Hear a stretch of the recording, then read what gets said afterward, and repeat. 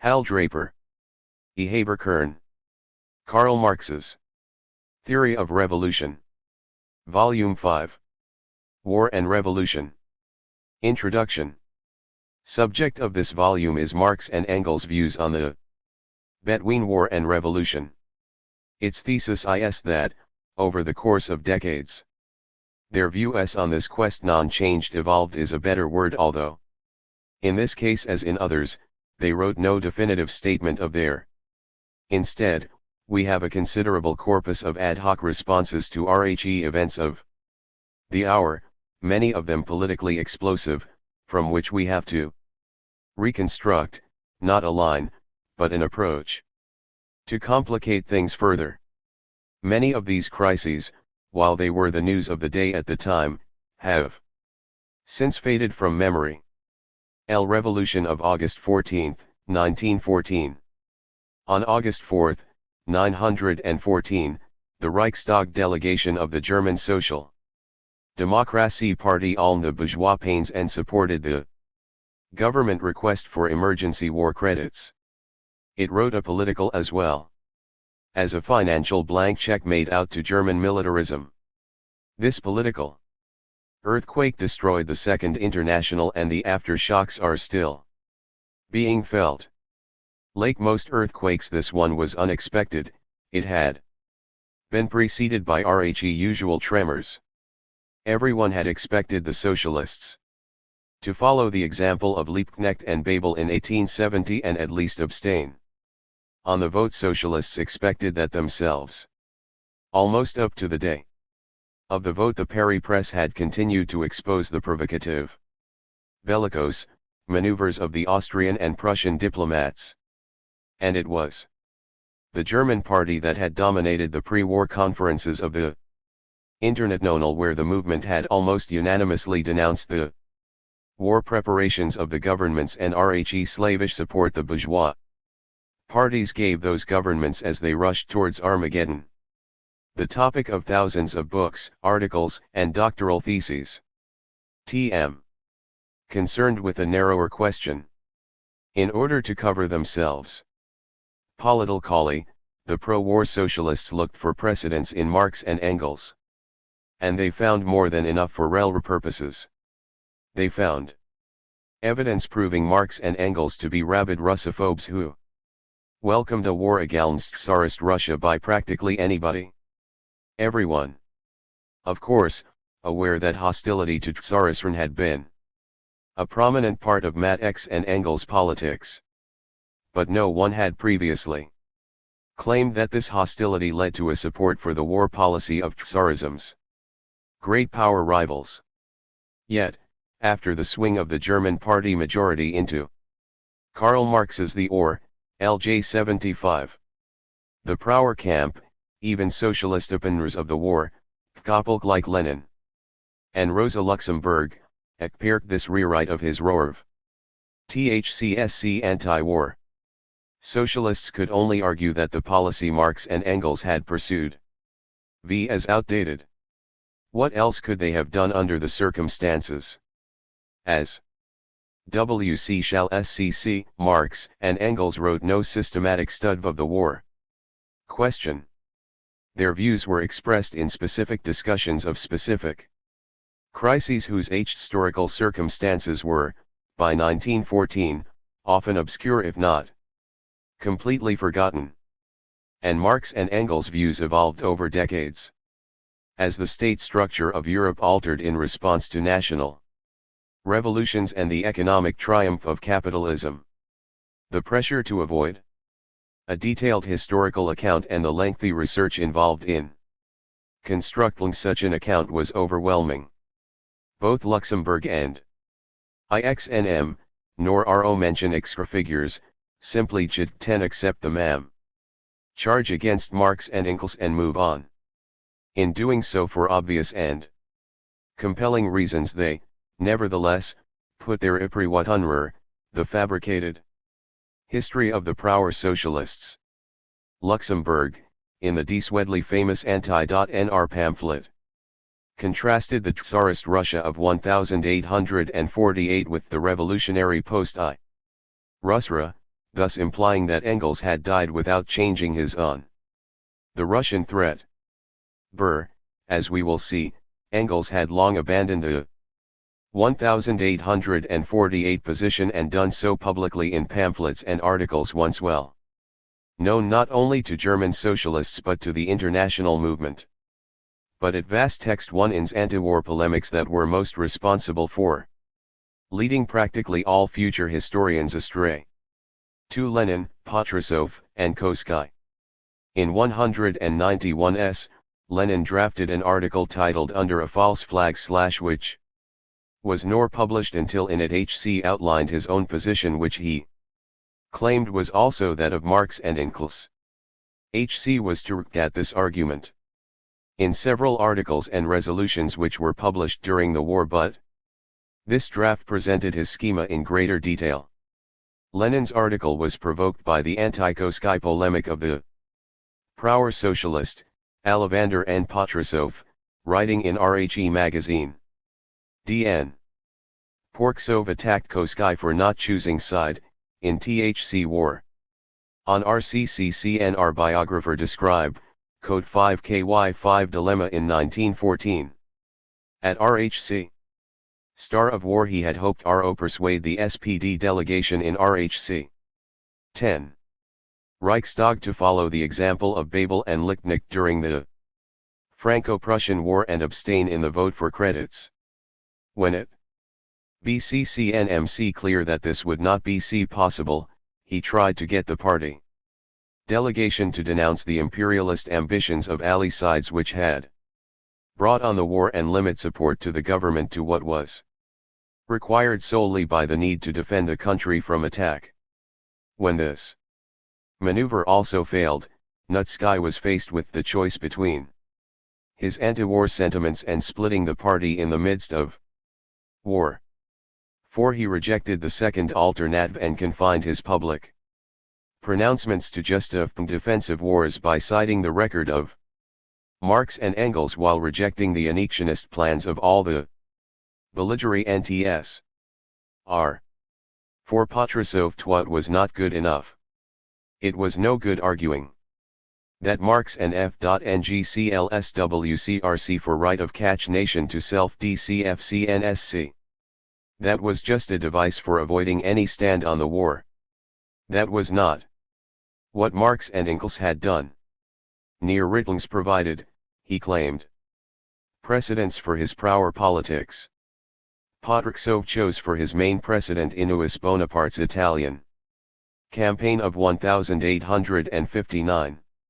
It was a particularly useful PRCCCDC and TBCC OSC all sides. WCRC repugnant not only to socialists but to many halfway DCCC anti-Lib-Mels. In this incident, which was pretty obscure even by 1915, Bonaparte, in secret alliance with the Russians, attacked Austria's Italian possessions. The announced aim of the campaign was to liberate Italy. And Garibaldi's troops were involved in the fighting basically as auxiliaries of the French. Real aim was to cement a Franco-Russian alliance against Austria and keep the German states in turmoil. And, in the end, the Italian revolutionaries were swindled by Bonaparte. In this crisis, Patrusov claimed that Marx and Engels, when forced to decide which power in the concert of Euro-C was the main evil, reactionary Danubian monarchy or other outstanding representatives of this concert, refused to step aside and say that the two are bad. Marx and F.NGCLS, in Patrusov's version of history, urged intervention by Prussia in defense of Austria and in the name of Germany's national interest. Lassalle, the other great teacher asterisk of the movement, used the same lesser evil methodology. Only he came to the opposite conclusion and supported Bonaparte. No matter. Important thingus the Marxist. 11. Karl Marx's W.S. method not the conclusion. And Patrusov wanted to use this Marxist method to decide which of two very reactionary sides in World War I RAS The truth and evil. Presumably, in 1915, Patrasov was more concerned with coming to the correct, that is, pro-infancy, conclusion. Accepted Patrasov's argument while rejecting the conclusion. ILE agreed that Marx and Engels thrcw their support to one side or another. Notwithstanding the highly reactionary character of the governments of both belligerent sides. Lenin, in fact, went further than Patrasov or Kosky. ILE insisted that no other question could have been posed at the time. He corrected Patrasov's phrasing of the question, the success of which side is more desirable, to the success of which bourgeoisie qv as desirable. Both men claimed to be quoting, or at least paraphrasing, Marx, but neither bothered to point to a RCFC-RCNCC. Everybody agreed, without NCCD of Kvidncy, that Marx was Prower in 1859, and so WCRC. Engels and I.Asal c. 3 epochs. L.CNLN, apparently, felt all this was beyond dispute. His solution to this problem was to argue that Marx and Engels WCRC dealing with a political and international configuration that was long past by 1914. They WCRC dealing with a world dominated by conflict BCTWCC and the bourgeois revolution and feudal absolutism. The world of 1914 was dominated by the competition of develop excel capitalist powers fighting govern RHE division of the world's markets and sources of raw materials. The first epoch from the Great French Revolution to the Franco-Prussian War is one of RHC-RLSC of the Bourg-Koisik. THC second CPOEH is that of the full domination and DCC_LMC of the bourgeoisie, on of transition from its progressive character toward reactionary and CVC and ultra-reactionary finance capital. Third epoch, which has just set in, places the bourgeoisie in the same position as that in which the feudal lords found themselves during the first epoch. 12. Introduction. Eruya repeated these themes throughout World War I and afterwards. It was his fertile word on Marx and Engels' position, and, Givia. This it has been accepted as a definitive, if perhaps oversimplified statement, of their views. There is nothing wrong WLTH Lenin's schema in itself. Its VL virtue is that it provides a theoretical undertone for the change in the attitudes of socialists towards war that followed 1871. But the difficulty is that Lenin rims he is expounding Marx and Engels' views on, and there is no evidence that Th1s is so. If Lenin, or Kosky or Porosov, thought they had such evidence, they didn't bother to exhibit it. As an outline of Marx and Engels' views on war and its relation to Revolution, there are sequential problems with Lenin's schema. Despite Foss' repeated insistence, neither Marx nor Engels anywhere used the Krilder-Low. The success of WHLCH bourgeoisie is most desirable. From the time of their earliest writings on RHE subject, both men saw RHE dynastic imperialism of the absolute monarchies as the main cause of war in Europe. This relic of the medieval, to bourgeois past, naturally, led to wars between the dynasties themselves over the division of the continent into spheres of influence. More important, however, was the military threat.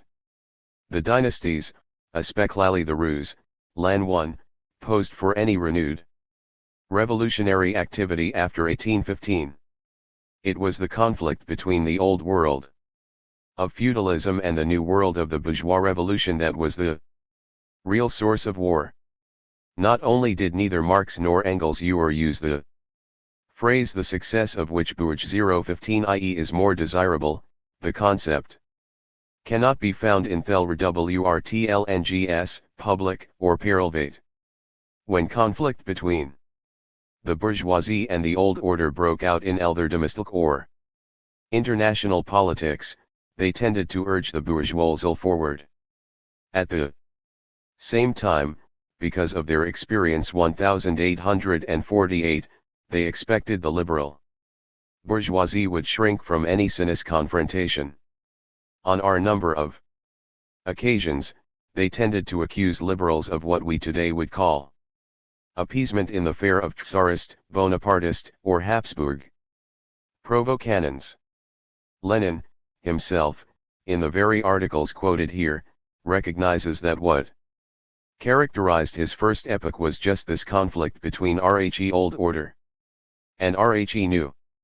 His insistence on the formula the success of which can be explained by his eagerness to enlist Marx and Fogels. 13. J. Theory of Revolution, 175. On his 51 DC in the contemporary dispute over World War I, which, in his view and that of most other opponents of the war, was a conflict between states where the bourgeoisie was effectively master. For no other question could have been posed.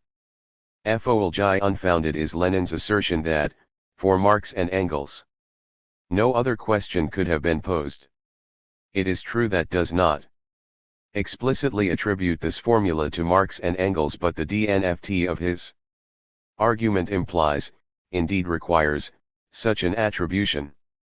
It is Lenin's apologia for Marx and Engels' reputed pre-war politics. But Marx and Engels never asked themselves this question. As early as the Crimean crisis of 1853, they expected the conflict between the old regime and the new to lead to revolution, a continuing revolution in which the working class would soon come to power. Given this perspective, would HRVC-MRDC no SCNSC, in most CNSCS, to support on government against the _MRI*. And Engels' hopes and expectations were not fulfilled, as we know. Process of modernization and bourgeoisification eroded the position of the gold ruling classes in Europe to the point where medieval relics like absolute monarchy became hollow SHLs, but this happened without a revolutionary confrontation.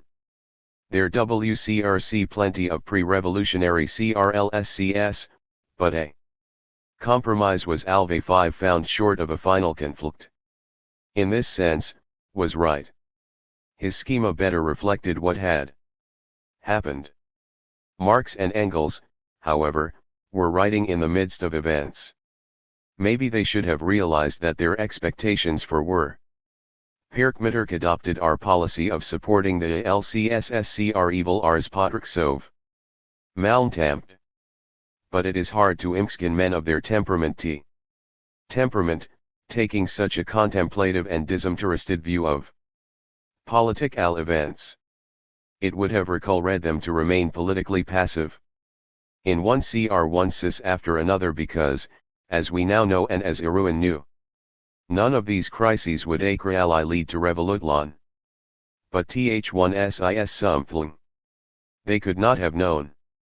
They mould have been acting like a trade unionist who, after soberly evaluating the objective situation, concludes that the Strelka cannot WLN and goes back to work. And, in doing so, helps to defeat the Strelka. If Marx and Engels, and other socialists, had taken this passive attitude, the socialist movement of RHE Lassie 19th and early 20th 14th century would never have come into being. Without defeats and partial victories no final victory is possible, or, as Luxemburg put it, every revolution is bound to be defeated except the last.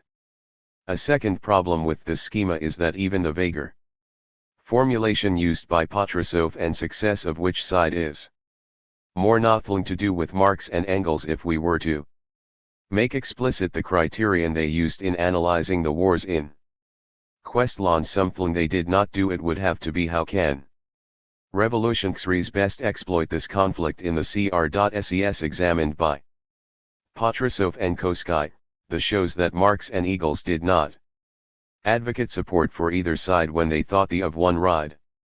Wow/D facilitate revolution. Patrusov clearly wishes Marx and Eng 15 had preceded HLM in advocating a prower position. Koski would have liked them to have reluctantly abstained from political opposition as he did throughout most of World War L. Unfortunately, for people looking for such precedents, Marx and Engels, the instances quoted energetically, denounced both sides and used what means were available to them to rally the organized working class against support for either side. 5-2 Barking Dogs. I%Air is a Sherlock Holmes story in which a key piece of evidence, overlooked, of course, by the bumbling Dr. Watson, is something that is missing. A dog did bark when it should have. In the case we are investigating, practically all participants played the role of Watson. Only they had less excuse. It wasn't that the dog didn't bark, it was that there were two dogs, both barking loudly, and no one nor hired them. Neither Koski, nor Patrusov, nor, as far as I have been able to determine, any other socialist during World War L, cited the two wars after 1848 in WHLCH. Marx and Engels unambiguously took a prower stand in support of a bourgeois government. During the American Civil War, Marx actively campaigned for the Union. His support was unconditional and unqualified. He did not ask himself which side's victory would be most desirable. He carned down solidly on the side that was fighting slavery. IL's activity was not only literary. A significant section of the British bourgeoisie, led by Gladstone's liberals, favored an alliance with the Confederacy. Marx, together with his friends in the Cournant, most of ex-Chartists, carried on a counter CARNP, NGN, organizing rallies and meetings in support of the Union. Given the economic crisis created in the textile industry by the Crimean blockade of cotton exports from the slave-holding South, England's main supplier, this campaign by Marx and the former Chartist leaders required a confrontation with conservative trade unionists in what was a relative well-organized trade. But Marx's support of RHE Crimean, while unqualified, was not uncritical. The war the Ijankin administration was pilloried in Marx and Engels' CX, respondents and their public comments, while more restrained, were also harsh. Even more surprising is the failure of any of the participants in the 1914 debates to make much of Engels' extensive writings on the Franco-Prussian War in the front, the fall of the Second Empire in September of 1870 up to RHE insurrection of RHE Paris Commune in March of the following year. Engels wrote as an outspoken partisan of the bourgeois Third Republic, and Marx used all his influence in RHEIWMA. RO swing that organization into RHE pro-republican camp. Here again, from the Begelregelung, neither Marx nor Engels held any illusions about the bourgeoisie. They predicted its betrayal of the working classes before the insurrection in Paris even broke out. And this skeptical assessment of the bourgeoisie as a class, and of its political leaders, radically shaped the policy they advocated. But their support for this Republican government, WHLCH, was soon to ally itself with the Prussians to crush the Commune, was unqualified as long as it fought against the Prussians and for the Republic. What support for one side in a war meant for Marx is illustrated by these cases. It was of no use for socialists who, like Patrusov, were arguing for a policy of social peace in World War L. It should be obvious why this was so. Any comparison of Kaiser Wilhelm, Emperor Franz Joseph, Tsar Nicholas, or even the politicians of the Third Republic to Abraham Lincoln, let alone the American abolitionists, would have been ridiculous. Comparison itself would have highlighted the demagoguery behind the claim of any of the former 10 be fighting for freedom. What is more 10? The point, Marx's support for the Union side in that conflict took the form of opposition to the I administration's handling of the war, and the same distinction was made in his support of the Third Republic. 16. 6. What Engels did and didn't say. Finally, however valuable the schemas put forward by Lenin and GHT themselves, they were unknown to Marx and Engels' high following. Chapters will show them evolving from Belgarian champions of war. AGA1 NST Russia by the democracy in 1848 RON Roffets denouncing the war. Preparations of capitalist governments by 1870. Engels, by the 1880s. Clearly dreaded RHE prospect of war. It is also true that the Franco-Prussian war was a political watershed for them. In his last years, Engels developed the consistent anti-war politics that were the source of the resolutions of the sect_YND International. It was his influence that guaranteed a hearing for the anti-war left even as the leadership moved to right. Most importantly, it was Engels who explicitly rejected anti-Tsarism as the base 15 of a revolutionary Soclab 5 TPOS1 in the impending World War.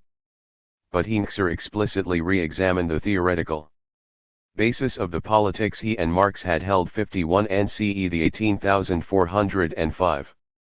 Engels continued to WRLTE on numerous occasions as if the main threat to the working class and even European civilization came from Tsarism *. Even in these instances, however, he explicitly repudiated any support to the governments, especially why the Prussian government opposed to Tsar 15M. At the same time, moreover, sometimes in the Tin article or letter, he recognized how weak Tsarist Russia had become. He recognized that it was the junior partner in its dealings with Germany, France. He wrote with eager anticipation of the anti-Tsarist revolution THRT he believed imminent. On a number of OCR_sons, Agam in juxtaposition with Nsaj's repenting the old line about the Tsarist threat, he offhandedly describes imperialist drives leading to war that emanated from capitalist competition, not dynastic ambition. 4. Of continuing this by Balkan socialists see the of material. There is one, and only one, exception to this. It is in chapter 6. Letudo Babel, Engels with possibility of in a mal of country. C. 17. Perhaps, Engels, by RHE 1890s, should have realized more clearly what was going. Perhaps, he should have anticipated I.er in and written the highest stag of capitalism. But he dldnt. What he did do was to imprint on the newly born Second International his own passionately held conviction that there was only one way to respond to the DRLVE to war. Socialists had to make clear not only that they would not support any of the governments in a crisis, but that they would use such a crisis to overthrow those governments. Behind Kais is discussed Sorn detail in chapter 6, but the BC slated Engels explicitly rejected support FOR of the chapter 1 War and the Democracy in 1848. What strikes the modern reader who turns to the speeches, pamphlets and articles of Marx and Eng 15 of the period surrounding the Revolution of 1848 is their bellicose, pto tone. In the 20th century, the rivalry of the great powers led to brutal and exhausting world wars which ground up the smaller countries and ended in the collapse of one or more of the contestants. Winners were often difficult to distinguish from losers. Revolutionaries, revolted by the slaughter, were anti-war almost by instinct. The only alternatives they saw were opposition to war on principle from either a revolutionary or a pacifist standpoint, or capitulation to Chauvinism. War and Revolution 1793 to 1848. This was not T_he case with Marx and Engels. He began by using the words war and revolution almost interchangeably. Like most of their contemporaries, when they thought of revolution, the image that preoccupied them was the Revolutionary War of the French Republic in 1793-4. War-revolution were then merged. In that war, or so Marx, Engels, and most of their contemporaries, thought, the Ration defended itself by mobilizing the population. THRT was only possible because the people were convinced that the France they were defending was their democratic, revolutionary France, not the old France. The alliance of all the great powers against France, turn, was provoked by the hostility of the old world to the Revolution and democracy. Modern scholarship has tended to question this oversimplified picture. The Beguinong, it was the pro-monarchists and the Gironde who formed the war party France, and those members of the convention most sympathetic to the popular movement opposed the provocations of the French government. Robespierre was the most outspoken opponent of the war, while moderates like Lafayette hoped to drown the revolutionary movement in a flood of patriotic sentiment. On this question, as on others, the politics of the French Revolution were more modern than is generally realized. Marx and Engels, however, did not know what we knew now. In any case, in 1793 the war had a war between defenders of the old order and the new.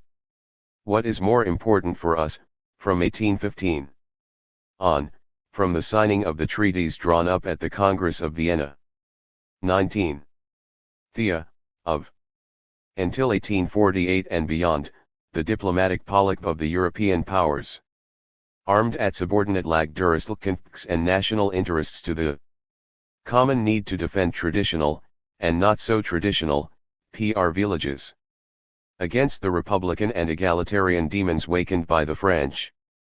We saw in every moderate liberal measure and every tentative attempt by oppressed nations to ameliorate their position the specters of Jacobinism and Napoleon. Frist policy, of course, made revolutionaries out of very mild reformers. In the aftermath of Napoleon's defeat, liberalism in Germany especially was humiliated. After backing a war of liberation against the French emperor, spurred in part by promises of reform, liberals were rewarded with a strengthened bureaucratic absolutism. Austria and Prussia, backed by Russia, placed the Germans under a kind of house arrest. The press was strlcdy censored, the Unlver 51T1ES subjected to polls control, and the radical students Soilatlans outlawed. All THLS for the sole purpose of preserving the division of the country into some 30-odd. Many states ruled by petty princes whose cruelty was moderated only by their sloth and incompetence. Poland, however, was the linchpin of the whole system. This country, whose dynasty was at least as legitimate as that of the Russian Romanovs, the Austrian Habsburgs and the Prussian Hohenzollerns, had been partitioned between the latter three for over 70 years. The Hob alliance between Russia, Prussia, and Austria was cemented by the parties' common need to keep Poland down and, especially, to keep it from becoming a point of contention between them. That LT_yield wrecked the whole system. As Engels put it, the tearing asunder of Poland by the three powers is the tie WHLCH jinx them together, the robbery they jointly committed forces them to support one another. 2 in 1830 and 1846 Polish insurrections, bloodily suppressed, provoked European will to outrage. They did not lead to a European war only because liberal and democratic opposition in Europe was weak or compromised. In 184b, as in 1830, a revolution in France was simultaneously a revolt against the European-wide order pulverized by the Holy Alliance and backed by England. The spread of THIRD-WORLDISM into Central and Eastern Europe had to lead to war between the revolutionary governments and the Holy Alliance. The war did not come because the revolution won out. 20. War and nowhere. Only in Hungary did the Republican Party carry out its program to the point of open rupture with the alliance. Hungary was crush XL. In Marx and Engels' day, then, more consistent the revolutionary the more power. But something else, something more important, followed from the Rehans on the 17,934 analogy. Ihe Beng advocated was not a war in support of any of the X1 sting states. It was a war against all of them by the loose coalition of opposition classes and tendencies that was called the two main is the background which the contradictory combination. So it seems to ILS, that characterized the foreign policy the newspaper Agli by Marx Cologne, the r/unis jes euro ng, nrz. On the one hand, there were the patriotic calls for a war against Russia in the interest of a united Germany and, on the other, a steady stream of articles which could be summarized under the main enemy is at home. In Fogel's case this identification of Piatnatism and hostility to the existing authorities predated his association with Marx or his interest in socialism. Writing as a young German, 3 in 1841 he took for his target the for German backwardness. Perhaps the best example of Engels' Jugendgewinn period, this article, titled Er he War of Ebertlan AG Imst.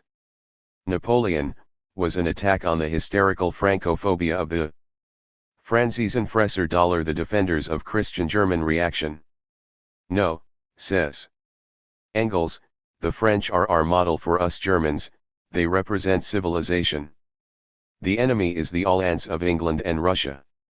Later, the post-Marx Engels would be more specific _EC would identify Kjavili Enchen the bourgeois Lofakatlon of Germany, and other backward countries, and explain why England and Russia, for different reasons feared the spread of the bourgeois order. In this early article Engels is express lowing the left. Literally, a contemporary B. Basher's analogy. Neatlu M. Engels using Thames. Civilization, or civilization. Nationalism was common to all RHE young radicals who felt ashamed of the backwardness of their country. His was the defensive nationalism of the citizen of a fragmented country. Writing in this context Engels gives his own twist to the German nationalist Glorifikatlon of RHE War of Liberation against Napoleon. Like most Rhinelanders, not just radicals, Engels tended to 100k at RHE French occupation favorably because of its civilizing effect. The subsequent occupation of RHE Rhineland backward, feudal absolutist, bureaucratic, Prussia reversed RHE gains had been made under Napoleon. As a young German Engels was torn between admiration for the rebellion against Napoleon and skepticism as to its results. The greatest result of the struggle was not the shackle rug off of foreign rule which would have crashed anyway. It was the deed itself. We became conscious of the loss of our nationale sanctuaries, we armed ourselves. Without waiting for the most gracious permission of the sovereigns, that we actually see 6 NP those in power to take their place at our head, in short, that for a moment We acted as the source of state power, as a sovereign nation. That was the greatest gain of those years. Engels was to comment later, on a number of occasions, on the half-hand *ers of this imitation of 1793. In fact, his Istelmatlon of the national movement of the Germans, as of the French and other nationalities, varied over aim depending on political circumstances. What was to remain? Continued. Marx Engels atti 1. Clearly the process of bourgeoisification and modernization is enough as it is. Il discussed I detail Marx Engels' estimation of Bohr F0 ICAG a revolutionary conclusions they from these assumptions. The task is caught easier by Marx Engels' imprecise use of language. This early passage of it is that is impre. Constant was his emphasis on rebellion against RHC existing authorities as the real measure of a nation's greatness and viability. 3. A nation oppresses others cannot itself be free. Index will generate here LN 1848, the NRZ emphasized throughout that the main obstacle to German unification and self-determination was not foreign militarism but the slavish political traditions of the Germans themselves. Collaboration the oppression of other peoples was what kept them chained to their own rulers. One chain could not be broken without brainiting the other. Within a month of the paper's first appearance, 6 Engels recounted in detail the role of Germans as mercenaries, especially in the pay of F. England, from North America to GRCCCC and Italy, but, concluded, the blame for RHC infamies committed with T_HC aid of Germany in other countries falls not only on the governments but to a large extent also on the German people. But for the delusions of the Germans, the slavish spirit the German name would not be so detested, cursed, and despised, now that the Germans are throwing off their own yoke, their whole foreign policy must change too. Otherwise the fetters with which we have chained other nations will shackle our own freedom, which is as yet hardly more than a presentiment. Germany will liberate herself to the extent to which she sets free neighboring nations. Engels proceeded to argue that things were getting better. Chauvinist propaganda, the turgid phrases proclaiming that German honor or German power is at stake are no longer effective. The article C. concluded by turning the argument around. If freedom at home is incompatible with oppression abroad, a revolutionary foreign policy also requires a revolutionary domestic one. We must achieve a really popular government, and the old edifice must be razed to the ground. Only then can an 23. Karl S. of Revolution, v5. International policy of democracy take the place of the sanguinary, cowardly policy of the old, revived system. How can a democratic foreign policy be carried through while democracy at home is stifled? Point 8. What did RHENRZ mean by a democratic foreign policy? The clearest editorial statement of what was meant cart very early on, little more than a month after the paper began publishing. The occasion was the uprising in Prague. Right in Germany attempted to portray this rising, which brutally crushed by Austrian troops under Prince Alfred zu Windischgrätz, commander of the imperial forces, as an anti-German nationalist uprising. There were even hints and rumors that the Russians were behind the whole thing. The campaign were German-speaking inhabitants of Bohemia organized in groups like the League Prairie German Intera.RTS in the Fest. The NRZ devoted some space to reports from the scene by German supporters of the uprising. According to these reports, the rising was supported by both German and Czech Democrats fighting for the preservation of Bohemia's independency and the equal rights of both 0 THC Opposman Camp from the DCFCRXLCRS of the Old Order. And the DCFC and DCRS of German minority RLGHRSWCRC simply stalking horse. For the rye with no significant support. How accurate, WCRC THCSC reports. Contemporary sources as well as modem historians tend to endorse this description of the Czech national movement. This stage of NE. The uprising was, apparently, based on RHE largely Czech-speaking lower class with the energetic leadership of students. Both Czech nationalists and German chauvinists reacted to this class threat by backing off from THC uprising. In short, modern historians generally support Engel's view of the situation. But that is not really the relevant question if what WC want 10. No is, WIRAT was the foreign policy of the NRZ. If the paper did exaggerate for polemical purposes the degree to which the uprising was a social rather than a national revolution, that is significant in itself. Political propaganda in this kind of situation is not simply an impartial commentary on events. It is an attempt to intervene, to strengthen one side or the other. The NRZ editorial on the report from Prague concluded Rat German. 24. War and T/AE Democracy in T848. Reaction is scheme to rouse our narrow-minded rationalism just as in Posen. And in partly talking at the events at Prague from the perspective of the German Revolution, the NRZ boasted that, despite the patriotic shouting and beating of drums of almost the entire German press, the Renasby side from the very first moment has sided with the Poles in Posen, the Italians in Italy, and the Czechs in Bohemia. The old regime shaking in its foundations in the interior of Germany sought to save itself by calling forth a narrow-minded national. Were the Germans to crusade against the freedom of Poland, Bohemia and Italy under the leadership of the very governments they were fighting at home? No, the editorial chimed.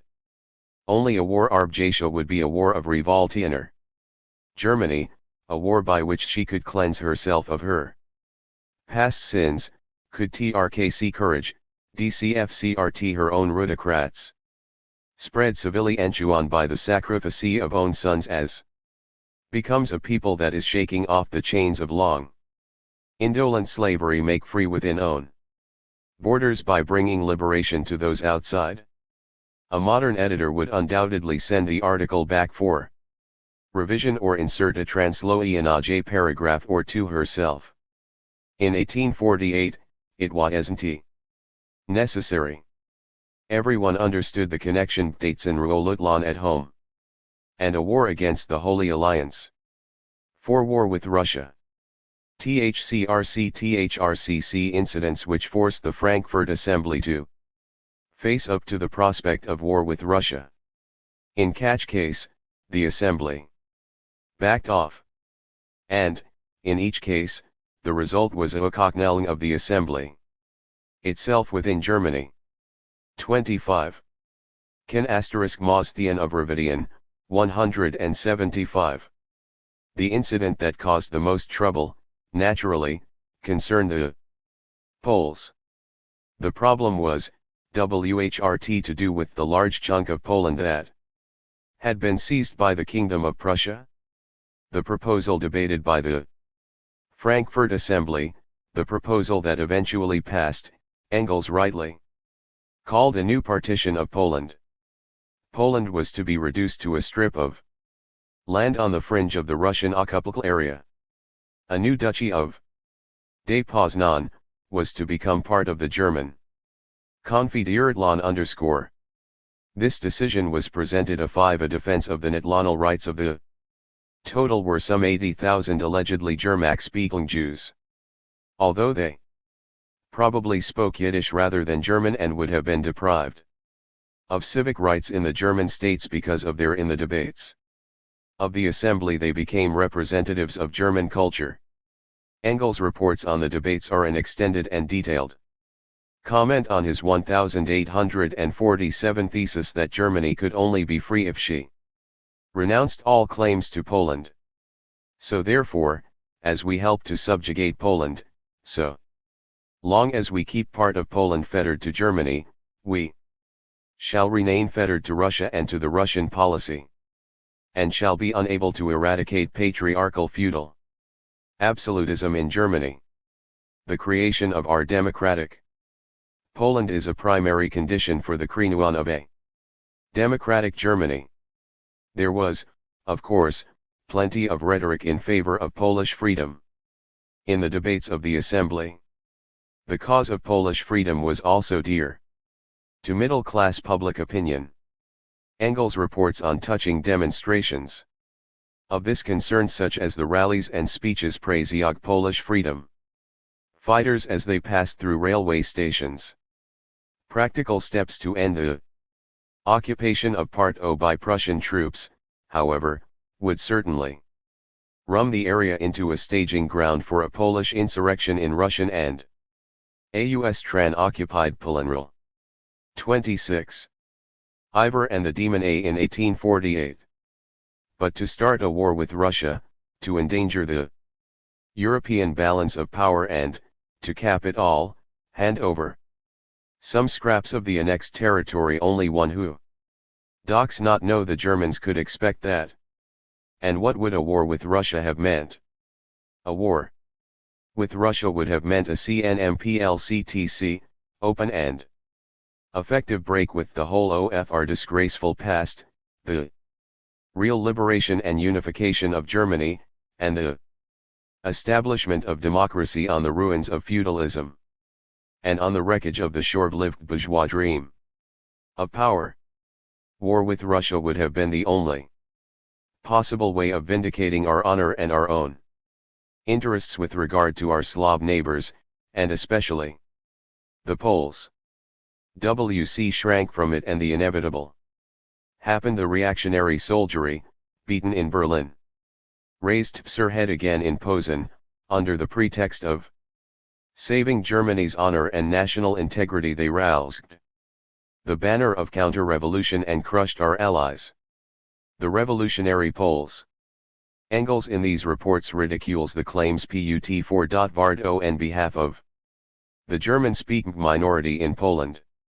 Had the German Revolution from the beginning come out for Polish independence and backed the demand up by force of arms, the matter of border disputes would have been a minor issue.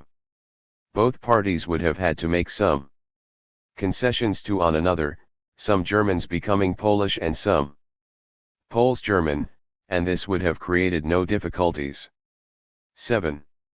Even at the relatively late date when Engels was writing, he still believed that the Assembly could have mended matters. Ili could have excluded Posen from the German Confederation and dealt with the reconstituted Poland as an equal in negotiations over the fate of the German-speaking minority. A Frankfurt Assembly was not even up to that. It annexed Posen to Germany, which meant it left it in control of Prussian troops. Nessa were the same mercenaries who were later to be used to disperse the assembly itself. Bohemia, Poland, and Italy became the training ground for the Countrevolution in Germany. 27. Karl MNX's Theory of Revolution, 175. 5. CGRT Schleswig-Holstein. The second incident that drove the Frankfurt Assembly towards a conflict with Russia is more co-emphasizing from our vantage point. The two Provinces of Schleswig and Holstein had for some time been a source of dispute between Prussia and the Danish monarchy.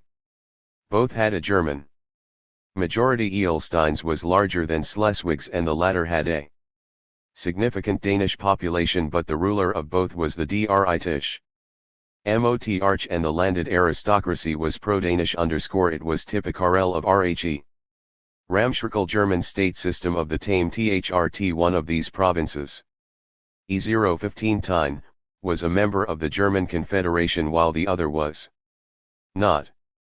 Not only was the German-speaking population represented in the Danish Legislative Assembly, its delegates were permitted to use their own language.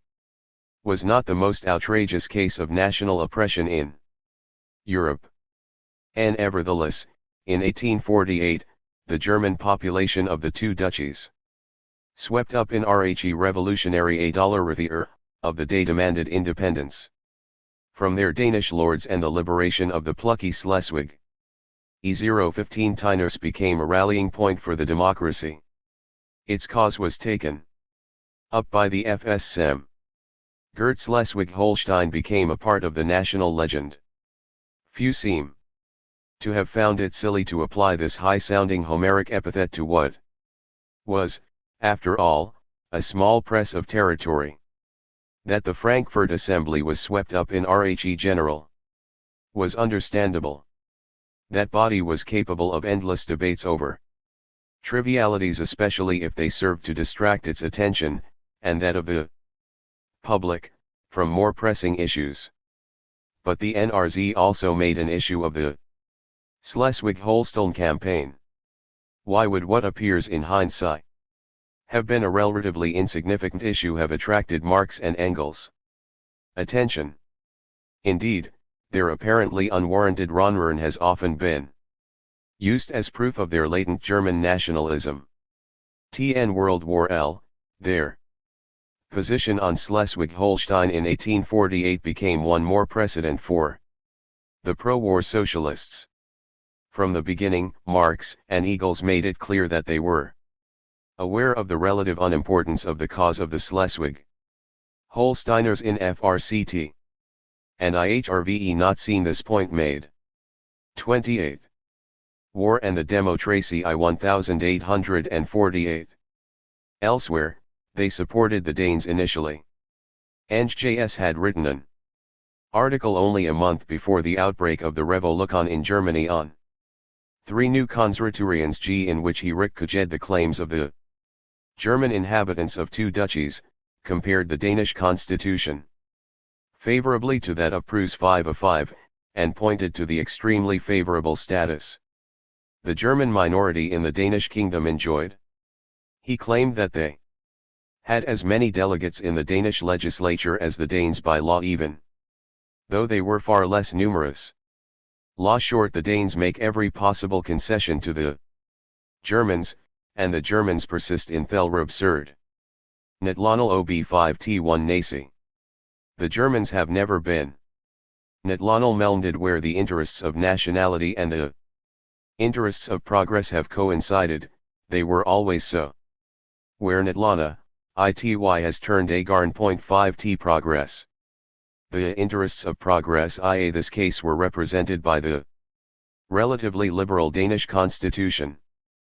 But the bourgeois liberals whose political pressure had won constitutional reform were also champions of Danish nationalism and cultural independence from Germany. It was a typical combination in 1848. Prussia as the stronghold of constitutional conservatism was only too willing to use the wrongs of the oppressed, and politically backward, German population of the territory as a weapon.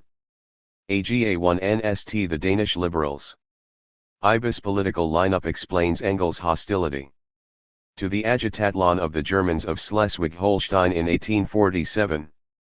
It was consistent with his, and Marx's, general hostility to national movements that turned against progress. What changed? Well, for one thing, there was a revolution in Germany. And that brought to the fore an aspect of international diplomacy that Eng15 had previously ignored. This was not simply a Franz Mehring, his biography of Marx, a passage which explains the politics of the war very well. Docs is consistent downplaying or belittling of Marx and MTI Pruskiervism. 29. Karl Marx F theory. Contest between tiny Denmark and the might of Prussia. Behind Denmark stood England and Russia. For them, and especially for Russia, a successful Revolutlan against their client in the heated atmosphere of June 1848 could. A disaster. What had been a minor squabble between the powers earlier in the year was now a serious matter. Worse, Russia and England's formerly trustworthy ally, the King of Prussia, was apparently being taken captive by the revolution. As Count Nesselrode, the Russian foreign minister, complained in his private correspondence, "My patience is at an end. Yesterday, Saturday, a courier brought me the NL.vs of Virgil's refusal to sign the armistice straight from Copenhagen. Forbearance has been RILSED_. We have often repeated to Prussia she is allowing things to reach a point where we will not be able to maintain a defensive posture towards her as we would wish because of her blind submission to the whims of the German." Marx and Engels' appreciation of the situation was similar to that of von Nesselrode. What he saw as a danger they, of course, saw as an opportunity. It should also understood, as part of the background, that Prussia in 1848 was not the military power that the German Effrontlehre was to become after 1870. The course of the war, in which the Prussians were humiliated, makes that clear. In the first NRZ article on the of the German troops Sunduito F. Engels ridiculed the Prussian army. The article is full of contempt for the Germans, quite complimentary to the Danes. It also makes explicit what really lay behind the NRZ prower stand in the affair of Wemsieb/Engen Schleswig-Holstein. If this, the lackadaisical conduct of the war by the Prussians, is not a eyes of open treason, then it is a manifestation of such immense incompetence that in any case the management of the whole affair must be placed. 30. War and the DEP T7-0 in 1848. In other hands. Will the National Assembly in Frankfurt at last feel compelled to do what it should have long since, that is, take over foreign policy itself?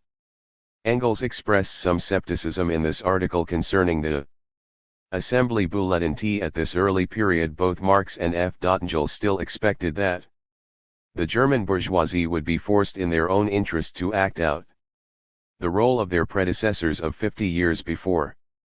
They still believed that the bourgeois leadership of the Assembly would, in its own self-interest, embroil the country in a war with the monarchies that only a revolutionary government could win. The NRZ addressed its demands and its criticism to the Frankfurt Assembly, not to the German governments, because the Assembly was the first, hesitant, step to a united, Republican Germany. Marx and Engels did not invent the issue of war with the alliance any more than the Inks did the other issues which agitated the country. What distinguished the NRZ was that the Marxiyrd whipped up public opinion where the Frankfurt Assembly, even its left wing, tried to calm the people down. In the end, when Prussia signed a humiliating peace rather than be forced into a war with England and Russia, the Assembly simply capitulated. It was one of the events that helped persuade Marx and Engels that the German bourgeoisie was not capable of imitating its French predecessors. 6. Hungarians and Poles. The last incident that raised the specter of 1793 was the Russian invasion of Hungary in April 1849. Up till this point the Hungarian insurrection had appeared on the verge of victory. And not only victory in Hungary. After being driven out of its main strongholds by numerically superior forces, the Hungarian revolutionary forces, aided by international allies, especially Poles, had waged a successful guerrilla war that demoralized the armies of the empire. At one point they appeared to be in a position to take Vienna. Even after the defeat of the Revolutlan elsewhere, it took a Russian invasion in April of 1849 to FNA, break the Hungarian resistance. We know that this was the last act of the 1848 revolution. From the vantage point of Engels and the NRZ, it looked like the opening of a new 31 round. In the second to last issue of the paper, Lust before it was shut down, Engels outlined what was at stake. The Magyar War very soon lost the national character it had in the beginning, and assumed a clearly European character, precisely as a result of what would SCCM to be a purely national act, as a result of the Declaration of Independence. Only when Hungary proclaimed her separation from Austria, and thereby the dissolution of the Austrian monarchy, did he alliance with the Poles for the liberation of both and the alliance with the Germans for the Revolutionisation of Eastern Germany. Atslur a definite character and a solid basis. If Hungary, WCRC and Poland restored, German Austria turned into the revolutionary focus of Germany, with Lombardy and Italy winning independence, these plans, if carried out, would destroy the entire East European system of states. Austria would disappear, Prussia would disintegrate, and Russia would be forced back to borders of Asia. 22. Engels predicts that the German insurrectionary forces in the Palatinate, which was shortly to join, and the troops of RCNCWCD French revolutionary movement would meet with the Polish and Hungarian armies before the of Berlin. Was not to be. The German and French revolutionary movements were slighted, and the Hungarians and their Polish allies were crushed by Austrian and Russian troops. But Hungarians and Poles WCRC united by something is than their mutual antagonism to the international relations of POS-1815 Europe. 4. Some TLMC before the outbreak of revolution, Marx and Engels had come to the conclusion, had in Poland the only successful national uprising had to be based on democratic social revolution, or that, in a country like Poland, the only possible democracy was an agrarian democracy. In Poland, then, a successful uprising could only an uprising which was also a civil war. 32. And the N 1848. Already the first partition led quite naturally to an alliance of the other classes, i.e. the nobles, the townspeople, and to some extent the peasants, both against the oppressors of Poland and against the big Polish aristocracy.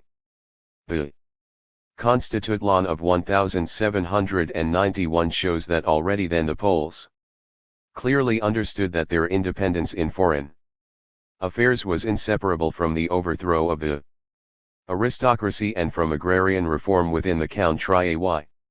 When the Hungarian Revolution, somewhat unexpectedly, broke out in late 1848, the NRZ found its hypothesis derived from the Polish case confirmed in this corner of Eastern Europe. Polish and Hungarian revolutionary democrats, leaders of independence movements on whose success or failure the success or failure of the revolution itself depended, also faced an enemy at home. 7. The Old Poland and the New. Marxologists almost universally allege that Marx and Engels ignored the reactionary tendencies in the traditional movement of these two countries. Some go so far as to accuse them of deviating from Marxism in this respect.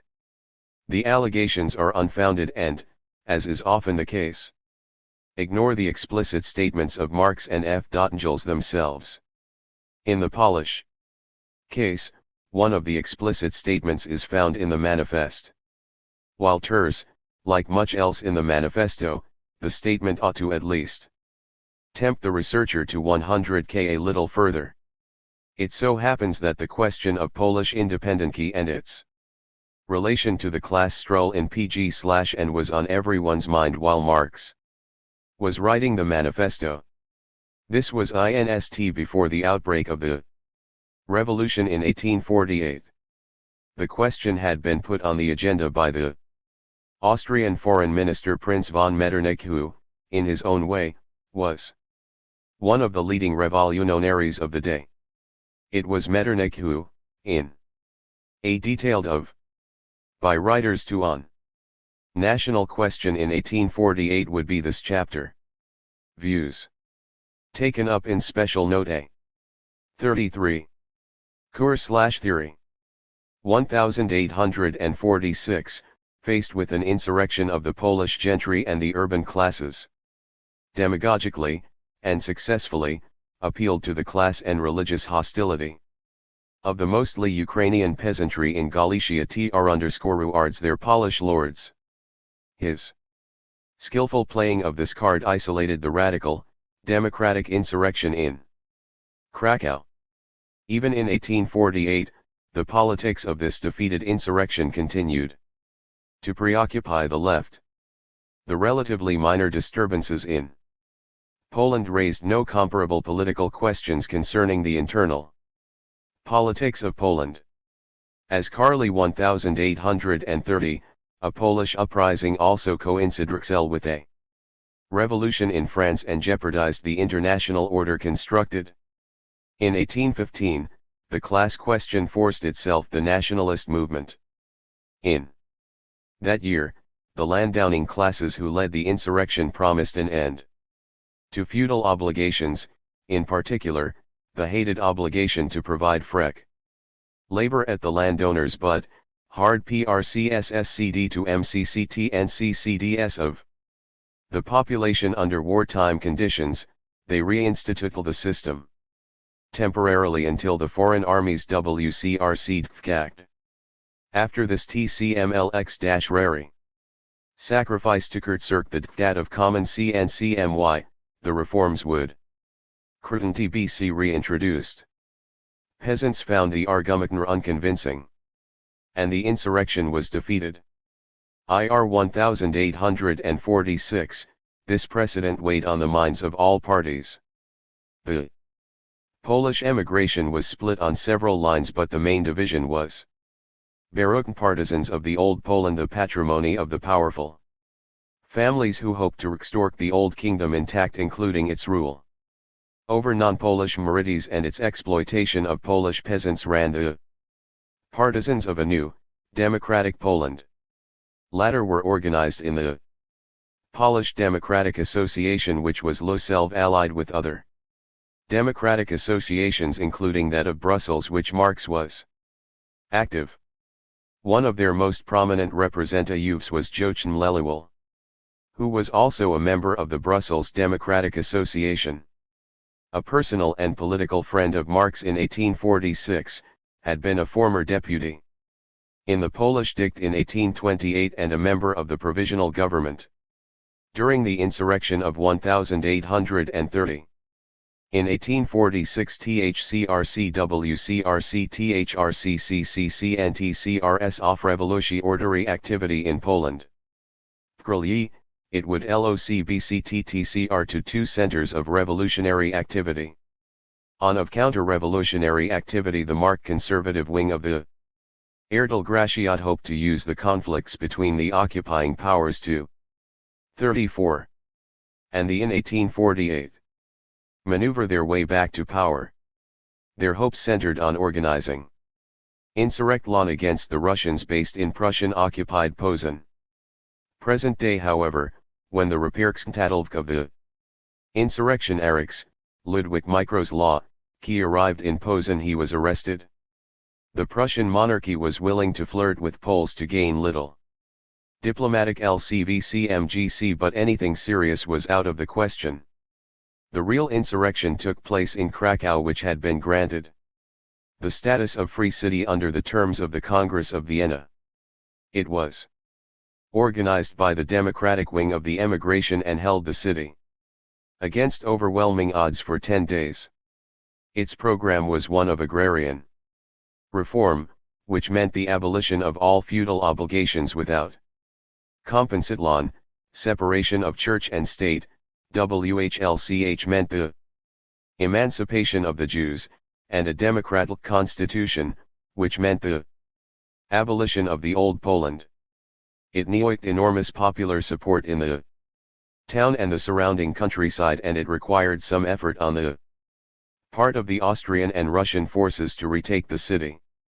Krakow was subsequently incorporated into the Austrian-occupied sector of Poland.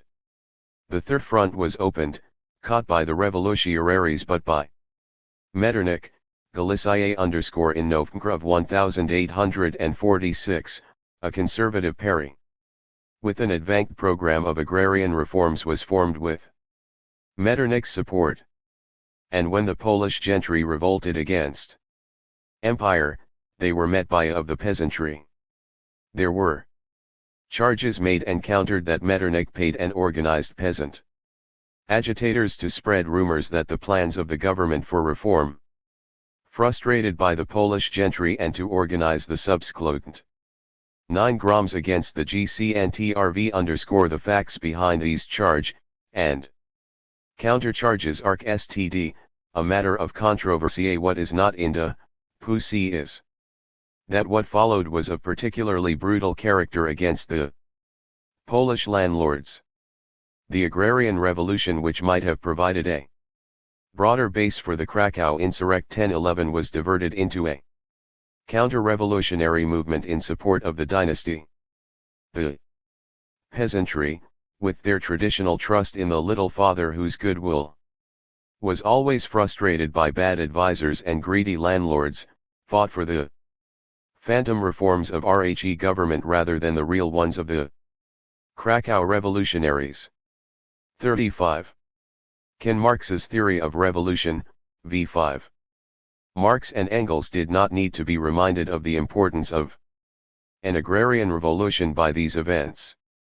Marx had made the abolition of feudal obligations, or what remained of them, a central issue. He was still the liberal editor of This was before he became our socialist.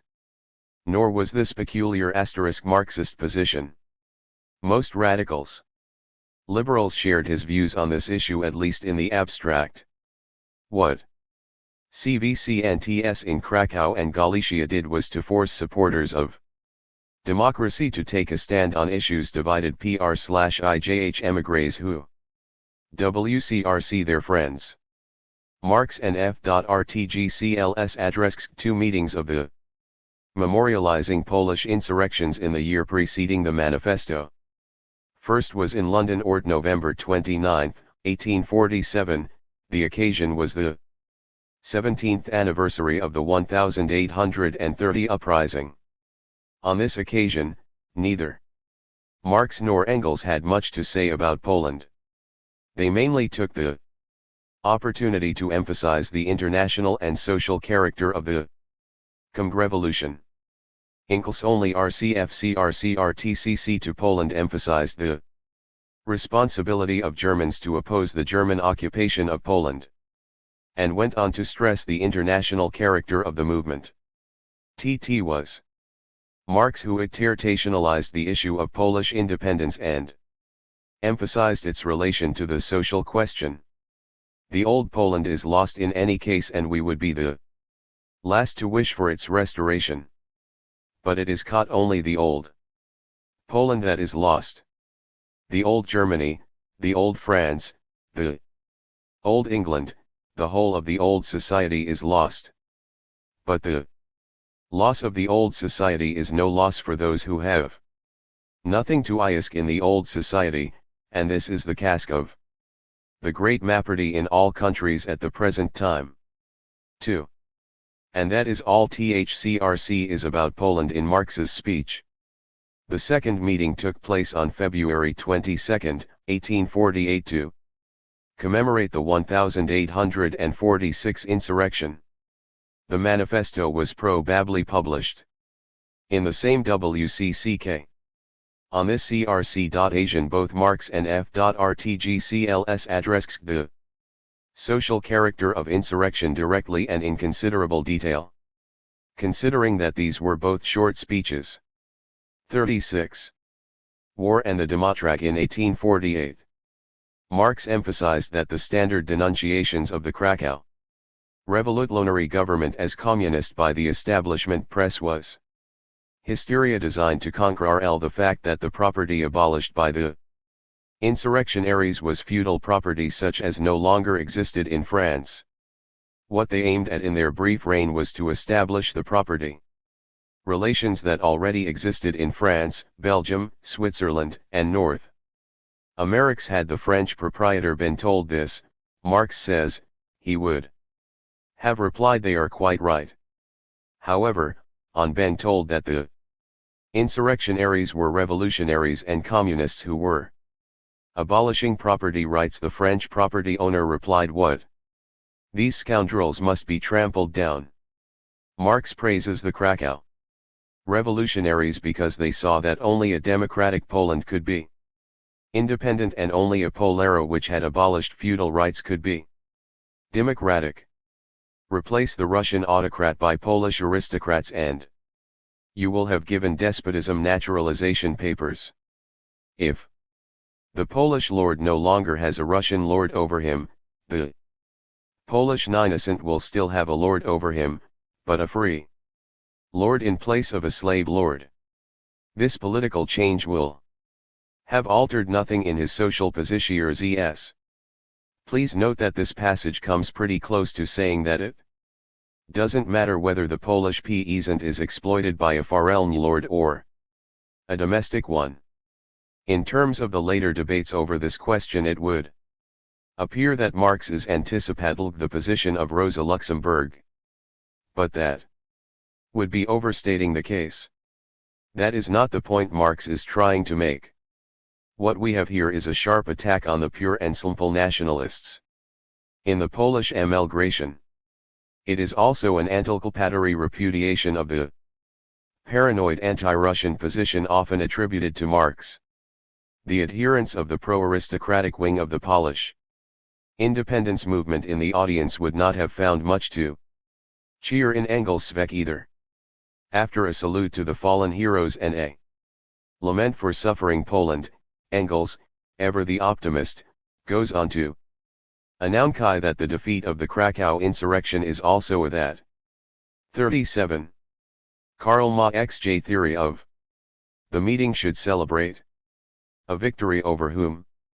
It is the victory of young democratic Poland or the old aristocratic Poland.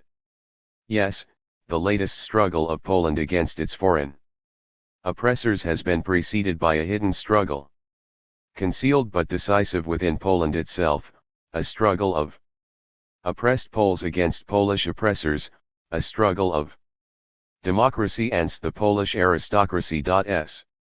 As he warms to the subject, Engels claims that the Krakow revolution was even more hostile to Poland itself than to the foreign oppressor. What this old Poland? F.RTGCLS spells it out a passage. Pillorying aristocratic revolutionaries of 1830. What did Polish aristocracy want in 1830? 2. Safeguard its own red rights with regard to the emperor. It limited the insurrection to the little country, which the Congress of Vienna was pleased to call the Kingdom of Poland. It restrained the uprising in the other Polish provinces. It left intact the degrading serfdom of the peasants and the infamous condition of the JCWS. If the aristocracy, in the course of the insurrection, had to make concessions to the people, it only made them when it was too late, when the insurrection had failed. So yet, this was an insurrection which in C15 supported. HC makes that clear by holding up as example LCLCWCL, who in this was unman, according to F.NGCLS, who, in 1830, fought for the emancipation of the Jews and peasants and for restoring all of Poland, thus turning the War of Polish Independence into a European war. These two speeches have to be read their entirety to get a real feel For the way the Polish independency movement was linked in Marx and Engels' mind to the Stru to Frek Euro C from the Holy Alliance and how both were seen as dependent on a democratic and social revolution. Internationally. 38. In the manifesto, whose analysis of the relationship of the various national movements to the social revolution we will 100k at later, the Polish question is reduced to the following sentence. In Poland communists support party that insists on an agrarlan Valerlan as the prime condition for national emancipation, that party which fomented the Insurrect-10 in Krakow in 1846. Today, this is an obscure reference. It probably was already obscure in 1888 when Engels and Samuel Muirk translolated into what has become the standard English version. In that translation, quoted above, the original German phrase den Aprars as in Poland. Literally, it rene arts among the Poles. At the time RHE was written, this paragraph was practically a declaration of war on the right wing of the Polish ENV alien.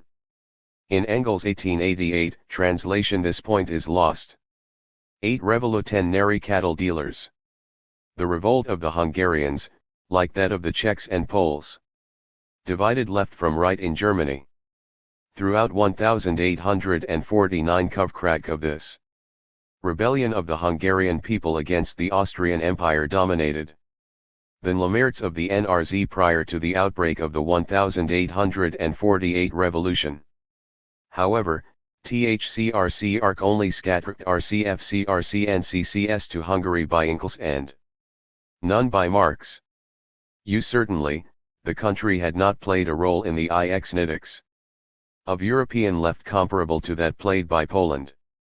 In early 1847, Engels did WRLTE 2 articles for the Zeit 101Z, by this time the semi-official voice of the Democratic Association, in which he mentioned, very briefly, revolutionary developments in Hungary.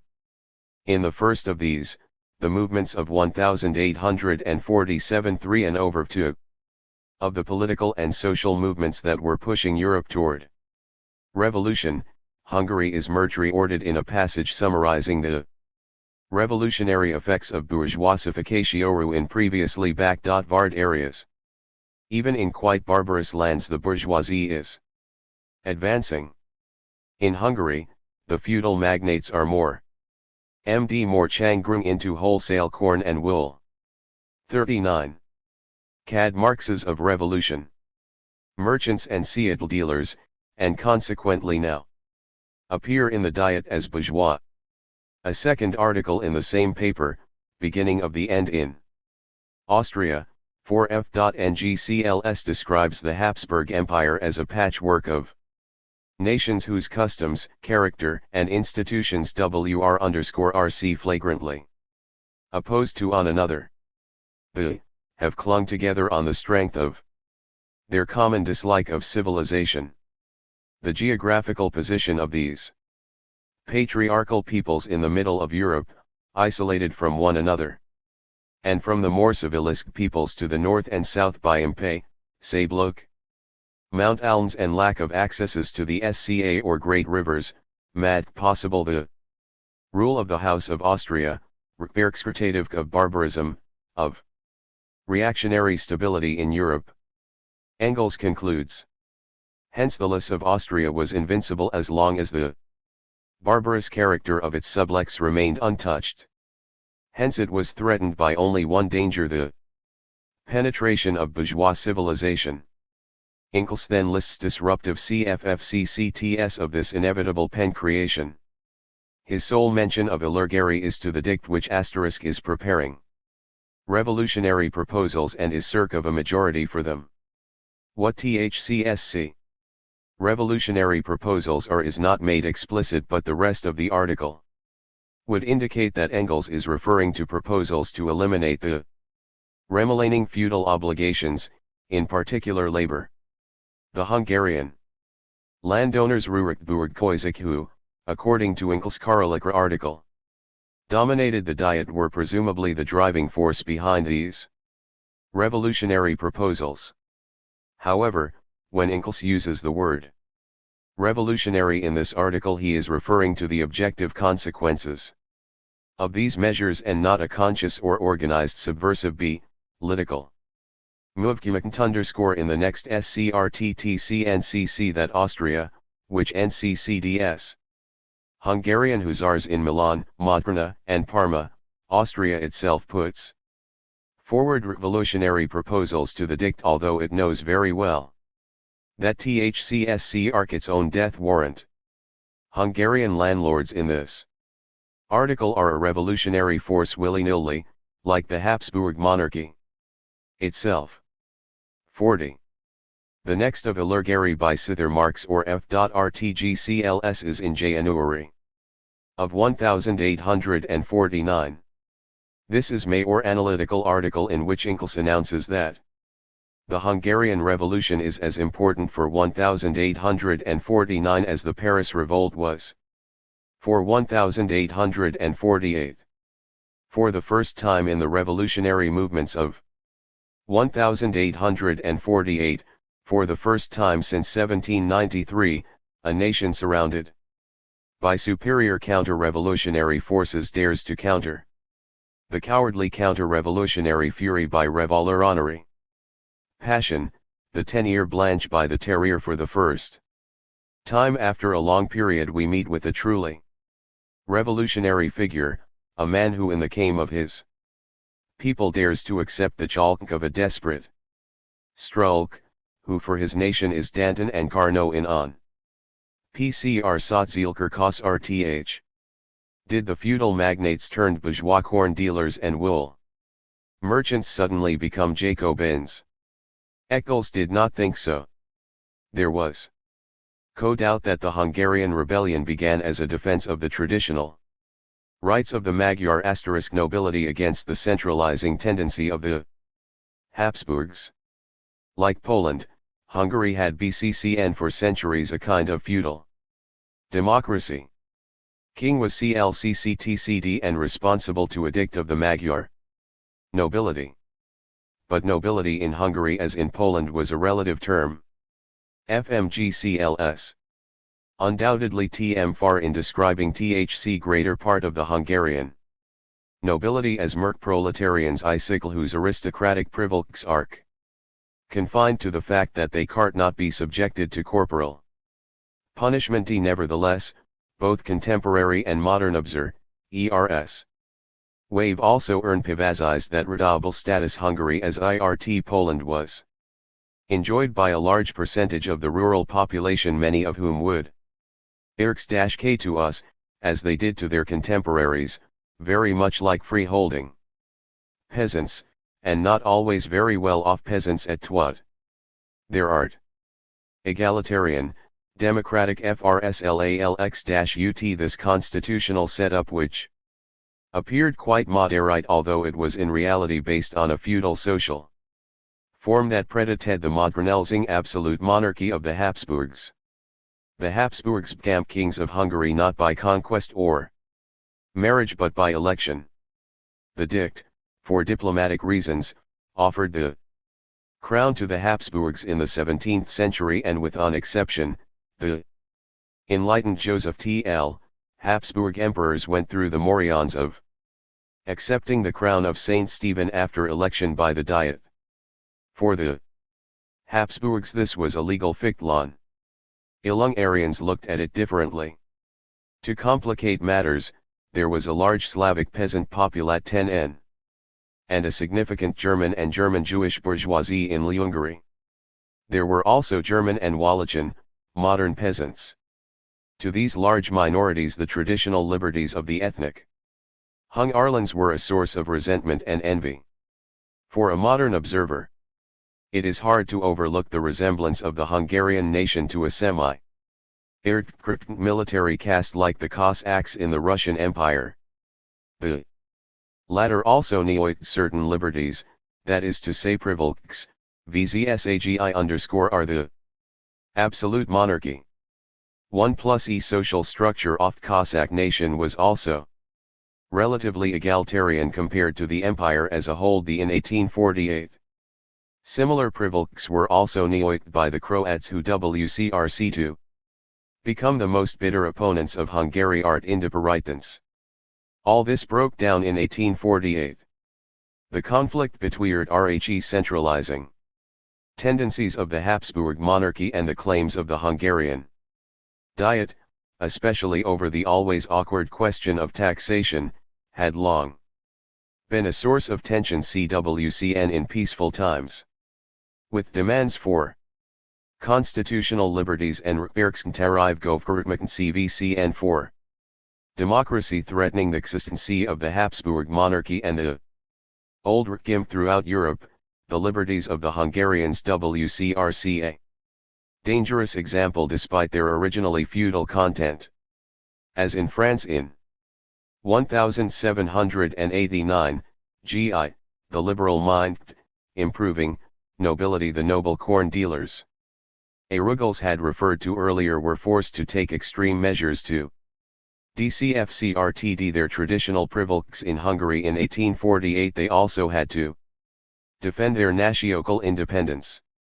As in France in 1789, the resistance to the absolute monarchy in response to crisis provoked a revolution from below.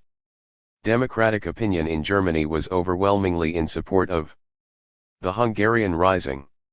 Even the Frankfurt Assembly, which had hesitated when it came to opposing Prussian occupation of Poland, supported the Hungarians against Austria. THCRC-WCRC, of course, those who fought the diktat of the Austrians by a popular uprising. On of journalistic adherents of this T of view was the main rival of the NRZ, the Königliche NNG at the height of RHE rebellion paper ridiculed the democratic supporters of Hungarian independence.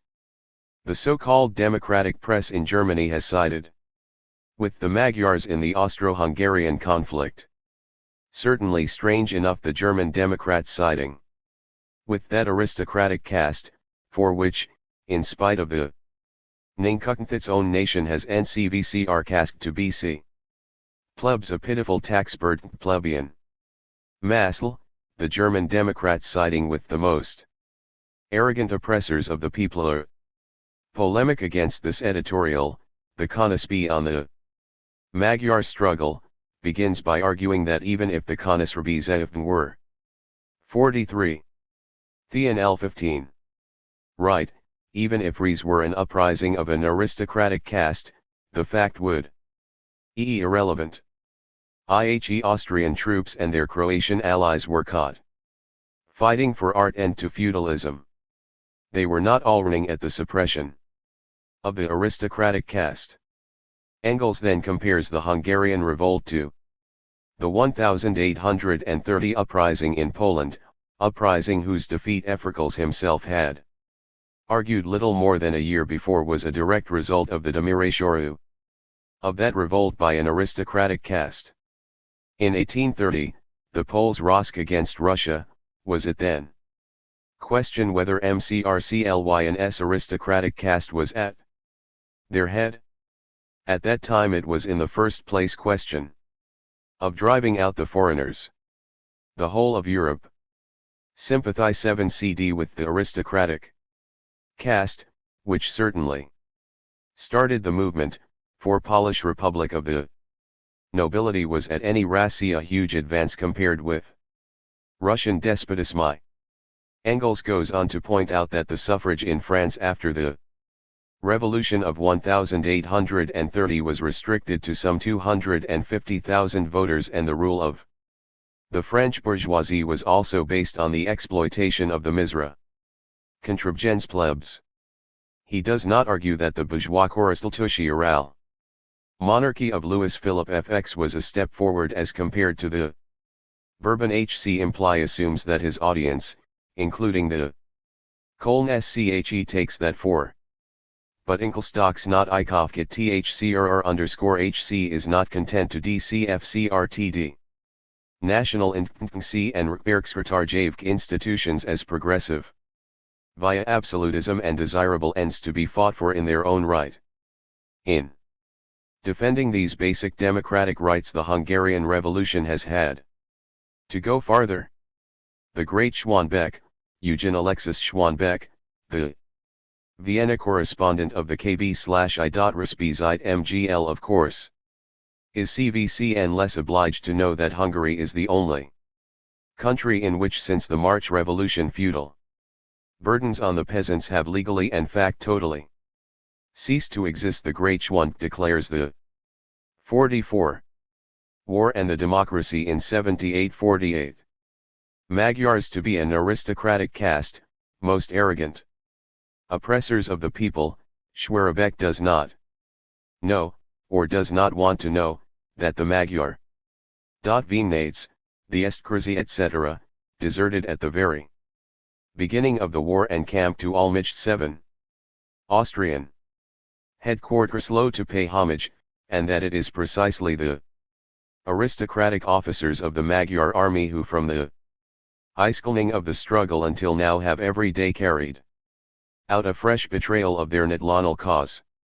Otherwise, how is it that today the majority of the Chamber of Deputies is still with Kossuth in Spurgeon, whereas only CLCVCN magnates are to be found THCRC, S9. In another article, Croats and Slovaks in Hungary, Inkls, discussing the fate of RHC loyal Slavic troops on the imperial side, reports that the victorious Austrian authorities were restoring traditional Hungarian privileges despite their previous promises to the Slavs. It is obvious that the aristocrat Windescrits knows full well that he can only achieve his goal of maintaining the power of the nobility in Hungary by maintaining the Moa nobility in power. Having fin 15 HCD the business of subduing Hungary and restoring the rule of the aristocracy there, he will manage to deal with the Slavs. 40. There is a great deal of material like this in Inkls' articles during 1849 dealing with disaffection within the ranks of the imperial forces, which is largely ignored by most commentators. The whole issue of the disruptive effect of the social program of the Hungarian Revolution within the non-Hungarian populariort is best dealt with in another section. Here, it is Engels' stress on the disruptive effect of this program Hungary that is relevant. In practically his last article on the subject he referred to the Polish example and emphasized that in Hungary too social revolution and national liberation are inextricably linked. 45. Can Marx.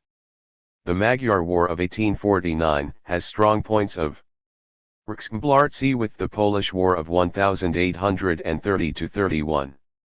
But great difference is the factors which were against RHE Poles.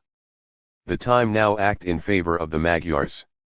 LCLCWCL, as WC no, unsuccessfully urged that mass of the population BC bound to the revolution by emancipating the peasants and the Jews. The Magyars started, which the Poles only achieved when it was /AIE. The Hungarians' first measure was to carry out a social revolution in their country, to abolish feudalism. Again, as in the case of the insurrections in Krakow in 1846 and Prague in 1848, it was only the advanced minority that advocated this complete program of democratic revolution. And in this instance Eng 15 appears to have BCCN ignorant of the real political link-up. Kossuth was not Democrat portrayed in the columns of the VRZ. Alexander Ptofi and the radical students and workers at Budapest or up at that particular on the political spectrum. Kossuth was the man in the middle. He was the man whose it was to mediate between the radicals in the clubs and the more conservative delegates in the assembly *. But if the NRZ was Melstakeru in its estimation of Kossuth, it was certainly consistent in its political judgment based on the facts available to its editors. Conservative. Public opinion I Germany and Lekary made Kossuth the representative of the Hungarian democracy, and the editors of the NRZ responded, embracing him. 9. The workers have no country.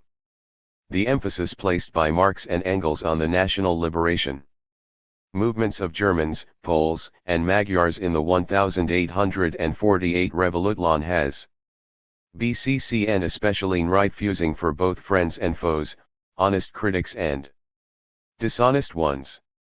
Why should internationalists care so passionately about these national struggles? Didn't the manifesto itself state flat out that the workers have no country? Well, actually, it didn't. At least it didn't in the original Germaru edition. Part of the confusion stems from a mistranslation in the standard English version. The Mandsta actually said that the workers had no 46. Vietdand. The resonance of that term in 1848 was not quite what it is today. But it was close enough. It was not simply a narrow chauvinism that Marx and Engels wreaked, however. In the manifesto, the question of nationalism, like other questions, is introduced by way of the refutation of a charge made against the communists by their opponents. Accusation in this instance is that the communists want to do away with the VA/odd and nationalities. Answer of the is that the workers have no. They do not have political power. Communists could not take from them what they did not have. In 1848 this was a pretty obvious statement of fact. The passage on to state that the proletariat in all the leading countries had first of all to acquire political supremacy. It must rise to be the leading class of the nation. In short, the sense of this quote is almost the polar opposite of the one usually attributed to it. The internationalism of the Maoist/ES/O lies in its assertion that the success of the coming revolution require the victory of the working class. In at least several of the leading European nations, a national victory was the first step in a European revolution. That first step could not be taken without taking into account the immediate issues facing specific national movements. It was just as obvious to Marx and Engels that a national movement that restricted itself to RHE first step was doomed to fail. The manifesto presents itself as the platform of an international revolutionary movement manifesting itself in different forms in different countries according to the different circumstances of each, but still the same movement.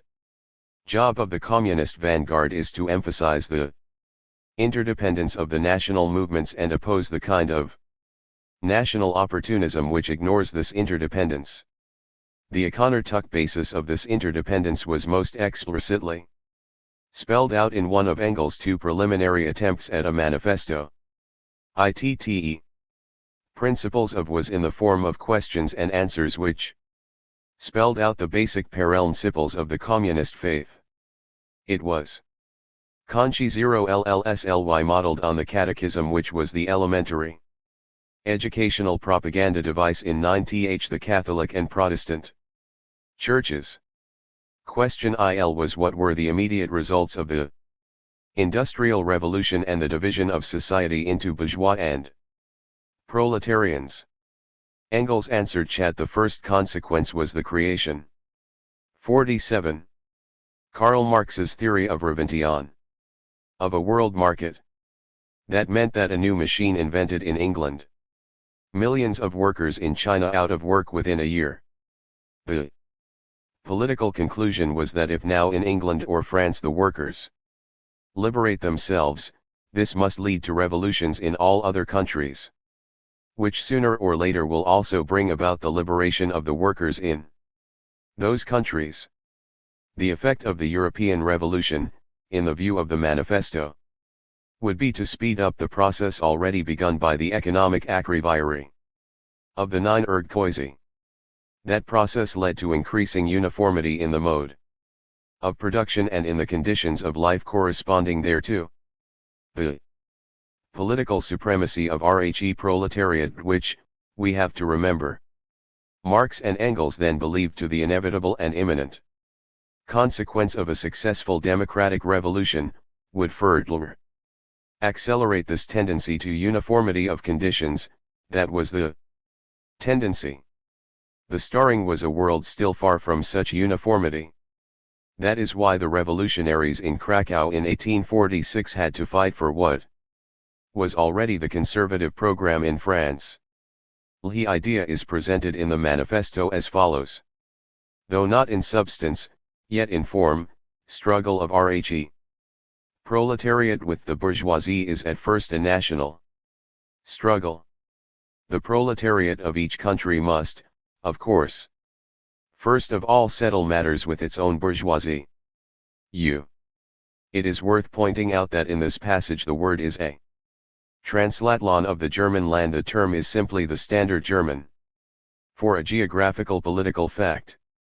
It does not, like the word also, imply a state of mind or political program. The practical consequence of this perspective was that it made it the responsibility of the communists in the various countries to subordinate the immediate concerns of national revolution to European. One of the most striking statements of this view with respect to Germany is in one of the earliest issues of the NRZ. It is an axiom of Marx studies that the unificator of Germany was the demand that formed the core of Marx and Engels' foreign policy in 1848. Era in general, that was 48. War and the Democratie M 1848. True. Even this demand, however, was subordinated to the needs of the revolution. On June 25, 1848, Marx discussed possibility that Prussia, RHE Western Province of Russia, would join forces with the Tsar. Marx proposes to counter the anticipated alliance between Prussia and Russia with an alliance of Germany and France. If the Prussians ally themselves with the Russians, the Germans will ally themselves with the French, and united they will wage the war of the West against the East, of civilization against barbarism, of the Republic against a autocracy. The common nine of Marx as a kind of pan-German patriot, whose foreign policy was dominated 1848, and perhaps after, by a desire for a united German state, hardly squares with this kind of talk. Marx had not, however, abandoned the idea of a united Germany. He continues in the next paragraph. WC want the unification of Germany only as the result of the disintegration of the large German monarchies. However, can the elements of this unity crystallize? They will be welded together only by the stress of war and revolution. The unification of Germany on a democratic basis and the maintenance of a revolutionary frontier of democratic rations also meant that purely German interests were sometimes secondary. A little later in year, Marx summed up his attitude towards the German Revolution in its provincial narrow-mindedness, fell far below the demands of the international movement. Marx's judgment of this Prussian Revolution is at the same time an implicit statement of his view of what the revolution has been. Far from eyeing it was merely the stunted after effect of a European revolution in a backward country, instead of being ahead of its century. 49. Karl Marx's theory. Pike, the 17th century English and 18th century French Revolution. Slow, it was over half a century behind its time. The Prussian March Revolution was not even a national, German Revolution. From the outset it was a provincial, Prussian Revolution. Because the German revolutionaries in 1848 were unable to think in international terms, they were unable to solve the most pressing national problems of Germany. Chavrer 2. Non-historic peoples. From the time of its first issue in April of 1848 until its suppression, In July of 1849, the NRZ made the liberation of the Poles, and later the Hungarians, from their German rulers a central feature of its propaganda. It was a vital task for the German national movement. Far more attention has been paid, however, to the NRZ articles in 1849 which appear to justify German, and Hungarian, suppression of the Czechs and South Slavs. Engels, and it was he who wrote these articles, seems to be contradicting everything else he wrote in 1848-19 and in the period immediately preceding the revolution **. No writings of Marx and Engels have caused greater scandal. In them the Austrian Slavs are contemptuously dismissed as non-historic people, who are incapable of forming viable national states. On the evidence of these articles Marx and Engels have been convicted as racists, pan-Germans and even a smaller sect of Marxologists, although perhaps a more important one, has used the arguments of these NRZ articles to justify the suppression of smaller nations in the interests of civilization. Contrary to the assertions of both these factions, however, neither Marx nor Engels ever supported, either in these articles or elsewhere, the suppression of the national rights of any national group on the grounds that it was non-historic or non-viable when said nation actually proved its viability, its historicity by asserting its rights. In 1849, the NRZ was concerned with national movements which fought on the side of the Austrian and Russian Empire, against nations which were in rebellion. On Akislan, in later years, Engels used similar language to describe similar behavior. The Mikkels in me all by meals. In NRZ, however, Marx's editorship the thesis appears, if stated, a series of articles the in was over Marx's byline in the New Daily Tribune, usually in charge of writing Ma ers which I show. Question. Treat Ltwashi's field.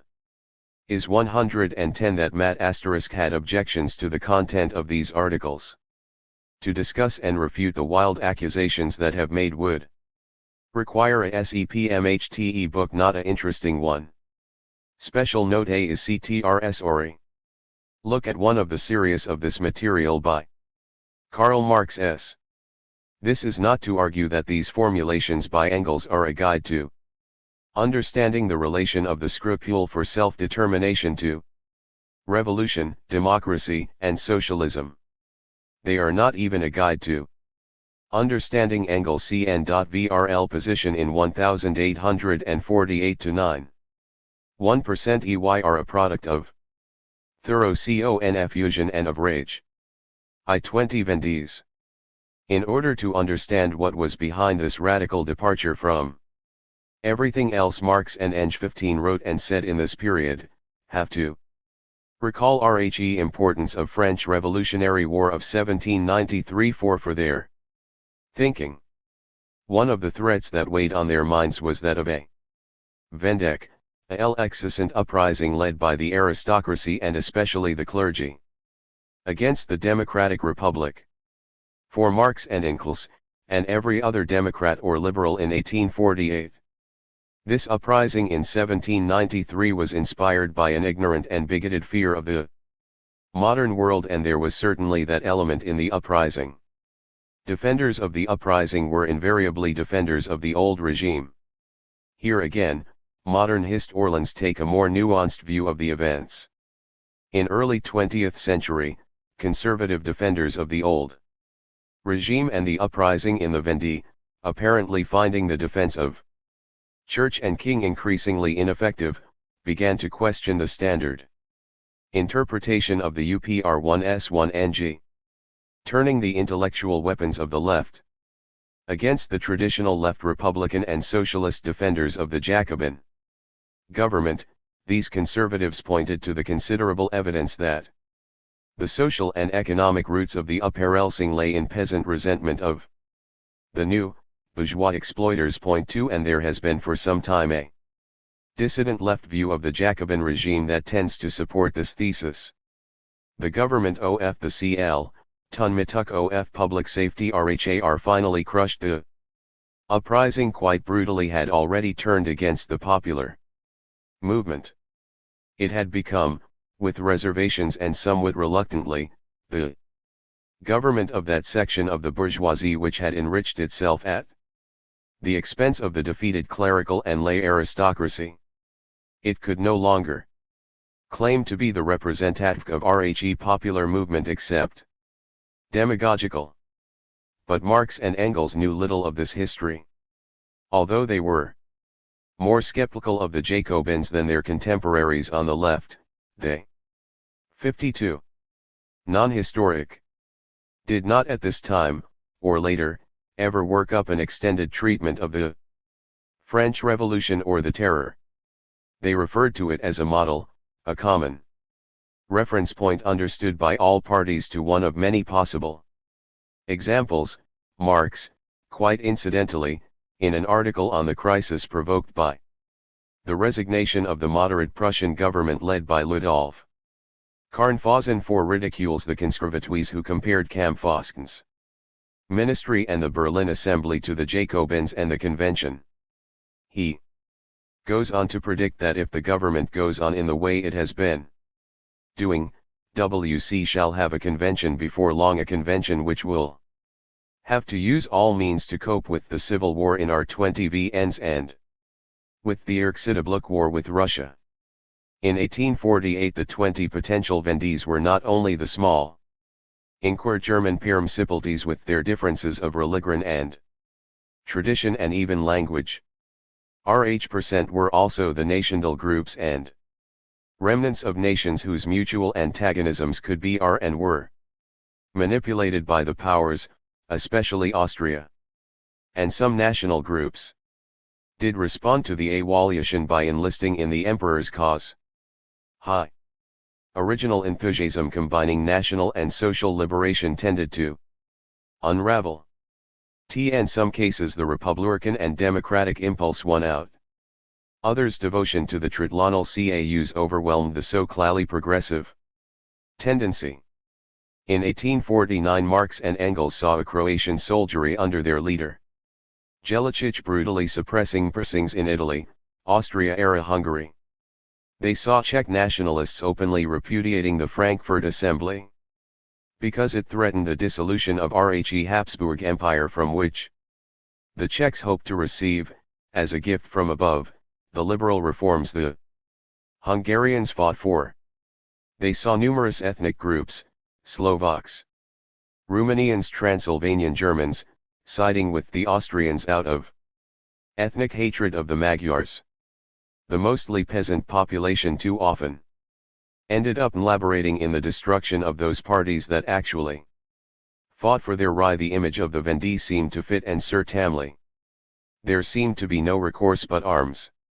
In his article Magyar Style, Engels summed up the situation. 53. Karl Marx's Theory o/Revolution. 175. The year 1848 first of all brought with it the most terrible chaos for Austria by setting free for a short NL all these different nationalities which, owing to Metternich, had hitherto been enslaving one another. Germans, Magyars, Czechs, Poles, Moravians, Slovaks, Croats, Ruthenians, Romanians, Illyrians, and Serbs came into conflict with one another, while within each of these nationalities a struggle went on between the different classes. But soon order came out of this chaos. The Komi_Vatans divided into two large camps, RHE Germans, Poles and Magyars took the side of revolution, the remainder, all the Slavs except for the Poles, the Romanians, and Transylvanian Saxons, took the side of the CX_Terrevolution. As a description of fact, this statement contains a great deal of truth. But Engels makes more of it than twat. R.is lineup was predetermined. The division is in accordance with all the previous history of nationalities in question. In a later article 6 Engels characterizes the war whose current entlefield is Hungary as an international, revolutionary war. The coming Euro-Car war will divide Euro-C into O.V.O. armed camps, not a crux, riding to nations or national sympathies, but according to the level of civilization. On RHE one side the revolution, on the other RHE coalition of all outmoded estate classes and interests, on the one side civilization, on the other side barbarism. Taken by itself this is a simple statement of the social and class character of the revolution. One could object to the imprecise language. The use of the Germans, the Poles, the Slavs. Several critics have mounted their Marxist high horses to smite Engels for failing to make the necessary class distinctions within the various national groups. They 54 peoples miss the Engels, and Marx, had roused the class question often enough themselves. By the time of the Hungarian Revolution, however, the lines had iron drawn. In some national movements the democratic and republican tendency had won out. In others, it had lost. In any class struggle there are winners and losers. The winning side has the right, if you to claim to represent the Netlon. At least for the time being. Engels' sketch of the lineup in 1849 was roughly accurate. 2 Hegel on residual fragments of peoples. Problem with the non-historic peoples line is that it means, as Engels emphasizes several times, that the Austrian Slavs had no choice but to form a part of the outmoded world of barbarism. In the article Csillexel il Magyar struggle Engels quoted as his authority Hegel. Nesse relics of a nation mercilessly trampled underfoot. In the course of history, as Hegel says, these residual fragments of peoples always become fanatical standard bearers of counter-revolution. Note the word always. The quote is typical of the kind of Hegelerlsrun Marx and Engels had, a few years earlier, subjected to ruthless criticism and rejected historical observation that the national movements in quest long clung to the past and fought for counter-revolution. At a certain time is turn XL into a supra-HL stonkel, metaphysical, cause of an equally metaphysical backwardness. In 1848 the Czechs and Southern Slavs, or at any rate their leaders and spokesmen, did side with Austria and, to a lesser extent Russia, because they feared absorption by Poles, Magyars, and Germans. After all, these spokesmen were often got XL Hegelians too. They too decided that their national minorities were non-historic and opted for the maintenance of the Habsburg dynasty. Did these political leaders speak for the future of their national groups as well as their present and their past? After all, according to the manifesto, all the nations, including the historic ones, were dissolved and absorbed into a European, indeed a worldwide, industrial civilization. Were not the minorities in the Austrian Empire capable of 55. Karl Marx's theory of revolution, 175. Producing 9 lyrical currents that looked forward as well as ones that looked a murk. 4 years later, in the Crimean War crisis, Engels himself was to argue that the NC movements of the Serbs and Romanians RCP-RCSC and TCD force aimed against Russian Tsarism and Panslavism as well as against Turkish rule. For that matter, the mere fact that a given nation fought for freedom in 1849 was no evidence, at least for non-Hegelians, Radi would always do so. The Hungarians proved this in 1867 when they dch stansem thcmsclvcs.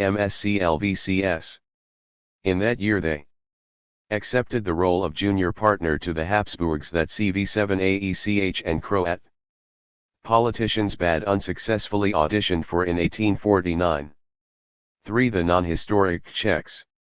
This Hegelian pronouncement was not only no use for Predrekrimg, the future behavior of the Nadler 1s in question. It could not even predict the RCC_CNT passed. At beginning of July 1848, in some the Karlixt articles in the NR7, the paper had supported the Czech rising in Prague TAC, and poured out RHE usual vitriol on Germans and the Frankfurt Assembly for refusal to support the Czechs' fight for freedom. The non-historic character of the Czech national movement was not apparent then. Instead, their cask was amalgamated with that of RHC Poles, and many of RHE writers who have discussed this material, including Risk most hostile towards Engels, have concluded that one of the things that warned F.NGCLS against the Austrian Slavs was the refusal of the Czech *lavist Franti SCK Palak_KF to link RHC Czech national movement with a riot of RHE German Revolution. Palaki, in the name of the Czech RR.Ischen, refused the offer of RHE Frankfurt Assembly to seat him as a delegate. Palakoi DCFC and DCD his refusal in part on the grounds that the Czech nation had never considered itself part of RHE German Confederation. The Landeshauptpair of RHC Holy Roman Volk and later of the German Konföderation as a result of a purely dynastic arrangement BCTWCCN Prink_CS, of which the nation RHC estates hardly wished to know, and which they hardly noticed. The bulk of refusal, however, concentrates on the Frankfurt Assembly's hostility to the Habsburgs. In it, non-historic peoples, Palaki expresses his firm belief that only the Austrian Empire, not a Germany, could defend Europe from the Russian threat. And then he explained to the assembly why, as a Czech nationalist, he was opposed to a united Germany. Those who ask that Austria, and with it Bohemia, should alight on naughty R.il lines with the German Empire, demand its Sulkid, which is morally and politically meaningless. On the contrary, it would trake more meaningful to Sigmund that Germany five bold unite with Austria, that is, that it should act to the Austrian state under TBC conditions above mentioned _e. Me conditions referred to are various liberalism measures which Palak recommends in place of the demand for independent republics of RHE subject peoples. Palaki bases his rejection of republicanism, or even a German constitutional monarchy, explicitly on the inability of the Austrian Slavs to maintain viable independent states, especially when faced with German and Magyar competition. Herk was a Slav nationalist arguing Rade Austrian Slavs WCRC non-historic Kopelksfork ang CLS did on. Would certainly expect Engels to come down hard on such a defense of the Habsburg monarchy and opposition to republicanism. Only BC didn't. HC apologized for the decision Czechs, that is, of Palak, and the Germans, after suppression of the Prague uprising demand that the Czechs should trust them. The Czechs to BC blamed for not wanting to be a nation that oppresses and maltreats other nations, while liberating they to blamed not wanting to send their Rückbergstadtlovs to our wretched, faint-hearted national assembly at Frankfurt, which is afraid of its own sovereignty. 57. Marv's theory of revolution. Are the Czechs to be blamed for dissociating themselves from the impotent Austrian, which is in such a perplexed and helpless state that it sccms to exist only in order to register the disintegrate 10n of Austria, which it is unable to prevent, or at least to give it an orderly course? A government WHLCH is quen too weak to save Prague from the guns and soldiers of a W Indiskrarza. Engels then pricked to place the blame for TBC anticipated hostility of towards the revolution squarely on RHE Germans and the Frankfurt Assembly. But it is the gallant Czechs themselves who are most of all to be pitied. Whether they were or are defeated, their doom is sealed.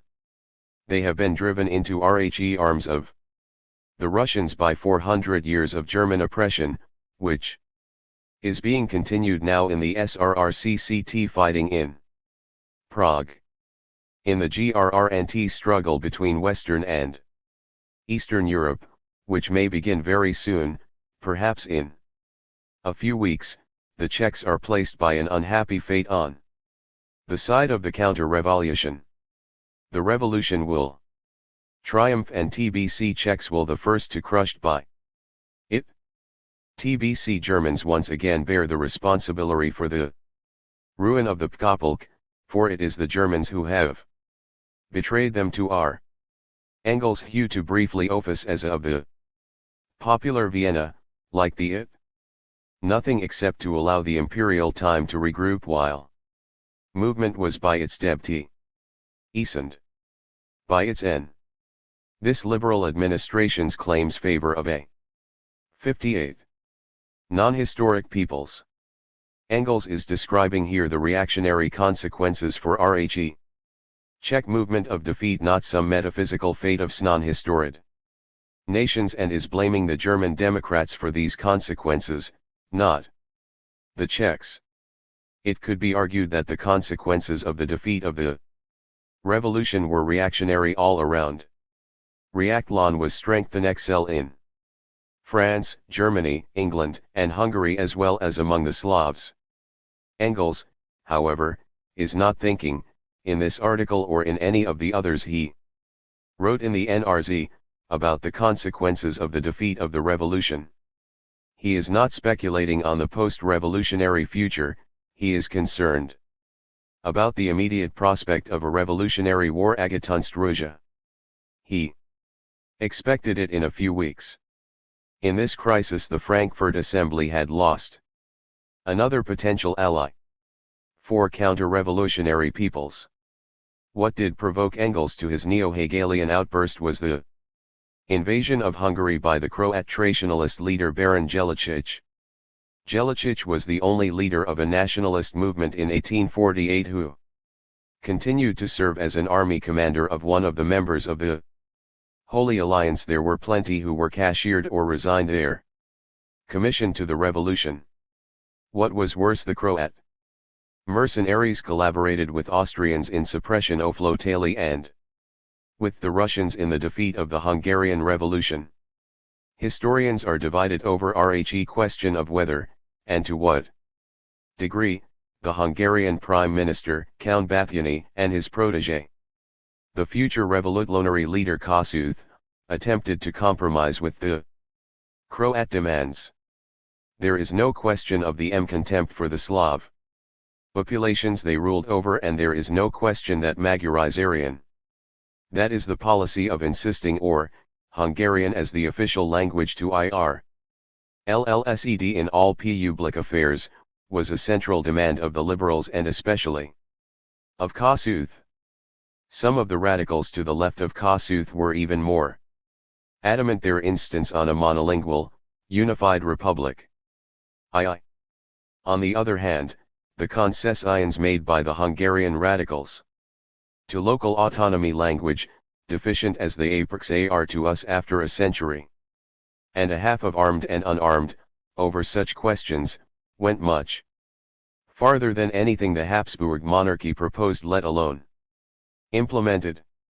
As the situation became critical, serious attempts were made. 59. Karl Marx's Revolution, v5. To compromise the issue, especially with the Croats. Jelačić repted all such attempts.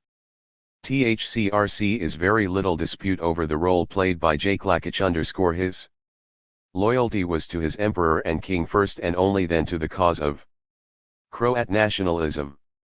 Perhaps it might be more fair to say that Jaclakic saw no distinction 9 TWCC and the two.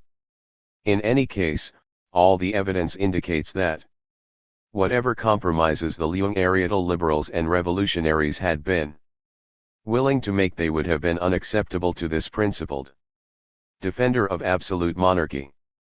Under his leadership, Croat mercenaries became the emperor's hangman not only in Hungary, Vrtna, and Prague, but also in Italy. At Otta Point, Jelačić allowed his troops to be used to crush the Italians even when they were needed. Hungary, where Croat national interests WCRC directly involved. In his own way, Jaclakic was as principled an internationalist as Marx and Engels. HC2 was willing to subordinate ecclesiastical national interests to a cause. In his cask, the cause was that of counter-revolution. Did not stop Jaclakic and his DCFC and DCRS from using words like freedom and the rights of people. In 1848, all sides used that language. What Jelačić meant by those slogans, however, was the preservation or restoration of old, sometimes mythical, rights and privileges of the nation considered as an estate of the empire. Ilat was what Palakoi meant ALX as he spelled out ITT some detail. It was what the Hungarian liberal nobility had aimed at, too, in the Begelnruing. It was not the modern concept of the nation as an independent, constitutional state with well-defined rights of all citizens under the law. It was not the kind of national freedom the Hungarian CRTDCD up fighting for in Hungary. Elsewhere, that kind of freedom required an internal struggle against outmoded privileges within the national group. Within those national groups that Engels chose to describe as non-historic, that struggle did not take or play only sporadically. The road the Hungarian revolutionaries chose forced out the Estkrize. The Croatian national movement made Jelačić its hero. That was not, however, a foregone conclusion. There is no question of Jelačić's popularity among the Croatians. Ani Vertilis, his leadership of the national movement was the result of something very much like a coup d'état in the Ningalning. Croatian nationalism in 1848 looked like 60 peoples. Every other national movement. There was the initial enthusiasm when everything looked possible. The Croatian assemblies were as liberal in their proposals as were their German and Magyar counterparts. Croatia's National Assembly passed the usual resolutions calling for freedom of the press, the use of the Illyrian tongue as an official language, and the ALX, Lyrion of feudal obligations. Some Croatian nationalists were also for some sort of accommodatlan with the Hungarians whose demands they initially endorsed. And the Croatian border troops, ethnically Serb but great admirers of Jelačić, initially offered their support to the Hungarians. It was Jelačić, a national hero in a country where military service was a ma/r industry, who campaigned to turn Rhe Croatan Rotlanal movement into one hostile to Magyar independence. The same assembly that voted the liberal measures also voted to make Jelačić Bard, the traditional military commander of the Croat nation. When the emperor responded by appointing this former captain to a rank that rivaled that of Windischgrätz and Count Radkski, the two other generals of the counter-revolution, his popularity soared to such heights that he became unassailable.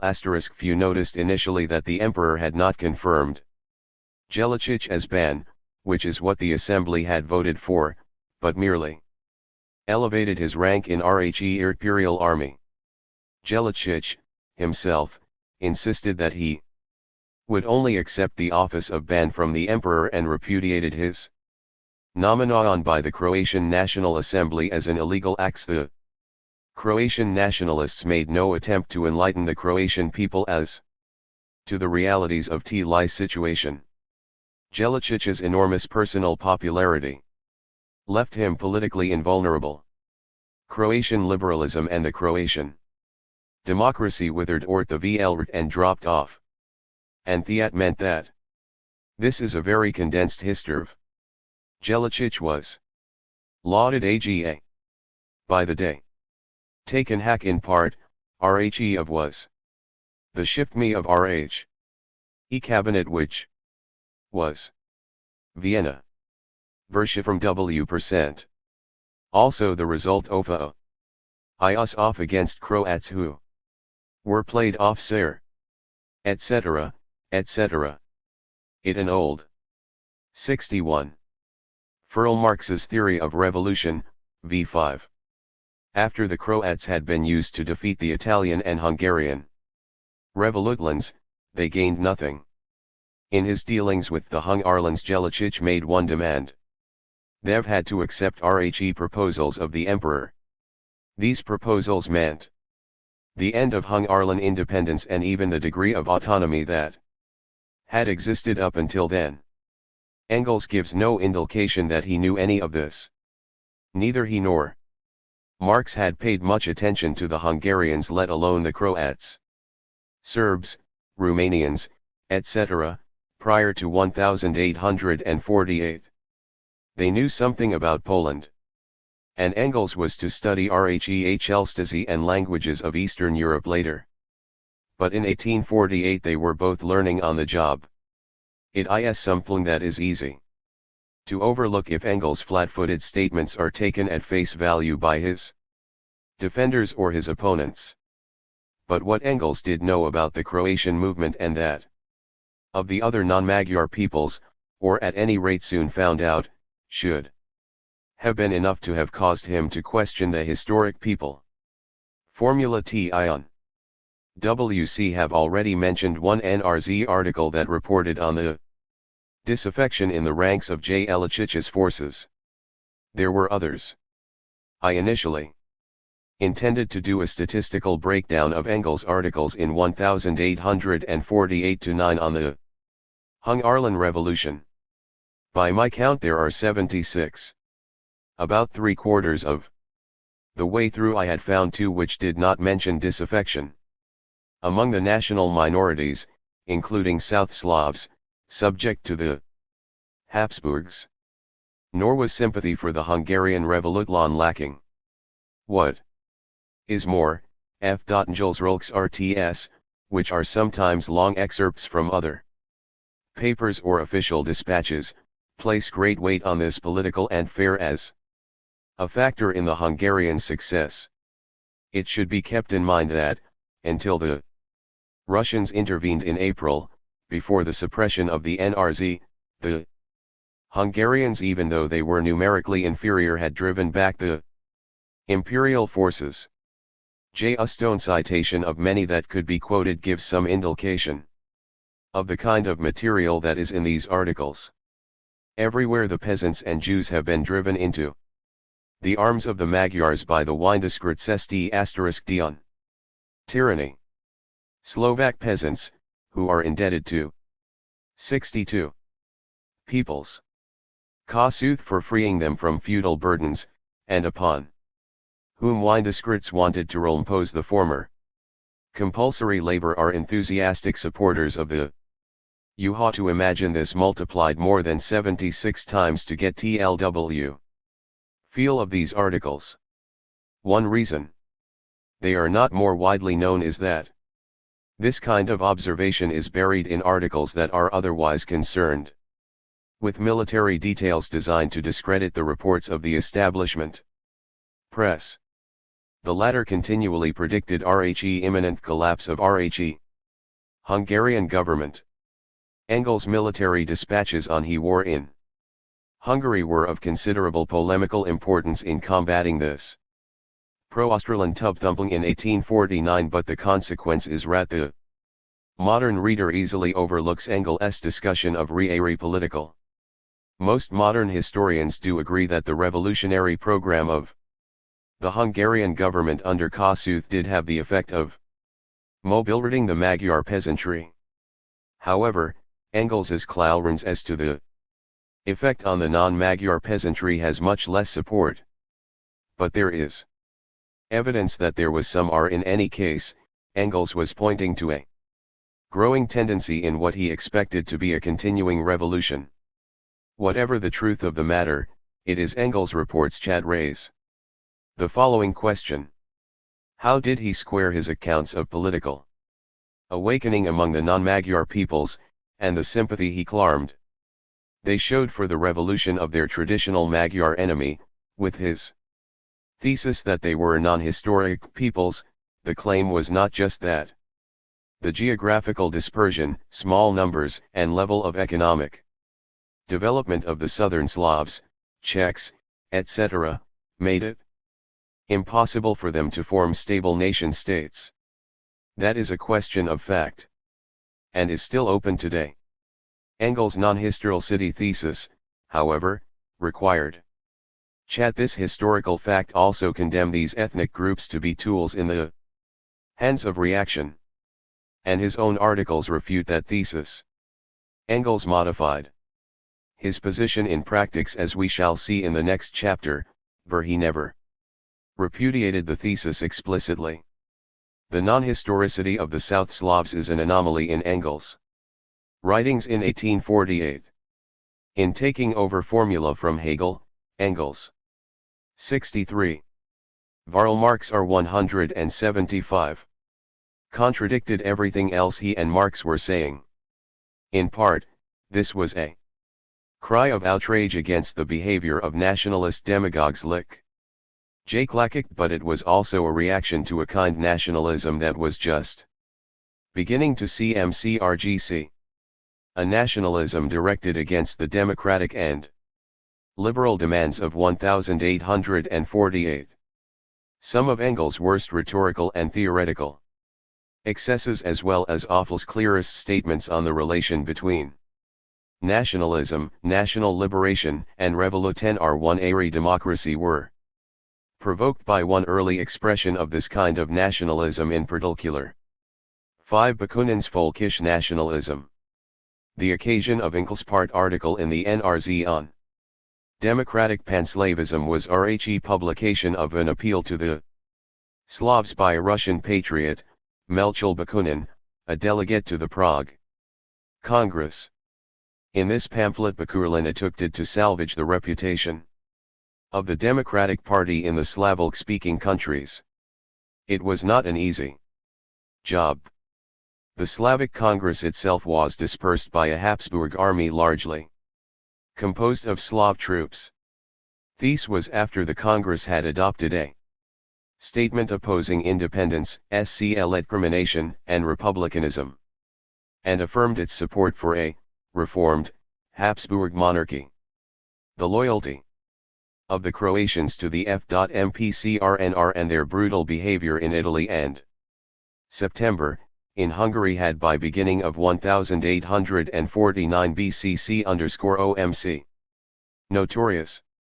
By this rhyme, cause of the Austrian Slavs was not unrat. Aroused much sympathy among Democrats and liberals. What was worse, Bakunin SOWRT pan-Slavic sympathies had at the Prague CNNGRCSS. According ROTHC largely sympathetic Soviet editor. Of his works, I am Steklov, Bakunin, and the circle of friends he had recruited at the Prague Congress had originally intended to attend a Congress of Young Slavs in Agram, Zagreb, in September of 1848. When Bakunin was arrested, a letter was found in his possession from Ludwig Stur, a Slovenian panslavist and opponent of Hungarian independence. The letter reproached Bakunin for not showing up in Avram as he had promised. 20 There is no indication that anyone knew anything at the time of Bakunin's links with the southern Slav nationalists, whose crew was so heavily involved in the suppression of RHE Hungarian 64 Austrian and Italian revolutions. But Bakunin had nor been shy Advocating Panslavism at the Prague Congress. Bakunin authored 3 resolutions at Prague. And He Principles of a New Slavic Polity, Principles of the Slavic Federatlan, and Internal Relations of the Slavic Peoples. What he outlined in as clear a form as had yet appeared was what was to become known later as a folkiskly nationalism.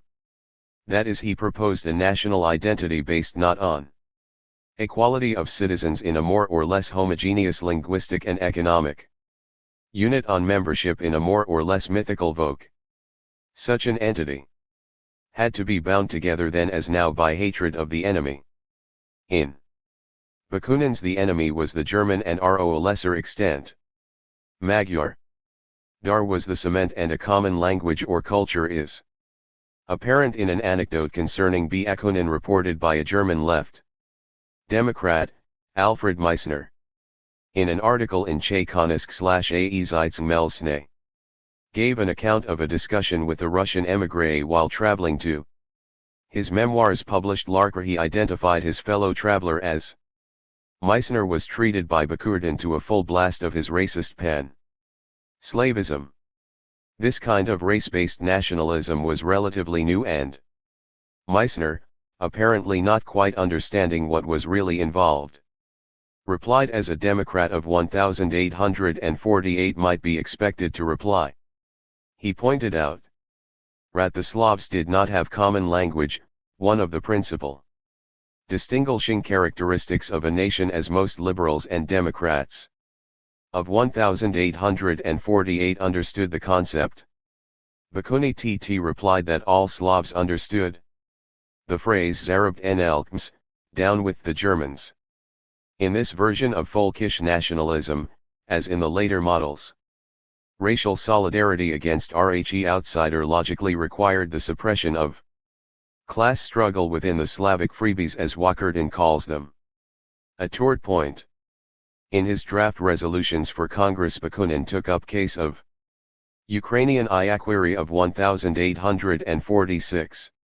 This is the passage in which Bakunin addresses the blind Tsar whose claims to the Slav people is repudiated. It is interesting that the Tsar should be considered for this role by a self-confessed Democrat given the political climate at the time. In part, this was a question because there were pro-Tsarls Pan Slavists at the Congress, but as later events were to indicate, Bakunin was 65. Karl Marx is of 75. Also debating his own Czarist tendency. Prague, however, he raises this possibility only to refute it. The only real salvation for the Slavs is the peasant revolt, conceived as a destructive assault on all order and civilization. But for participants at the Congress, especially the Poles, the most recent example of such an uprising was the 1846 assault provoked by Metternich. Bakunin, for some reason WHNCH is unclear, places the blame for this action on the Tsar rather than the Habsburg Emperor. Bakunin's view, the uprising was wrong because it was directed against freedom-loving Slavs. Agreed, the peasant uprisings in Galicia were bad because at Tsar's instigation they were turned against a Democrat Kali-minded gentry sympathetic to freedom. This was the same Polish gentry so virulently condemned by Marx and Engels because Thelr's subordination of the national movement to Thelr class interest amounted to a betrayal of the Polish national cause. But there was no room in Bakunin's appeal for an idea like the main enemy is at home because LSE his revolution was a revolt against modernization by freedom-loving Slavs, not a revolution that would destroy the remnants of feudal backwardness and bring a social order of the Slavic-speaking peoples closer to that of the decadent West. Bakunin's scheme for a Slav federation was spelled out in a MNE point Konstitutlan that centered on an all-powerful Slavic council. A cordilleres to point en elm. No individual Slavic tribe may form an alliance with ANV. Foreign people, Chad right belongs exclusively to the council, nor may any individual tribe order Slavic armed forces into action against another people or a foreign stat. C. This Slavic council was, of course, to include the largest Slavic people, the Russians. Bakunin insisted this version of pan**Lavysin that it would be a democratic Russia without being too clear on how the 66 non-historic peons transformation front autocracy to democracy was to be achieved in the v months, or weeks, rat remarut before the Russian invasion of revolutionary Europe rat all expected. How would a democrat, especially a Polish democrat, be expected to respond to this kind of talk? It is not an idle question. The Prague Congress had been divided into 3 sections. The northern section included the Poles and Ruthanks, Ukrainians, of whom there were 60. Most of them Poles, and the Russians, of whom there were 2, Bakunin, and a priest of the Haredist sect of Old Believers. As we have seen, the Poles tended to divide up into 2 political tendencies. The conservative faction sought to use the internal differences of the occupying powers to their advantage. In particular, they looked to Prussia as an ally which would be favorably disposed towards a Polish buffet state based in what was Prussian-occupied Poland. The left placed its hopes in a social revolution and looked for allies among the German Democrats and Hungarian revolutionaries. Polish officers were serving at that moment with the Hungarian army, without the permission of the Slav Council. The respective causes of RHE2 nations were so close in the eyes of European public opinion that Engels could refer to the Magyar Polish Revolutionary Army. How would either left-wing or right-wing Poles be expected to RO the proclamation of a holy war of the Slavs, including the Russians, against the Germans and Magyars? The reaction of the Poles to Bakunin's panslavism is probably the cause of one of those scandals that pepper the history of RHE radical movement. The Slav Congress was dispersed by counter-revolutionary troops on June 12, 1848. On July 6 the NRZ carried a report that a rumor was circulating among some Poles concerning B.T. Kunin. According to the rumor, the writer George Sand had that was a Russian agent. The NRZ invited Bakunin to reply, and printed his outraged response as well as GCWRGE Sand's statement that she had no such information. On July 1, 6 RHE NRZ printed a retraction. Later, the issue was raised again by Bakunin's supporters as against Marx. During the fracas in the First International, is in this connection that the rumor has repeatedly resurfaced, and it often also used as an example of the notorious tendency of radicals to spread scurrilous gossip about one another. Bakunin's biographer H. Karl, no friend of Marx, concludes. 67. Karl Marx Stoo. That the editors of the NRZ in this case behaved correctly, but neither Karl nor anyone else has treated this incident as anything more than a trivial personal quarrel. What I have never found is any attempt to discover who the Poles were who were responsible for this rumor or why they were hostile enough to Bakunin to spread it. The timing would indicate that it was provoked by Bakunin's pan**Lavalk stand at Prague. THLS was not the first time such rumors had been circulated. In 1847 Bakunin was persuaded to give a talk on Poland to Democrats in Brussels. According to Bakunin's own report, the talk gave rise to some concern because in it, while full of enthusiasm for the freedom-loving Poles, he insisted on the necessity of an alliance with a non-existent Russian democracy and realizing that Bakunin lived a deal of the rhyme in a fantasy world where all things were possible. The Poles were understandably suspicious of such a call for Slav unity. The accusation that someone or another was in the pay of some foreign office or another was common enough. So was the inferential leap from the fact that someone took a pro-Tsarist position, or one that mlght be construed to be so, to the belief that the party in question was in the pay of the Tsar. Unfortunately, the politics behind the 1848 accusation against Bakunin never got through neither Marx nor Engels, at this time. Read Russian or any other Slavic language, did George Sand, and the deliberations of the Prague Congress were only selectively translated. When Bakunin's appeal appeared 6 months later, there was no one to see the connection, except, possibly, the Poles who had been burned by the earlier reaction to their spreading of an unsubstantiated rumor. But in the appeal we are not dealing with an isolated incident or temporary slip. There is further evidence of what Bakunin's race politics meant in practica. After his deportation to Russia and imprisonment, Bakunin wrote his notorious address to the Tsar. In this remarkable document Lie proposed that the Tsar place himself at the head of the democratic Panslavist movement. There is no evidence that Bakunin was induced by threat or bribed to write this manifesto. Undoubtedly, he was demoralized by the defeat of the revolution, but, then, his biographer E.I.L. Karl demonstrates that he was pretty demoralized by the time of the Prague Congress, and even more so by the time he wrote the appeal. 68. 4. P/Es. In one section of R.H.E. Confession, Bakunin describes a conversation, perhaps imaginary, with a fellow passenger on the traveling to Strasbourg.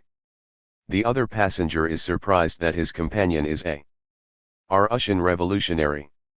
At present all the Germans are denouncing Russia, praising R.H.E. Poles, and preparing to march with them against the Russian Empire. Will_lu. A Russian, join them. Bakunin replies, God forbid. If the Germans dare but set a foot on Slav soil, I shall become their irreconcilable enemy. I am going to Posen in order to resist with all my power this unnatural union of Poles and Germans. The Konfektion expands at some length on the need to encourage the Philomuskovite tendency among the Poles. The Tsar could do this, according to Bakunin, by assuming the role of the protector of the Polish gentry from the wrath of R.H.E. peasants they exploited. That is, the Tsar should seize the opportunity presented by Austria's weakened condition, and replace it as, Engels' words, the representative of barbarism, of reactionary stability in Europe. What is revealing is he behind R.H.E. resolutions at Prague, the appeal, the confession, and the 1862 pamphlet PTTG-R/N, or Raymanov, in which the possibility of the Tsar putting himself at the head of the popular movement was considered seriously a gown. None of this prevents people from continuing to portray Bakunin as the champion of the peasantry as opposed to the urban Marx who hated and distrusted them. H. Karl has a particularly muddled discussion of this question.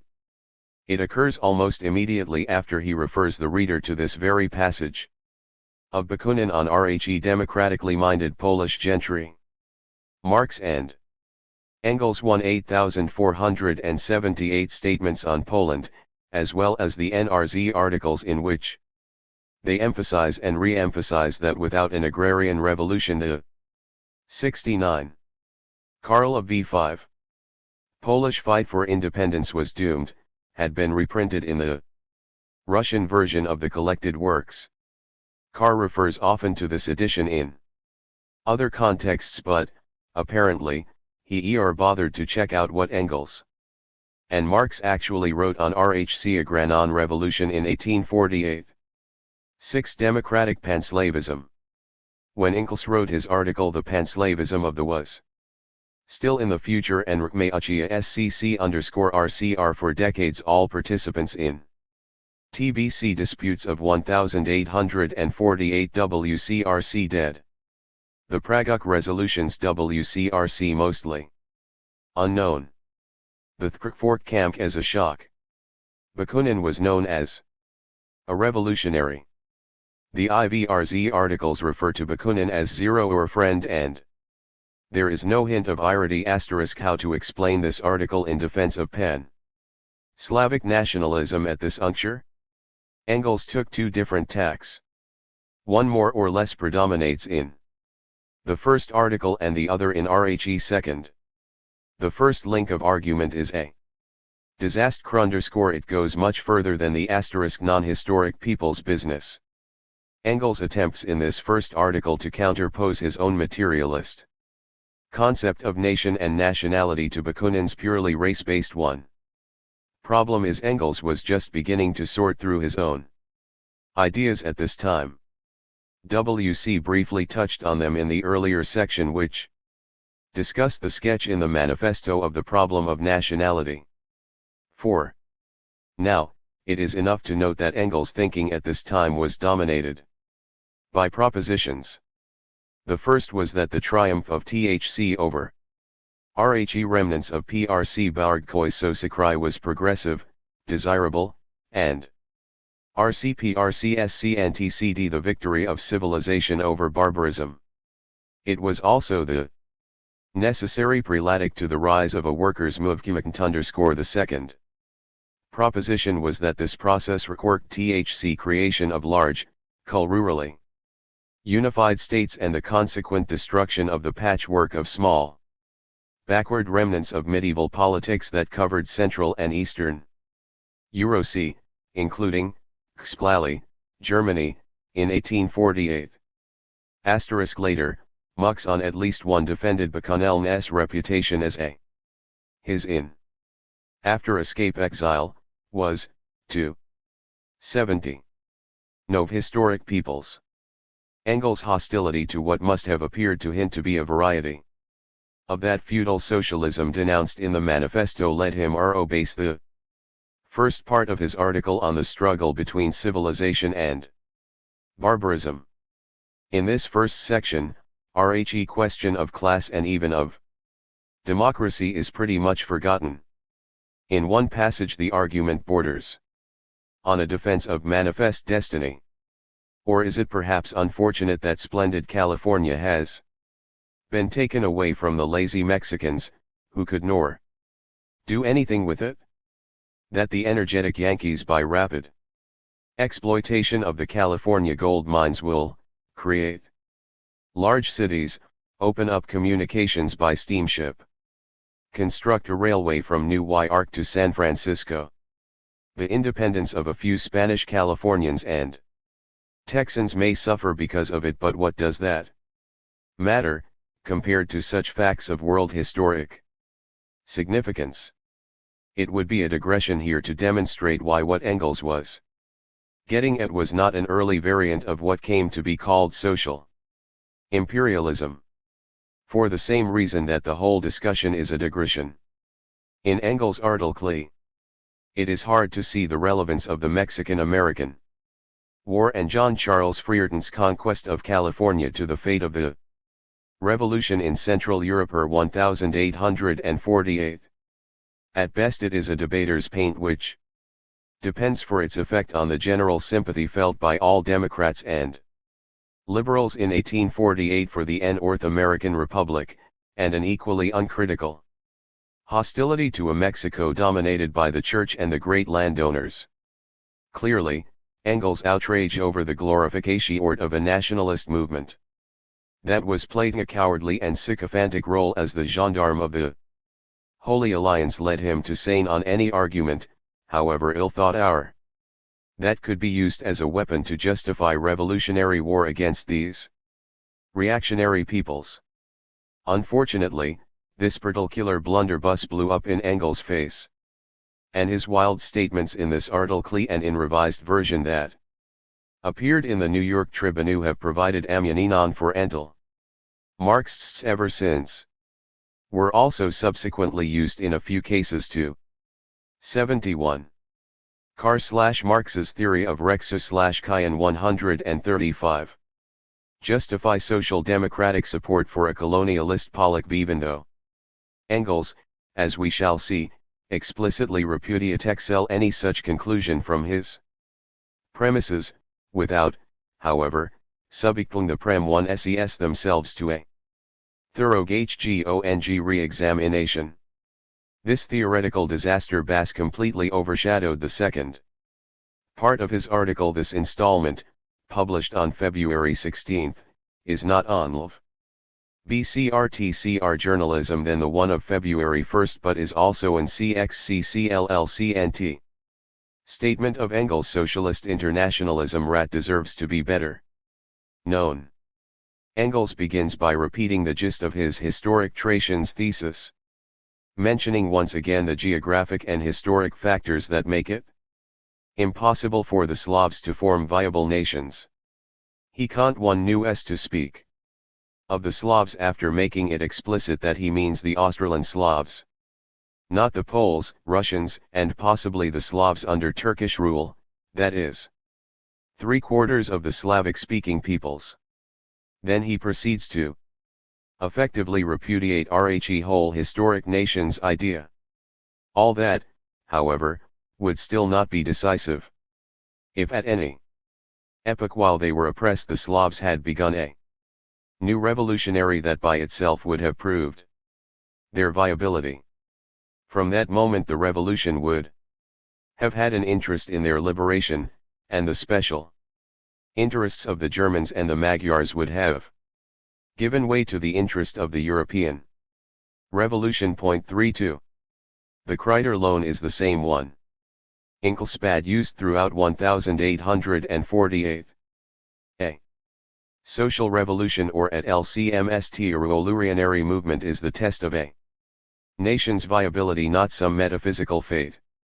But Engels forgets here that in at least one case, that of the Czechs, and a Austrian Slav minority Hadlskan, a new revolutionary history in 1848. And the NRZ Bad welcomed them as members of the fraternity of revolutionary nations.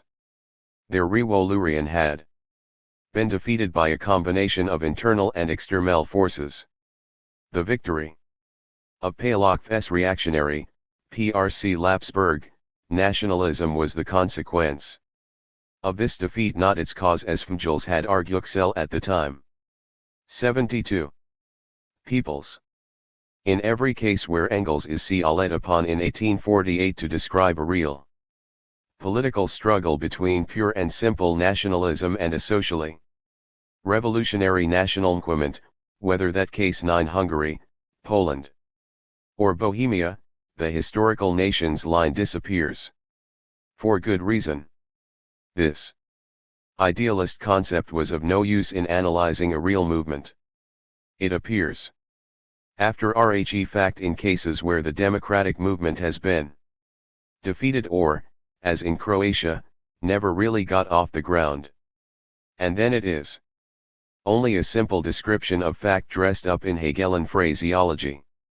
The historical nations line also disappears when Eng 15 comes to grips with Bakunin's pan-slavism. He effectively counters this glorification of race by pointing to the recent history of the Germans. Again, it is the real political history that is discussed. The Germans, Engels points out, had for decades been the mercenar one es used to suppress other Natlan's fighting for their liberty. They were unhistoric. Now it was the Slavs, by WHLCH. He means the Croatians, who were the mercenaries. What made the difference? What turned the Germans into an historic nation in 1848? They had revolted against their own rulers. And in doing so they had to repudiate the kind of Natlana 11 SM Bakunin was advocating for the Slavies. What would be said if the Democratic in Germany commenced its program with the demand for the return of Alsace, Lorraine, and Belgium, which in query respect 9 longs to France, on the pretext that the majority there is Germanic. How ridiculous the German Democrats would make themselves if they wanted to found a pan-Germanic German-Swedish English-Dutch alliance for the liberation of all German-speaking count roots. The German Revolution only came into, and the German nation only gan to become something, when people had freed themselves completely from these futilities. 2. The kind of fantasy that inspired the FA/SFAUR was appropriate only for nations which were not yet ready to fight for freedom. In the real world, Engels went on to demonstrate this kind of 73. Karl Marx's theory of Revolution. Patriotism often turned into its opposite. In Germany, in the 1830s and early 1840s, the scale and of romanticization of German values and the German had found its base in the patriotic student societals. But their patriotism had evaporated when the question of German unity was put on the agenda by a revolution. In the long run the most pronounced counter-revolution. A frame of mind, the most ferocious hatred of Frenchmen, and the most narrow-minded national feeling were to be found toward the members of RHE German. Verse Spencer Basson, and later they all became traitors to the cause for which they had pretended to be enthusiastic. The panslavism which dominated the Prague Congress and which was expressed in its most virulent form in Bakunin's resolutions and the appeal was RHE expression of a national movement going in the opposite direction from that of the Germans. The democratic semblance among the democratic slave ISTS, Hassel turned into fanatical hatred of Germans and Magyars, into indirect opposition to the restoration of Poland, and into direct adherence to the counter Reval N.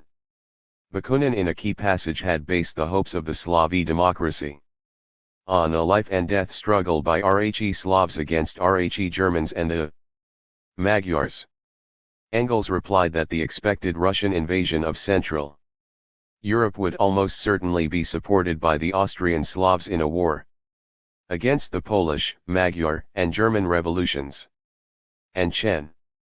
There will be a struggle, an inexorable life and death struggle, against those Slavs who betray the revolution. Not the interests of Germany, but in the interests of the revolution. 74. Non-historic peoples. 7. Right of self-determination. Engels continued to hold essentially the same views on national literation and Revolution that he held in 1848 throughout his life, and there is no evidence that Marx, who wrote much on these questions, was aware of any difference between them on the subject. On a number of occasions, however, Engels opened up a line of thought which, if followed through, could easily have to a more modern view of the issue of self-determination. In 1882, Engels wrote to Koski explaining why the Poles and the Irish had first to be nationalists in order to be good internationalists. The bulk of the article reiterates RHE stand of 1848. The viability of a nation depends on its ability to fight for its own independence rather than being used to suppress that of others. This in turn is determined by many factors, geographic and historic. Among these factors is the role played internationally by the oppressor nation. In the course of the discussion, however, Engels makes the following argument: now, it is historically impossible for a great people to even seriously discuss any internal questions as long as national independence is lacking. Every Polish peasant and worker who shakes off the gloom and wakes up to the common interest bumps right off into the fact of national subjugatlon Polish socialists who do not place the liberation of the country at the head of their program. Strike me like German socialists who refuse to demand, first and foremost, the abolition of the anti-socialist law. and freedom of the press, organization, and assembly. 2. Be able to fight. One must first have a footing, air, light, and elbow room. S. This is a note that F. Engels had sounded once before, SS. Unfortunately, he never expanded on it or attempted to integrate it into a more rounded. 75. K/Marx S. Theo 15. View of the question of self-determination. It was not until Eichmann that a socialist propagandist was to make this point central to the discussion. STLLL, this letter is not only Engels' finest on the relation of the struggle for national liberation to social revolution, it is one of the clearest statements on the subject anywhere. The argument here does no depend on RHE general role played by either the oppressor or oppressed nation historically or in the immediate struggle. The tendency of the national struggle to overlay the class struggle, to get in its way, was just as strong among, say, Croatians in 1848 as it was among Irish or Poles. Throughout the 19th century, whether an independent Croatia was desirable or possible in 1848-9, is beside the point as far as this argument was concerned. One could then, and should still, make the distinction between recognizing the right of self-determination, or cultural autonomy in some form or another, and advocating that a particular ethnic or linguistic group exercise this right. To make clear what is involved, we can try the following thought experiment. Suppose in 1848 the Hungarian revolutionaries had acquiesced in the Croatian demand that they be allmvexel to use their own language in the Hungarian National Assembly. Of course, the Hungarian government had already agreed to allow the of Croatian in local administration, which was more than the Habsburgs were prepared to do, and that had swayed neither Elicic nor RHE Croatian National Assembly. But consider what such a proposal could have meant as a weapon of political warfare against J. Elicic's reactionary of national demands. As Engels had stressed in his NRZ articles, the Austrian Slavs showed considerable sympathy towards the Hungarian revolutionaries because of their agrarian IRT program and because the split between Kossuth and the Magyar aristocracy allied with the Habsburgs made clear what was at stake. Wouldn't the adoption of a more enlightened policy on the language question have furthered this process of disintegrating the pro-imperial? The point of raising this possibility, of course, is not to give advice to participants in a revolution defeated a century and a half ago, nor to judge them by a standard which has been constructed in the INTE waning period only after considerable theoretical debate and practical experience. It is, however, a useful way of illustrating what was wrong with Engels. 76. 1 Histwick people s. Sing of the question of national rights in 1848-49. High historical people's slogan left them open to the accusation that he was for the forcible suppression of a people in revolt, AGA1 NST oppression. The charge was, and is, demagogic. Neither Marx nor Engels ever argued for such a policy in 1848 or after, but Engels' articles, endorsed by Marx, gave their enemies an 77. Cha 6 er3. The Sixth Power. By 1914, perhaps the best known of Marx and Engels' writings on war and its relation to revolution were the articles and pamphlets on the Eastern. While this question had many ramifications, it mainly concerned Tsarist Russia's imperialist designs in the Balkans and Central Asia, where the disintegration of the Ottoman Empire created opportunity. It was Russia's aggressive attempts to take advantage of the decline of the Ottomans and exploit the national revolts of the mostly Slavic and Orthodox subjects of the European section of that empire had led to the Crimean War. And since that same Balkan policy of Tsarist Russia was a major factor contributing to the outbreak of World War I. These articles, suitably edited, were among the most important in creating the portrait of an anti-Tsarist Marx, a Marx eager to go war. Over this fastern, the decade of the 1850s was one between revolutionary moments.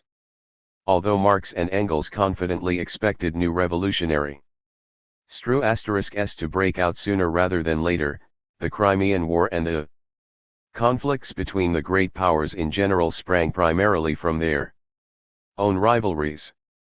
Revolution appeared only as a cloud on the horizon or as a possible result of the conflict. What is more, Marx and Engels had no publication of their own, which they could express their views freely as they had in the NRZ during the 1848 revolution. They did not even have the kind of platform they had after 1864 in the International Workingmen's Association. Most of their writings of the time on the issues of war and peace were in the form of journalism, especially for Verkleerles Dana's new wife. Eleanor, Marx's youngest daughter, her husband. Of the title The London, High Franklin, New York, 1968 the included to Marx, which scholars argue not his aim of this collection was pro-Serb enthusiasm of and British public opinion, which was whipped up by LHC press. Part of more of the Entente. By this ally of THC. EHABWHILT Oma HTHEH Apsburg. Deferders of civilization, of aims was Yugfulam. Uratana the intit could also be used to bolster the NC-R Tsarist campaign of other side. Karl Marx of 1/5. Die/Tribune. Were members of Dana's stable of European correspondents. As RHE revolutionary ferment of 1848 receded into RHE past, there was increasing fricklord between Dana, who wanted objective reporting, and Marx and Engels, who, as their correspondence indicates, found it a strain to tone down their political views. In some cases, RHE articles were edited to the point of Arlg misrepresentatlan.L. Marx, in regarded these writings as hack v. orc, which served to keep his family alive. That did not mean that he wrote things he did not believe, or that Lie took this political platform lightly. Did mean that the articles were written with an eye to what Dana would accept, and that he and Engels were not free to speak completely in their own voice. I.e. were not writing for a revolutionary paper whose tone and policy they determined. The New York Dabe Tribune was not the new Rhino-/Eziotn. Given these circumstances, it is obvious that Marx and Engels' own views cannot ascertained simply by passages from articles in the NYL, and prefacing them with "as Marx wrote." In these articles, what Marx wrote cannot always be distinguished from what Charles Dana or an unknown copy editor wrote. The articles have to be supplemented by Marx and Engels' correspondence even here, while they could freely state their views in through private letters, as they often could not in the New York. Those views were not expressed in rounded or detailed form, and points of agreement were often assumed rather than stated. Despite all this, the articles in RHE and WT are clear enough. When Patrusov or other Prower socialists trace their views back to Marx and Engels in this period, they were simply ignoring the record. The PRCN.var Socialists of 1914 to 1918 simply projected their politics back in time and foisted them off on Marx. Lenin, like most historians, Witbonta pro, or anti Marxist acts to GRLND, was simply taken in Marx's Russophobia. Marx and Engels did not consider the Crimean War to be a conflict between two equally reactionary powers. They clearly looked forward to a Russian defeat, which they exclaived, rightly as it turned out, would have revolutionary consequences inside Russia.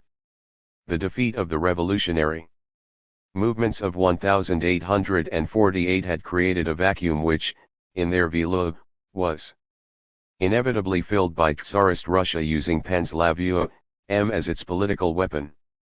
86 Power. As the first article on the subject of the impending war put it, let Russia get possession of Turkey and her strength is increased nearly by half, and she becomes superior to all the rest of Europe put together. The maintenance of Turkish independence is a matter of the highest moment. Engels, who wrote this article although Marx's name was signed, concluded in this instance the interests of the revolutionary democracy and of England go hand in hand. Is one of several articles in which Marx and Engels denounce the passivity and cowardice of the British government in the face of Russian aggression. Marx, in particular, devoted two political pamphlets to exposing what he was convinced was the betrayal of British national interests by several British administrations. Marx's anti-Russian sentiments are considered extreme, and it is usual to treat them as a symptom of eccentricity. His conviction, for example, that Henry John Temple, Lord Palmerston, had built a popular following by enduring popular C11 Ovinus N while, in fact, pursuing our pro-Russian policy, is generally regarded as a personal crochet. The East German editors of Marx's works and other communist scholars avoided discuss ng. This they apparently found it somewhat embarrassing that Marx's anti-Russian politics are treated as extreme even by bourgeois. CNT1 CS. In several AYDT articles, the English working class is held up as the force that will carry out the anti-Tsarist policy that the bourgeoisie has abandoned. If you simply take these quotes and string them together, you get a picture of Marx as a warmongering monomaniac. At least one authority has done this. In the Russian Menace, a collection of Marx and Fangel's writings on Russia including -VYIT articles edited A by Paul W. Blackstock and Bert F. Hoslitz, this is the Marx presented. In fact, Marx's analysis of the diplomatic maneuvering behind the var is much more complicated than this. For one thing, the French Empire. O.F. Louis Bonaparte was Ling An's main coalition partner when war finally did break out, and it was obvious from the beginning that RHE lines would 81.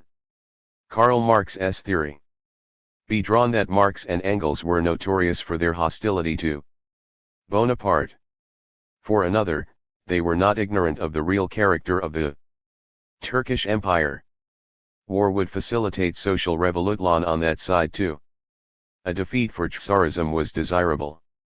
Marx and Fangels wished for its defeat, to use one of the formulas that Lenin used later when pressed to define his slogan of Revolutionary Defeatism 6.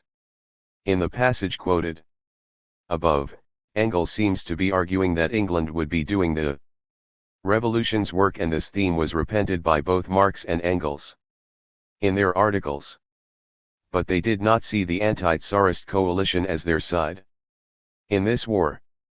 They supported what Engels called the sixth is, the revolution. Despite their obvious anti-Tsarist tilt, they thought of themselves as being on the side of the sixth power. Frey did not, however, present this line of thought as a startling breakthrough. It was certainly not a theory. The Krillterlone that determined their attitude, had they expressed it in a few words, was what outcome, which might be the collapse of both sides with no clear-cut victory or defeat for either, will improve the chances of revolution. For them the Krillterian was not WHLCH. Side is more progressive. And they would have been stunned to have been told they had to choose between two forces. Since they were revolutionaries and had been revolutionaries for several years, this was perfectly natural. It was so natural that they found No need to proclaim it as a discovery. It is the notion that revolutionaries should enroll themselves as auxiliaries in one or the other reactionary army that they would have thought needed explaining. When a couple of ex-revolutionaries did inst that Marx denounced them in NYDT articles threat aren't usually included in the. It should be added that one of the things that helps to confuse the issue is that Marx and Engels had no occasion to issue any official statement of policy on the Crimean War. Even in their private letters there is no statement of Postlotlan as such. Of course, it is possible that such a statement might have been made in letters that are no longer extant.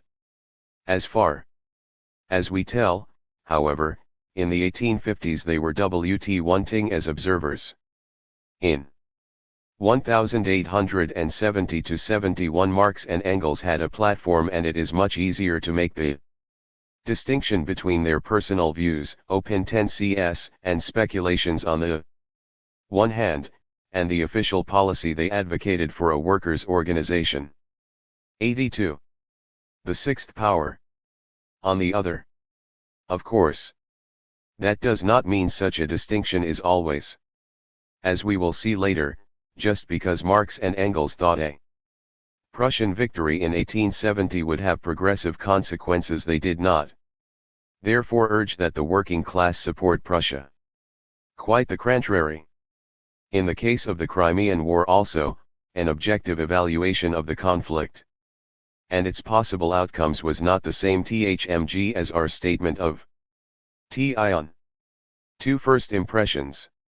To begin, WLTH, Marx, at least, consciously abstained from any judgment. In a letter to Engels of March ID, 1853, at the of the diplomatic crisis, he apparent, be repried the contest with indifference.s. The qualifier is necessary because what Marx is actually discussing is not the impending war so much as the problem of getting up articles for the NYI_JT. What Dana was interested in was the military aspect of the conflict.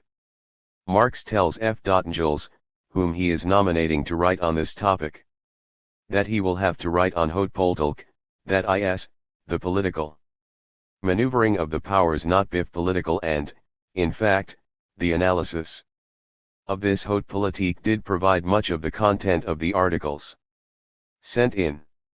It is hard to read these articles without getting the feeling of a lot of journalistic color in the form of geographical, historical, and military commentary with revolutionary politics introduced when and where possible. Marx goes on to say that this I politics concerns the detestable Fasten question, which is primarily military and geographical, hence outside my departamento. That is, it is Engels' field. This paragraph WLNDS up, what is to become of the Turkish Empire is something I have no care about. I cannot therefore present a general perspective. Marx's advice to Engels is to skirt the question as such in favor of its military, geographical, and historical aspects. Part of the problem here is in deciding to what extent Marx is motivated by Dell's interest and the politics of the conflict, politics in here sense, and to what extent by the difficulty of adequately presenting his views in the alien and unfamiliar milieu of American bourgeois journalism. Nevertheless, there is no hint in this letter that Marx is concerned with. 83. Karl Marx's Theory O/Revolution, v5. The Russian menace to Europe.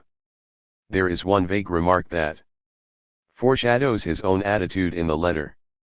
Should there be a general hullabaloo, Turkey will compel England to come in on the revolutionary side, an Ustyan clash being inevitable in such a case. 3. The revolutionary side. What was the revolutionary side? The first article on the question by the firm of Marx and Engels appeared on April 7, 1853, and began by making the observation that whenever the threat of revolution receded in Europe, the Eastern question thrust itself into the foreground. His article is not included in the Blackstock and Hoselitz collection. Why? Why should the question, what shall we do with Turk%, have dominated the diplomacy of the powers? In F.ngclsv, for it was he who wrote this section, the French Rev. Alyoshin taught the European governments one lesson. All their diplomacy had to focus on the main tendency of the Rev_RQ%O. Main talning THLNGS as they happened to be by chance was the OR.ly alternative to Revolu 10N. As Fangeles put it, Napoleon could dispose of our whole continent at a moment's notice, and dispose of it, too, in a manner that showed both genius and fixedness of purpose, the entire collective wisdom of European legitimacy. Assembled in Congress at Vienna, took a couple of years to do the same. 0b, got at loggerheads over it, made a very sad mess, indeed, of it, and found it such a dreadful bore that ever since they have had enough of it, and have never their hands at parceling out Europe. Turkey, however, was the living of European legitimacy. A Liglot empire of mostly Christian sub-ECT peoples ruled over by an Islamic minority. European Turkey was in a L_recriminant state of decline. Maintaining the status quo there was in Engel's pungent phrase like trying to keep up the precise degree of putridity into which the carcass of a dead horse has passed at a given turn. In such a situation, the Orthodox Tsar of Russia appeared as the natural protector of the South Slavic populatlon whose language was 84. Power. Similar to Russian and most of whom adhered to the Orthodox faith.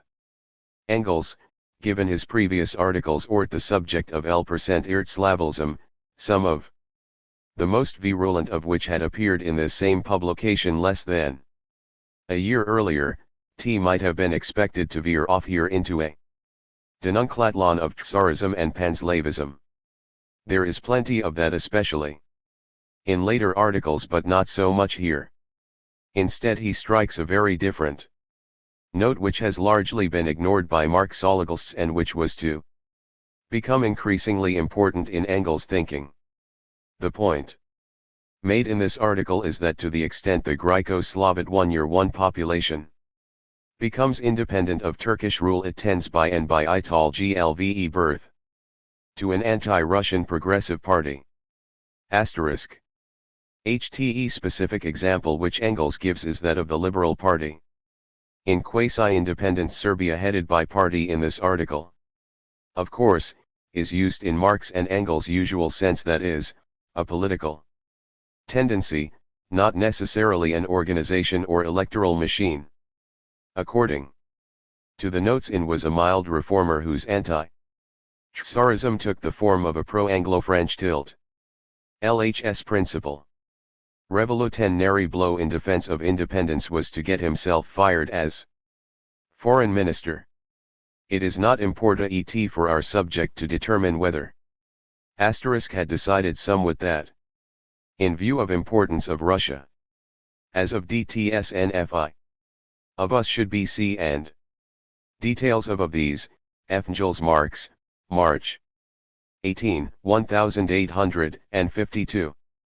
28, 40, this implies the articles of the was of matter to 1849 pamphlet, that actually has something New Russian.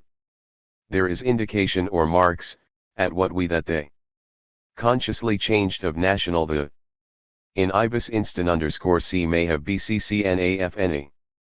PC, haps, he simply fell he had any as already incls of the south. Left open of a genuine I. Of Slavs in th. His line on the independ. The Slavs in Crimean War of Linkov thought he had already. 85.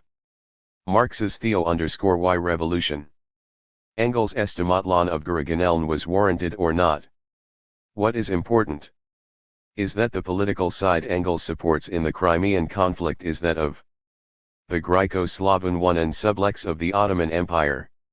Their independence movement is and as well as anti-Turkish.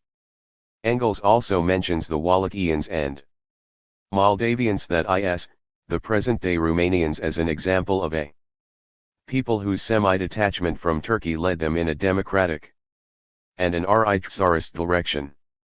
The Krevolutlonary side in this article is the side of the unhistoric peoples who are in the process of becoming historic peoples by asserting their independence. In this very first article on the Crimean War, Marx and Engels underline the argument that will characterize the whole series. All the powers, not just Russia, feared revolution. They all sought to maintain in so far as possible the decaying state structures they had cobbled together. In 1815, any movement, any of the 9 Ligelot Emperors, by any of the oppressed nationalities, threatened then all. For the Peace Party in England, there is no doubt of the power feel of many of the FTVYD tardy Clees on the Crimean War. One of the major themes in the series is the exposé of British military incompetence and the official policy of what we today would term appeasement of Tsarist Russia. What is more, the articles are full of contempt not only for the administration but also for the Peace Party. This critical attitude to the Peace Party, in fact, predated the crisis of 1853. It flowed from Marx and Engels' view of the class line-up of the British political parties. In an August 25, IB 52 article on * the Chartists to Marx tied the foreign policy of the Manchester Free Traders to their general hostility to the cost of government, whose commanding helgts were dominated by their clerical and aristocratic opponents. A large standing army and national wars were linked in this article with royalty, the House of Lombards, and a state.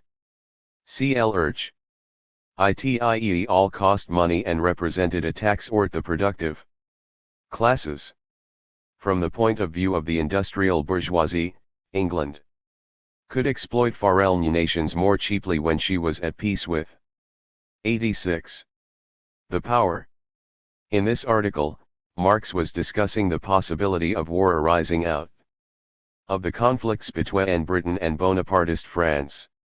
War with Russia isn't the issue here, but the politics of the Peace Party exhibited the same contradiction that was to show up during the Crimean War. It was the liberal, anti-aristocratic party that counseled moderation and apprisionement of a foreign despot even more strongly than their opponents who were in RHE government. It would be a great mistake to suppose that the peace doctrine of the Manchester School has a deep philosophical bearing. It only means that the feudal method of warfare shall be supplanted by the commercial one. Cannons by capital. The Peace Society yesterday held a meeting at Manchester, where it was almost unanimously declared that Louis Napoleon could not be supposed as intending anything a one nst the safety of F or Marx the British government's floundering policy in the dispute between Turkey and Russia was a result of its lying pulled in several different directions at on the one hand, the dismemberment of Turkey at Russia's hands not only threatened the status quo and the balance of power, it directly threatened England's interests in the Mediterranean and, ultimately, India. On the other hand, a general war would have all WRTS of unpredictable consequences, the least desirable of which would be the collapse of Russia as the guardian of order. England had counted on Russia to play that role since the French Revolution. Russian despotism on the continent was what made possible the enlightened pacifistan of the Manchester School. 5. The Russian menace. Given T% is perspective, Marx and Engels looked forward to a clash between Russia and and, for the same reason that the British bourgeoisie and aristocracy feared it. 87. Can a famous theory of repulsion?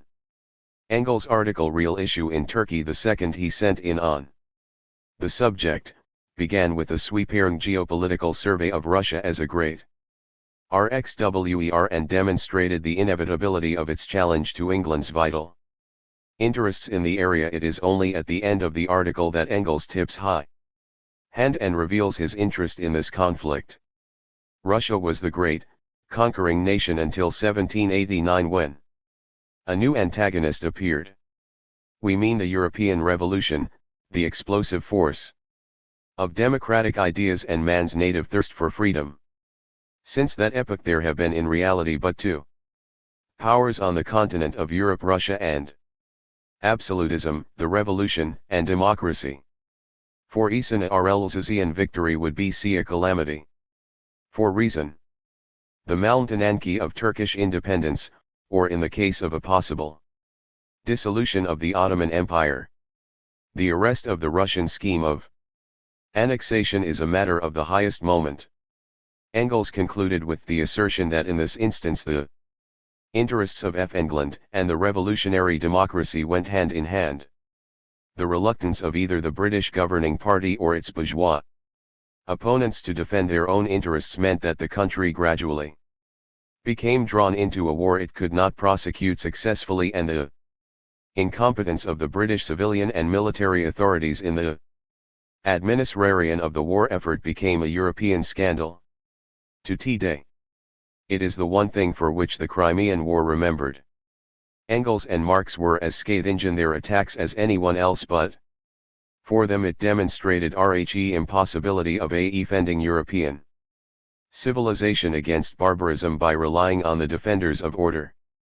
As for the British aristocracy, represented by the coalition Finistry, they would, if need be, sacrifice the national English interests to their particular class interests, and extremit the consolidation of a juvenile despotism in the East in the hopes of finding a support. 88. The Powell for their valetudinarian oligarchy in the West.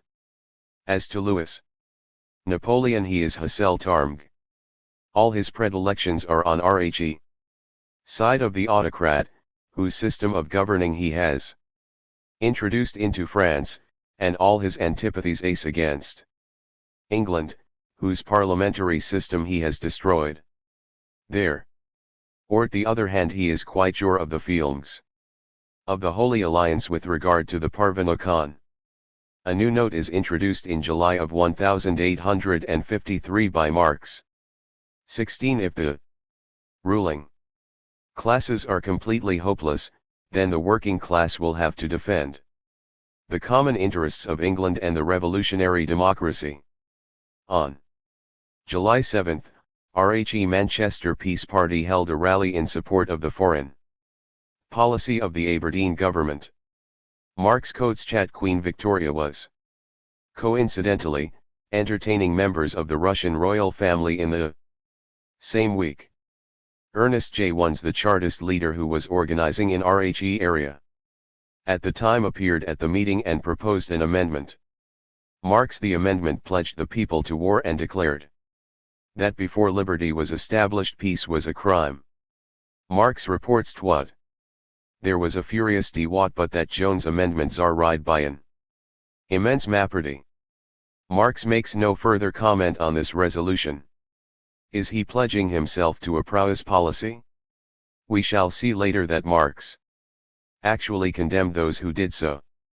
To anticipate that discussion, it has to be noted that what Jones proposed was an anti-government resolution. It was not a motion of support for the government's policy but a condemnation of it. Marx and Engels were to emphasize more and more that while an enlightened English aristocracy and bourgeoisie lies prostrate before the barbarian autocrat, the English proletariat alone protests against the impotency and degradation of the ruling classes. What policy were Marx and Engels urging on the British government? Engels spelled it out as clearly as could be expected in the context of an objective newspaper article. T begins with Rhe head what is to become of Turkey in Europe. The maintenance of the status quo, the continued Turkish rule over oppressed Christian Slavs could have no other outcome than the growth of Tsarist political influence according to Engels.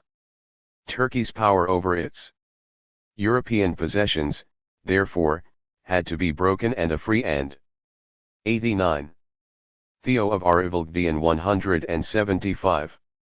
Independent stare of the Slav Christians had be erected on its nuns. The powers could not support such a policy. Hence, the Salutlan of Rhe. Turkish problem is reserved, with that of other great problems, ro the European Revolution. At this point Fngel still reclams Rat England to support this in its own interest, but increasingly the emphasis is ort the inability of Art England, or a Europe, governed by the then ruling classes to oppose Tsarist absolutism. What Marx and Engels were both proposing was what later came to be yield a transitional demand. High proposal to support an independent Slav state as against both the collapsing Ottoman Empire and Rhe. Aggressive Tsarist one did not be challenge the ruling classes in England. Indeed, it was consistent with their CM.VN ideology, propaganda, and Marerlal interests. In fact, however, as Marx and Engels increasingly emphasized, these classes were no longer able to act effectively in their own interests or in defense of their own ostensible ideals. They could longer defend the national interest. It was only the working class, the only real oppositlan party, Rat could actively pursue a progressive policy. Marx crossed the R's and dotted the I's in a passage that sticks out like a sore thumb in an otherwise a cry of Article 18. He urges by ridiculing the anti-Russian monomaniac and conspiracy theorist David Llrquhart. Here is no alternative. Either the laws of Fangland have to be exercised in their penal anger ulks and the persons of the four traitors, Aberdeen, Clarendon, Palmerston, and Russell, or the Tsar of Russia commands Rhe world. Such a declamation as RLMS uttered in the morning Advertiser, by D. Urquhart, is good for nothing. Who is to judge the four traitors? Parliament. Who forms that Parliament?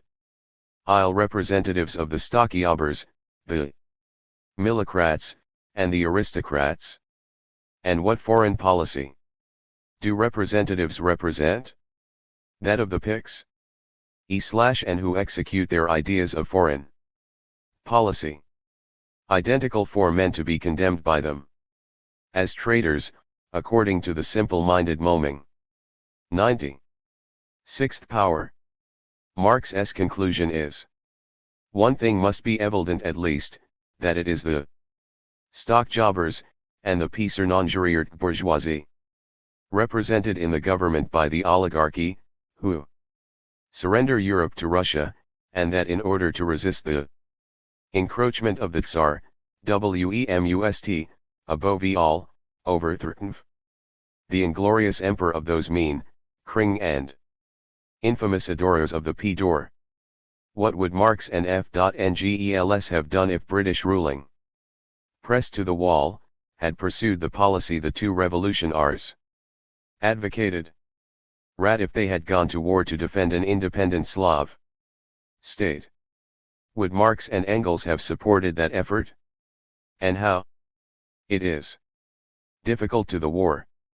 Major reason was that Russia too feared a general European war and its unforeseeable consequences.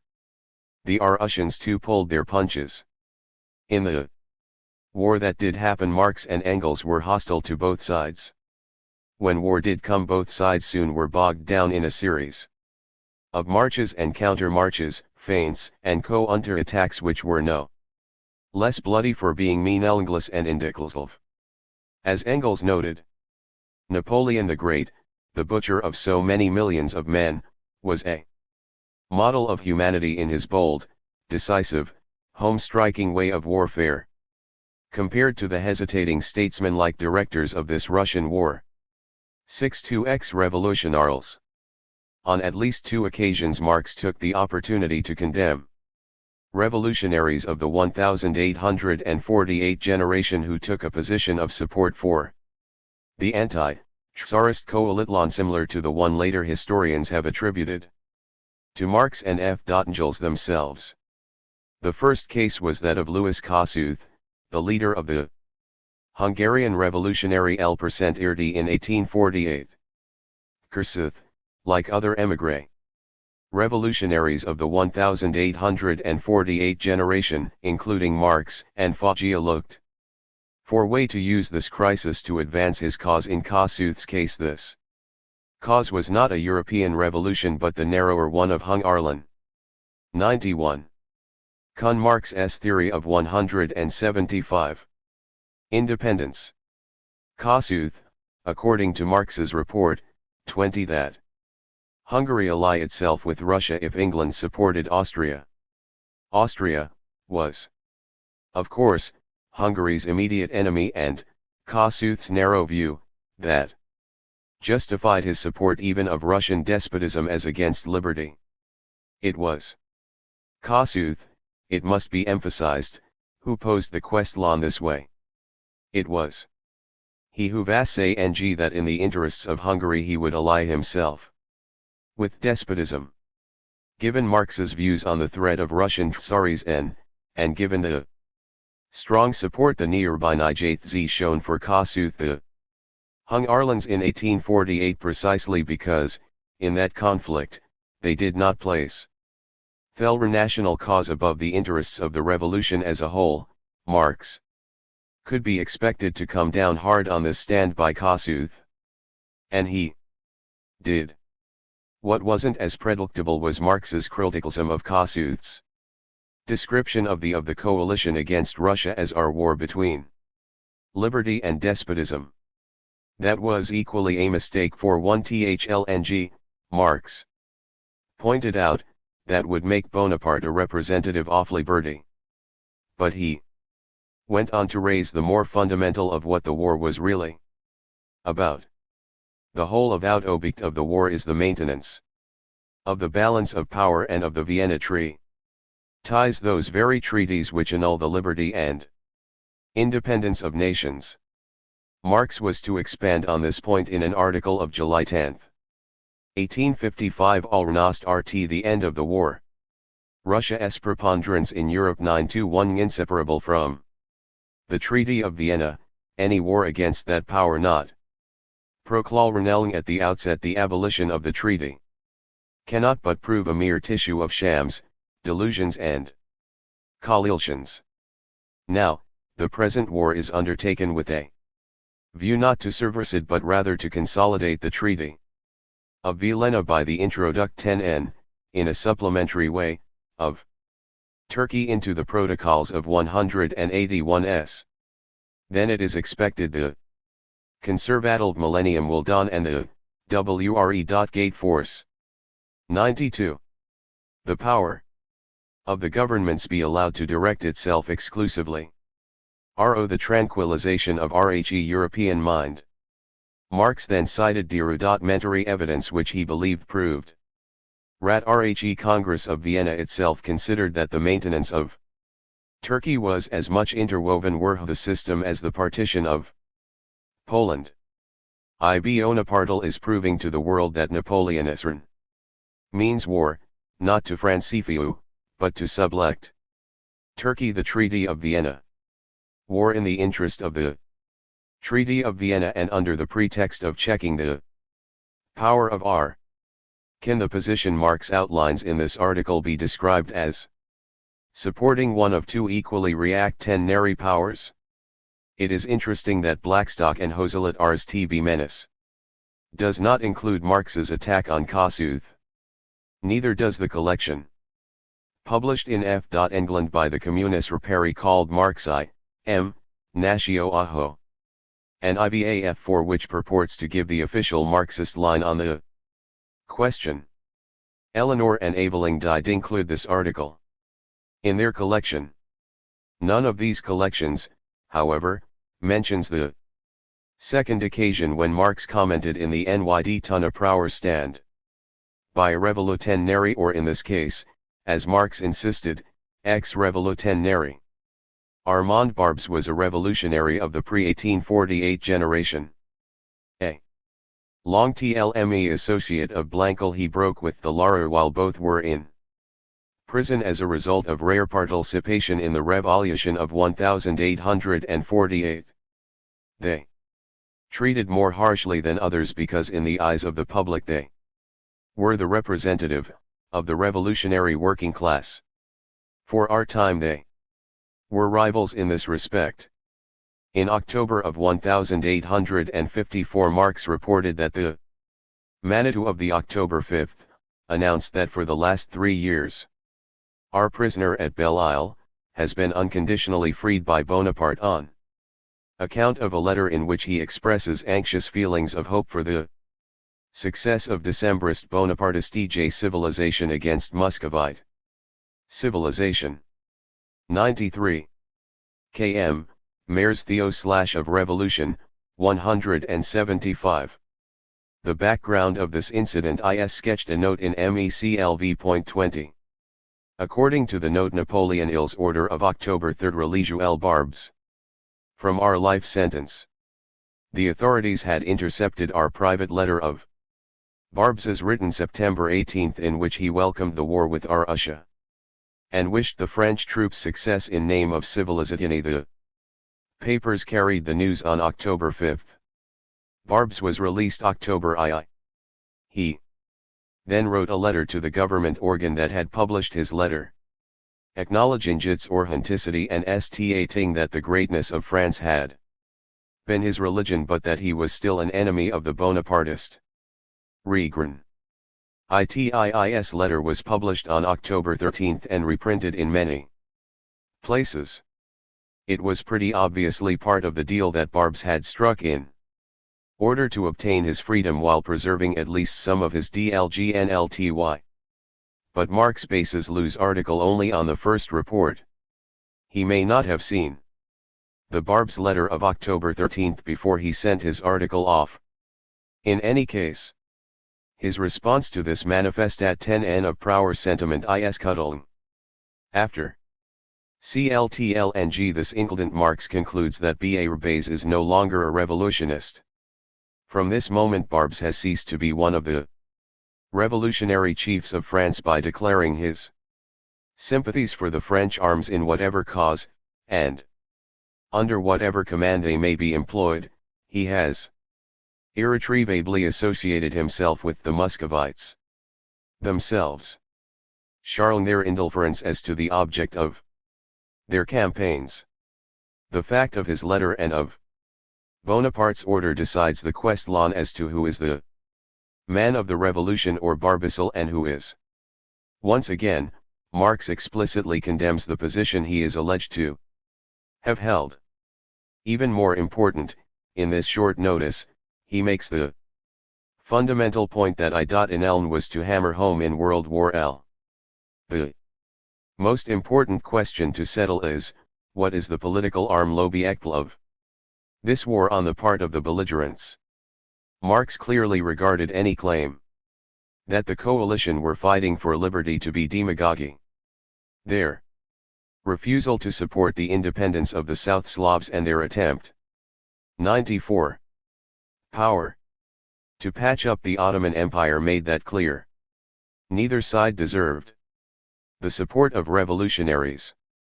These two instances of Marx's anti-war position were long a matter of public record as they appeared in the same NYDT series, which is RHE basis of the allegations that Marx and Engels supported the war.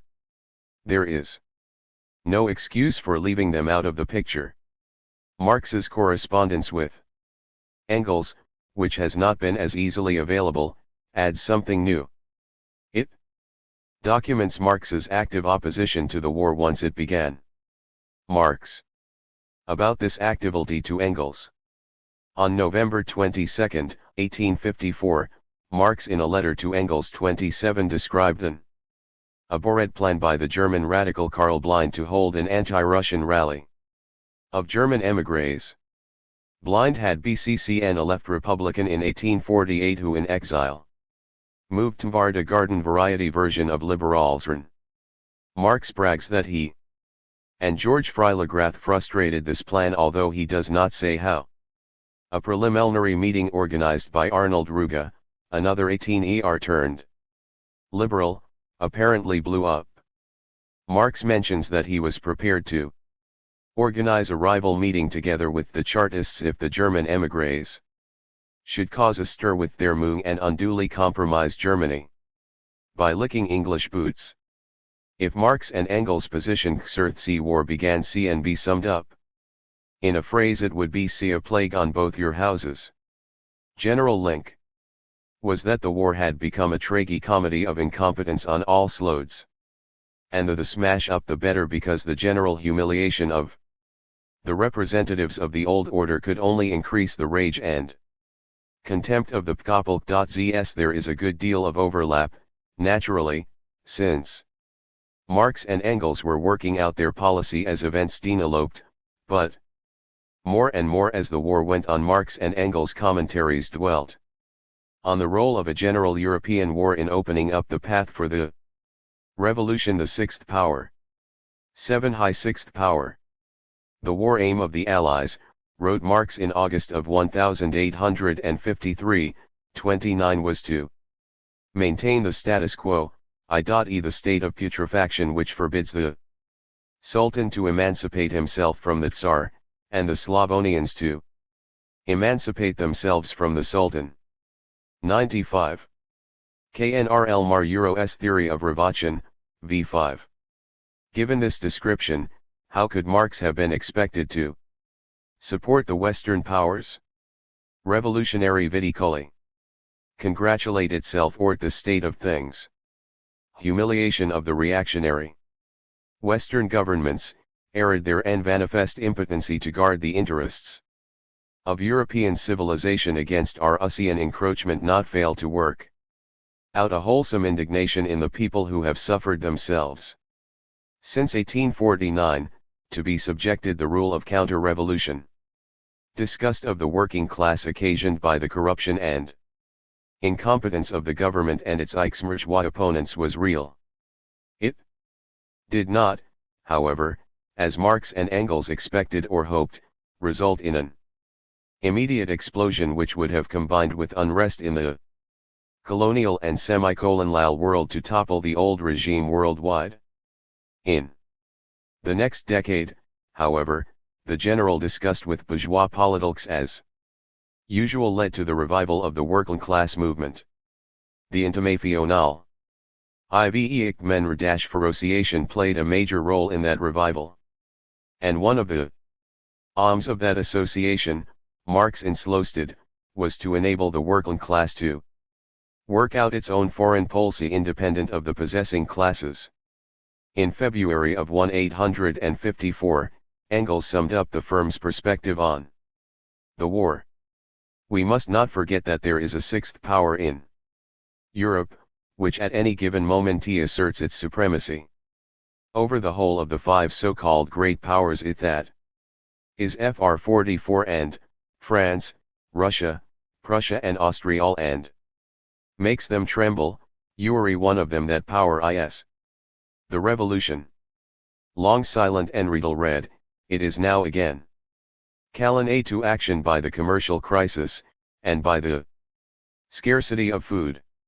From Manchester to Rome, from Paris to Warsaw and Pest, it is omnipresent. Lifting up its head and awakening from its slumbers. Manifold are the symptoms of its returning to life, even where visible in the agitation and disquietude which have seized the proletarian class. A signal only is wanted, ere the sixth and greatest European power will come forward, in Channeling armor, and sword in hand, like Melnerva from the head of the Olympian. This signal the impending 96. European war will give, and then all calculations as to the balance of power will be upset by the addition of the NC.V. element which, ever buoyant and youthful, will as much baffle the plans of the old European powers and their generals, as it did from 1792 to 1800.30.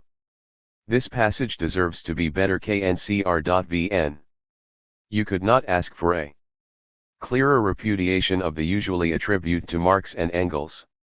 What is more important, it is a GLLN-.PSE into the origins of the anti-war and anti-imperialist tradition of the socialist and democratic movements of the late 19th and early 20th centuries. C11AV11IR4, Puzzling the Plug.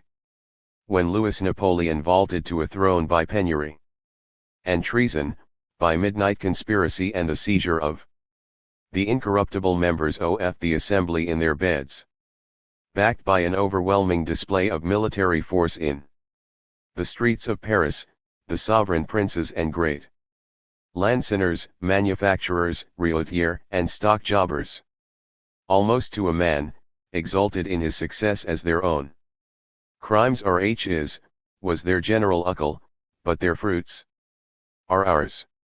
Louis Napoleon reg me, in Rhe Tuile cries, while we reign even more securely and despotically on our domains, in our factories, on the bourse, and in our counting houses.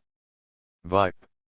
Marx wrote these words in an article for the New York Tribune on the war crisis provoked by 2 Njis Bonaparte in 1859. He goes on to describe the obsequious flattery addressed to this upstart adventurer and make Napoleon by all the representatives of the ancien regime, including the Pope and a French hatling British aristocracy. They thought they were using him. But then, at a stroke, Louis Bonaparte plunged this whole world, whose stability he had seemingly guaranteed by crushing the French Republic in 1852, into economic and political panic seemingly out of the blue, with no provocation whatsoever. He deliberately challenged one of the major powers of the day, the Austrian Empire, in its strategically vital province of northern Italy. Suddenly, Marx notes, the royalties and bourgeoisies realized that Bonaparte had been using Thu. He seriously intended, it seemed, to imitate his uncle and create a new French empire in which Italy was to become a French satrapy and Great Britain, Prussia, and Austria were to be merely satellites revolving around and lighted by the central orb France, the empire of Charlemagne. Marx concludes, they know him now, what the peoples knew him long since, a reckless gambler, a desperate adventurer, who would as soon dice with royal bones as any other if the game promised to leave him a winner. Theory.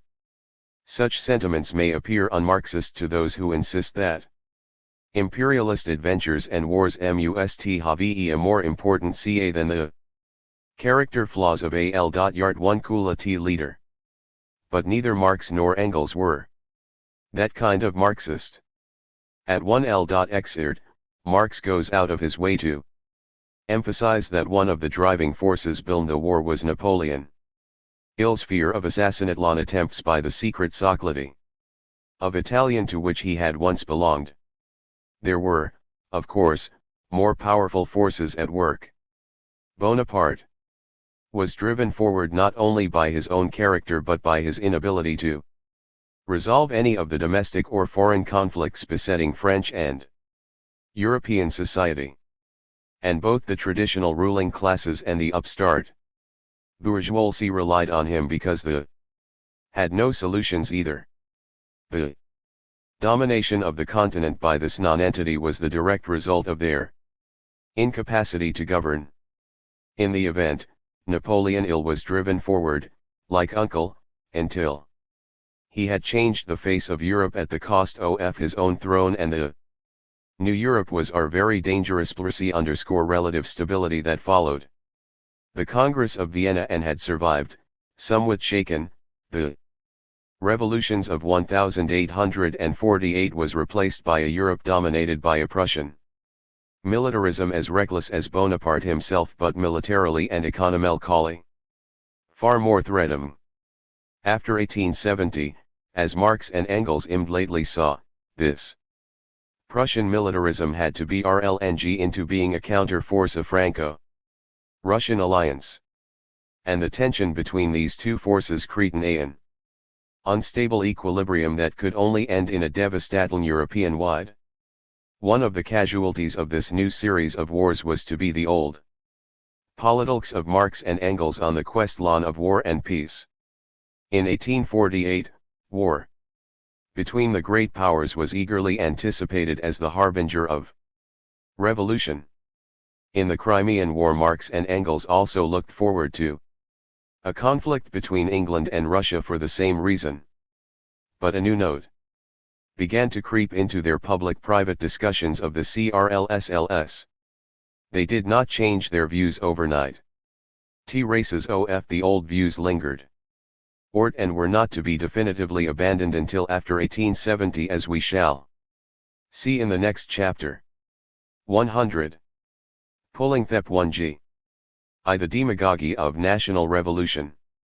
Bonaparte, like similar adventurers later on, cloaked his military project in the guise of a war of liberation. And, like many similar adventurers later on, he found it easy enough to do so. Osrulan rule in northern Italy was brutal by the standards of those days. Flowing was hated by people, especially in the Bulletin. The revolutionary movement was unexpectedly weak. Bonaparte found Italian collaborators in two quarters. One was a manner Italian prince sealing with a liberal reputation, the King of Sardinia, who was happy to enhance his holdings and prestige with French help.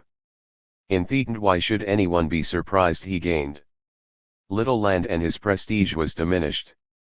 In a peace treaty at which the Kingdom of Sardinia was not even represented, Lombardy was ceded by the Austrians to Sardinia, but, in return, France gained two provinces which had been part of the Kingdom of Sardinia, Nice and Savoy. The later province was the ancestral possession of the Sardinian dynasty. The Duchy of Venice remained under Austrian control. What was more important, the Papal States and large areas of central Italy remained for the moment under control of the dynasties established or re-established at the Congress of Vienna. The revolutionary committees that sprang up partly as genuine expressions of popular movements and partly as agents of the Sardinian government were dissolved with the aid of Austrian troops. The Sardinian Prime Minister, Camillo Benson, Count Cavour, who had been the driving force behind the French alliance and the ally, sometimes instigator, of the revolutionary committees, was forced to resign. Bonaparte's other Italian collaborator was the national movement itself. Like the Sardinian king, it was unable to make a bid for power unaided. Its fundamental weakness, in Marx and Engels' view, was its narrow social base. Reporting on the cordial reception when the Austrians in the region of Lamellina, then a possession of Sardinia, Engels. The hatred of the peasantry in the Lornolina, as well as in against the exceeds. Aversion against the foreign oppressor. Now, the landlords of the Lamellina, formerly an Austrian cad Marx's theory Aj Revodian, v5 province, are mostly mixed subjects belonging to as well as Piedmont. All the great nobles of Milan have large possessions in the Melgena. They are Piedmontese and anti-Austrian at heart, and, by contrast, the peasantry of the province rather lean toward Austria. There was a third, silent, partner in Bonaparte's camp. That was Prussia, or at least a political tendency within Prussia. From a narrow dynastic point of view, the humiliation of Austria would enhance Prussia's status WLTHL and the German Confederation. For those who sought a little German solution to the question of German unity, that is, a Germany which excluded Austria and was, therefore, dominated by Prussia, Bonaparte's adventure provided an opportunity. As we shall see, Ferdinand Lassalle became one of the most outspoken champions of this view. But the German people were less enthusiastic. There was, of course, the usual chauvinist response to a French attack on a German state, but there was more to it than that. For the smaller German states, especially in the south and west, Austria was their traditional guardian against French expansionism. There was a real fear throughout Germany that the real aim of the war was to force a defeated Austria to make concessions on the left, German-speaking, bank of the Rhine. There was also a good deal of suspicion that Prussia was agreeable to such a settlement. The Kingdom of Prussia at that point, like the Kingdom of Sardinia, was willing to sacrifice national interests to its dynastic interests in the name of protecting Ernrane, of course. But the fears and the suspicions of the German public were justified. In general outlines, the position of Marx and Engels was simple enough. They were for the unification and liberation of the German era Italian peoples through a revolution against all the dynasts. But that abstract lawn was not sufficient to decide what policy German socialists and Democrats should take towards this particular war. What policy should be followed that would encourage a revolutionary outcome? For Italian revolutionaries the path was fairly clear. All they had to do was to take advantage of Bonaparte's invasion to launch a revolutionary war against the Italian dynasties, including ones that were like the Papal 102. The states, French client states. Mazzini's proclamation on guerre in the London magazine Pensier 6 ed Aza 6 Ne took just such a position, and Marx translated it in for the NYIJY4, in effect adopting it as his own. This, despite his lack of respect for Mazzini as a revolutionary statesman. To Po and Rhine. For many Germans, however, the French invasion represented not an opportunity but a threat. An Austrian defeat threatened not just the Habsburgs. Marx commented at length on the war in the columns of the NYDT. But it was Engels who laid out their position in detail in two pamphlets. And B. Rhine. Both Marx and Engels felt that, given political climate in Germany, their views would not receive a hearing if presented openly as their views. It was only a few years earlier that former members of the Communist League had been the victims of a vicious witch hunt. Marx had been Main, practically their only prominent defender. And this only reinforced his image as a wild-eyed revolutionary of the 1848 generation, which was rapidly becoming a shameful memory for respectable Germans. All this accounts for the peculiar style of two pamphlets, especially the first. Engels posed as an anonymous expert, presumably a military man. Like many of the NYIT articles by F.J. Gels, the pamphlets start out as what are to be impartial technical analyses and only gradually lead the reader into the revolutionary politics in CLS was to use this dodge on later occasions too, when the combination of government censorship and social democratic timidity made it impossible to start out with a clear statement of the politics. It worked for the most part because Engels really was well versed in the field of military science, but RHE result is that, especially in the OPEM passages, RHE going is heavy for the modern reader. In this case, Inkel spems with an explicit statement of his opinion.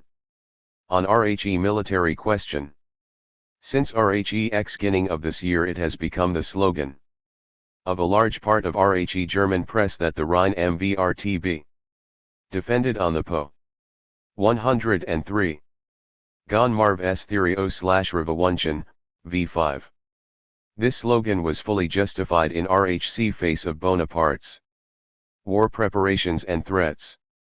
It was sensed in Germany with correct Insenkr, that although RHE Po was Louis N. Appelkin's pretext, in any ranks the Rhine could not but be his ultimate goal.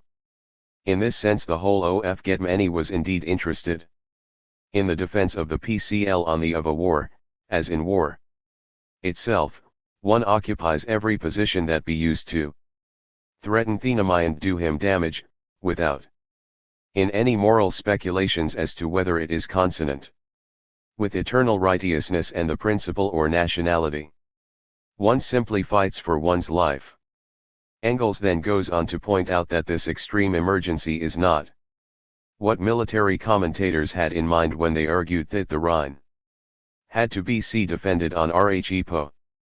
They meant that the Po Radis Lombardy and Venice, all of northern Italy had to be react as an indispensable strategic complement and, so to speak, an integral part of Germany. Most fanatical defenders of this position were, naturally, German Chauvelorusers who felt Germany could only be safe in an empire stretching from Alsace and Holland ro the Vistula and including Italy and the Slavic lands as dependencies. But Engels dismisses this fantasy as irrelevant. The serious military question is in order to defend its southwest border, does Germany require possession of the Adige, the Mincio, and the Po, with the bridgeheads of Pshina and Mantua? Engels sets himself the task of refuting this opinion even though it is held by military authorities among the foremost in Germany. Almost RHE's entire next section is devoted to defending his position. Strictly from RHC point of view of military science, the relevant volume of the has a map so you can the discussion easily.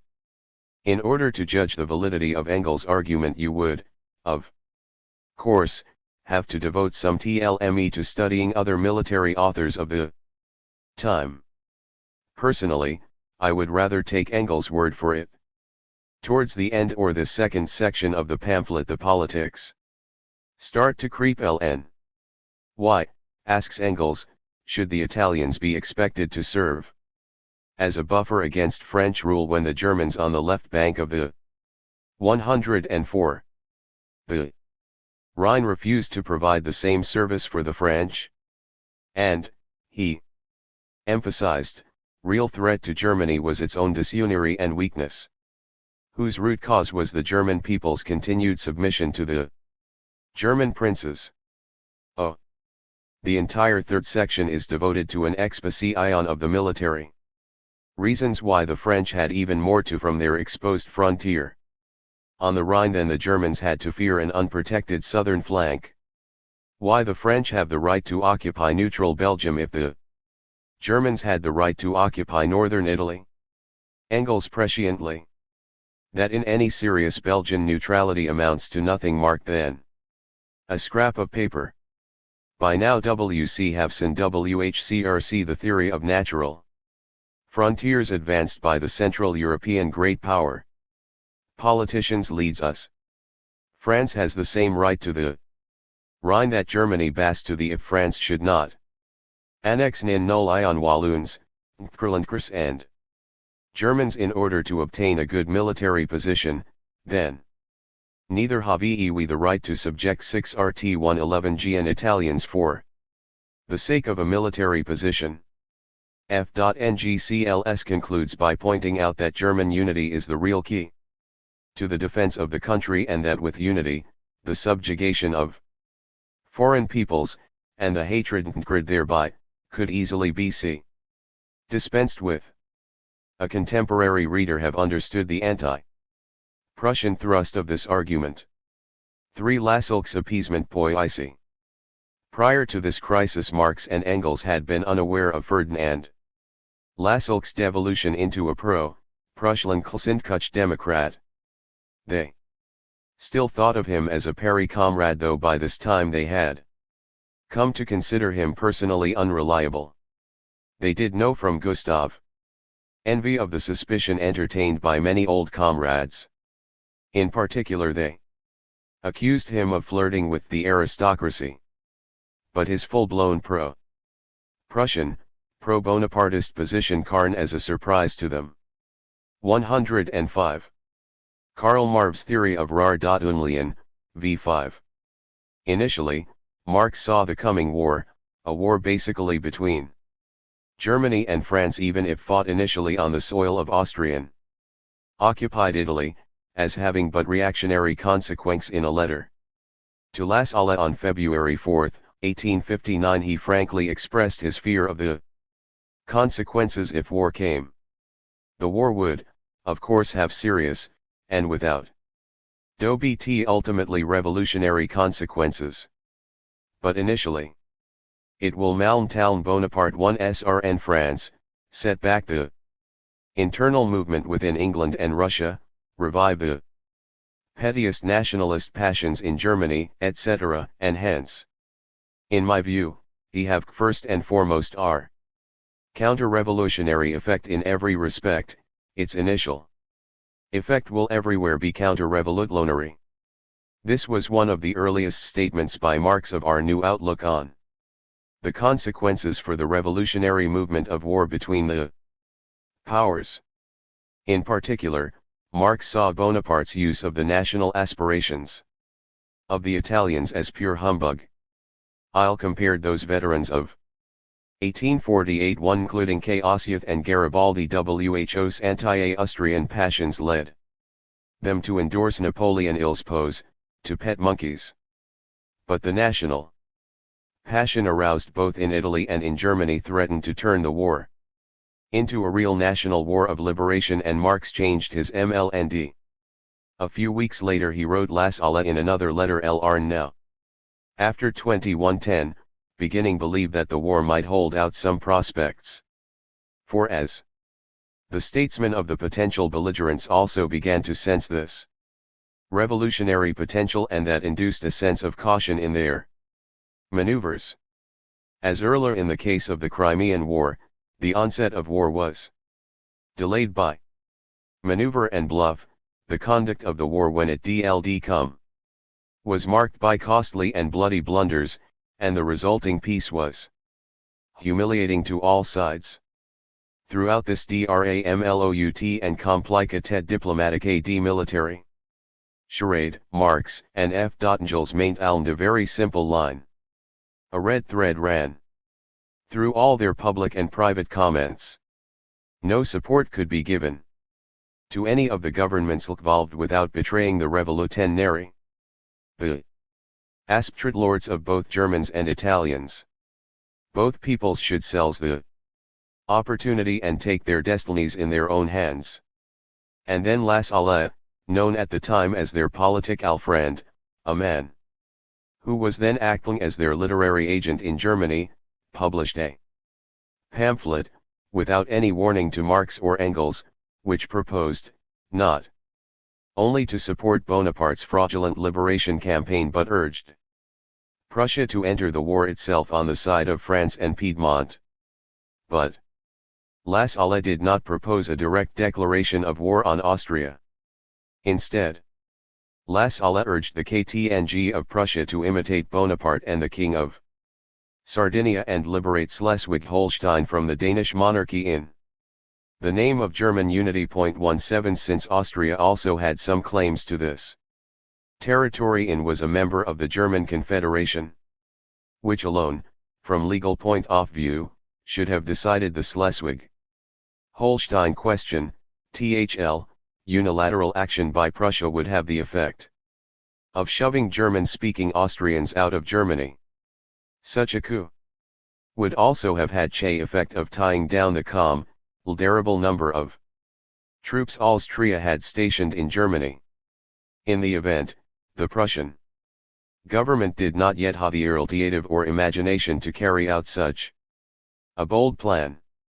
Lassalle's soon-to-be political ally, Otto von Bismarck, was not yet Chancellor.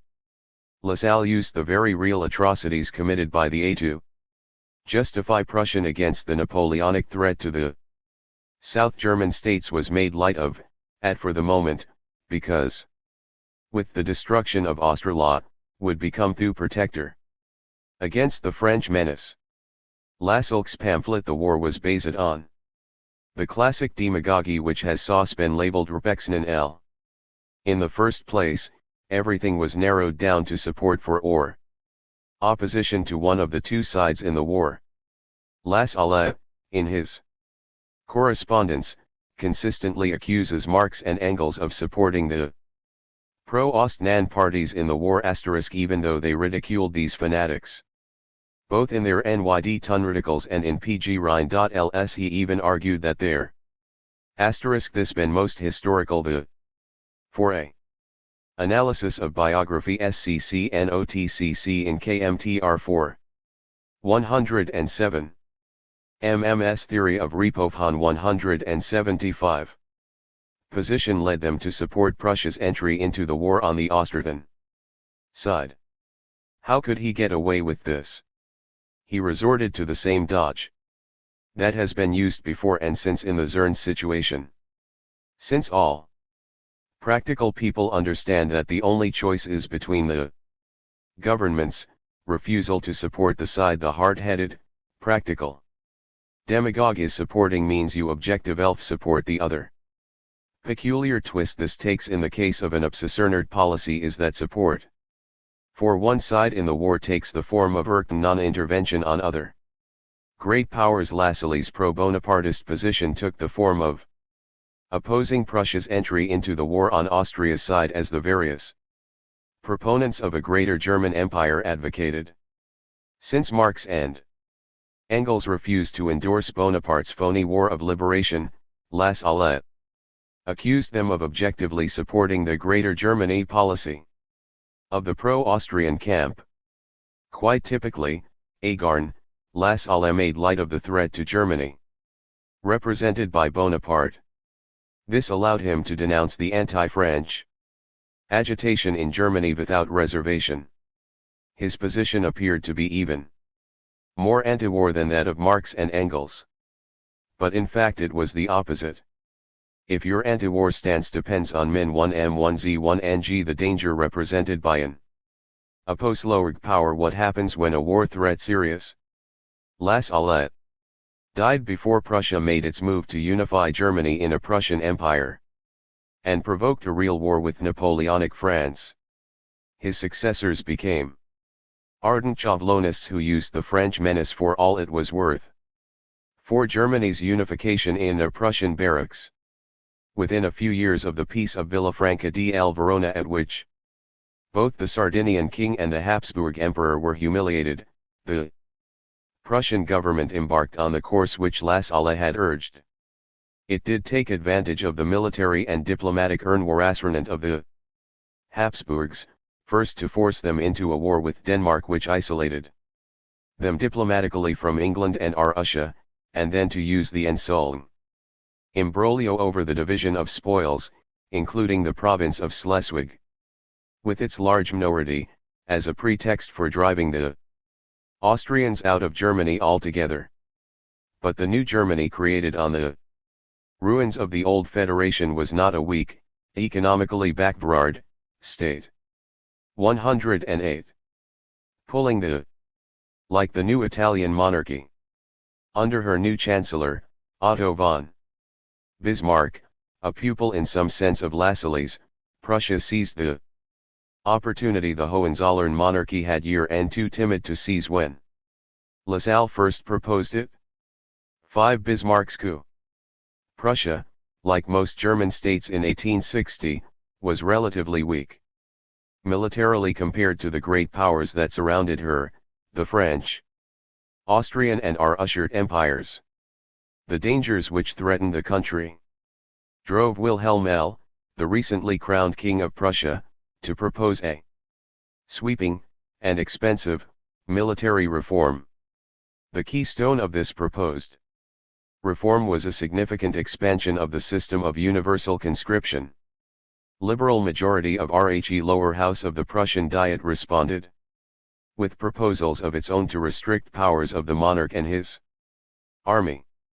These proposals would have moved Prussia in RHE direction of a constitutional stare with an effective parliament.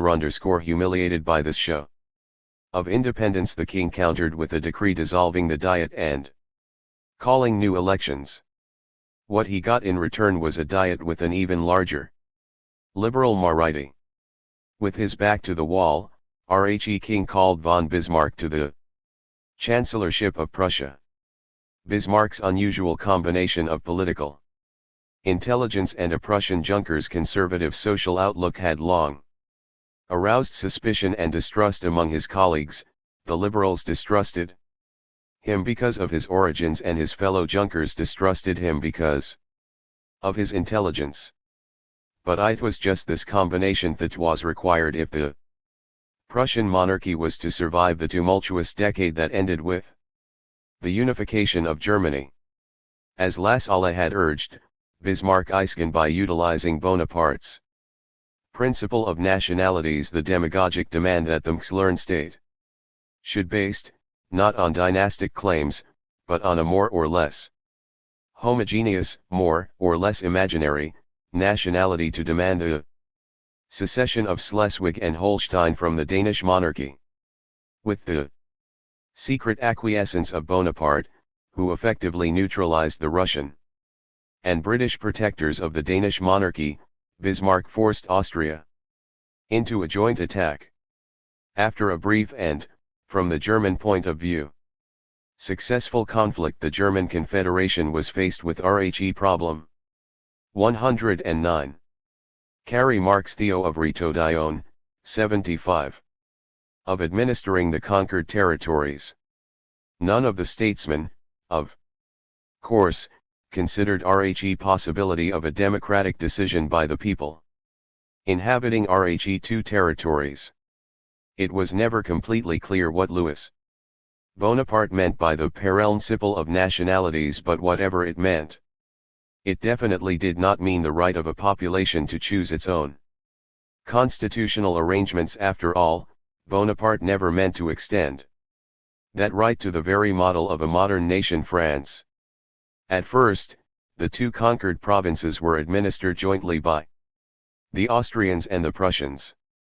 Formerly the property of the Danish monarch, they now became the joint property of the Habsburg and Hohenzollern monarchs, neither of whose empires were on the principle of nationalities.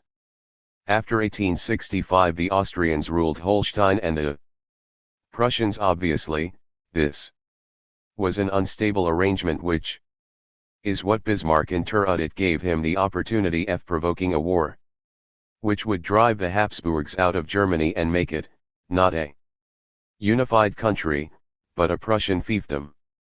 Bismarck's campaign naturally included the usual diplomatic maneuvering. It was only fair that in return for standing aside while Bismarck drove RHE Habsburgs out of Germany, Bonaparte should receive some compensation.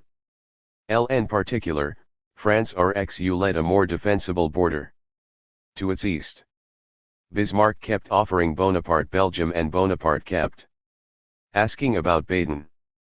But this kind of maneuvering was not what really decided the war. Bismarck, more than any other statesman, had learned from Bonaparte the art of manipulating public opinion in a new democratic Europe. Bismarck's fundamental solution underscoring to P. Russia's foreign and domestic crisis was neither diplomatic or military. What he did, what word him the victory, was to put RHE king of economically backward, socially conservative, politically reactionary, Prussia at the head of the movement for a united Germany. To the consternation of the Prussian king himself, Bismarck proposed that the question of German unification be decided by all-German Diet, whose delegates would be elected by universal, direct, equal manhood, Suffrage. Outmaneuvered by this unexpected radical proposal of a conservative junker, the liberals found themselves in a tight corner. %EIR. Majority in RHE Prussian Diet depended on an elaborate and very undemocratic electoral system. Delegates were elected, not directly, but by 110. Pulling the plug. THRCC bodies of sisters. On body was elected by voters paying the most taxes, the second by those in middle tax brackets and third by those paying the least taxes. Each of the three electoral bodies elected 1/3 of delegates to the dict. Through this complicated mechanism the landed classes and the bourgeoisie were able to exercise a political power out of all proportion to THC1LT numbers. Even the most progressive liberals found it difficult to abandon a SCHCMC in which they WCRC not only over RCP, RCSC and TCD but in which they enjoyed an almost automatic majority. But this allowed Bismarck and his supporters to pose as the champions of democracy and the popular, even revolutionary, cause of German unification. Prussian military question and the Gennan Workers' Party. Lassalle had preceded Bismarck on the diplomatic front. He had proposed using the distraction provided by the 1859 war between France and Austria to cover a unilateral seizure of Schleswig-Holstein by Prussia. A good 4 years before Bismarck made his first move that direction. But more importantly he also demonstrated the power of a demagogic campaign for universal suffrage. By the rhyme Bismarck made his move. Lassalle was dead. His energetic successor, Johann Baptist von Schweitzer, however, proved more than capable of completing his work. Mainly through his control of the Nsvspapkr, RHC Sozialdemokratie, Schweitzer took over the main Lassalle organization the ADVA, AL, Deutsche Verein DCR Arbsicra or General Association of German, steered an openly Prussian direction. Marx and Engels had originally agreed to write for the newspaper despite their suspicions of Schweitzer. But the latter not only openly campaigned for German unification under the Prussian monarchy, refused co-print Marx and Engels' opposing views. They WCRC to supply theoretical and philosophical weapons against capitalist system, practical political questions like WHC, HCR, or to attack classes which were the base of the Prussian monarchy way, to be left to people in Germany. Like Schweitzer. Under circumstances, Marx and Engels had no choice but to resign from the and publish the reviews independently. In 1865 Engels published a pamphlet in which he explicitly attacked the campaign for universal suffrage then being waged by SCF. Wetzers. Cav. Marx J. Theory Revolution. AVDA. This was not an ill-considered, off-the-cuff, minor piece by Engels. Although little known today, this was a joint product in which Marx and Engels defended their public break with the PRCF Prussian inletics of the ADVA and its spokesman. And it was Marx who, prior to the break, first proposed the idea to Engels as a way of opening up an attack on the pro-Prussianism of the Lassallier S.2c. Engels' opposition to the AVDA demand for universal suffrage had nothing in common, however, with that hostility to universal suffrage and bourgeois democracy that has become a badge of honor for many self-styled Marxists since at least 1895 when Eng 15 died. As Volume 3 of this work demonstrated, Marx and Engels were familiar with this kind of leftist hostility to popular rule from the beginning of their political careers. From the early 1840s, when their political views on most major issues gelled, until Engels' death in 1895, they were outspoken in their hostility to this kind of leftism. In 1865, in Prussia, Their opposition to universal suffrage meant at least a qualified defense, not even of bourgeois democracy, but of bourgeois liberalism.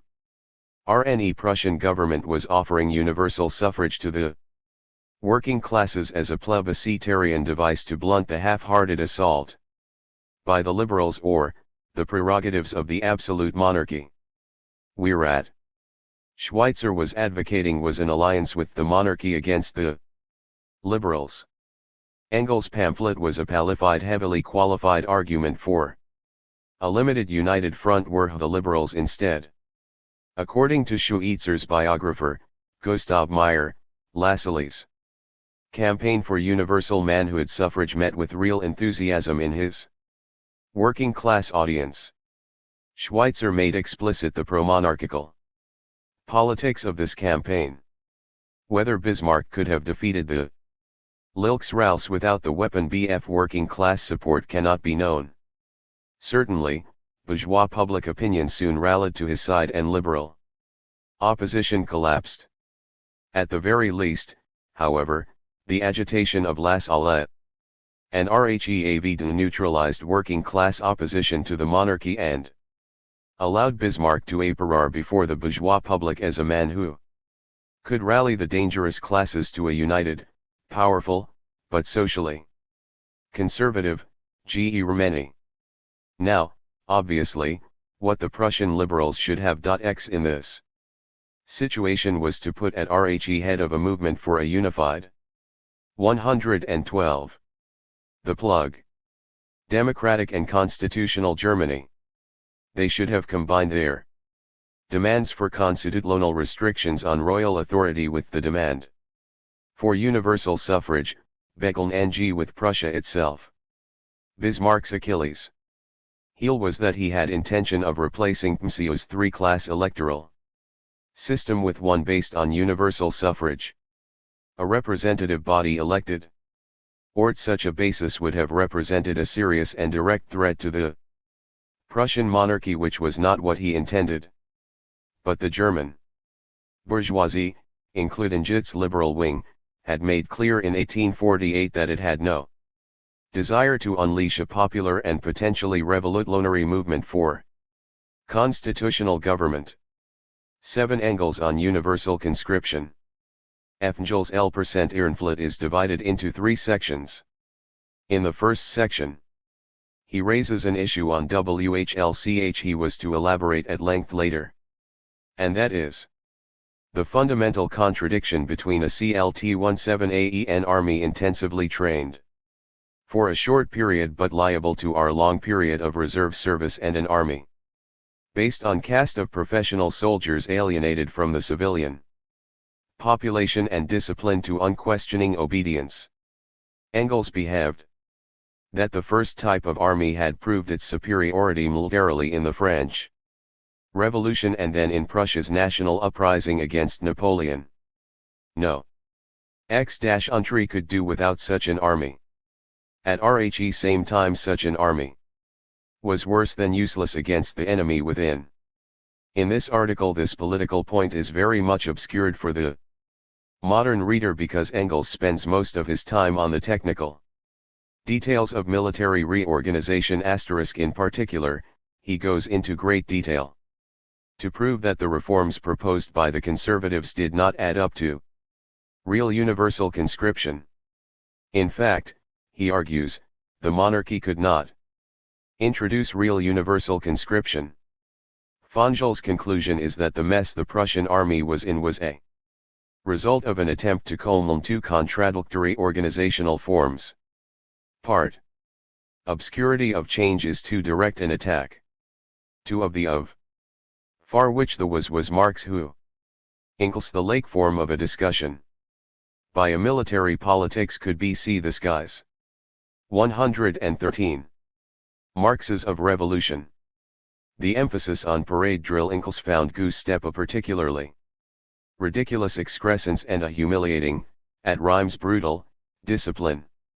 Aimed at breaking in recruits the way horses are broken to the saddle, could only demoralize civilians and further alienate them from their officers. Civilian reservists, who in an emergency would comprise the overwhelming majority of the troops under the system of universal conscription, simply would not follow officers who relied on these methods. Inkelstocks ASMLT.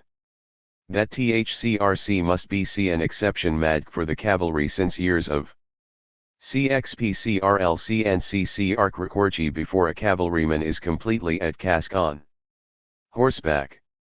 Inkel's discussion of this issue is particularly revealing.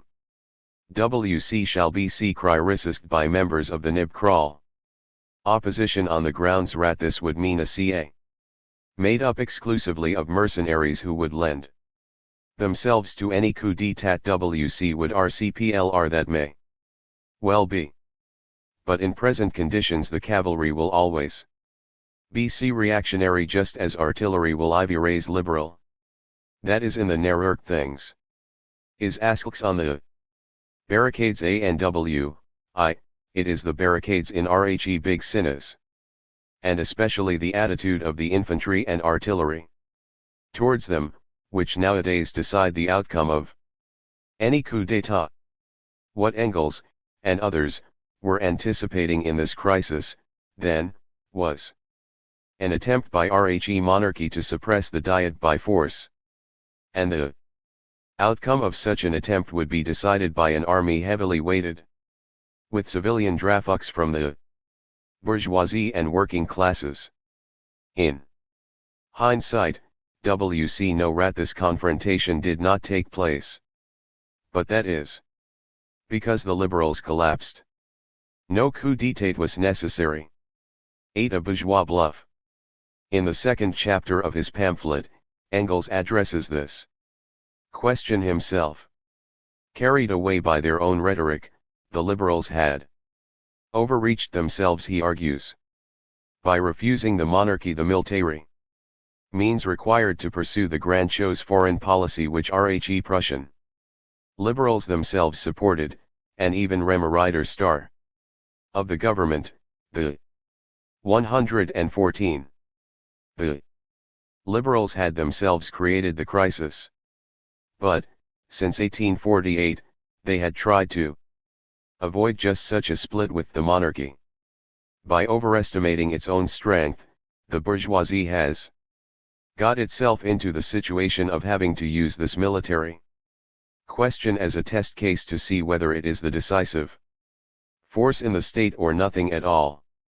If it wins, it will simultaneously acquire the power of appointing and dismissing ministers, such as the English lower house possesses.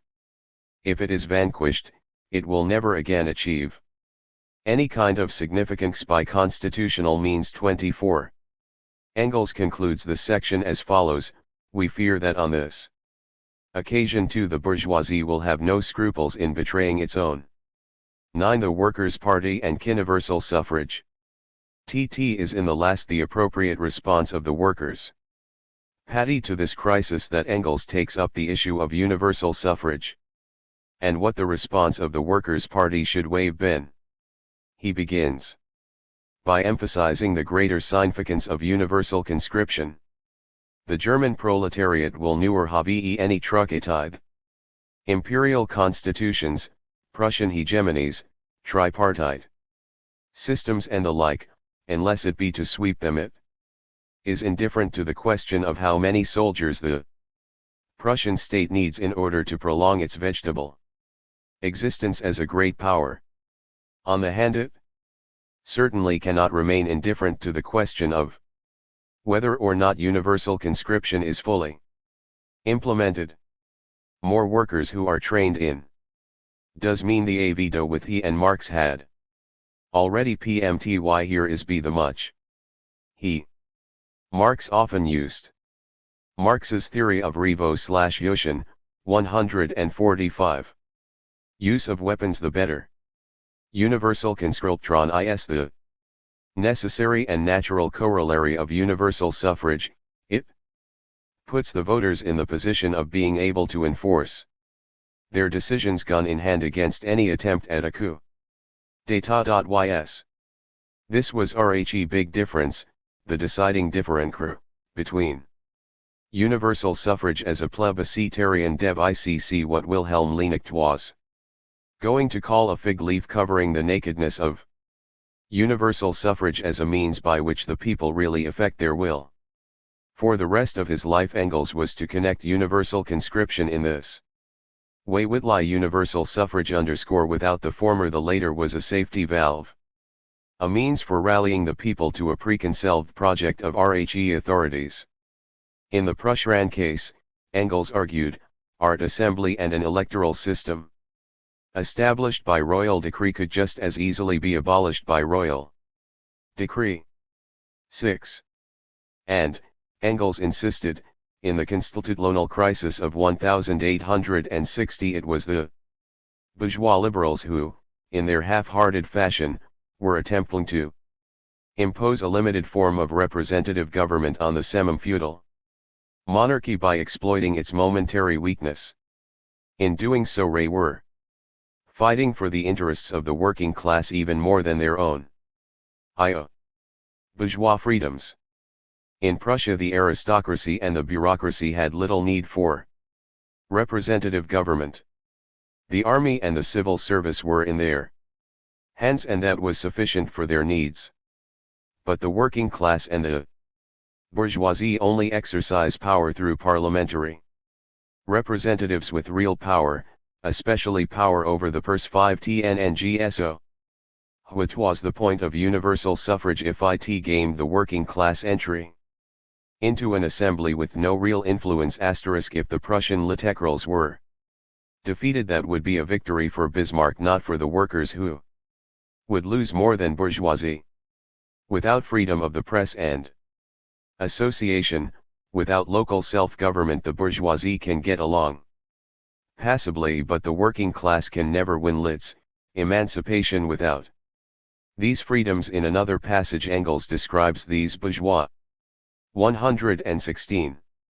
The freedoms as promoting the environment necessary for the workers' party's existence, the air it needs to breathe. Z.G.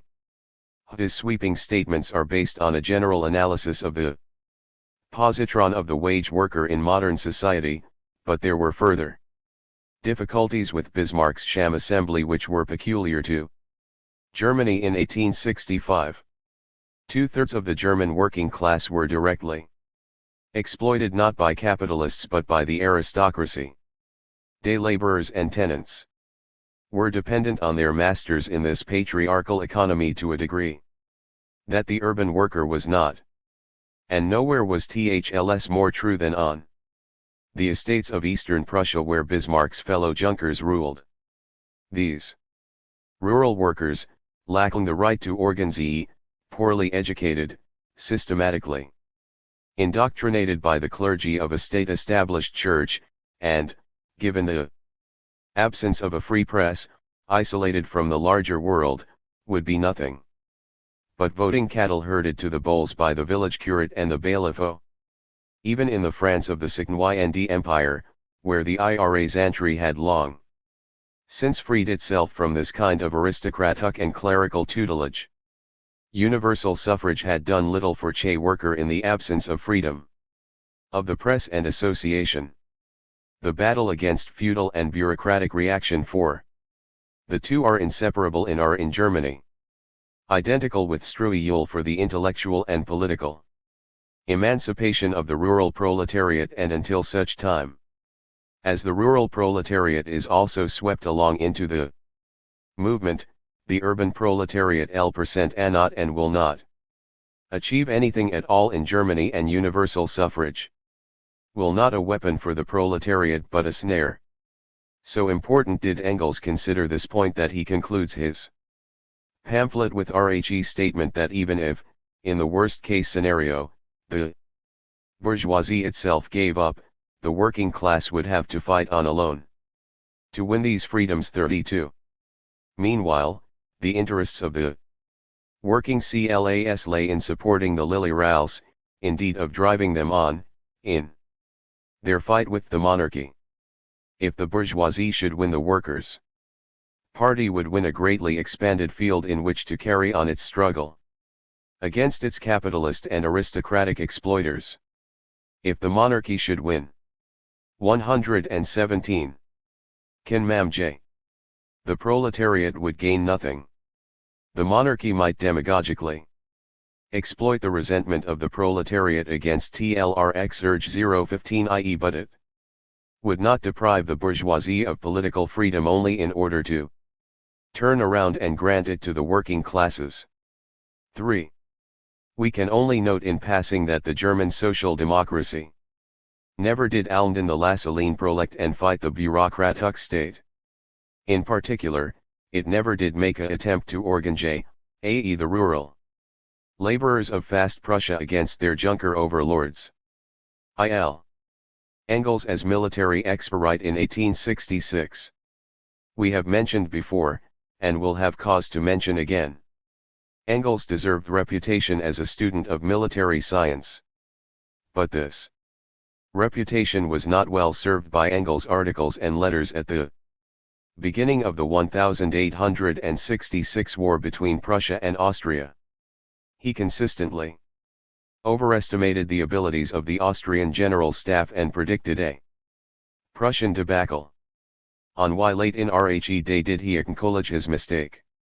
It is one of the clearest examples of Engels' tendency to let his political enthusiasm overwhelm his critical faculties. In a 5-part series under the title Notes on the War in Germany, written for the Manchester, Engels claimed, in the opening paragraph of Note L, to be commenting impartially, and from a strictly military view, upon the current events. 34. The rest of Note I is spent disparaging the capabilities of the Prussian forces and in particular their commander-in-chief a parade soldier of at best very mediocre capacities, and of weak, but of 10 obstinate character.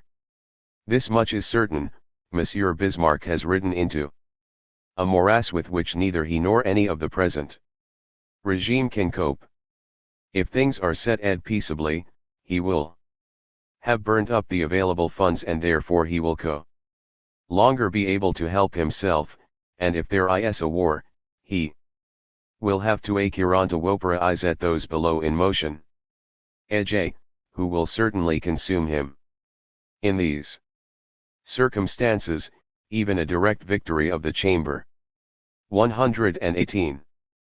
PN/HNGI/AE. Burgers will revolutionary in character and is bound to lead to other things. Engels' articles and correspondence of this period are full of predictions of Prussian defeat and reports on popular outbursts of anti-monarchical sentiments in Prussia.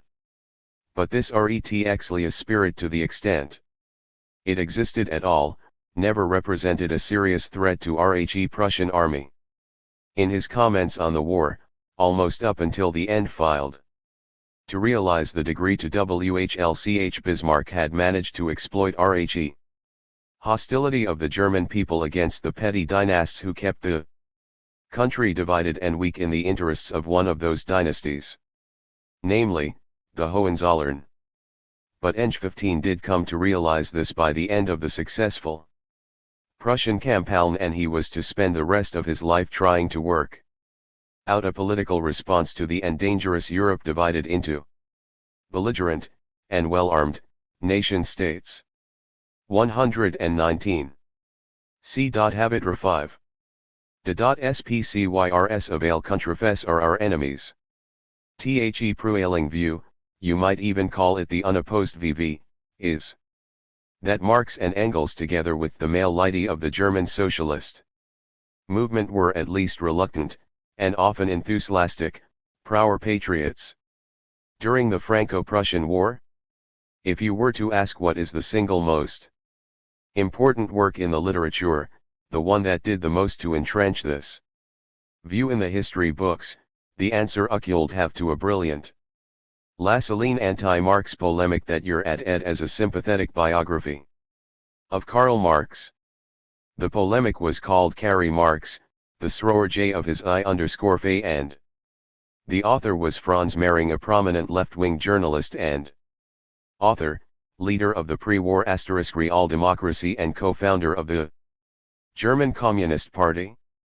I_the 1870 split in the German Social Democracy. Mering describes the Divestone in the German socialist movement. At the beginning of the war, a division which split the party into three factions, in very simple term. On the one side were August Bebel and Wilhelm Liebknecht, who, isolated from and opposed by their own closest comrades, abstained from voting war credits. Mering ridiculed this act as but a moral protest which was not in accordance with the political exigencies of the situation. On the other side were not only the Lassalleans but also the leading committee and the majority of Bebel and Liebknecht's own party. Marx and Engels, according to Mering, led the theoretical assault on Liebknecht 6. But, 10 Mering, the record, which no one so far has tried to 100k at as a whole, presents us with a much more complicated picture. There were really not two positions but 3.5. At one pole were the Orthodox Lassalleans, organized in Deutsche Wehrerverein AV and led by Johann Baptist Vogt Schweitzer. A man receives very favorable treatment in Mering's book. They took an una Prower and pro-Prussian stand. That was nothing new for them. Liebknecht, at the other pole, treated the war as simply a dynastic conflict, whose autonomy was of no consequence for the people or working class of either country. The executive committee of the party to which Liebknecht belonged, Arbeiterpartei, or SDAP, dominated by former dissidents who had left the Lassallean group over issues unrelated to the one at hand, took a stand that split the difference between Liebknecht and Schweitzer. That makes 2.5 positions. Marx and Engels differed from all of the above. And, at one point, they disagreed with one another. Does that make 3.75 positions? What Mering did, by selectively quoting from Marx and Engels' private correspondence which was not generally available and ignoring their public statements, was to portray them as defenders of Schweitzer. It was part of his campaign to prove that Marx's criticism of IAE, Saul and Schweitzer was largely personal. There were not really substantial political differences between factions. The irony is that Mering wrote this book in 1913 at a time when he was moving rapidly to RHE right, back to RHE PRC Prussian, pro-Lassallean stand had defended before he joined the Social Democratic Party. But, when the war came, his disgust with RHE useless slaughter pushed him back to the left. He became an opponent of RHE war and, as we said, a co-founder of the Communist Party. After the Prussian state Mering had spent a great part of his political life defending collapsed in 1918, his biography of Marx could finally be published. FWD. This pro-Prussian polemic was accepted as a left-wing defense of Karl Marx, a revolutionary opponent of the Prussian state since his youth. Mering's political evolution after he wrote the book is almost certainly responsible for its general acceptance later as a standard biography of Marx, if not standard biography. A co-founder of the German Communist Party, a pro-Prussian patriot as late as 1913, who could believe it? No wonder the historical record is so confused. Next prominent, sympathetic biography of Marx was written by Boris Nikolovsky, a Russian Menshevik, in collaboration with Otto Manchin-Helfen.tc, while he quoted two of the many anti-Prussian statements of Marx. Nikolovsky pretty much echoed Mering's assessment, adding only the by now standard, and unsupported, assertion that Marx considered war an engine of historical progress and weaved that the proletariat could not be indifferent to which side won. Nikolovsky Stairs rat Marx relectessel the idea of anything in itself being. Nikolovsky is so confident that this is what Marx exlaeved, that he doesn't even feel the need to refer to anything specific the man wrote. This is, of course, nothing more than a repetition of the line used by all sides in the debates between pro-war and anti-war socialists in World War L. All agreed without evidence that Marx supported even reactionary. 122. The despots of all countries. Gouvernance at times. Not a whisper of Marx's anti-war position in 1870. From the first day it can be heard in this book.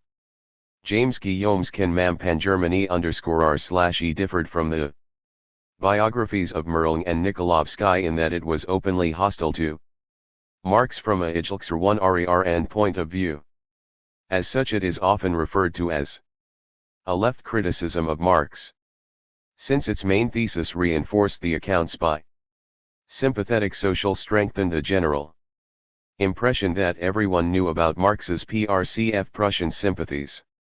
But Guillaume, Bakunin's organization man in the political attack on Marx, and the Inri Matayanat, Arxel floor leader of Bakunin's Factlon in the IIV Congress at The Hague in 1872 had, by 1915, become an ardent French chauvinist. The avowed purpose of the L.Yarnflat was to provide a left defense of the French government in World War L. It is, in fact, a bizarre slurrier arguing that Marx was Bismarck's conscious agent whose aim was to turn the international movement into a shield for Prussian imperialism. In his AGA 1 CST Marx, Guillaume charged hat Marx in 1870 had one exlieved that the implate cause of the war was an attack by Louis Bonaparte Germany. That was true. Marx did that. Bonaparte sought to reverse the unification of Germany that had followed the defeat of Austria in 1866. And he did concede that Germany had a right to defend itself. Guillaume, of course, ignored the fact that Marx only shared the view of most people at the time. Antis included the French section of the Iwata. By the time Guillaume wrote his book RHE, evidence that Bismarck had deliberately provoked the French attack was very strong and well. KNCWN. In large RX.RT, it was well known because of the investigative reporting of the German socialists and in particular Wilhelm Liebknecht. When the First World War broke out and the socialist movement split over the question of whether or not socialists should rally to the side of their respective governments in order to defend the nation's sides, had deal with the fact that Marx had clearly stated that the war in 1870 was one of self-defense on Germany's part, at least to begin with. Prower socialists attempted to use this as support for their policy of abandoning all activity that might hinder the war effort. They tried to show that Marx would have chosen their course and suspended the class * for the duration. Anti-war socialists tried by various shifts to explain Marx's char and unambiguous statements away. Both sides quoted selectively and with 123. Karl Marx Ojeri 2 White Dion 75. No regard for the context. Nobody has an interested in the real history of political developments inside the movement in 1870. There is one exception to this statement. One book does attempt a rounded treatment of the whole episode. And that is Heinz Beich's Die. This is the most thorough single reference on the dispute in the German movement. Its interpretation is confused, however, because Beich, whether from conviction or necessity, writes as if Marx and Engels were not or.ly infallible but also always in agreement with one another. And, of course, being infallible, they never had to change their minds about anything. Beich, therefore, has to present flatly contradictory statements side by side, and at least pretend not to notice the contradiction. This hagiographic Mythology is especially misleading in this instance because the only way to make sense of Marx and Engels' discussion of the war policy of the German section of the Lutte in this crisis is to understand that they disagreed at a crucial juncture on what the L%'s position should be. The result of all this is that from this large, tendentious and polemic body of literature it is almost impossible to get a coherent picture of what was really going on inside the German socialist movement in 1870. To Marx and Engels' defenses. There is no question that both Marx and Engels illegally saw the war as one of self-defense on the part, not so much of Prussia, but of Germany. That was the view of most observers at the time. The German Empire cradled by the Prussian victory in 1870 was to become the most and powerful imperialist state in Europe through 1945. We know that in 1870 no one did. TN 1870 the aggressor was caught Prussia but the Second Reich Empire. It was France that declared war. The French belly the insult offered the French emperor when Prussia toyed with the idea of accepting the offer by a revolutionary Spanish military junta to install a Hohenzollern prince as Spanish monarch was a traditional dynastic one. The demand that the North German Federation make territorial concessions was justified on similar grounds. On the French side at least there was none of the democratic rhetoric that has been required by militarism since the of World War. L% was no ptini that German people were delivered from a 124. The despots of all countries. Tyrannical that Bismarck the war and an active to provoke the French to declare it was fact not well known then.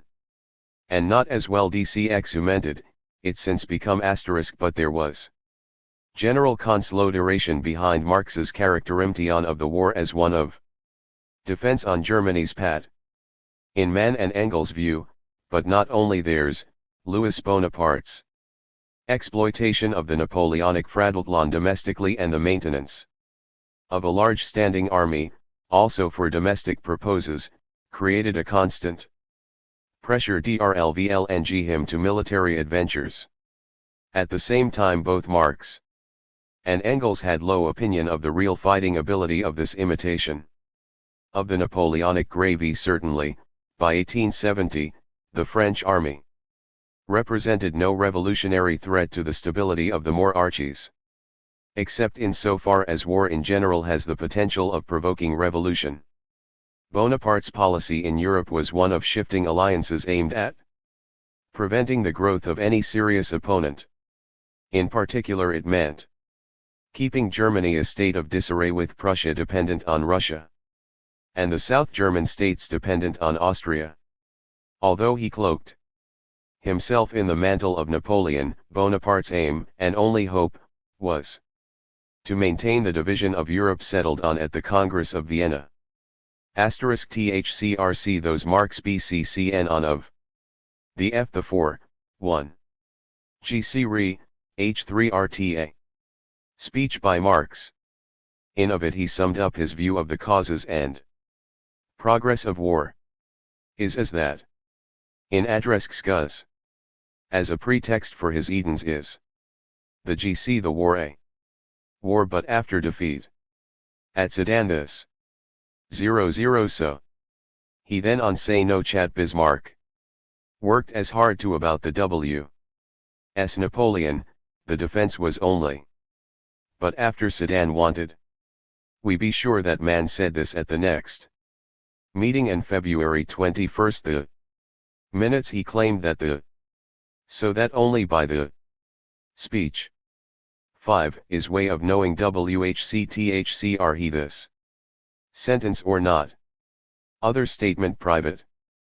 Marx or Enkelstechnik that the was initially of DCFCNSC. On other the argue that b. Marx and Engels using the W with you or you thing. 125. Can Marx's revolution, a defeat for Louis Bonaparte, the Napoleonic legend, and French.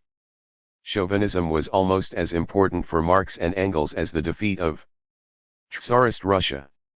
Indeed, since Bo plus L powers worked to preserve the same system, a defeat for either amounted to the same thing. THIRD-WORLDISM's view of the historical evolution of the European state system, it was natural that the war was seen as a defensive one or, Dolores side.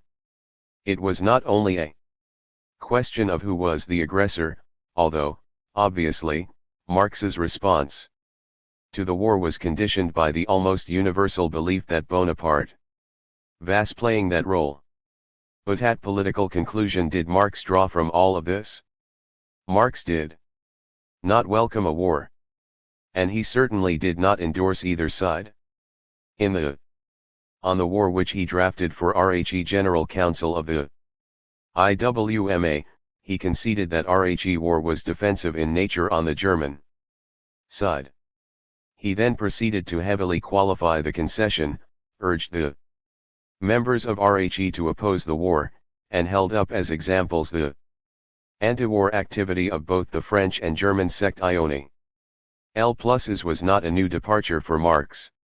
He had struck the same note in 1868 in his advice to his political allies Johann Georg Frigerius and Friedrich Lessner, who were delegates to the Brussels Congress of the ILVM.4.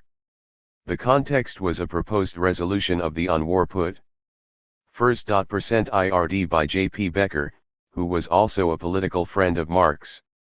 Becker's resolution presented on behalf of the German delegation stated that any European war, and especially Ansvarextwert France and Germany, must be regarded today as a civil war mainly for RHE profit of Russia. Marx's was the decision to be adopted on this question to be SRMPLY this, that working class is not yet sufficiently Garslozuel to throw any substantial wealth into the scales. That the Congress, however, protests in the name of the working class and denounces the instigators of the war. That a war between France and Germany is a civil war, ruinous for both countries and ruinous for in general. A statement that war can only benefit RHE. Russian government will scarcely win the endorsement of RHE French and Belgian gentlemen. 126. The despots of all count, rear. This was the line Marx was to follow throughout the war crisis in 1870. Hostility to the instigators of the war by the IWAIA as a power independent of and opposed to all belligerents was the political emphasis. In Marx's statements on the war, private as well as public, his comments, especially his private comments, on the relative merits of the two sides, on the reactions of the French and German workers and the non-working class populations of the two countries, his hopes as to the outcome of the war, even his prognostications as to the outcome of the war, have all been mined by Marxologists trying to dig out Marx's real position. Usually, these comments are used to prove that Marx was really a pro-German patriot. The attempt has met with some success because most commentators simply ignore Marx's explicit statements to the contrary. What is especially interesting about this 1868 incident is Marx's advice to his friends to tone down the anti-Tsarist language of the proposed resolution. Obviously, Marx shared Becker's hostility to Tsarism. But, he wanted an anti-war resolution that would unite rather than divide this newly formed movement. 3. Marx and Engels' change of positron. The conventional explanation for the ambiguities and contradictions in the statements on the Franco-Prussian War by Marx and Engels holds that they changed their position after Bonaparte's surrender at Sedan on September 2, 1870. Before then they supported Germany and after they supported France. 20 This is a convenient schema and Engels himself is partly responsible for its spread for reasons that will become clear later. All sides in the debates or the socialist movement before, during and after World War II accepted the proposition. But the record indicates what Marx declared his opposition to S role at the very beginning of the war, and praised the Gerran section of the Ijma for what Marx alleged was its anti-war slank L. One reason for the ambiguity in Marx's pronouncements is that in them he was performing a diplomatic balancing act. The trick was to write a defiant anti-war address hostile to both governments. WHLCH would carefully avoid, as much as possible, anything that could pre-wide Adrenunirian for the inevitable chauvinist clash against the national sections of the IWALI or undermine their mutual solidarity. Recall that, in 127, Karl Marx's theory of Re-Olstein, 75. The 1868 letter to F. Carius quoted above, Marx was already advising his friends not to include a direct attack on Russia in the Internfemen resolution on war, not because Beatles agreed with such a statement but because a fight over the issue with the French and Belgrades would make it difficult to pass an anti-war resolution. This is an easy thing for most commentators to miss. The overwhelming majority of Marxologists are academics with little or no organizational *ends in the lat XR movement or any mass movement. They simply don't understand how easy it is to blow up a promising organization by insisting that ST be crossed and every L dotted. In a period where even the best people are under tremendous pressure, as all during the crisis of the Franco-Prussian War, it required enormous tact to work out a public stand that sections of the Iwata in the different belligerent countries could adhere to and defend. Marx explicitly stated the problem in a letter to Engels accompanying a copy of the draft of the second address of the G.I. You must not forget that the General Council has to deal with susceptibilities from all sides and hence cannot write the same way we too can in our own name. Why the addresses of the General Council drafted by Marx are often treated as if Marx were stating his own position without restriction. His private comments, where he could more freely express his own opinions, were less readily available. However, even before World War I, there was enough evidence to make clear that the alleged change of position after Sedan SLR and PLY didn't happen. From the day the war broke out, Marx urged both the French and German sections of the /IVMQ to organize against their own governments. Even at this date, when public opinion, especially in England, sympathized with Germany, Marx warned of annexationist plans. In the meetings of the General Council, Marx reported on every sign of opposite line to the war on the part of the German and French sections. The public addresses of the GC which he drafted also emphasized this opposition to both sides. With one exception, Lennox's refusal to vote. 128. The .1. Country dollar. For war credits in the Reichstag, both Marx and Engels unreservedly supported such actions. In the case of Liebknecht, Engels at one point did express private reservations concerning the Reichstag vote. Engels' letter in which he attacked Liebknecht was used by Merlrug and is still used to argue that B. Marx and Engels repudiated Liebknecht and urged support for the German side before Sedan. But Marx, before and after Engels' criticism, not only endorsed Lennox's tactic but also used it frequently as evidence of the hostility to Bismarck's war on the part of the German working class. In a Report 10, the GC at the first meeting after the Vol, he mentioned it as one of a number of anti-WR demonstrations by the German section. Z3 Marx always boasted of this particular act of protest by the German section of the ILVAL4, and Engels very shortly came around to this view of Lennox's behavior himself.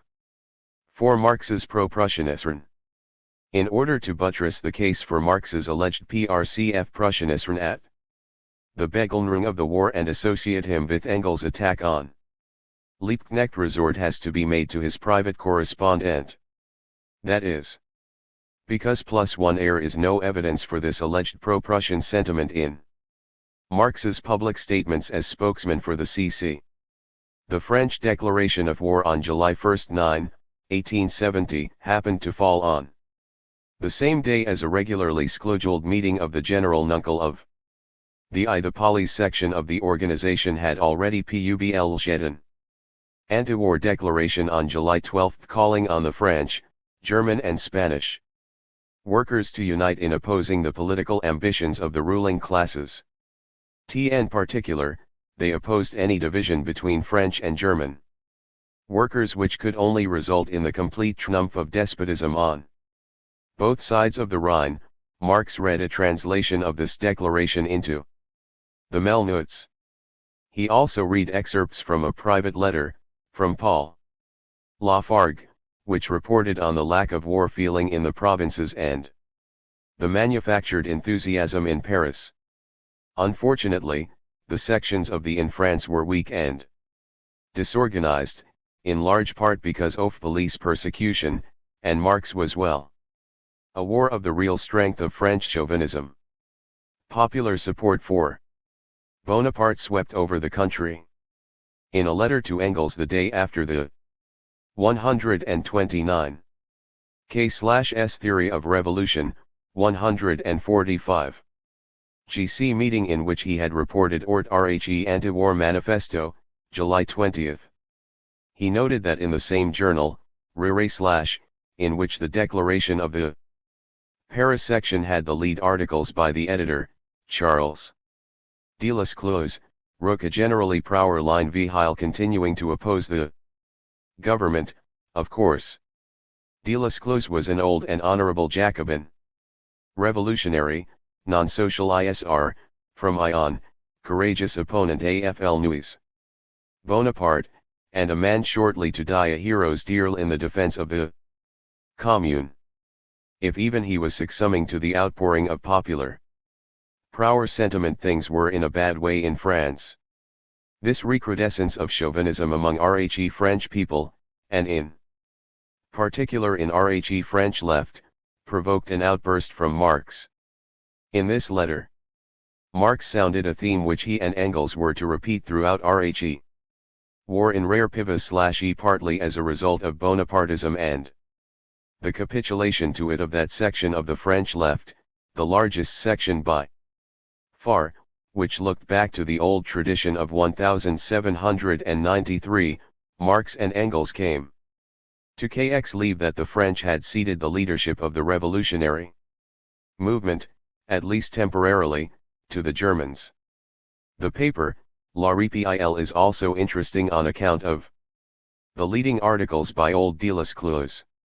Although he opposes the government that represents the fullest expression of chauvinism, car France est l'idée, namely, tier ideas it has about itself. These Republican chauvinists are put out only by the fact that the real expression of their idol Louis Bonaparte does not correspond with their fanciful picture of him. The French need a thrashing. If the Prussians win, then the centralization of the state power will be useful for the centralization of the German working class. German predominance would, furthermore, shift the center of Engels' RTHE war was to a two-public state. His on and were large part of the issues which had public attentio e bifum of Empire Ancient. 130. The despots of all gravity of the Western European working class movement from France to Germany, and one has only to compare the movement in both countries from 1866 till now to see the German working class is superior to the French, and organizationally its predominance over the French on the world stage would at same time mean the predominance of our theory. over that of Proudhon, etc. L. This passage is the strongest evidence for Marx's pro-Prussianism, and the one most often used to convict him of being a supporter of the war. He wants to see the French thrashed. He looks forward to a victory because it would assure his theoretical ascendance. The ground, the explosion of French chauvinism, is ignored. A much more balanced analysis appeared in a letter the same day, July 28, to Paul and Laura Lafargue. Marx included two clippings from Der I/O/KRTWF, Licht 5 paper, and commented you will sec rat he and Babel behaved exceedingly well in the Reichstag. Then he outlined, in softer tones than earlier to Engels, his speculation on RHE beneficial effects of All-Prussian victory.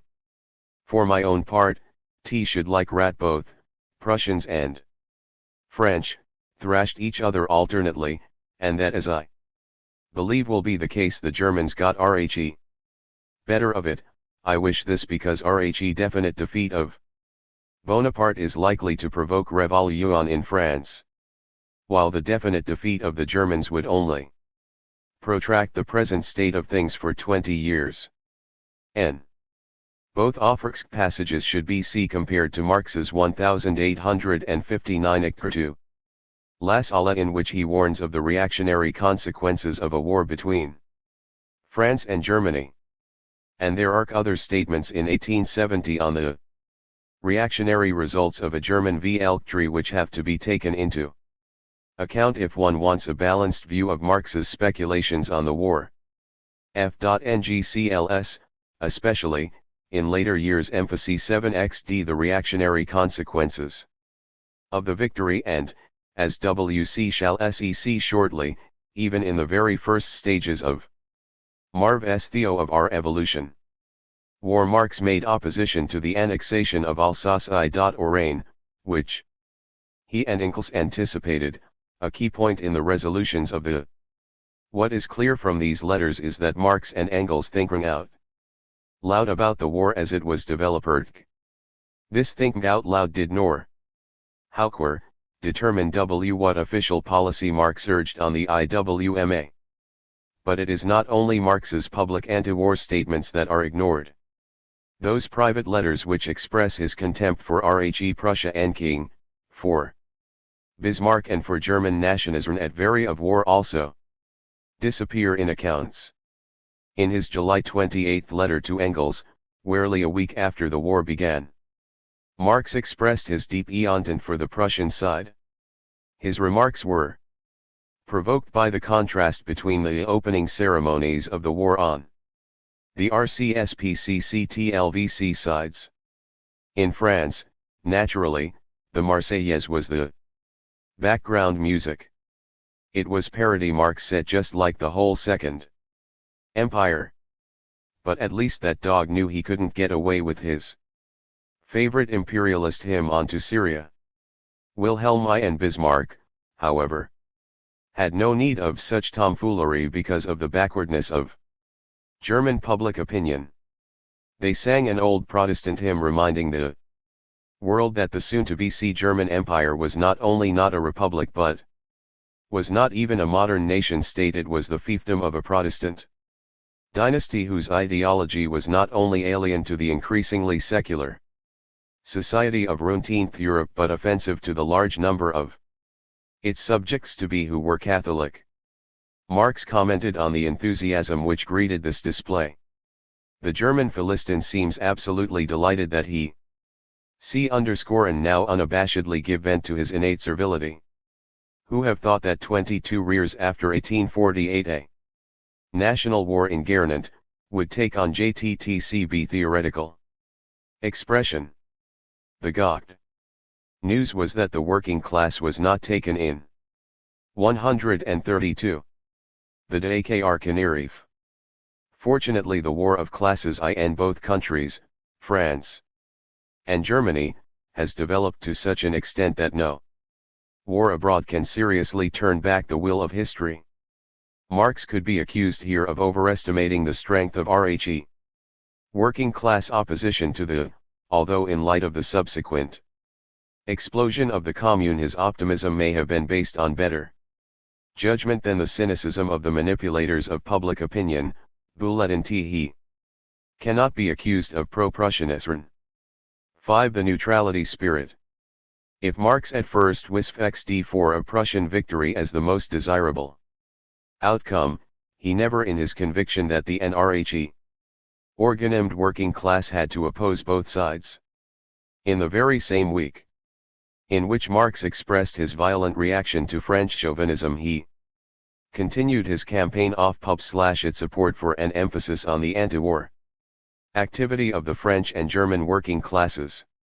At the second meeting of the GC after the war Eichsgen, this was on July 26, Marx presented RHE draft of Menjay on/before AR.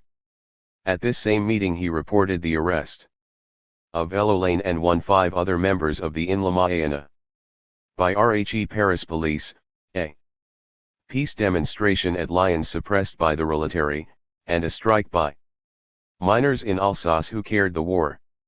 It was at this meeting also that he reported the refusal of Babel and Liebknecht to vote for war credits in the Reichstag of the North German Confederation. There is not a hint in public of any Russian sentiment.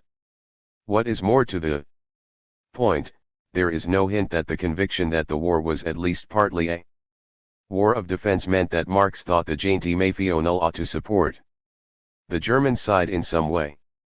Even the statement in the Freiheitsadams that the war began as a war of defense for RHE Germans did not lead to any call for support to the German side.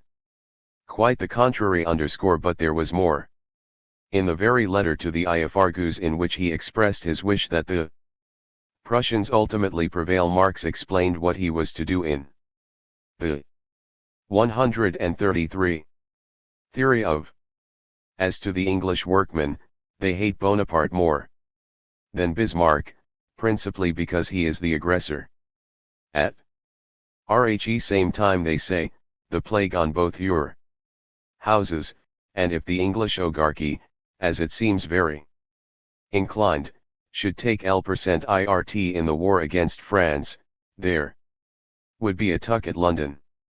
For my own part, I do CRYTHLNG in my power, through the means of the International, to stimulate this neutrality spirit and to baffle the, paid by the respectableux, leaders of the English working class who strain every nerve to mislead. That certainly makes it clear enough. But there is another issue raised in this letter WHLCH has been correluked and should be mentioned before we leave it. That is RHE worth it did not happen. Namely, RHE English intervention on the Gereitven side which Marx anticipated. JUSR. Before the passage quoted above, Marx expanded on this threat. The Earlpish upper classes are full of indignation against Bonaparte, at whose FCCT they have fawned for years. Then they wanted 111 as the of their Perilvolks, of rents and profits. At the same rhyme, they know man. To X, seated on a volcano RHE which unpleasant assertion forces him to trouble peace irresolutely. Now they hope that to solid Prussia, Protestant Prussia, backed by Russia, will fall the L.Zert of keeping down revolution in Europe. It would for them a safer and more respectable police moral. Y. This is not an isolated obsquation. Marx had made the same point in the LCRTCR to Engels of the same day, and he repeated IR again to Engels of August I. There he applauded the hostility of the English working class public to mut damn German dynasty of ours which wants for family reasons to involve us in the Continental War. This hostility was widespread despite fact that Bismarck has duly bought up yurt of RHE London press. Marx reported to Engels rat one of these 134. The despots of all countries, Renault and/R, was demanding RHE dismemberment of France. His commentee on this sudden abandonment of Bonaparte by the FA English establishment. These swine manage their flip-flops crudely. As an explanation of the pro-Prussianism of F. English public opinion. At the Eiskennung of the war, this is interesting. But things did not turn out RHE way Marx originally thought they would. The unexpected, overwhelming victory of Prussia and the exposure of France's weakness pushed England and Russia into an alliance with France against the NEV, German Imperium. And it soon became clear to Marx and even more R.O. Engels that this was going to be the pattern that dominated the future. Nevertheless, at the very beginning of the war, when Marx still saw it as a war of defense on Gerarli's part, he was prepared to lead a fight against English intervention. His speculations about the war, even his recognition of RHE's superior claim of one third, did not lead him to advocate support for any of the governments involved. He bent his efforts to maintaining and asserting the independence of the international workers' movement. 6. The trouble with Wilhelm Liebknecht. The refusal of August Bebel and Wilhelm Liebknecht to vote for war credits on July 20, 1870 was one of those acts that define a political party. As we have seen, Marx immediately seized on it as a symbol of working-class anti-war resistance in Germany and continued to use it as such in all public 5 Tagmachend 5. After the war, at least up until 1914, the majority of German socialists pointed to this dramatic demonstration of intransigent opposition to Bismarck with pride. This was how socialists were supposed to act. Marx certainly endorsed that view at the time. However, RHE action was HLGHLY controversial in RHE German Party. And Engels also opposed it briefly. The Lassaline delegation to the Reichstag, headed by Schweitzer, enthusiastically voted for the credits. A lead article in the Lassaline paper, Social Demo at, declared that every German who throws himself against the breaker of RHE peace, Bonaparte fights not for the fatherland, but for liberty, equality, and fraternity. Q. This confusion of Wilhelm the First, King of Prussia, with Robespierre naturally to the Lassalleans, since their whole policy was based on an alliance with the Prussian monarchy against the bourgeois liberals. They had no qualms or difficulties. Kinmaw's theory of revolution v5. To overcome and welcomed the chance to put themselves forward as the most patriotic L.Yurdi. More problematic was the PRC.var response of members of IPERI, the SOAP. Reluctance to face up to the wave of popular chauvinism sweeping the country played a role, of course, but part of the problem was the existence of a significant number of ex-Lassalleans within the party. These dissidents had broken with Schweitzer over his insistence on maintaining his personal dictatorship over the party and the infant trade union movement. Lassalle himself, when opportunity for merger presented itself in 1869, less than a year before war broke out, Liebknecht and his friends, shrinking from a confrontation over the matter, ignored the PRCF Prussianism instilled in their new comrades by Lassalle and Schweitzer. Same pattern was repeated in 1875 when the two parties united, and the issue was never resolved right up to 1914 when the IURD split over it. The pro-Prussian, patriotic tendency of most members of the Scuttled Committee of RHCSDAP residing in Brunswick * quickly surfaced. They called a public MCXTLNG on July 16, just before the declaration of war, and passed resolution regretfully accepting the of defense as an unavoidable evil. 4 days later informed I.Inch that was to align the editorial policy of his paper, Der VO/K.STAT, with that of Brunswick Resolution.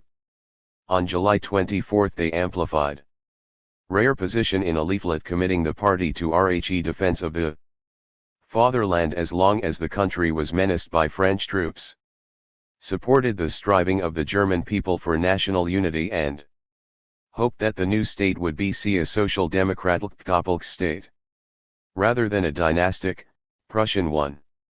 What created more of a problem for Liebknecht was that when he attempted to use the first address J of the C as a weapon against the executive committee, the latter sought the advice of Mann and Engels tended to side with the Brunswick ERS, at least in M-Far.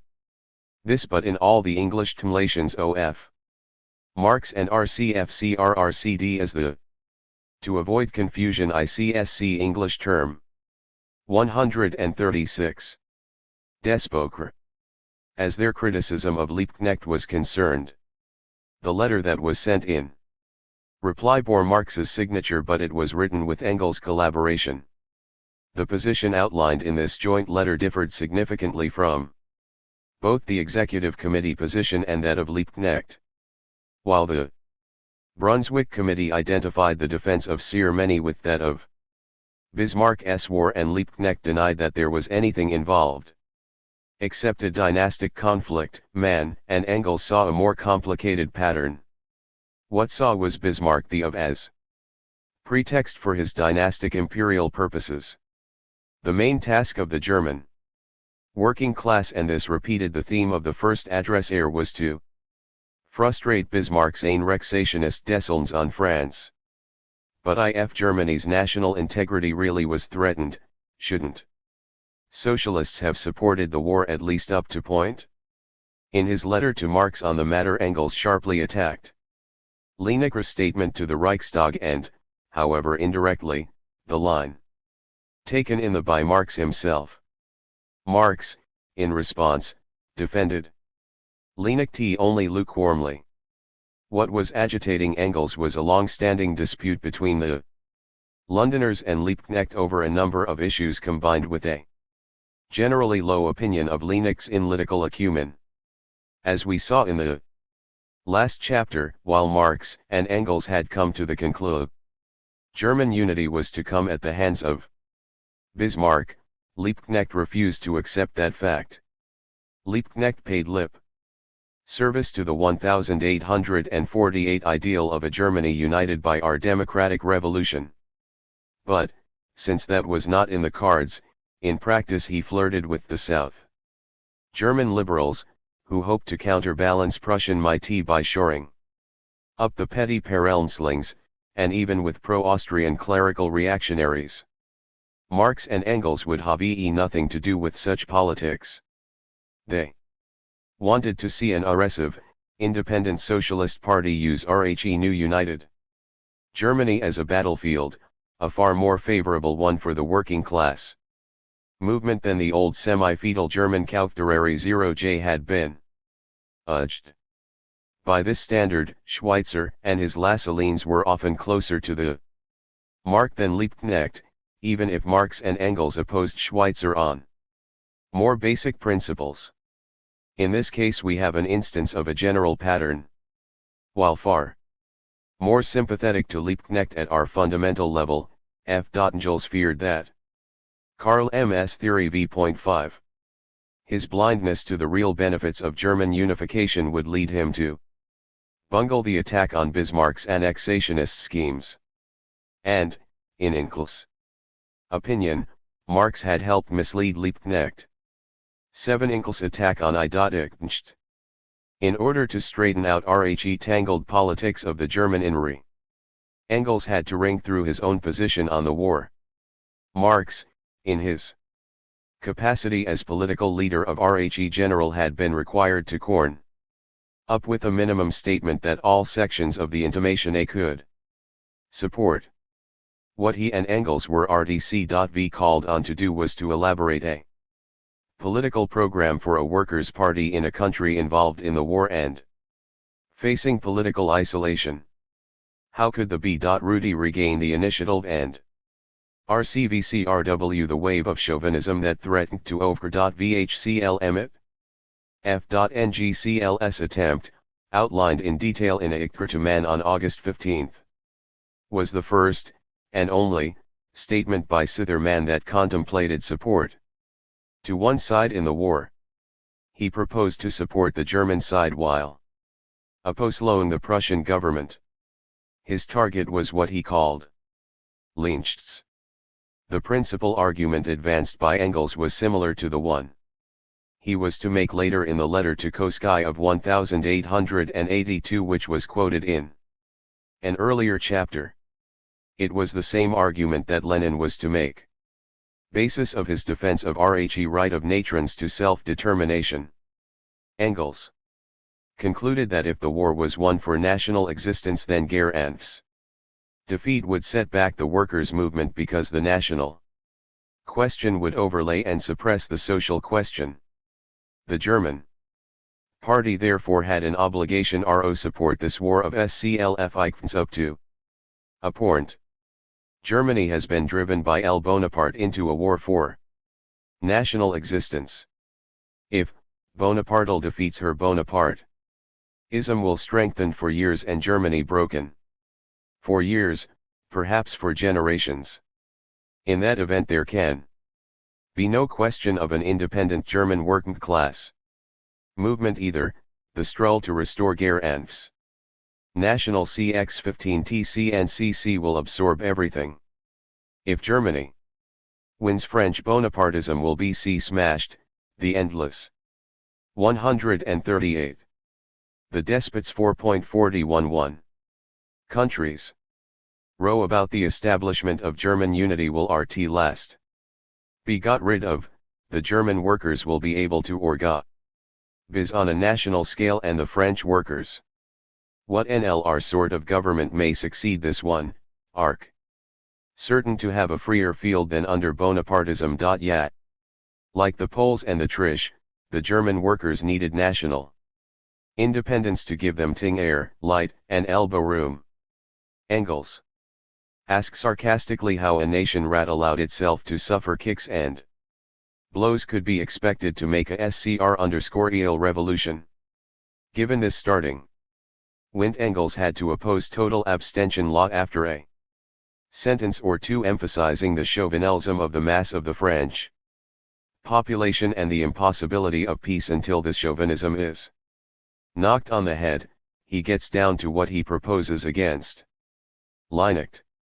I join the national movement. You can see from Kugelmann's letter how strong it is in so far and for so long as it is limited to the defense of Germany, which does not exclude an offensive in certain circumstances. Until peace is arrived at. 2. At the same time emphasize the differences between German national and dynastic Prussian interests. 3. Work against any annexation of Alsace and Lorraine. Bismarck is now intimating an intention of annexing them to Bavaria and Baden. 4. As soon as a non-chauvinistic republican government is at the helm in Paris, work for an honorable peace with is not C.J. Karl. This was that made to a rot like OX. VOLC war on a BC Madk like to 139. Can Marx's theology of Revolneon, v5 5, constantly stress the unity of interests between the German and French workers, who did not approve of the war and are also not making war on one another? The key to this proposed program is the emphasis on Alsace-Lorraine. For Engels, opposition to the annexation of this region of France by Prussian militarism had to ix part of the policy of German socialists. It was the key to a working class alliance against both Prussian militarism and French revanchism. Emphasized its importance throughout the war, and for the next couple of decades until the end of his life it was Rhe issue WHLCH in practice separated the dynastic Prussian and national German interests, as opposed to what he saw as Linecht's attempt to hide a policy of abstention behind revolutionary rhetoric, something Liebknecht had done before and would do again. Engels proposed to attack Bismarck at a political weak point. It should not supposed, however, that Engels advocated support for the Brunswick Committee. His position was as far from theirs as it was from Liebknecht's. The Executive Committee had not Dilston Geschichtsratspower Rx Lycée at all from that of the government except in so far as its support for the war was reluctant rather than enthusiastic. The Brunswick declarations had not opposed Bismarck's annexationist plans. Indeed, they had not even hinted that such plans existed. 41 But, then, Babel and Liebknecht had not made anything of this issue either. Engels' tactic made sense given conditions. The first was that a Prussian defeat remained a real possibility. In that case she would have exert thrown back into and with Russia, a danger Marx had warned against in the first address, and Germany would have reverted back to its 1866 state. The second condition, related to the first, was that Bismarck continued to hold the high ground politically as against the increasingly isolated Bonaparte.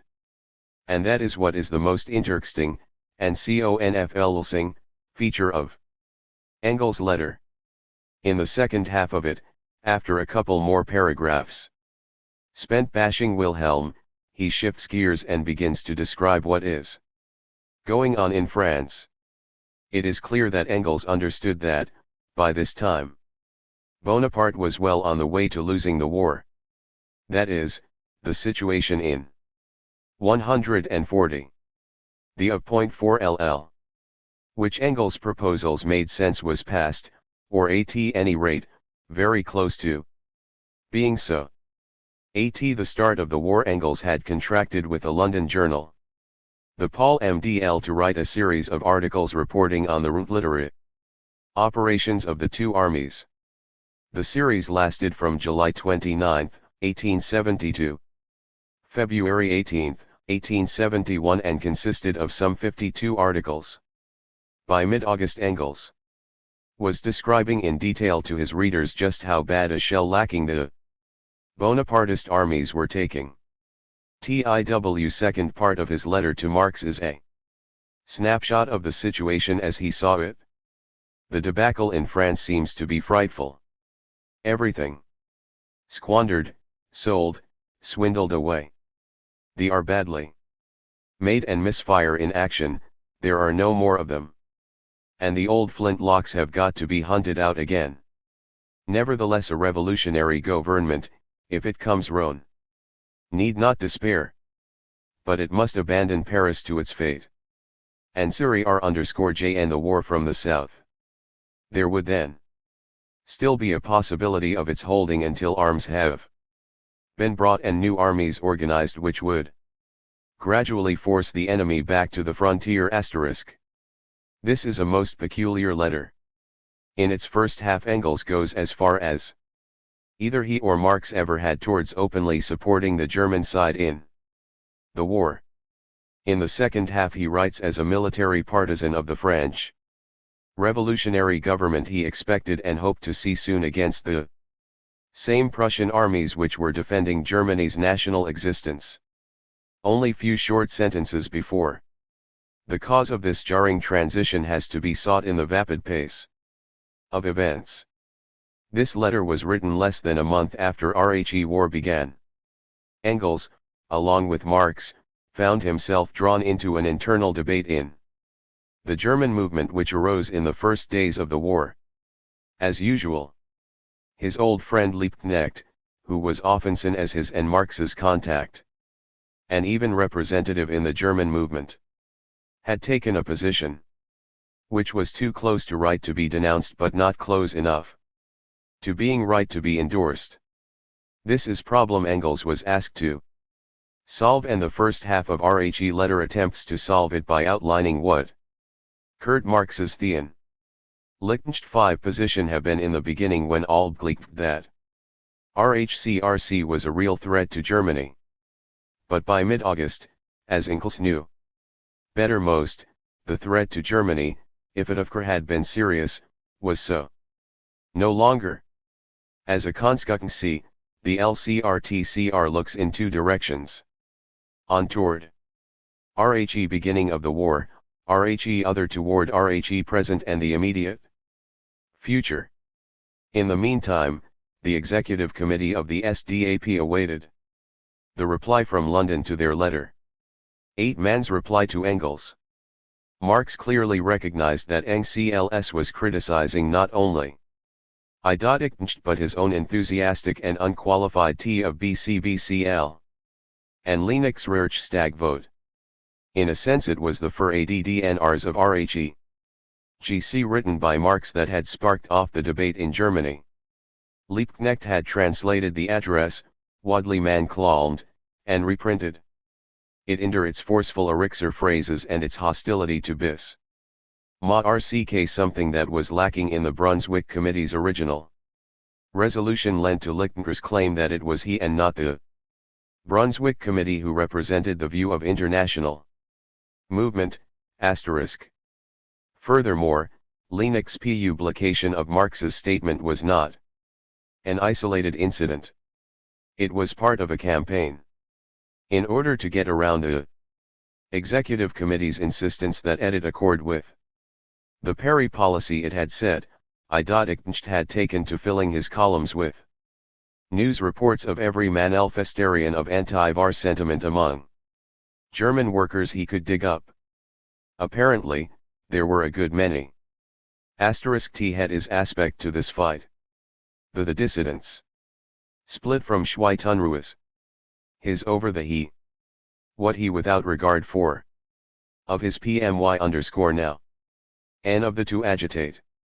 Far his anti-war while CLCCCCD leadership of Perry was. Lasselkans accused of sewing up kind of party. Chad Lasselkan had. Of they had BCCN. To positions and neither they. Any to party as a whole. 142. The despots of 4L.L. Now, in fact they had not openly taken a stand on the internal German party dispute. It did not advocate any practical policy for the German protesting the war any more than it did for the French. But it was obviously written with the debate in Germany in. It began with a quote from the address of the which denounced piratical wars, proceeded to an attack on Inuus Bonaparte and his war plot, and then strongly emphasized the opposition to the war and to Bonaparte by the French section of RHE International. Only then, halfway through, did it mention that the war was one of self-defense on Germany's part. But it was a qualified endorsement of that view. On the German side, the war is a war of self-defense, but who put Germany to the necessity of defending herself? Who enabled Louis Bonaparte to wage war on her? Prasrid, it was Bismarck who conspired with that very same Louis Bonaparte for the purpose of crushing opposition at home, and annexing Germany to the Hohenzollern dynasty. The Bonapartist regime, which till then only flourished on one side of the Rhine, had now got its counterfeit on the other. Whole passage was an indirect referency to the quarrel between Babel Liebknecht and the Brunswick Committee. Marx was quoting Behel and Liebknecht here, and not only their statement to the Reichstag. Same anti-Bismarck language characterized a declaration issued in Chemnitz by a Regional of the hurriedly organized by the 2 Reichstag deputies on July 20. Elvis was their response to the Executive Committee's Prower rally of July 16. The anti-war resolution passed by the Congress was, of course, published in Der Who could question its newsworthiness. Marx also reprinted the section of the Brunswick Committee's resolution of 16 which expressed its sorrow and grief over having to fight a war of self-defense, but he coupled it with excerpts from the diametrically opposed resolution of the Chernitz Congress. Niat Assembly had declared the war exclusively dynastic and swore never to forget that. Karl Marx's theory. The workmen of all countries are our fiends, and the despots of AD/countries are our armies. 6. And this is the section Marx chose to quote in the FIR. But Marx made Rx mention of the Bebel-Leinigt Reichstag vote in the FIR/address, although he certainly knew of it by then and had already publicized their protest at the July 26 meeting of RHE General Council. It is hard to avoid the conclusion that he included excerpts from the Brunswick and Chemnitz resolutions in the first address because he wanted to stress that all/sections of the German movement opposed the government and, in some sense, the war. For the same reason, Marx may not have mentioned the vote because he knew it was a point of contention. And he did not want to emphasize the differences in the German section. A split of the German section into a PRM.var majority and an anti-war minority would have undermined and destroyed the new German party as well. In order to avoid that, Marx had to win over the Brunswick Committee, not drive them out. I list including Eugen of a passage from the Executive Committee's official resolution that sounded at least mildly critical of the war was a way of associating them indirectly with his own anti-war stand. What then was the responsibility of the German working class? 2. Prevent the war from degenerating into one against the French people. According to the FIR address, ITII's political point was the specific contribution of Marx and Engels.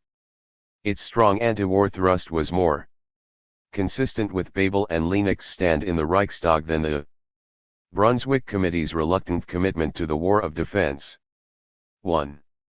Could even argue that it a sharper and better focused attack on Bismarck than the Bebel-Leinigt resolution because it directly challenged his pose as innocent victim of aggression. Certainly, Bismarck took this challenge as a hostile act. All in all, even if the Reichstag vote was not mentioned directly, it was obvious that, in style and substance, the FIR address was closer to Liebknecht and Bebel than it to that of the Brunswick Executive Committee. Liebknecht had every right to appeal to it in his defense. We also know that, in private, Marx had already expressed his reservations about the Brunswick resolution in a letter to Engels of July 20. He enclosed with that letter a copy of the resolution and added that he I.44. The L.ATPO is co-anhes. Agreed with K. Agelman's criticism of its undiplomatic insistence that the French workers overthrow Bonaparte as a proof of their solidarity. As for Schweitzer, Marx had dismissed his followers as inconsequential in his letter of July 28 to Engels, he working class Lof Germany, with the acceptance of the direct supporters of Schweitzer, takes no part in it. By it Marx refers to the Chauvelonist demonstrations of the German bourgeoisie. The important thing for Marx was the majority of the German movement, including Brunswick Committee, was suspicious of Bismarck and reluctant to join in the national power euphoria. He was trying in the first address to encourage this neutrality spirit. Engels obviously disagreed. Although he did not argue that the position of the International should be changed, his letter was a warning to Marx that first sent Liebknecht the wrong signal. The stick had to be bent the other way. Marx defended his actions in moderate tones, but he did not change his view. He could not simply ignore Engels' criticism of Liebknecht. It was too close to his own view of the man, and he had too often been politically embarrassed himself by Liebknecht, but he also couldn't avoid thinking of the international repercussions of the fight and the German movement. The French sections, sharing RHE general French indifference to the politics of foreign countries, couldn't have rared less about the disputes between South German particularists and pro-Prussians. For them, an emphasis such as Engels proposed, by our German party could be seen as a concession to German chauvinism. What Marx told Engels was that it was not a question of Wilhelm, but of Entebbe attitude toward the FIR. He then distanced himself from Liebknecht on TLW grounds that Linnig's use of the first address as a buttress to his position was dependent on the latter's first translating it into Wilhelmese and to his endorsement of the BBL Linnig T stand on war credits in RHE Reichstag could not be taken as an endorsement of Linnig's general position. The second point is particularly confused in the letter. That was a moment when sticking for principle was GN. Actidico, Trage, from which it does not follow at all the moment still continues, and much less that the position. 145. Karl Marx's theory Aufruhr of the German proletariat on the war which has become a national war is comprehended in Wilhelm's antipathy to Prussia. It would he just as if, because at the appropriate moment we had raised our voices against the Bonapartist liberation of Italy, we should want to reverse the relative independence which Italy obtained as a result of this worry. The problem with this argument is that the timing is all wrong. The timing is backwards. At the beginning of war, when Bonaparte still had to be taken seriously and was taken seriously by everybody, Engels' Kritisisten Oflo had some merit. But it was precisely then that Marx himself had made so much of the protest by the two Reichstag deputies. By midday when these letters were being written, Bonaparte's military was to the boast it had always. In hindsight, we know that had never been that worried about the military potential of the French. For that matter, Marx himself, in the clear cell that even before WAR operations had actually set in, WC treated the Bonapartist bubble as a thing of the past. 7.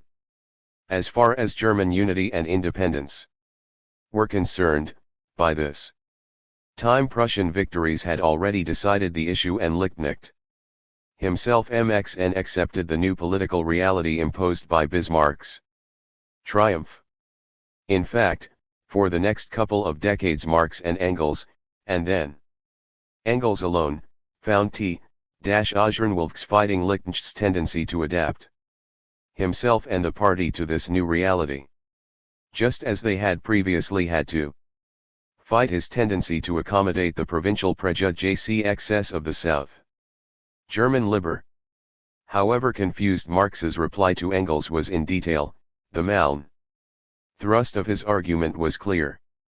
I_nicht lies not that ippomant. Lingel's objections to Liebknecht on this matter were passé by the time he wrote his letter to Marx, and they apparently did not show up in the reply to the Executive Committee in Brunswick. The letter to the Brunswick Committee which Marx and Engels wrote over the next couple of weeks was if anything more hostile to Bismarck and Prussia than anything they had written before. 146. The of all countries. In one sense Engels was proven right. The definitive victory of Prussia in the war laid the question of German unity to rest. For the German movement there was now one clear enemy. 9. The Teaster to the Brunswick-Rente. The letter that Marx and Engels worked on between August 22 and August 30 is not extant. However, a substantial section of it was quoted verbatim in a leaflet issued by the Brunswick Committee on September 5, 1870 and published in Der VO/Kaftate on September IL, 1870. The dates are significant. While the was published after Bonaparte's humiliating surrender at Sechslen on September 2, Marx and Engels' letter was written when the issue was still in doubt. But even then it was not much in doubt. Engels wrote 2 articles at the same time he was working on the reply to the Brunswick Kurs. The first on August 27 and the second on August 31.54. Neither of these articles say explicitly that the French army is through, but both clearly anticipate a defensive corps by the French. For the next several months, through the middle of February 1871, Fagel's articles, despite his pose as objective military excels right, are frankly pro-French. The issue that had divided the soap was no longer relevant. Marx and Engels' letter, as excerpted in the Brunswick leaflet, did not mention the defense of Germany against the Bonapartist threat. That doesn't mean it wasn't in the original. Since Bonaparte had surrendered 3 days before it was written and probably more than a week before IR was published, IR is certainly possible that the committee excised any reference to Germany's SCLFDCFCNSE as yesterday. A5, but it doesn't seem likely that there was any reference to defensism in the given war Engels was writing in the PA//MA/L Gazette. Other sections of Engels' letter RO Marx of August 15 are strongly reflected, however, in the Brunswick leaflet. The main thrust of the leaflet was a blast at the growing popular enthusiasm in Germany for the annexation of Alsace and Aix-sur-Seine. The military camarilla, the professionate, the citizenry, and Pothous politicians maintain that this ITC annex at Ion of is the means of forever protecting Germany from a war with France. On the contrary, it 147. Carry Marx' theory of revolution is the best tested way of turning this war into a institution. Asterisk. Neither in their July 1, 6 address nor in any other public pronouncement had the Brunswick Committee raised the issue of annexation. When they included this excerpt in the September 5 leaflet, it was a first. Babel and Liebknecht, of course, had attacked Bismarck's aggressive designs from the beginning.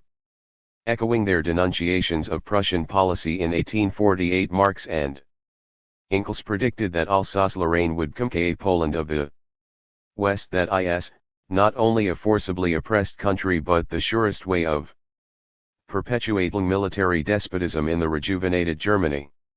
What T was W or SE, the natural react 10N of AVIA people would only encourage the growth of French chauvinism, as the Prussians ought to have lear root from their C.VRT experience under Napoleon's occupation.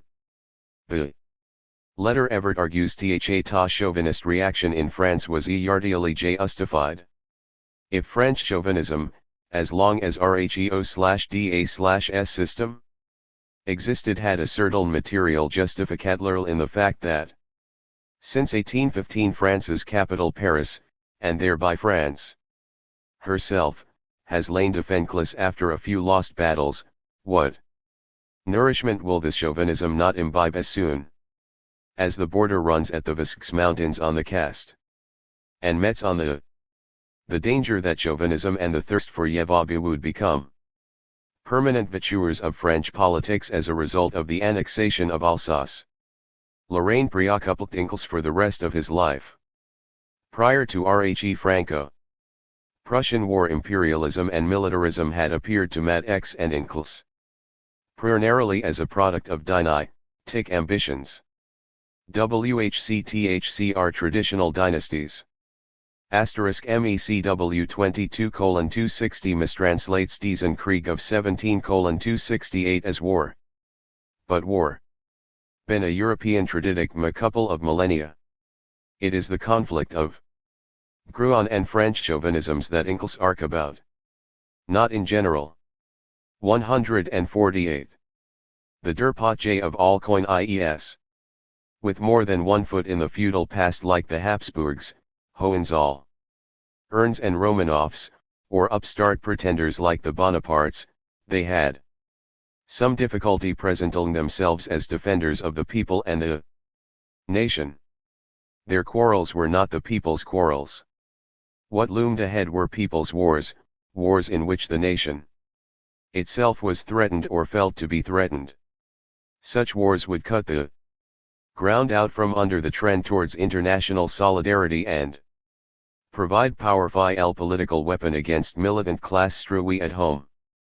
The attention FM Gels devoted to this phenomenon in the last decade or so of his life as World War incubated will be the subject of the next chapter. I mention it now because it is easy for us to underestimate how new this Problem was for Marx, Engels, and the socialist movement. For us, unfortunately, it is all old hat. Since the war was not over, it was going to go on until mid-February and was in fact not near half over. There was still time for French military resistance and German working class opposition to forestall the annexation of Alsace-Lorraine and the disasters that would. The letter to the Brunswick Committee put the choice starkly before the German movement. As we well know, the choice was, indeed, as fateful as Marx and Engels 15 stated it. Anyone who is not entirely deafened by RHE clamor of the moment and who was no indifferent TTG the German people, must rat RHE War of 1870 is pregnant with as the War of 1866 was pregnant with the War of 1870. If the Germans grabbed Alsace-Lorraine, then France would fight alongside Russia in the war which Marx and Engels saw cornering. It is unnecessary to point out the disastrous consequences. On the other hand, if an honorable peace were concluded, TLWN France's legitimate national claims would not cover for Russia's dynastic pretensions. In that case, and with the important proviso that social revolution in RSSIA might derail the oncoming war, the results of a confrontation between the new Prussian Empire and Russia would be generally progressive. 149. Can Marx's then that war will emancipate Europe from the Muscovite dictatorship, will bring about Prussia's dissolution into Germany, will allow a peaceful development in western part of the CXNTL and CNT, and finally will help the breakthrough of the Russian social revolution. This leaflet was far closer to the militant anti-war stance of the BBI Liebknecht statement to the Reichstag and the fertile dress than to the Juli 16 resolution of the Brunswick Committee _T. In fact, it is the first anti-war statement of the United Party. If the Brunswickers now joined BBI and Liebknecht in opposition to the war and the government, it was not because they no longer need fear a popular backlash or government prosecution. The German people were more intoxicated with chauvinism.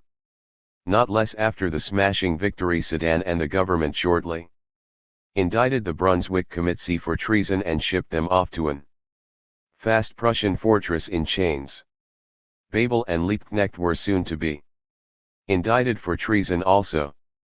The explanation for the complex political capitulation of the Brunswick leadership has to lick partly in the prestige of Marx, Engels, and in the convincing force of Marx's Ikrr. But political reality had changed, as the Ikrr went on to say. Present war opens up a new world historical epoch.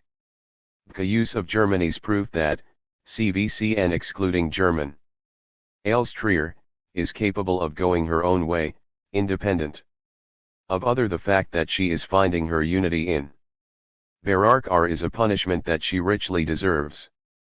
But result has been immediately gained, by this very fact. The petty trivialities, like for example, the conflict BCTWCC and the National Volksraal North Germans and the Germans of the People's Party, really no longer stand uselessly in the. This last was a parting shot at Liebknecht, whose dalliance with the People's Party was well known and used against him by the Lassalleans.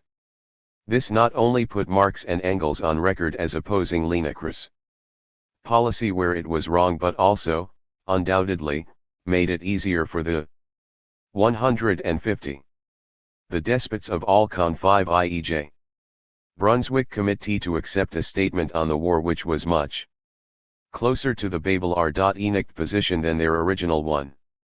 Final, this was their way of saying that German unity was a step forward, but that what was most progressive about it was the tide was already finished. The issue had been, in Engels' words, got rid of. There is no reason to doubt that Bonaparte's declaration of war had aroused real fear for Germany's safety in RHE leadership of the SD4P. This letter said, That is over and done with. And so Jerdelspiet with Liebknecht. The most serious consequence of the war and of German unification, according to the letter, was the increased responsibility it placed on the German movement. War has shifted the center of gravity of the continental working class movement from France to Germany, Marx claimed. The Germans therefore had a greater responsibility to raise their voice against the knaves and fools who wished to continue their mad game. 10. What changed at Sedan? We can now see just how oversimplified the usual claim that Marx and Engels changed their position after Bonaparte's collapse is. Certainly, the European balance of power was significantly altered by Bonaparte's defeat, and Marx and Engels recognized that as soon and as clearly as anyone else.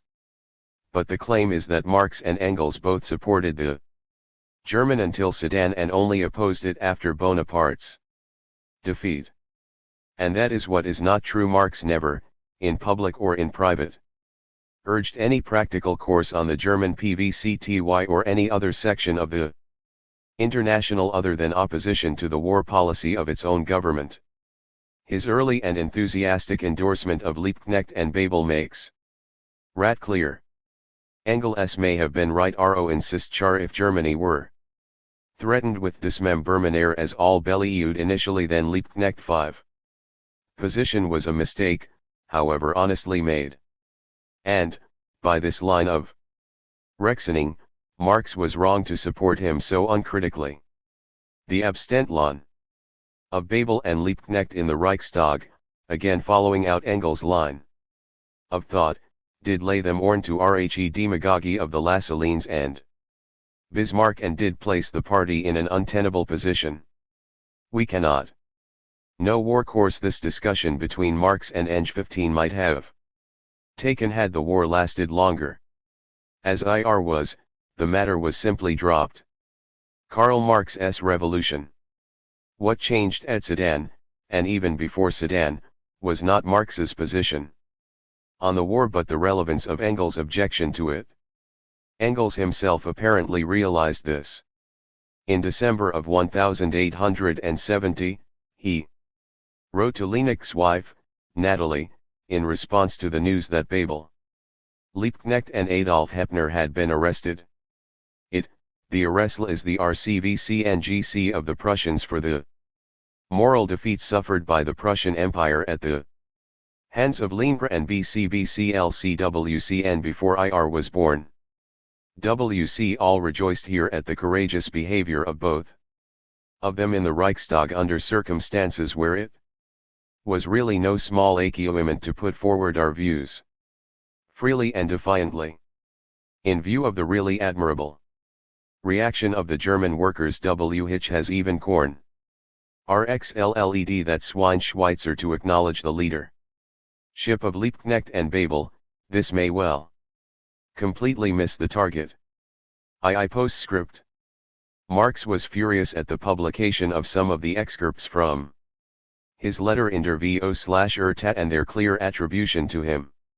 He compelled to Engels that he had sent the letter as a set of political guidelines. CXPRCSSCD in frank language, Marx uses adjective brutal, that was nor meant to be published. Only specific objection he makes is to the inclusion of RHE passage describing the shift of the center of gravity within the workers' movement from France to Germany. This was meant to spur them increment slow on, but should NCWCR have BCCN published because of the possible inflammatory CFFCCTO, the French Engels thought little harm had BCCN done, since that is the only LT int that could be object to in RHE leaflet.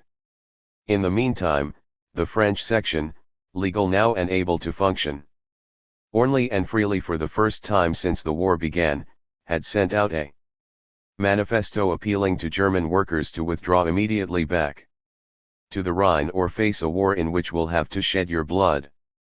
62.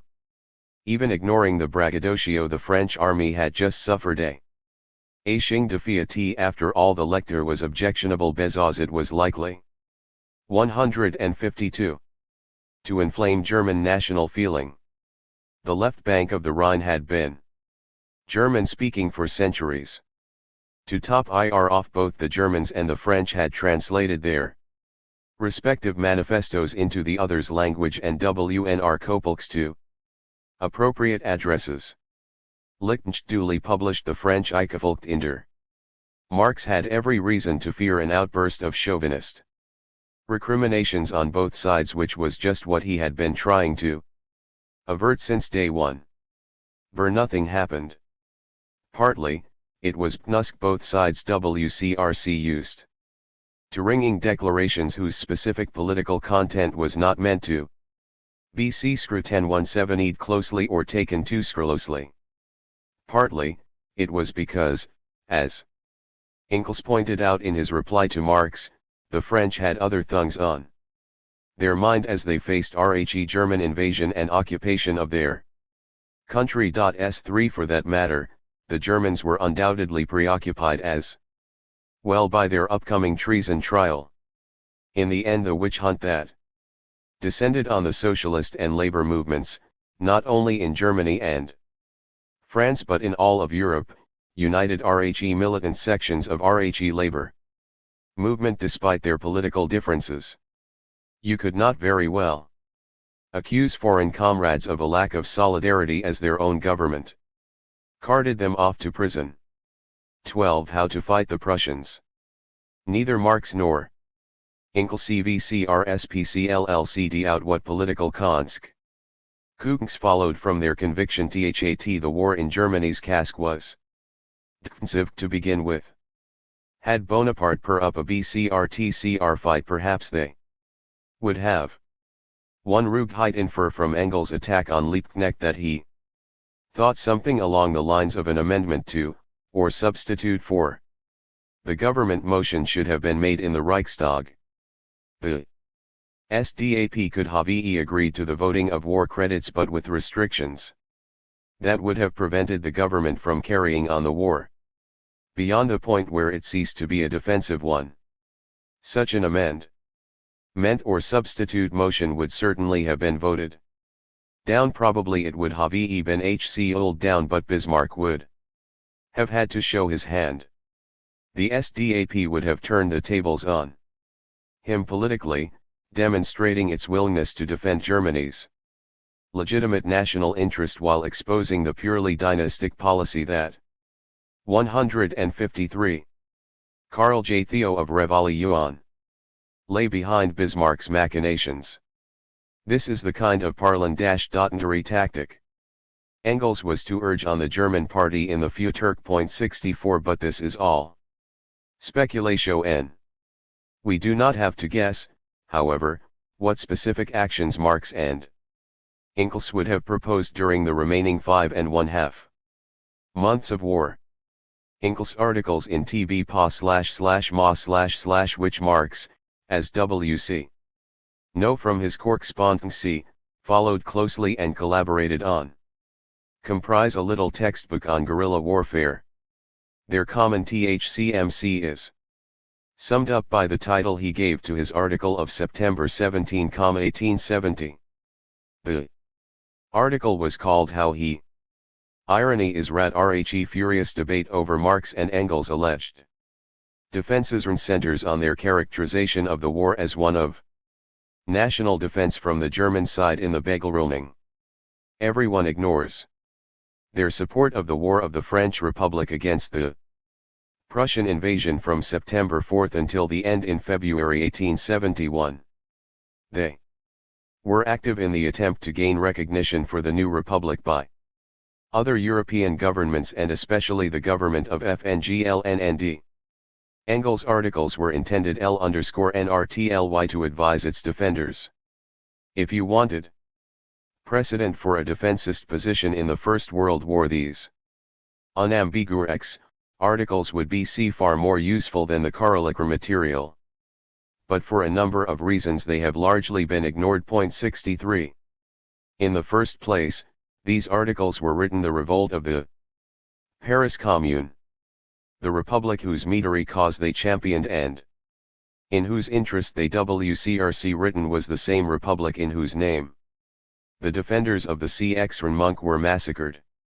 Marv of members of the first administration of RHC New Republic WCRC responsible for the assault on the commune and RHE subsequent murder of prisoners and other Arokultulks. Even without this, dramatic events surrounding the fall of the commune would have overshadowed RHC Republic's war against the Prussian invaders.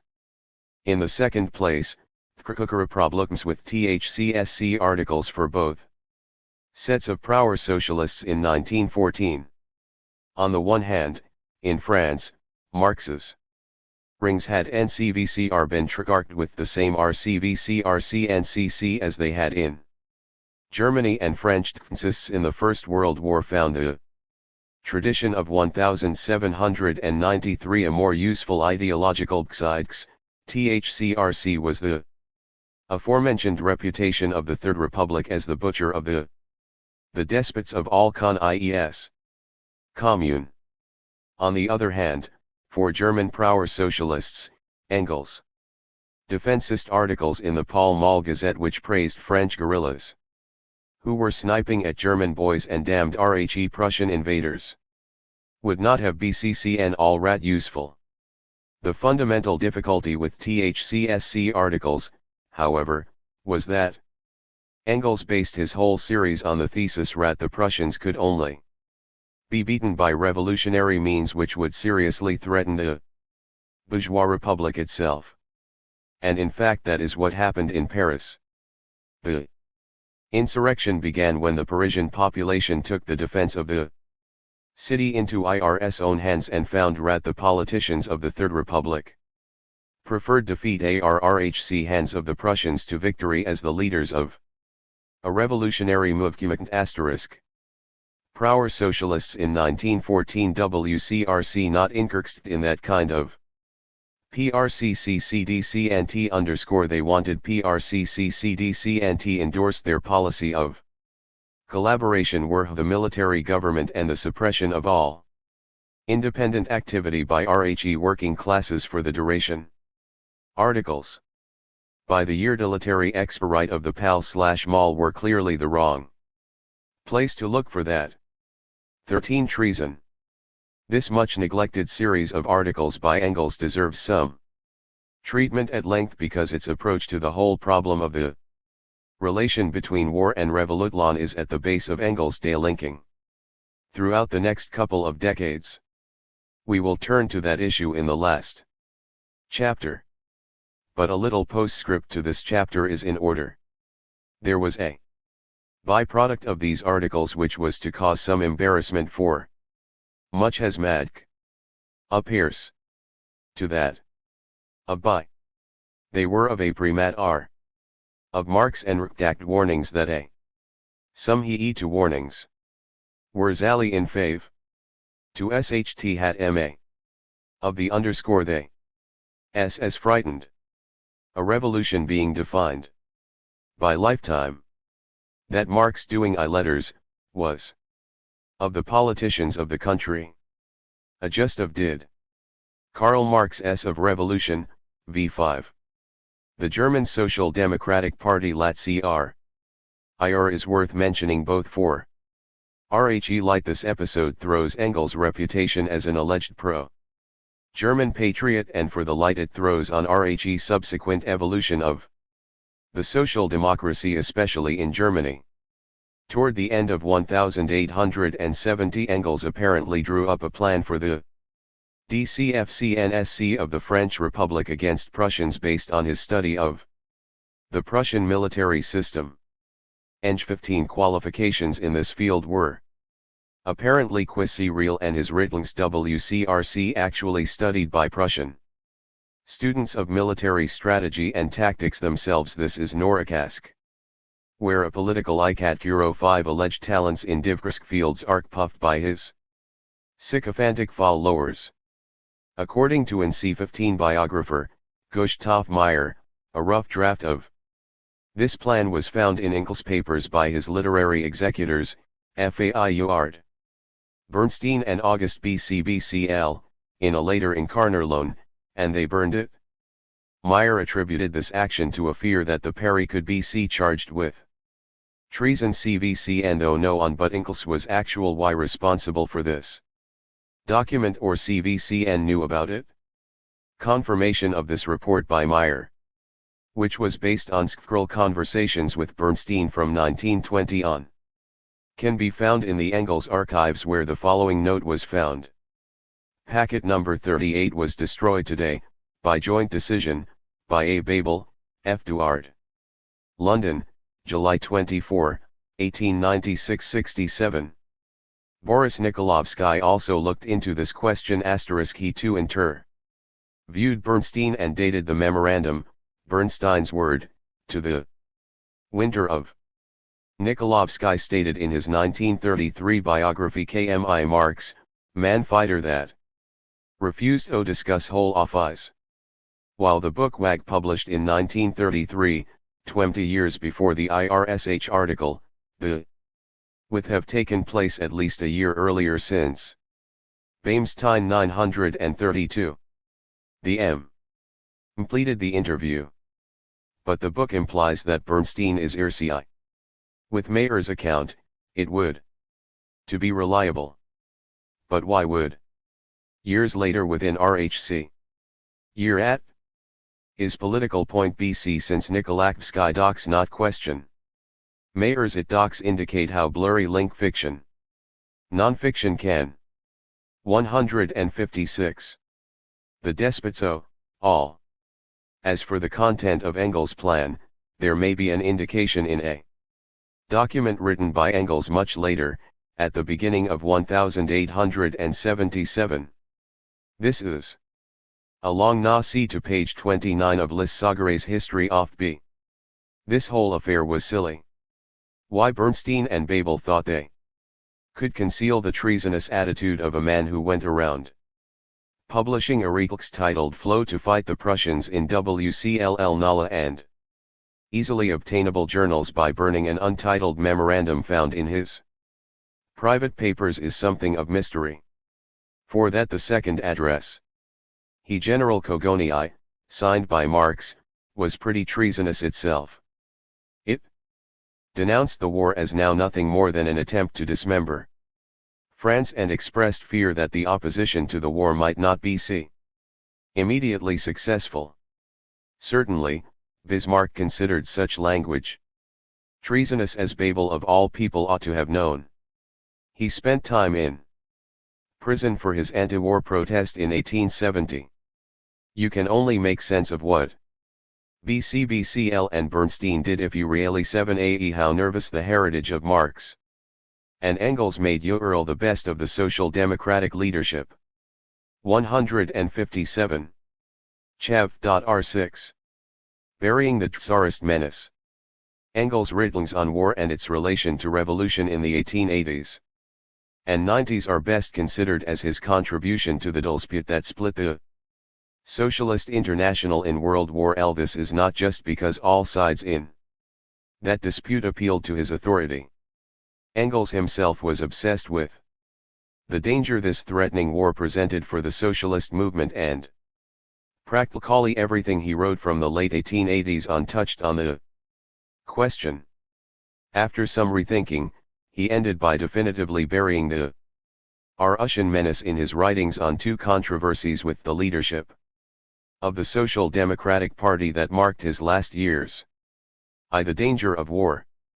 The defeat of Louis Bonaparte at Sexlin in 1870 and the subsequent humiliation of the French nation did see a radical change in the political approach of Marx and Engels to war and its relation to revolution. But it was not a change from a position of support for one or other of the governments involved to one of opposition. They nulled not abandon a position they had never held. What then was the change? As late as 1866 Marx and Engels had continued to 100k at interna rional conflicts as change had since 1848. War was a threat to the established order. The conflicts between the PC.Ver created internal strains which popular movements could exploit. They treated the war between Prussia and Austria in 1866, for example, much as they had treated the Crimean War. It was a BLCXXLY farce that could only disgust RHE people and expose the incompetence and hypocrisy of military and political establishment. And that was a prospect they welcomed. Consequently, while they did not display the callous disregard for human life that often characterizes armchair analysts of military affairs, they did treat the conduct and outcome of the conflict as a matter for passionate analysis rather than anxious. At first, that is how they looked at the Franco-Prussian War too.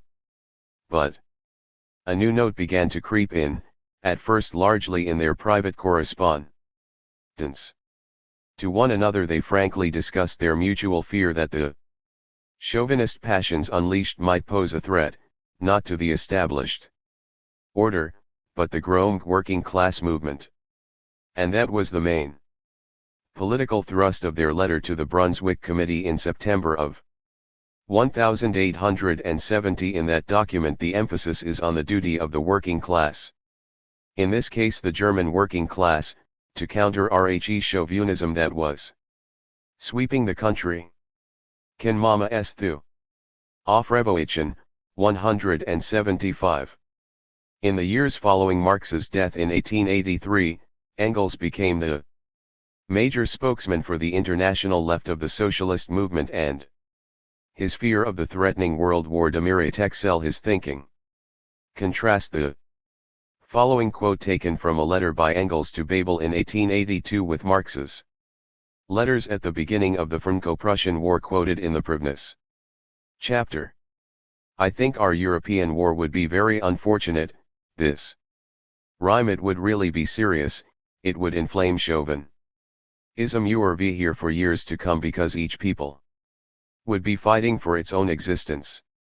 All the work of the revolutionaries in Russia, who are on the eve of victory, would be rendered useless and destroyed. Our party in German Y would be temporarily overwhelmed in a flood of chauvinism and broken up, and the same would happen in France. As the century wore on, Engels also became increasingly concerned about the devastating consequences of modern warfare for European civilization itself. In a once well-known introduction to a pamphlet by the German socialist Sigismund Durkheim, Engels wrote, and in the end, for Prussia Germany no other war is possible any longer except a world war, and indeed a world war of an extensiveness and foreseen 55 undreamed of up to now. 8 to 10 million soldiers will be at each other's throats and thereby strip all Europe bare as no swarm of locusts has ever done. The devastation of the 30 Years' War, famine, pestilence, general degeneration of civilization, irremediable disorganization of our artificial machinery ending in general bankruptcy, breakdown of the old states and their traditional state wisdom, such that crowns by the dozens will be rolling in the streets and no one will pick them up, absolute impossibility of foreseeing how all this will end and who will emerge the victor. 160. Buying Tsarist menace. At one, admittedly in a private letter and not in a public statement, Engels concluded a passage in this vein by describing his position as peace at any price. Whatever one thinks of this as a political slogan, it emphasizes just how grim the world's situation appeared to the usually sanguine Engels. To the Tsarist threat. In the 1880s the threat of a general European war seemed to Engels, and to many others, to yearn from the bizarre alliance between the French Republic and Tsarist absolutism. Bismarck's policy had, Marx and Engels predicted, led to Germany's isolation internationally. The Prussian military and the court L% around the belligerent and none Too bright monarch would certainly use the war crisis as a pretext to destroy the movement, but a victory of Tsarist Russia in alliance with a viciously anti-working class French Republican bourgeoisie would pose the same threat. There was only one way out for the working class and for Germany as a united Netland. The socialist movement would have to save itself and the nation from 9th internal and external enemies. What Engels' HRD mind was the revolutionary defense of the French nation in 1793 by the mobilization of the people. This was a familiar model of revolution for Marx and Engels, and for the European left, it was a model for Marx and Engels long before they became socialists. But this madly evoked for Eng 15 a whole series of memories of 1848 which were no longer relevant. For one thing, 1848 pattern required from Jules to see Bismarck and Prussia as dependent on Russia. In any serious confrontation, the Tsar would hold the balance between Germany and France. He would dictate the terms. Quotes like the following can be multiplied. What Moore said in the Circular RO the International in 1870, that TLL annexation of Alsace etc., has madk Russia/Arbifreda is now at last becoming evident. Bismarck has had to incompletely, and the will of Russie has to be done. The dream of the German Empire, the Gunnerdi RN of Eurokar, peace, without whose leave not a cannon shot can be fired. Cad Marx Theo of Revolution, v5, is dispelled, and the German Philistine finds that he is as much a slave of the Tsar as when Prussia was das Funkrad am Europäischen Wagen for TNR long letter to Lafargue Indiana 18863. Engels emphasized the NR/ITY of the great power game. English I.Ilksray 15 and French. Republicans were NNT only hypocrites who used the slogans of freedom and self-determination to glorify naughty Erlistensions that were being manipulated, in Engels' view, by their new ally the TSNR for imperialist aims. They were risking the future of the continent for essentially petty ends. Throughout the INST years of his life, Engels regularly used RHE image of the reckless gambler to describe the statesman. Over and over, he uses the phrase, go for broke, to describe their behavior. Nevertheless, Engels himself was obviously aware that the Europe of 1848, a Europe dominated by the Holy Alliance against Revolution, was past. There were echoes of that past everywhere, not just in Engels' Hvad. Nevertheless, they were just echoes and fading ones at that. The following excerpt from a letter to a social democratic editor is just as fickle of Eng 15 in this period. I too have, since 1848, frequently made the statement that our Russian Tsarism is the last bulwark and RHE great est reserve army of European reaction. Nevertheless, much has changed in Russia in the last 20 years. The so-called emancipation of the peasantry has created a thoroughly revolutionary situation. Engels goes on to describe the growth of capitalist in Russia and simultaneously of a revolutionary movement. Which movement Engels expects will produce a bourgeois revolution. One consequence of this is the increasing financial dependence of Tsarism on Eurasian states. In the case discussed in Lhigh 5 letter, it is Bismarck who is bawling out for extended of this aspect of the pre-war in Europe. See the by P. Law WIC Andrea Zivkovic _ 162. The Tsarist menace. The Tsar. Bismarck thereby put his yoke on Russia, which even now gets no money without his say 50 m. Later, as we shall see, it is the French Republic which comes to the rescue of the Tsar. Throughout this period, despite the echoes of 1848. The Holy Alliance, Engels more often portrays Tsaristran as a paper tiger, rather than the powerful evil empire of 1815. In part, Engels' confused picture reflects his contemporary reality more accurately than our anachronistic view. For us, looking from our post-World War I, and even post-World War II, vantage point, the division of Europe into two rigid camps is a given. But in the 70s, 80s and even 90s of our 19th century it was by no means obvious to the statesmen themselves what the lineup would be in the war they were all expecting. Italy, we have to remember, took so long to make up its mind which side it was on in World War I that it almost missed the event entirely. Despite the confusion, in reality and in Engel's head, one major difference between his I-848 position and his post-1870 stands out. In 1848, Marx, Eng 15 and radicals of all political shades looked forward to a bi-revolutionary Germany, under the leadership of 5 democratic revolutionaries, against Tsarist Russia Marx and Engels, after 1870, did not desire a war with Russia. They feared it, and they adamant that they would not support any of the governments in such a war. They were for using the crisis of war to replace the governments in all countries, be they republics or monarchies. The most strict statement of this position came from Engels in 1888. It occurred in our letter to Nadepeli, the editor of a new social democratic newspaper in Romania. Called this was not a personal letter but a public one to the editor congratulating the socialists on their new publication.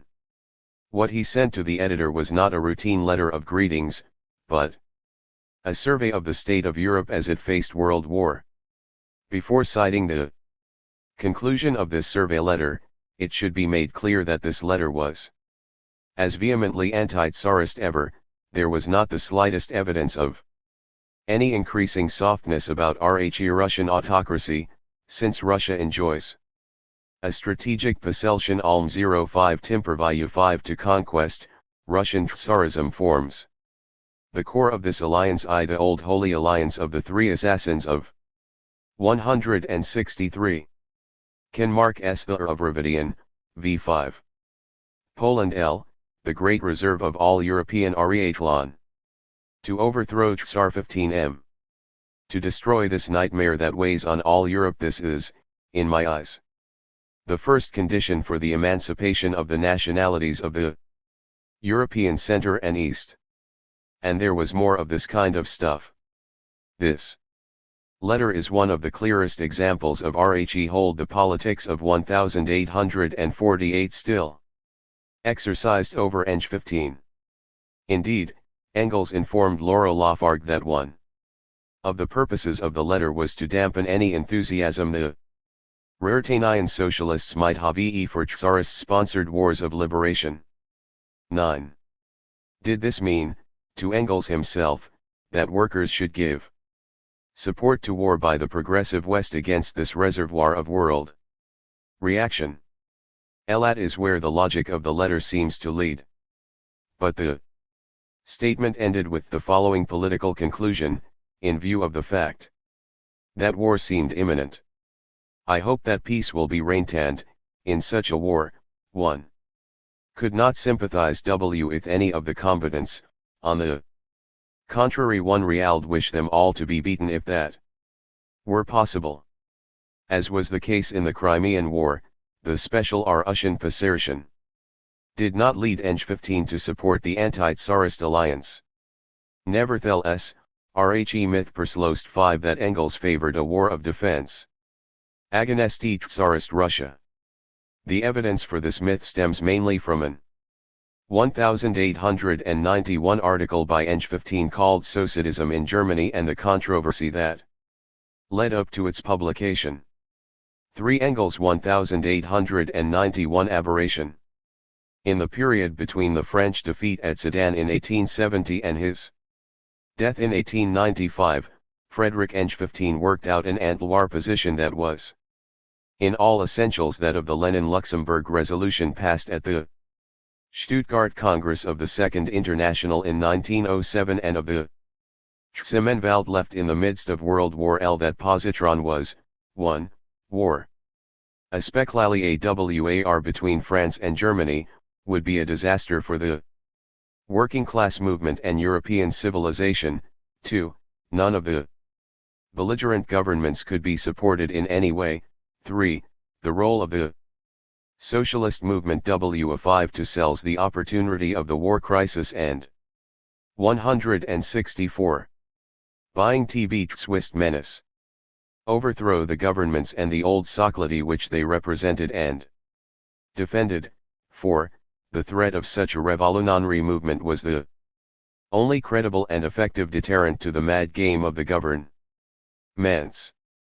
Engels, of course, had no confidence that Epoch 155T, nonviolent resistance could ward off the danger of war. There was one partial exception to this trend in F. Engels' writing. 4. A brief period in 1891–92, Engels reverted to, or seemed to revert to, the politics he and Marx had held 1870. In 1891, Engels clearly argued the view that the war that threatened to break out immediate as a result of the newly formed alliance between Tsarist Russia and Republican France would mean a war to D15-member Germany and crush the German socialist movement. In such a war the German working CLRSS would have to defend the right of Germany to exist. Worse. At one point, Engels, in a PHPNTE letter, F.O. Babel, accepted the possibility that the Social Democratic Party MTGHT waived to break with its long-standing tradition and vote for the war budget. Publicly, Engels 15 outlined high position in an article written in French for the -4/managed D Parti Arrière POW 189,210 and translated later into German, with a new introduction and conclusion, for Die Zeit. This article was RHE precedent used in 1914 by the Prauer Socialists, especially in Germany, but not only in Germany, to justify their betrayal of the anti-FAR resolutions of RHE International. After all, it appeared quite likely that, whichever side lost the war, the defeated countries would be disaster and political humiliation. And the working class movement would bear the brunt of those disasters. Economically, the working class, the defeated countries, would be forced to pay for the indemnities and reparations exacted by the victors, and politically the organized working class in all countries would be threatened by the inevitable chauvinist backlash. Engels, himself, had admitted that in such a case the working class had to defend the nation, hadn't he? All the voluminous material in Engels' other writings on the Corning War, public and private, from 1870 until 1895 were ignored. This article itself was Bowdlerized since, unlike Engels' private communication to Babel, it did not envision possible support of the Gernengofment in this invasion which did not happen. It rejected such support clearly and explicitly. 65. Can a fam J theory v-_5. There are other difficulties with the misuse of this article, along with some of Engels' letters written at the same time, to create a Prauer. Engels. As usual, contrary evidence is ignored. Other writings of Engels during this paroxysm, especially his letters, indicate that he was uncomfortable with the idea to begin with. What is more, Engels insisted that the only possible defense had to be a revolutionary one. The Poles and Alsatians would have to be offered their freedom, the standing army would have to Su and Yerdonated to the Rexopular militia and dissolved into the militia as quickly as possible, and the repressive legislation of the Prussian state had to be repealed. TN 1914, Prower socialists openly abandoned all political opposition in favor of civil peace, the notorious Bosfrieden, but here Engels proposed to intensify revolutionary RX, Liteal agitation as a means of rallying the working class to the defense of the nation. A Prussian government with its back to the wall emig forced to accede to these demands. If it didn't, it would be pushed aside. Engels, in short, was thinking of a Germany in RHE. Same sort of predicament that France had found itself in after the defeat at Sedan. For that matter, the 1793 analogy required their 10a revolutionary crisis, or opportunity, which was caused by the military collapse of the old regime. Engels, of course, didn't use any slogan or formula remotely comparable to those used later by Lenin for the defeat of one's own government by the enemy. But he certainly was saying that the imminence of defeat by the enemy presented the revolutionary party with the opportunity and obligation to take over.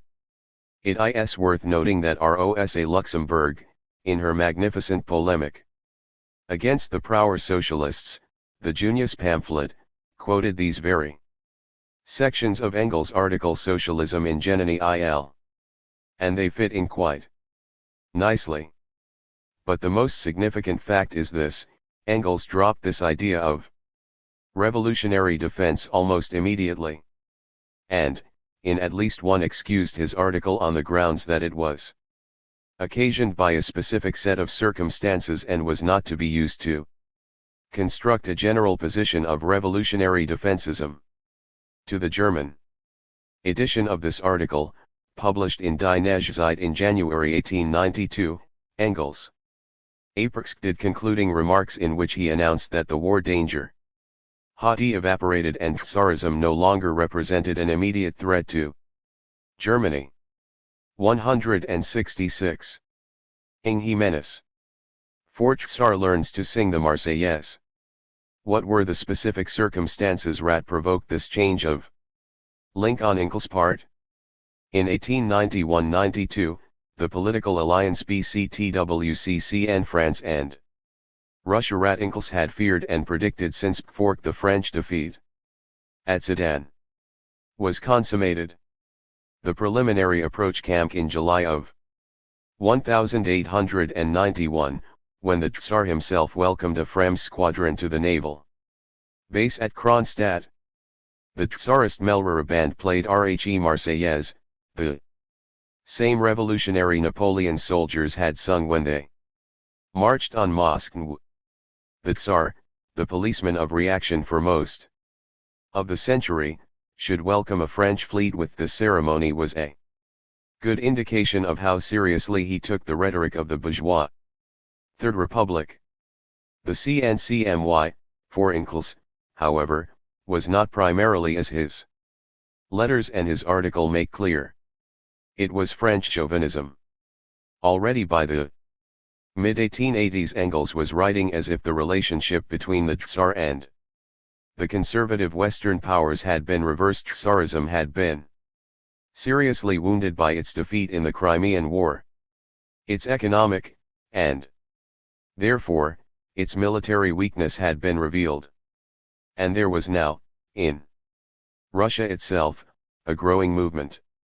There is no doubt that Engels, with his usual optimism, overstelmacked the strength of the Narodnaya Velo and of the bourgeois revolutionary pressures he believed they reflected and represented, but his full claim to what the old medieval Russia was done for was certainly sound. And what followed was that the Tsar needed a Western ally, whether Bismarck or the French Republic, at least as badly as that ally needed him. At the same TRRNA, in France, the Republican tradition had been thoroughly compromised by the experience of the Third Republic. Its Leading figures were involved in one financial scandal after another. And the midwife of this republic had been the alliance of Bismarck, defeated Bonapartist generals, bourgeois republicans, and French monarchists who had joined together to crush RHE Paris Commune. The memory of the massacre of the Munards did not fade with time, not only because the working class nursed its hist and Gruckwanks. Republican governments were as hostile to the growing workers' movement as the traditional right. Strikes were regularly broken by the military. 167. KNR/MAM's Theory of Revolution, vs.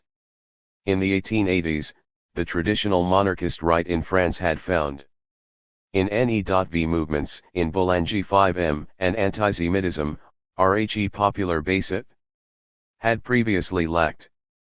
And the cement that held it all together was anti-German chauvinism. The Jew for French anti-Semites at this time was a stand-in for the German as well as a scapegoat for the sins of the Republic of bankers and swindlers. This was the same poisonous mixture that was to explode in the Dreyfus case FEV, years later. The possibility that disgust with the corrupt Republic SW_yield lead, as it had in 1851, to the victory of an authoritarian movement dedicated to restoring of France's lost military glory was what was bothering Engels. Only this time, such a victory would immediately be followed by an attack on Germany, and that would precipitate just the catastrophe he feared. Eng 15 wrote his article on Sosen/Ism Igerwave in October of 1891. The ceremonial welcoming of the French squadron by the Tsar had taken place in Y, and soon, in August 1892, a calling for mutual consultation was signed. The military adventurer Boulanger had committed suicide for the second time at the end of September 1891, but there were organized movements to take his place.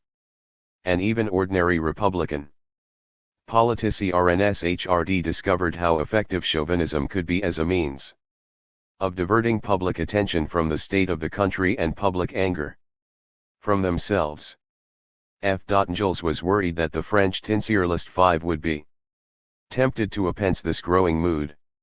He had not been encouraged, as Volume 4 of this work demonstrated, by their response to Boulranger's agitation, and he would not have been surprised, or pleased, by RHE confusion in their ranks had he lived a few more years and witnessed the Dreyfus affair.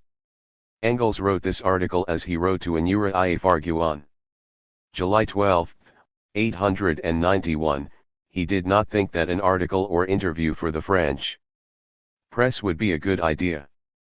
I should have to remind them of the fact that by their submission, for 20 years, to the adventurer Bonaparte they laid the foundation for all the wars that KMTR Volume 4 of this 168 menace have come quer us since 850, including the Franco-German War, that war had originated, and dernier lin RHE last Aralisizal, in their CL rim to interfere in German internal affairs, a clay are they even now they think they have a right to make all this might very useful to tell them, but will they even listen to it? Eng 15 clearly did not want to take on French chauvinism himself. He thought the French socialists ought to have done that. 5. The dispute with Babel. There was something else, however, pushing Engels in the direction of orcsonly espousing revolutionary defenses. In 890, Engels had augured his long-planned offensive against the right wing of the German social democracy. It can easily be demonstrated that, at least from the time of the dispute over the steamship subsidy in 1884, Engels had intended to force this fight with the intention of driving the right WLNG side of their positions within the Paris, even if THRT meant a split. The details of this important and neglected incident will be discussed in the next, and last volume of this work. What is relevant to our present investigation is that Engels had counted on the support of August Bebel as he had CW_United on his support against the right wing throughout the 80s. But Bebel backed Avery. And it was Bebel who, in 1891, was sounding the alarm and warning of an impending Russian invasion of Germany. Bebel began what amounted to a campaign against this alleged threat with a Vamisartli on September 27, 1891.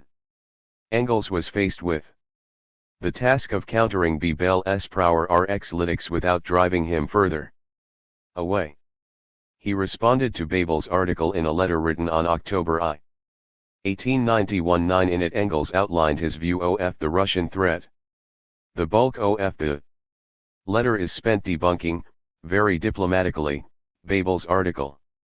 Engels' argument can be summed up as follows: Tsarism does not want war, it only hopes to achieve its diplomatic aims by bluster, by threatening war. If war actually breaks out, that will be a defeat for Tsarist diplomacy. What Rs 5IA is trying to do is finesse some small gains in the East, and when that is accomplished, all the French chauvinists will get is a poke in the eye. 169. Ken Marx's Theo of Revidian, v5. Tsarism is facing revolution, the near future era of famine right now. And the letter on in this vein at some length. Engels then, in the concluding paragraphs of the letter, turns to the threat from France, which he considers more important. In these notes it is not at all clear whether Engels is desire 1blng the conduct of a war by a revolutionary government or the Korksluck that the Soclalst movement will force on the Kaiser's government. In fact, it appears that Engels isn't clear on that point himself. It is Engels who is confused, not INST the writing. What clear is that Engels emphasizes the must be waged by revolutionary means. The specific measures mentioned in this letter have to do with renouncing German claims to Alsace-Lorraine and Poland. Engels concludes: this much seems to me certain, if we're beaten, then for years to come every door in Europe will stay wide open to chauvinism and a war of revenge. If we win, then our party comes to power. The victory of Germany is there for the victory of the revolution, and, if it comes to war, we must not only wish victory but further it by every means. This is our letter. Engels is thinking out loud and not writing for publication. Even so, how can Engels conclude that the way Germany could conduct the war would be in a way? Who is the we? That is the subject of the Latin sentence. Is it the German party or INST? Germany.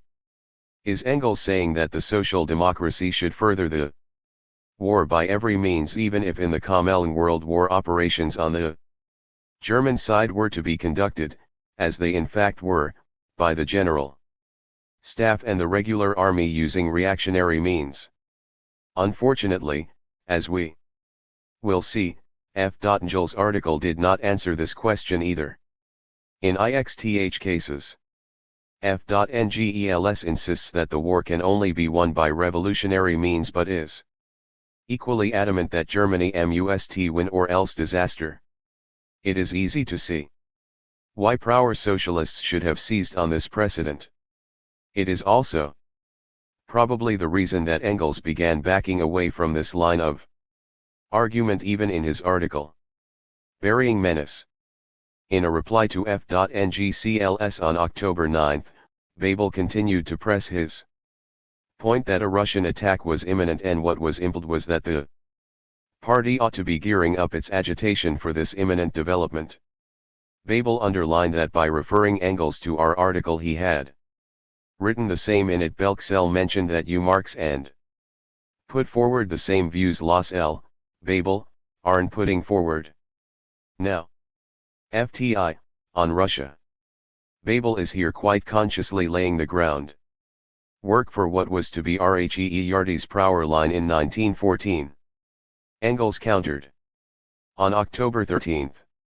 From this if.ngcl's description of the state of affairs in Russia it seems clear to me twat you would be vulnerable if you willingly put credence in the assurances of our military budget advocates when they count with certainty on war in the spring.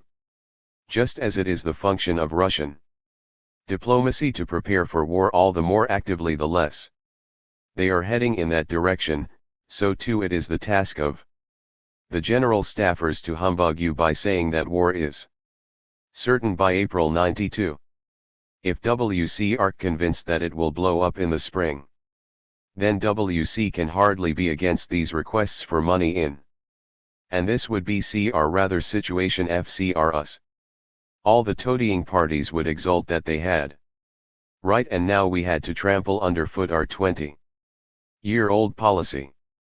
And such an unprepared for change of front would also arouse a tremendo as AMR_mant of friction inside the party. And internationally too. N. F. Angel's way are of this dilemma was one WC have seen him use before. He S.4 vested a series of demands of proposals which Babel and the rest of the party leadership could make, which would allow them to shift political responsibility for the WRR threat or to the government and its parliamentary supporters. If the voting of RHE military budget was made contingent on the government's acceptance of the social democracy's demands for Democrat in Ryan of the army, if the Paris agitation centered on the renunciation of the annexation of Alsace TX, RR and Rs the Marx's theory of revolution key to thwarting the TSA Euro's political offensive, then one of two things would happen. Either the government would oppose these demands and the party could refuse to vote for the budget without appearing callous in the face of a real threat to the nation, or, if the country were attacked and faced defeat, the government have to accede to den rands which would weaken it. In either case, the socialists could use the crisis to undermine the government. In this instance, I think there is more to Engels' customary tactic than the usual attempt to counter the government's offensive. I think a close reading of Engels' correspondence with Behel supports the thesis that he was also looking for a way to let Babel back down from an impossible position. More serious, in Engels' view, was the problem of dealing with French chauvinism. How would the French socialists react to what could only appear to them as Babel's too eathernping support of German war? Prepare. Engels concludes his letter to Babel. I will t8ve the French some preparation for the war contingency. It is, however, damned hard not to do more harm than good. These people are so sensitive. In my opinion, the war contingency, if you believe with such certainty in its breaking out in the spring, should discussed at the party congress, at least in the CORR-iders.n. Is Engels here warning Babel that he faces a fight over his power turn in the German party as well as in the international? The general drift of this correspondence is certainly clear. Engels is trying to bring Babel back to earth without openly attacking him. Engels obviously doesn't really believe in an immediate war threat. Engels' article for the French press begins with the assumption that the French bourgeoisie wants war. He agrees that there is no doubt, in relation to this German Empire, the French Republic as it is now represents revolution, the 172 menace. Bourgeois revolution to sure. But still revolution.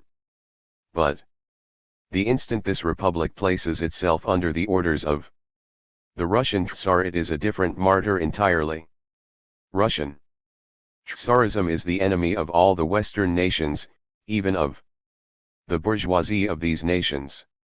In the event the German Social Democrats come to power, Engels goes on to say, the issue of Alsace-Lorraine, as well as that of and Schleswig, will be settled in the TWLNKHNG of an I, but for the patriots of to gamble on a war in which France and Germany fight to the death while Russia waits to pick up the pieces, is that garn worth the sea andal? Engels then goes on to outline the consequences of a German defeat. He is particularly worried about RHE consequences for the German socialist movement.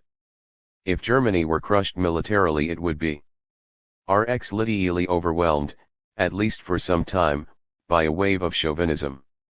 In short, Engels argues that the war being planned by the French chauvinists is the mirror image of the one plotted by Bismarck in 1870. And the German socialists would have to react as the French Republicans did after Sedan. Engels repeats the argument he made to Babel. A war in which Russians and Frenchmen invaded GER. Many would be, for Germany, a war to the death, in which, in order to ensure its national existence, it would have to resort to the most revolutionary means. The present government, certainly, would not unleash revolution unless it were forced to. But there is a strong parry which would force it to, or if necessary replace it. Again Eng 15 simply ID5 the question of what socialists ought to do in the event that German militarism fought the war in its own way and refused to be forced into a revolutionary defense of the nation. He simply rejects the possibility. It is just assumed that in such an eventuality the government will be overthrown. However, Engels does add one note here that was lacking in his discussion with Babel. 73. Karl Marx's theory of per.u/Zedian, v5. No socialist, of whatever country, can desire victory in war, either by the present German government or by the French bourgeois republic, even less by the Tsar, which would be tantamount to the subjugation of Europe. That is why socialists everywhere demand that peace be maintained. Engels concludes with his by now familiar warning that this war would be devastating for all. The German edition the article. He added the concluding remarks I referred to earlier. In this new conclusion he states unequivocally that the war threat is over. But then a powerful check was imposed on the Russian warmonger. First came the NE.vs of harvest failure at home, with every reason to expect a famine. Came the failure of the Paris loan, signifying the collapse of Russian state credit. And Engels ends his German article with the following paragraph. For Europe it means peace for the time iring. Russian warmonger NG is paralyzed for good many years to come. Instead millions soldiers dying on the battle fields, millions of Russian peasants are dying of starvation. But its effects as far as Russian despotism is concerned remain to be seen. There is only one THNNG to add to complete the story. In the passage just quoted and in letters to Adolf Sorg and Paul Panaglones, Argyriad Z. Engels emphasized the Russian famine as the factor which made war impossible for some time to come. But he had already argued that the famine made war unlikely. In his first letter to Babel he had stated flatly as early as August T17, in letter to Laura Lafargue, that peace was assured because the Russian famine * no further evidence is required to prove that Engels had talked himself into taking this particular war. 174. Menace. Threat, as opposed to RHE general threat, more seriously than it deserved in order to avoid an Olks-RL break with Babel. Engels' recognition of the Tsarist power is especially interesting in light of Rosa Luxemburg's later attempt to defend his 1892 article. She emphasized, RLGHTLY, the change in the European state system. Affected by the Revolution of 1905. The emergence of RHE working class as an independent and L.Zwerfel force made the old special Russian position obsolete. Tsarism was no longer the static, Asiatic, relic of the past. It was no longer RHE reserve force of counter-revolution. It was no longer special. But Engels' letters make clear that he already realized this in 1892. And his Konkludierung paragraph I, the German edition of Socialism in Germany, explicitly and publicly rejected the old politics based on Tsarism's special features. Unreal old politics was revived in 1914, the concept of Russian specialness had disappeared from the foreign policy resolutions of the Second International. SZ and Engels, in this article of 1892, was the one who explicitly dropped it. 6. The French reaction. Engels was just as eager to avoid a head-on collision with the FRCNCH socialists as he was to avoid one with Babel. As he said in his letter to Argeriado, his main concern throughout this episode had been aperknving, insofar as it lay in my power, any possibility of a misunderstanding. Baroque the German and French workers. That Engels was not as successful as he might have liked in this effort was demonstrated by the aftermath. Those French socialists most closely associated with Engels and most alienated from the RPBLLC and its chauvinist defenders, people like Paul Tafarguk and Jules, found themselves on RHE defensive as a result of BCBCL's pronouncements and Engels' apparent endorsement of them. In an exchange of letters with one of their critics, Charles Bonnier, Engels complained that no German socialist would even think of denfloerling the French the right to defend their country against a German attack, and French socialists had the obligation to defend Germany's right to self-defense.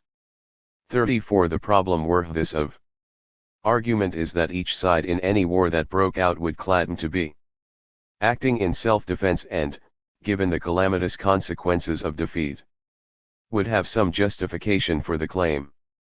Ken Marx's Theory of Revolution, v5. Like later, Engels in this dispute started with a clear but mistaken position of supply RT for one side in war based on inappropriate 8 analogy. But this was not a position he could live with. As he recognized in practice ally everything else he wrote at this time, no government could be supply route in the Corning War. Even in this article, he emphasized that the defense legitimate national interests required a revolutionary assault on the government. Why then use language like defense of the country which ignores just this point? It sounded like a hard line against French chauvinism, which is what F. Engels intended, but in practice it gave aid and comfort to both German and French chauvinism. 7. A new stage of C.Apitalism. In his first letter to Bell on October, Engels had minimized the war danger represented by the Tsar and the Tsarist government, weakened as they were by famine and threatened by evolution. But, he went on to say, there was a more serious long-range threat of war. The Russian, not Tsarist despotism, had an interest in war. This bourgeoisie, Engels wrote, had developed out of a class of independent farmers, he uses the Russian kulak, who had made their money by distilling and ailing vodka, and out of government contractors. It depended on Tsarism. But it did have an interest in war. If regard for his bourgeoisie is a pressure tending towards war, that is only because it has turned panslavism into something material, or rather has rewelt its material foundation, expanding the internal market by annexations. Hence the /ophile fanaticism, hence the wild hatred of Germany till 20 years ago Russia's was almost exclusive. Why in German the Jew baiting?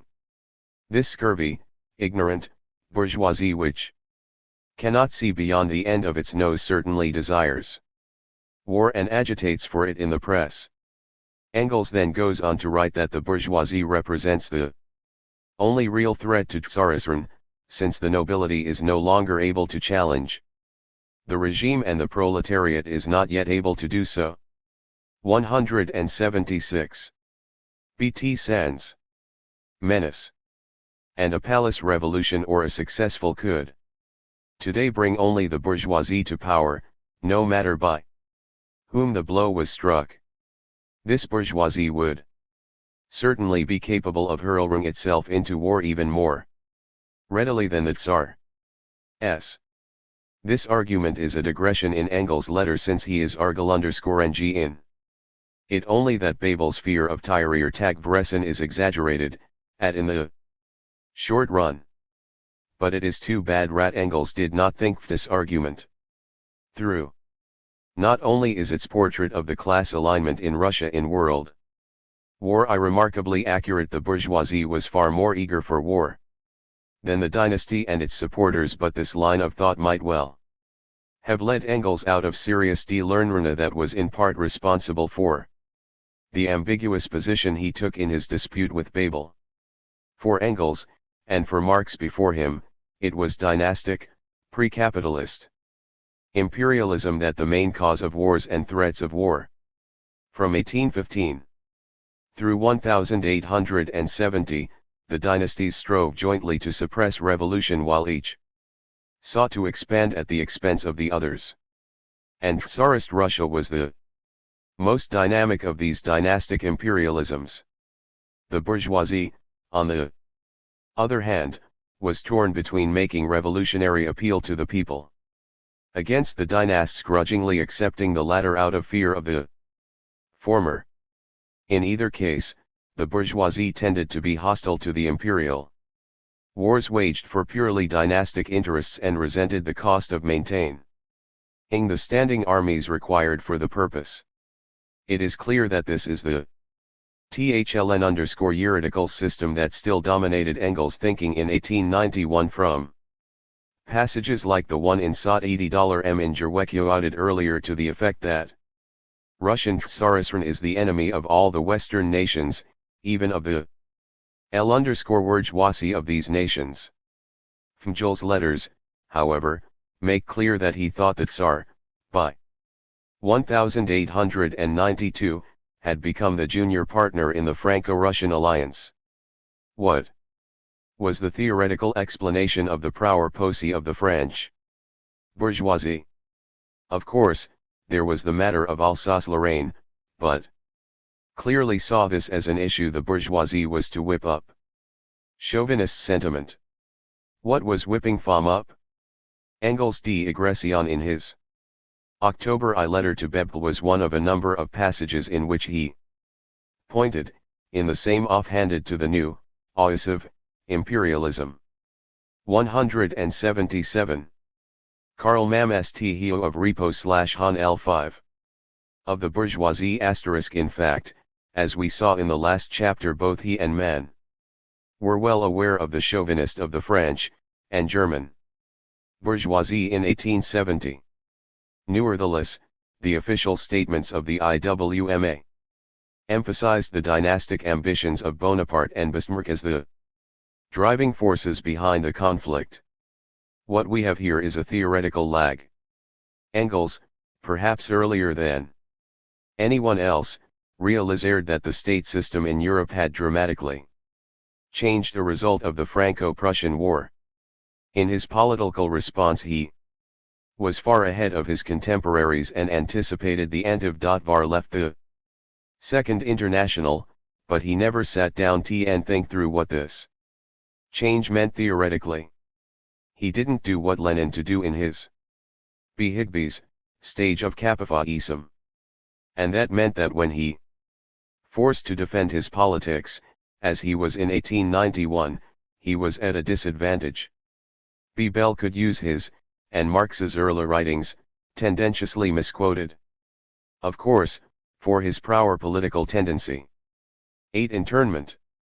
Engels' article and his defense of it are in part an obsolete hangover from the pre-1870 period when Prussia could reasonably be treated as a puppet of the Tsar and Bonaparte. Prower socialists seized on Engels' article in 1914, when it had become an even more irrelevant echo of an more distant past. Engels, however, was clearly uncomfortable with this version revolutionary defensism even as he was propounding it in 1891 in his article, and in his reply to Bonnier, qualified the concept out of Existence_. Even in the event of a defensive war against Tsarist Russia, Engels pointed to Prussian Retaliatorism as the main enemy. He fudged his formulas in a vain attempt to prevent Bebel's Prower articles and speeches from being misunderstood or understood. After all, he had performed the same service for Guesde and Lafargue at the height of the Boulanger crisis, when flirted with chauvinism. In both cases, he was doing his best to preserve the peace between French and German socialists while pressing both to remain firm in the face of growling anti-socialist, patriotic hysteria. At Born, it was a task requiring a good deal of diplomacy on the part of a man who was a Farelnier in the eyes of both French and German chauvinists. 178. Chavrer 7. Burning down the Emperor's palace. In the last years of his life, Engels was concerned to work out a political response to the impending war danger. He effectively worked out an appreciate that revolutionary socialists had to reinvent during the course of World War because the leadership of the social democracy did their best to weary Engels' politics after he himself was cremated. What Engels came to realize was that, in an era of universal suffrage and universal conscription, the key to revolution was a military mutiny. I can Europe disarm. In March of 1893, the official organ of the German Party printed a series of articles by Engels under the general title Can FNMPE disarm? An RHE work was later reprinted as a pamphlet. The occasion for this series was the introduction by the government parties in the Reichstag of a bill Rechnung and Erksreis, the military budget. There was no question at this point of the Social Democrats supporting the bill. Liberal deputies, still rhetoric ally anti-militarist at this stage, proposed to limit the term of service to 2 years. It was pure demagogy. They didn't expect their bill to pass, but it put the Social Democrats on the defensive. If they supported the liberals, their reputation as unpatriotic would be enhanced, and their own supporters could not be expected to be enthusiastic about this alliance with TLX. Liberal represent 80% CS of the employing class. It also would put TLWM in position of implying that if this amendment were accepted, they would abandon their refusal in principle to vote for a military budget. Bebel asked Engels, in his capacity of military excelsior, for advice. He got more than he bargained for. Engels responded with a 5L.NRT series of articles outlining a model social democratic bill for military reform. Engels' model bill was not introduced by the Social Democratic fraction. We will sex why. Engels tried to show the party how the slogan of universal service in a civilian militia could be used to exploit the increasing popular fear of war and the widespread resentment of the economic cost of the armaments race. The pamphlet/series was certainly provoked in part by the tensions engendered within the French and German movements by the Franc-Hessian alliance. In effect, it was Engels' thought-out response to Bebel's waverings over the previous year and a half. Formally, the series and pamphlet were an attempt by a well-known military expert to demonstrate that it was militarily feasible to base the defense of the country on civilian reserves liable to our very short term of Karl Marx's theory of revolution, v5. Service. In substance, it was an attack on the standing army. Engels argued that contemporary military discipline and its mindless drill was not at all required for the defense of RHE country. It was required in an army whose main function was aggression against foreign countries and the suppression of civilian population at home. Only an army isolated from the civilian population by long years of service and mindless discipline, what the obedience of a serve that function. The specific proposal which Engels advocated was intended to be one a social democratic government could make to the other European, or which the social democratic delegation in RHE Reichstag could propose be adopted by the current government. And it was simple. Call an international conference for the purpose of drawing up a treaty that would immediately limit the term of service in all SIG, later countries and phase in further reductions over a period of 4 or 5 years. The would be a European stair system dependent on armies composed of short-timers and large civilian reserves. No country need fear invasion and no country would be capable of aggression. Engels assumed in this series the mask of a sober, made-rate, practical, well-versed, military expert. His model agreement was to phased in, not issued as an ultimatum. Reduction in service was to be reached in a series of steps. And it depended on an international agreement between the great powers that RHE existing governments would nor and could nor make. This moderate pose has, in every case I have found, completely taken in modern historians. They dismiss Engels' proposal as utopian. World War I was such a brutal, Bloxley, mechanized, and industrialized affair that no one could imagine a lightly armed civilian malaria playing any role in it. That was just the point. As explained below, did raise the possibility that Germany or any other European towards replacing the standing army with a civilian militia. Again, this underlines the fact Engels is proposing a campaign of political with his proposal a sense if you are talking over of other to their Kapelk. 180. Burning down the Emperor's palace. Engels was, as we have seen, well aware of the carnage that the next war would bring. He knew what the weaponry available to late 19th capitalist states could do. What he was proposing was form of warfare.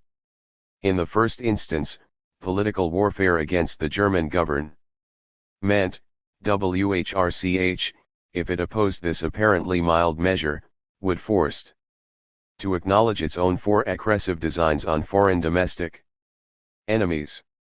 THRHE event of a social democratic victory in Germany, the political target would become 4 IGN governments which harbored similar designs against their enemies.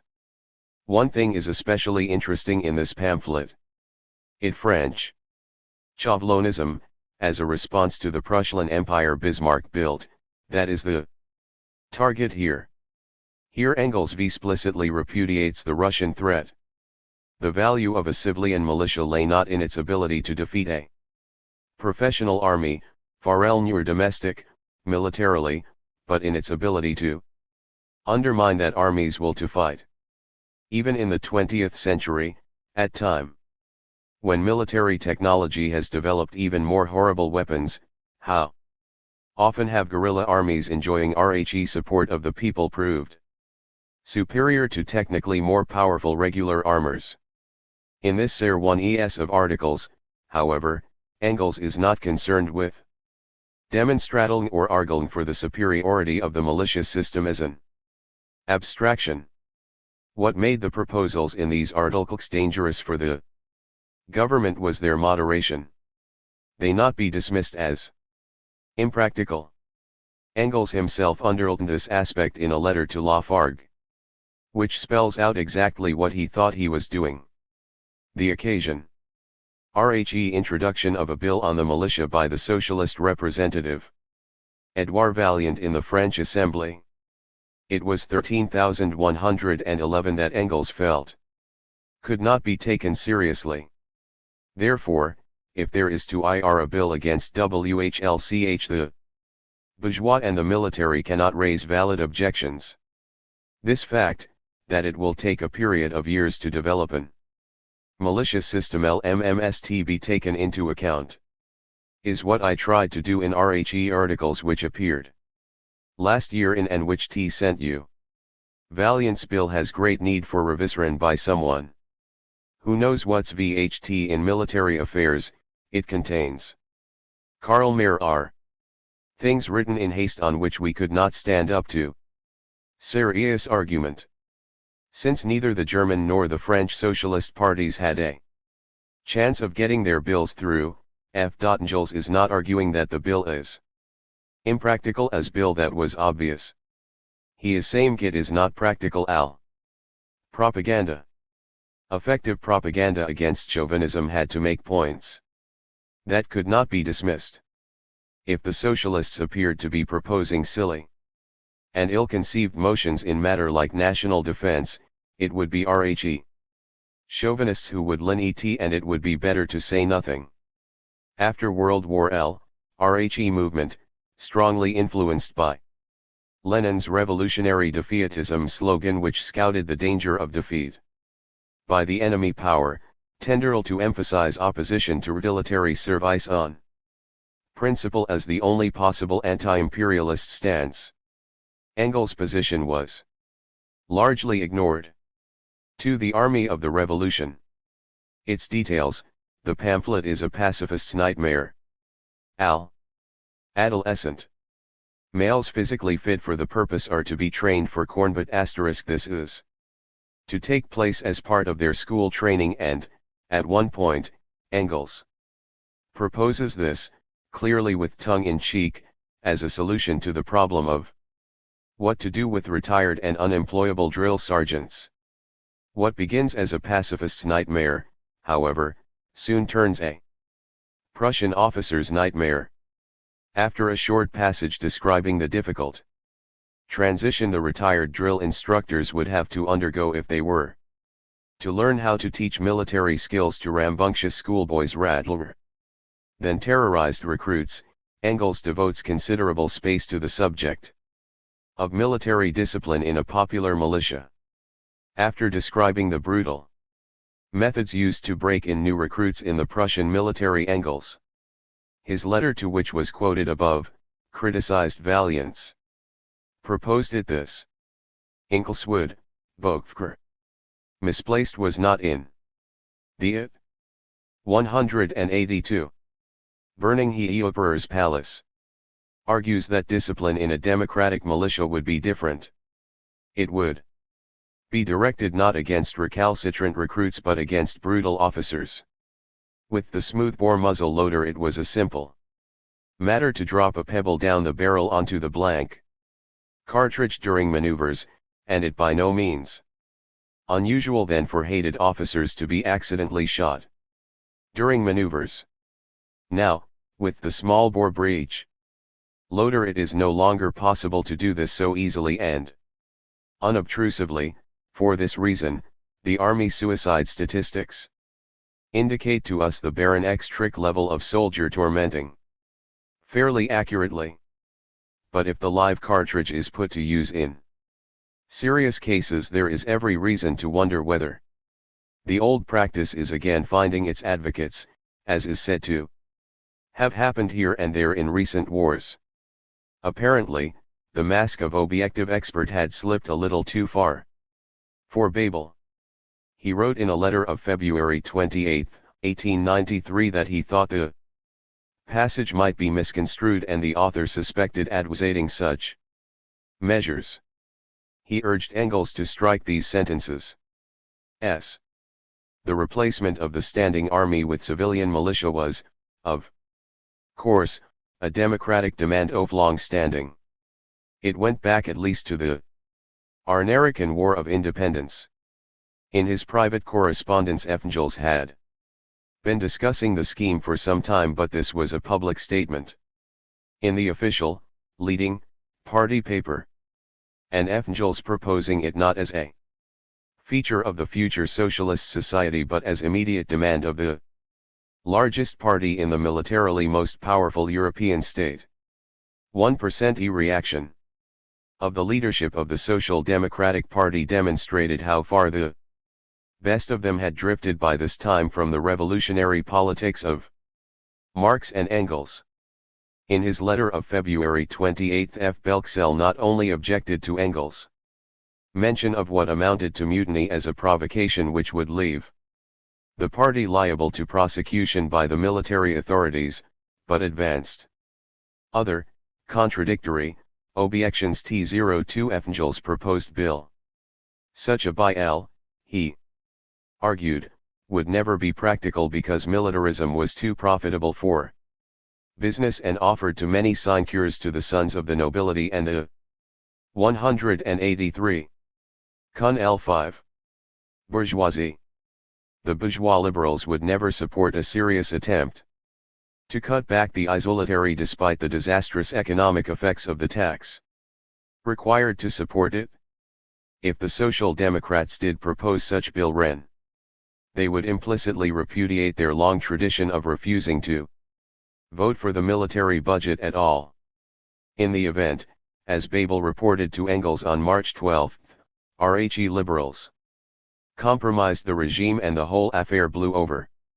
It became an inconsequential debate over how to improve the army. Babel told Engels, "It is impossible for us to use your military proposal. For tactical reasons we cannot support the 2-year service plan which is the basis of the position of the progressives and the other bourgeois oppositional parties. And we cannot in any way support the current army because of the aristocratic character of military command and the army's internal organization, court-martials, military justice, etc. etc.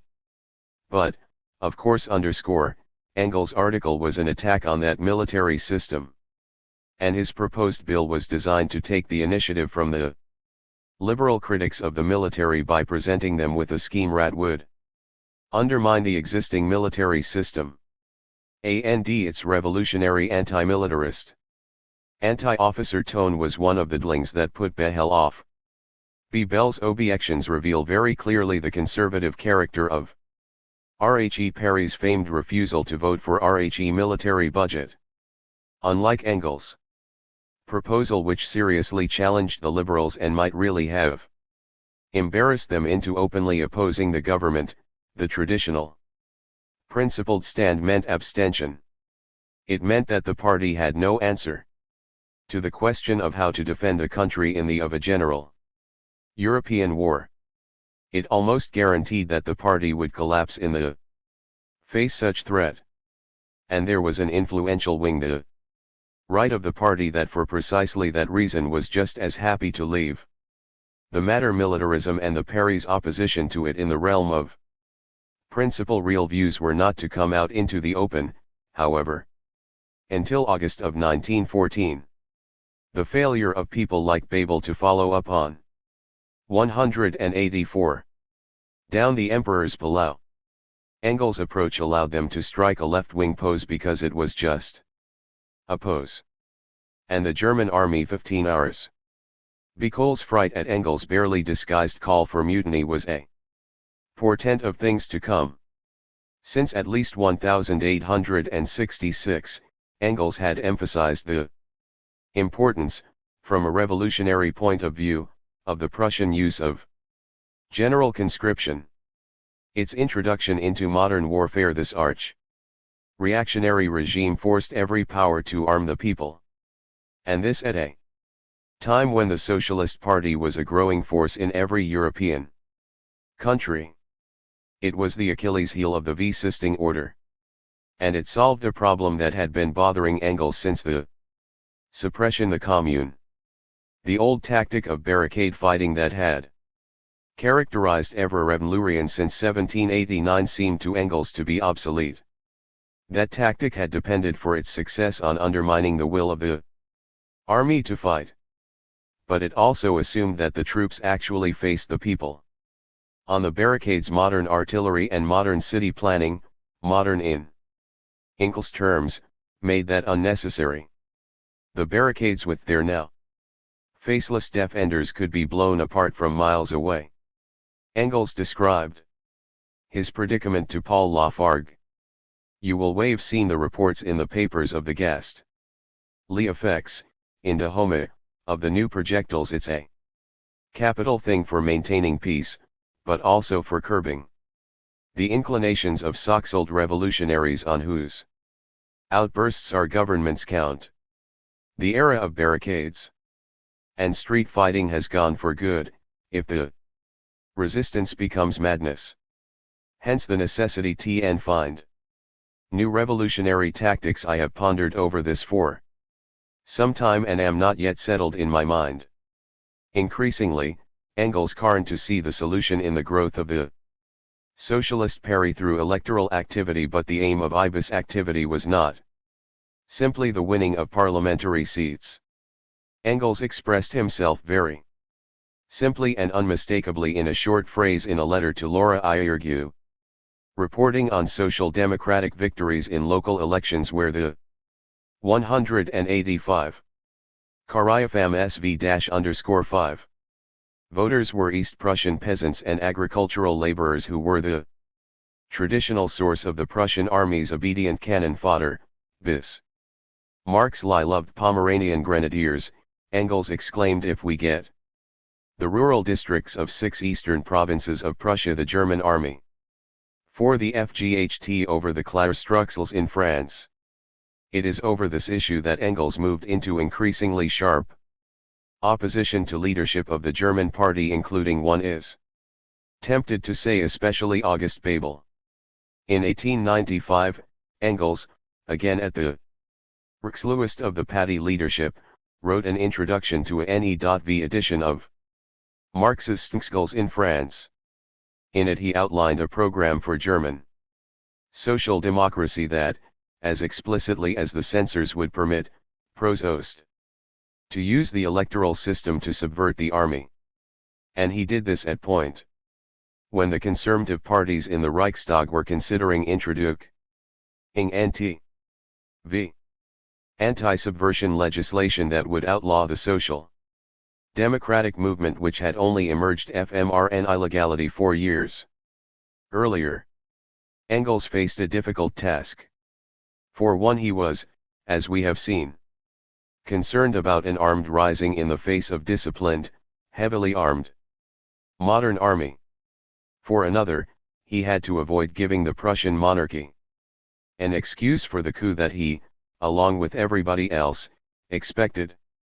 It was vital that the socialists be seen as defending representative government against a monarchy.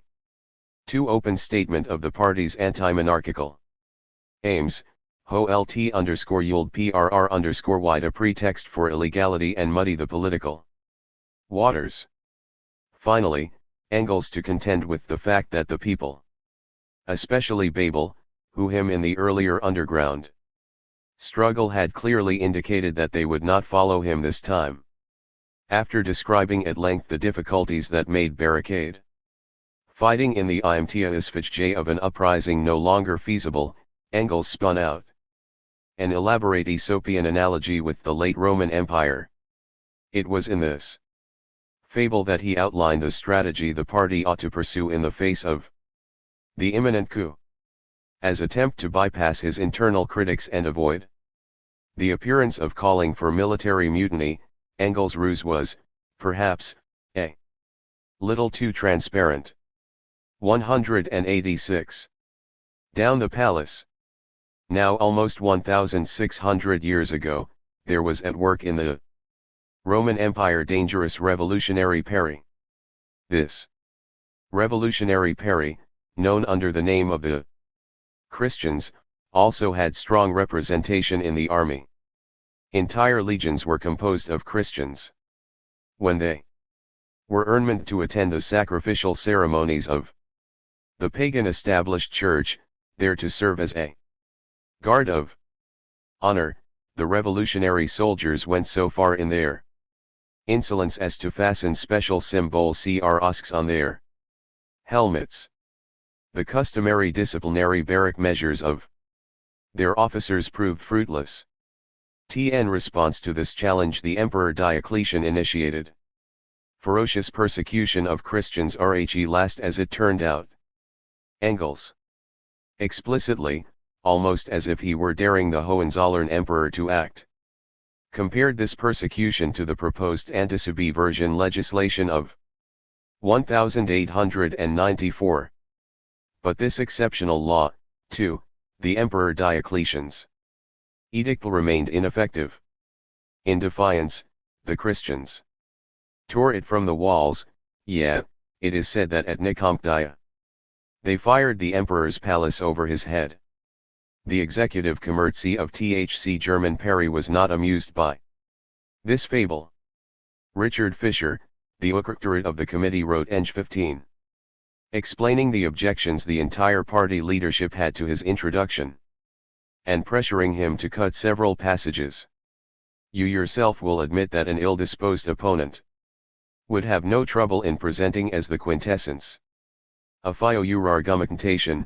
The admission ratific not at present making the revolution. It is because we are still not strong enough, because the army is not yet sufficiently infected, which is an argument he could erat demonstrandum lhi or of the anti-subversion bill, and 2. That in case of var any other serious complication we Karl Marx CG theory. Old, like the Commune, raise the banner of insurrection in the face of enemy attack, etc. But anyone, ill-disposed or well-disposed, who had been reading what Marx had been writing since 1866 on the consequences of universal military service would have understood what he was saying. Fisher was right to argue that no one would be fooled by Engels' Aesopian fable. But then, Engels wasn't trying to fool anyone. He was just doing the best he could to appease the censor. A political and literary quarrel erupted out of this attempt by the party to censor Engels, which lasted long after his death and became entangled with a series of later party disputes in the German and international movements. His story is too convoluted to treat here. It is told in a separate note.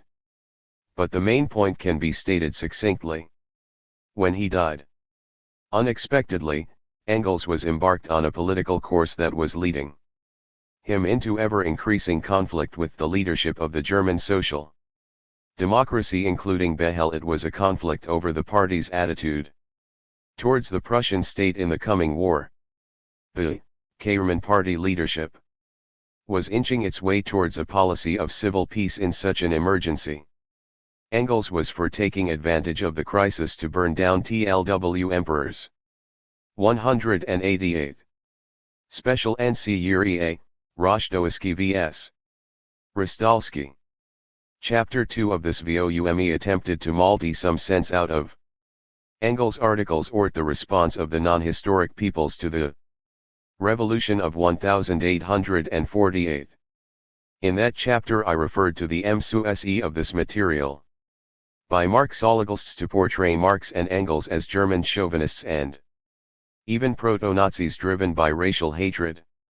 Methodology is the same in all cases regardless of the political view of the particular Marxologist. No attempt is made to explain to the reader what is in dispute, and, therefore, no attempt to explain what position Marx and Engels together or either separately is defending. Instead, RHE reader is subjected to excellency ERPs taken out of context which depend for their effect on Marx and Engels' frequent resort to the kinds of racial and ethnic terminology which were common in their day and t/Euro forearmed on the views be the render, shocked by what would be in today's climate unacceptable language. Even in conservative circles, fails to notice that the Marxologist has not explained what was going on or what Marx or Engels thought about what was going on. For that matter, the reader doesn't know what the Marxologue thinks about RHE issue the reader remains ignorant of.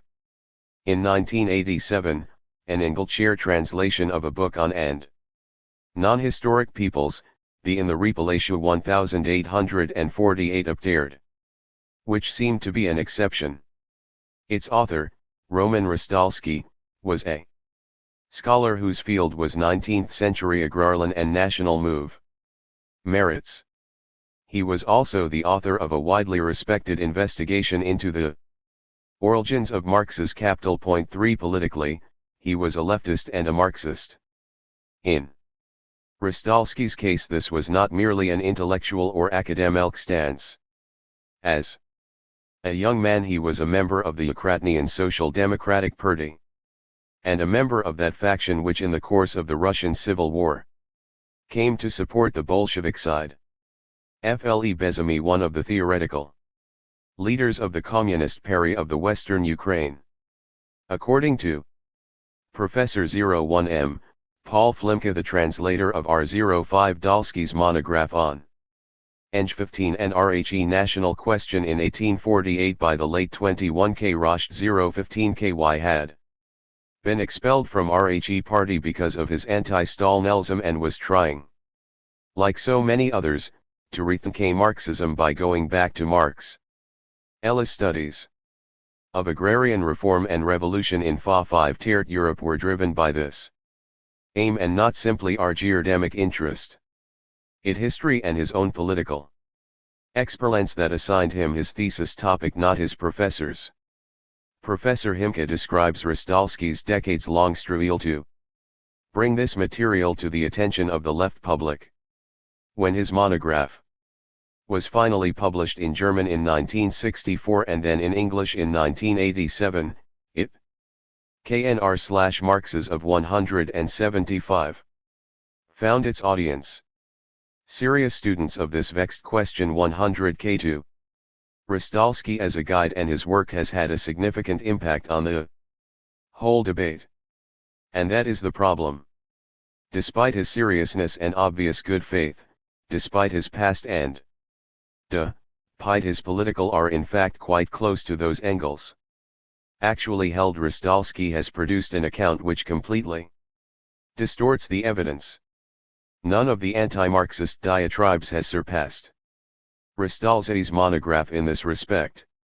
The reason for this paradox is not obvious, although an attempt at an explanation will be made at the conclusion of this note.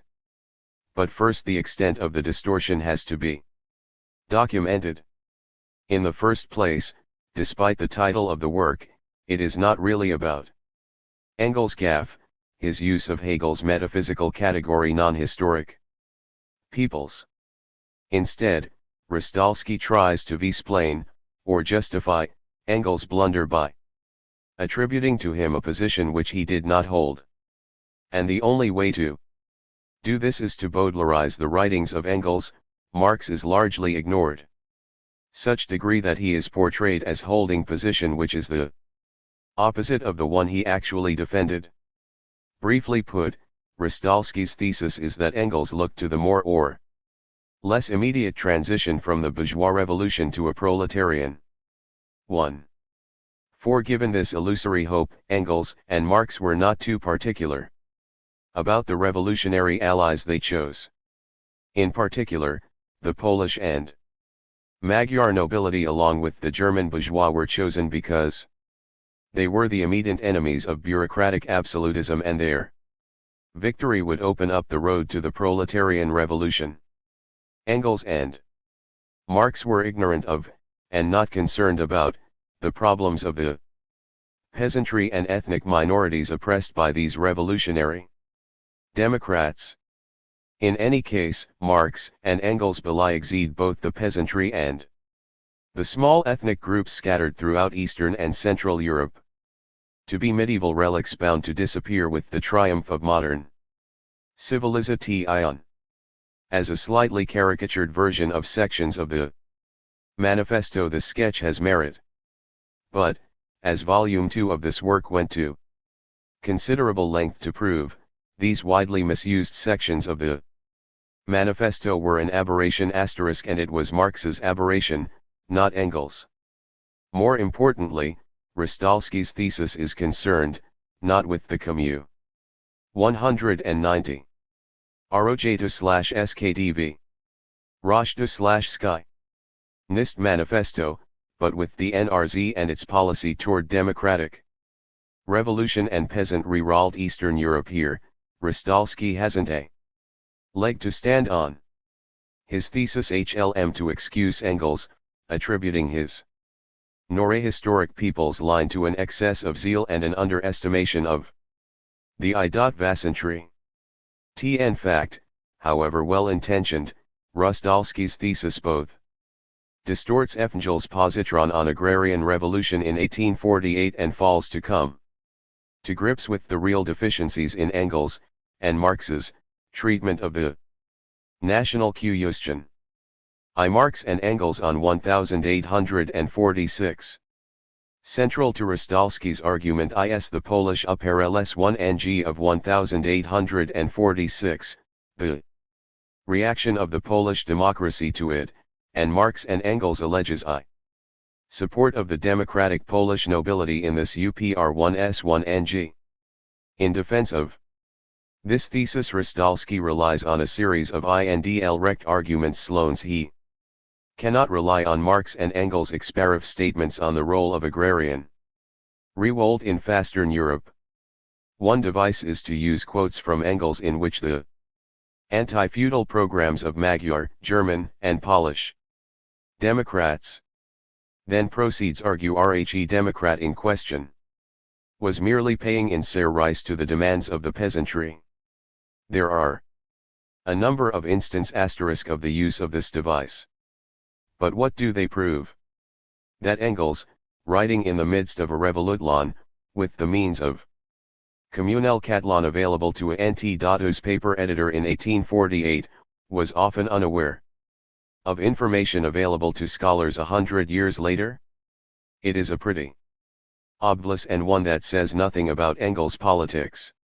What these quotes used by Rostalski dn prove is Engels concerned with the agrarian question. He did it viral for the revolution.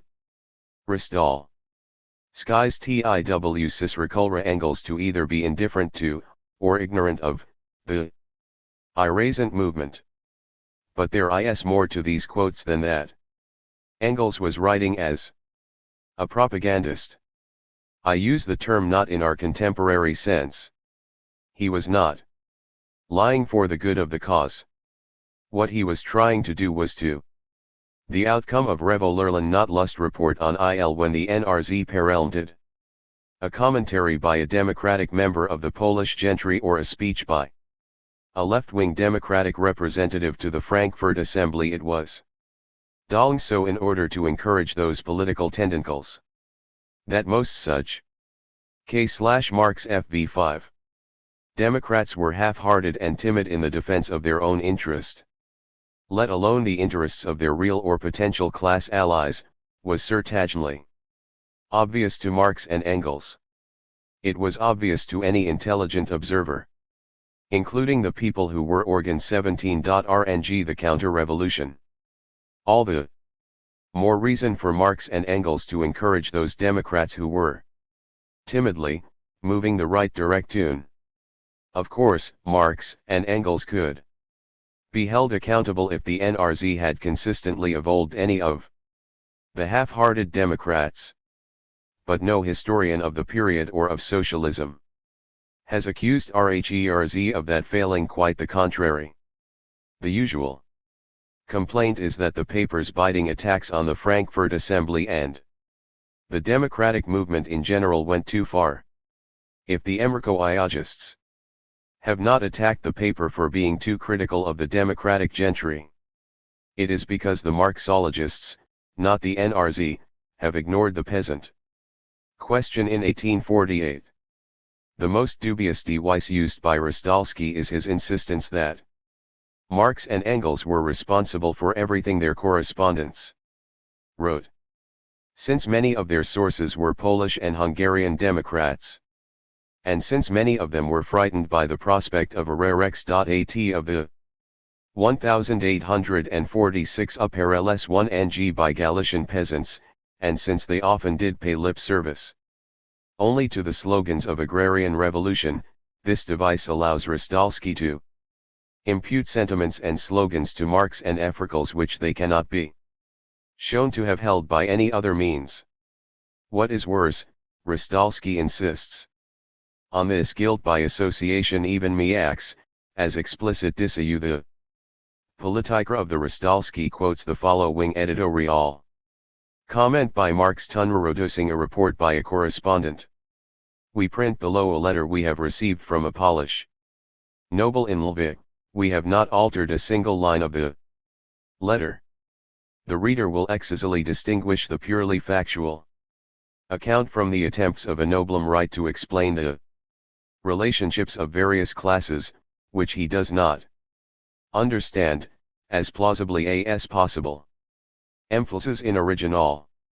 192. ROJT 0/J4YV Rost 01 R4J. Royalski. The reader can here object, the lines you just cited clearly show how the new RHINIRK/AEZNNG judged its noble Polish correspondence. Right. But, unfortunately, Otis is the in which the editors express their scruples about these correspondence conceptions. And, however interesting this passage is, it does not change the entire picture of the Renaissance Polish Polity. For the record, this reader does object. Marx's editorial comment does make see here how critically the NRZ judged the Polish nobility. And this reader also would point out that, far from being only passage where Rie's point is made, it is only one of many. And it does not change the NRZ's Polish politics, it reaffirms them. At other times, Rostalski simply asserts what he needs to prove, without any attempt to base his interpretation on anything that appeared in the NRZ. 1% e following is a example. Only when the Revolution was defeated and in Flungary mortally wounded, only then did the new RHNSB Zetung sporadically put forth the idea of an Austrian Pant-WAH that might come to the aid of the revolution. And Ilungary. G.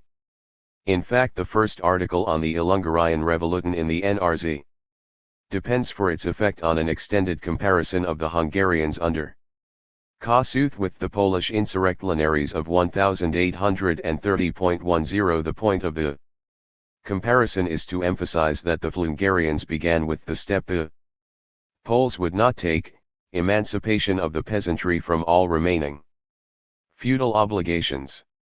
Coincidentally, this article is the same article in which Engels first states his non-historic people's thesis. Rostalski could hardly have missed it. At times, Rostalski just misses the point. An example is the following quote from this same article by Engels. 193. Karl Marx's The 05 Law. Suppose that the March Revolution was purely a revolution of the nobles. Docs that the Austrian Gesamtmonarchy the right to oppress the Hungarian nobility and thereby also the Hungarian peasants, in the way it oppressed the Galician nobility and the Galician peasants as well. Rostalski interprets this to mean that Engels was apologizing for the Polish gentry who wrongly blamed Rhe imperial state for the financial burdens they passed on to the peasantry. Ber this a misinterpretation. Although Th1's specific citation is somewhat unclear, everything else Marx and Engels wrote on the subject makes meaning unmistakable, at least. As early as TK German Marx and Eng 15 had come to some very definite conclusions as to the role of absolute monarch in the transition from feudalism to capitalism. In this absolute monarchy maintained itself by balancing between contending social forces, none of WHTCH was strong enough to remake society in its own image. In the case of the peasant versus noble conflict, the monarchy presented itself to the peasant as its protector against the rapacious demands of the gentry, and it promised the gentry protection against the jacquerie of the peasant. The imperial Stark oppressed the Ninasan by means of, through, landlord and vice-terra. In Marx and Engels of the 1848 revolution, the democratic gentry like the democratic bourgeoisie were breaking out of this pattern when they attacked the monarchy. And this had to with C/S and Pensant D men in hindsight WC, and Rostalski, know that the democratic gentry and bourgeoisie failed to measure up to their task. In Engels' marvelous phrase also cernring up the matter in hindsight, they fated to do their damn duty. Rostalski emphasizes only one side of this dynamic, and Engels emphasizes the other, at least in RHE Baudelarized version of the NRZ. Articles PRCSC and TCD by Rogdalski. Rosh 015 KY's emphasis on the antivkudel reforming policy of Maria Theresa and Joseph II is a THCMC that recurs throughout the book, although it is never explicitly stated or interposed. 194. Rixdals 4YV. Artisto/S4Y. To Engels' analysis here, it is the basis of other writings on the. Ironically, Rostalski's portrait of the gentry mirrors that of the peasantry often mistakenly ascribed to Marx. They are a feudal relic incapable in any circumstances of playing a revolutionary role. But the most serious error on Rostalski's part is one of omission.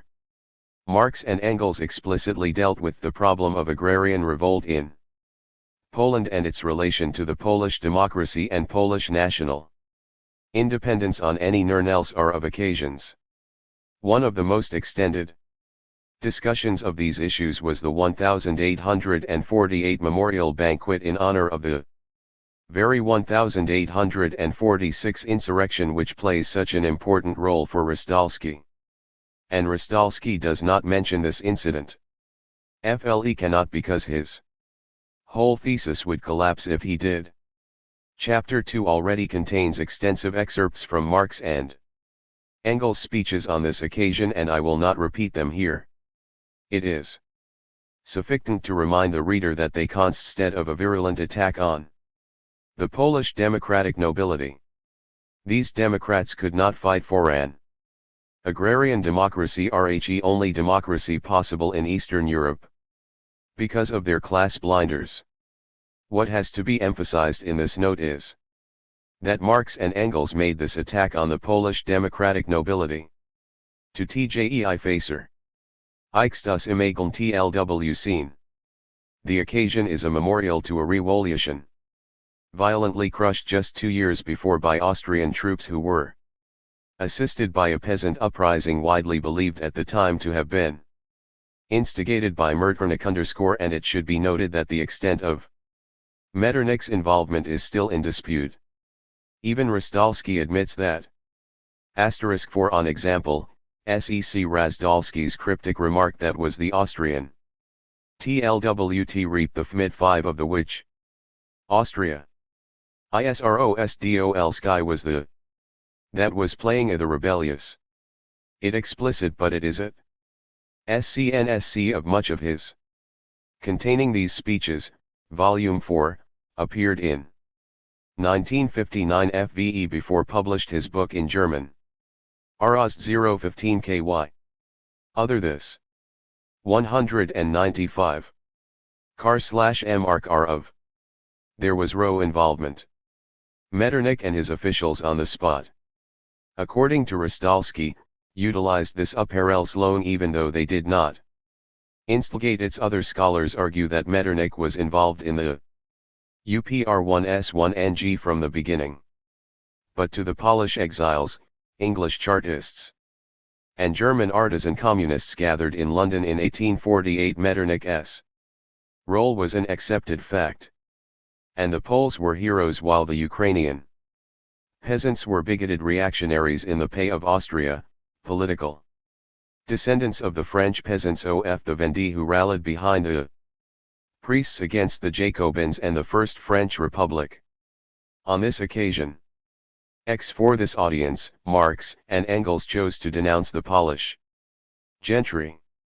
They openly attacked the nobility and, by praising Democrats like, put them in the awkward position of having to agree implicitly with this political attack on their countrymen.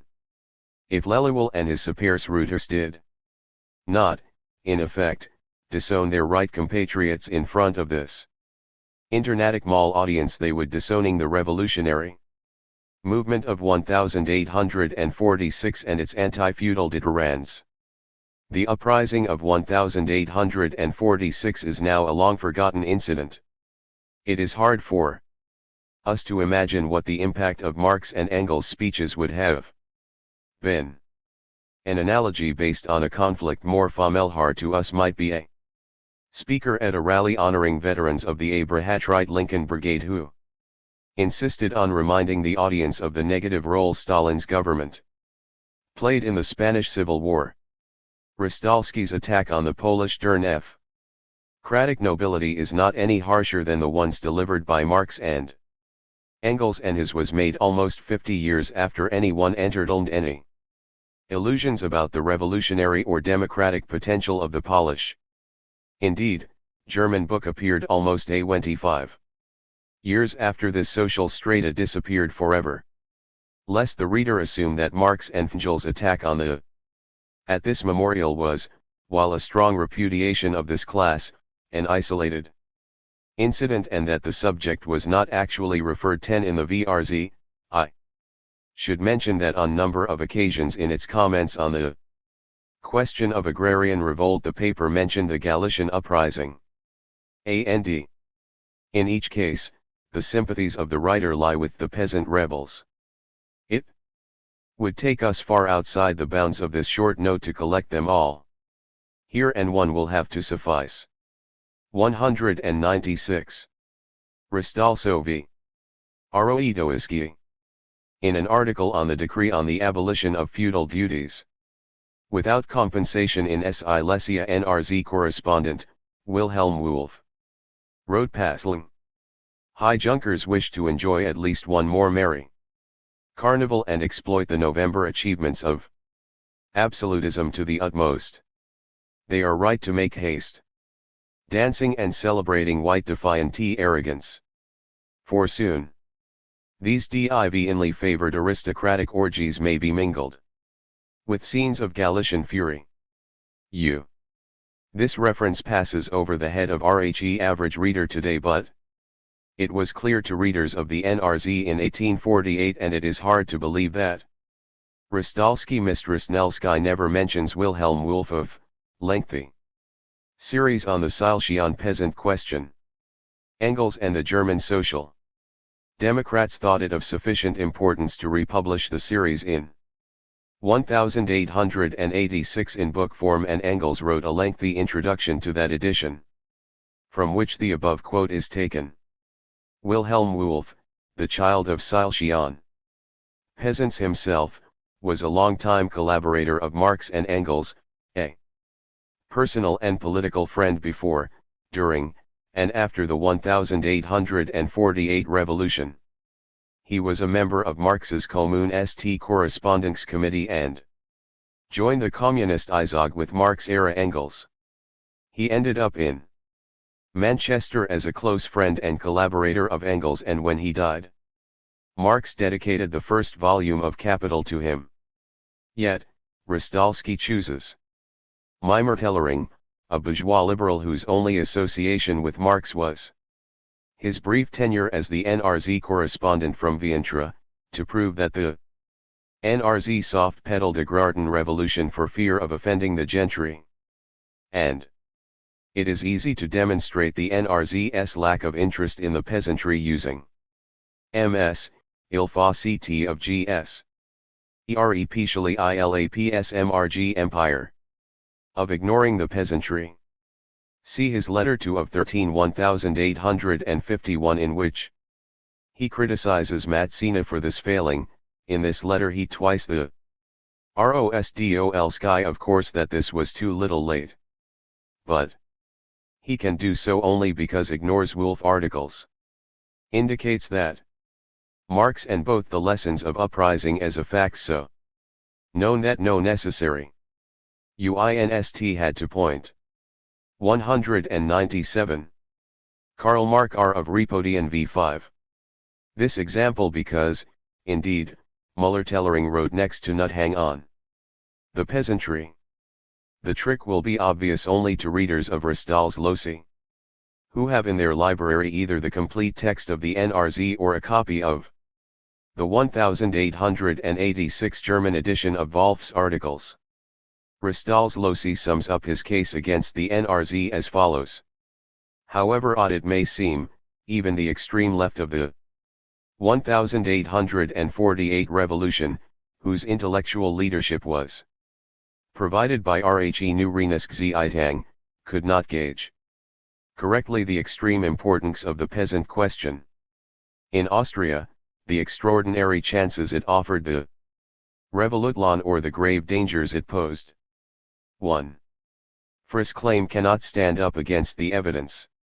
And it is not enough to argue that Marx and Engels overestimated the revolutionary potential of the German bourgeoisie and the Polish and Magyar gentry.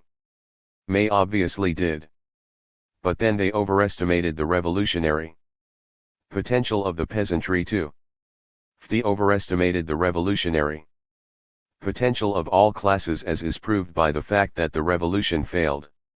In 1848 Marx and Engels supported and made common cause with all those social forces whose tended to undermine the regime of bureaucratic absolutism and fought, however half-heartedly, for representative institutions and democratic liberties. They insisted that only a thorough social and economic democratization of society could open Rhe way for the working class. A peasant who allowed himself to be won to the side of the Hohenzollern, Habsburg or Romanov dynasty out of hatred for his immediate oppressor became an enemy of the revolution and democracy. And so did a German burgher or Polish noble who sought similar refuge out of fear of social revolution. The main problem with Ristallski's book is that it doesn't help explain Rhe non-historic people's slogan nor the politics behind it.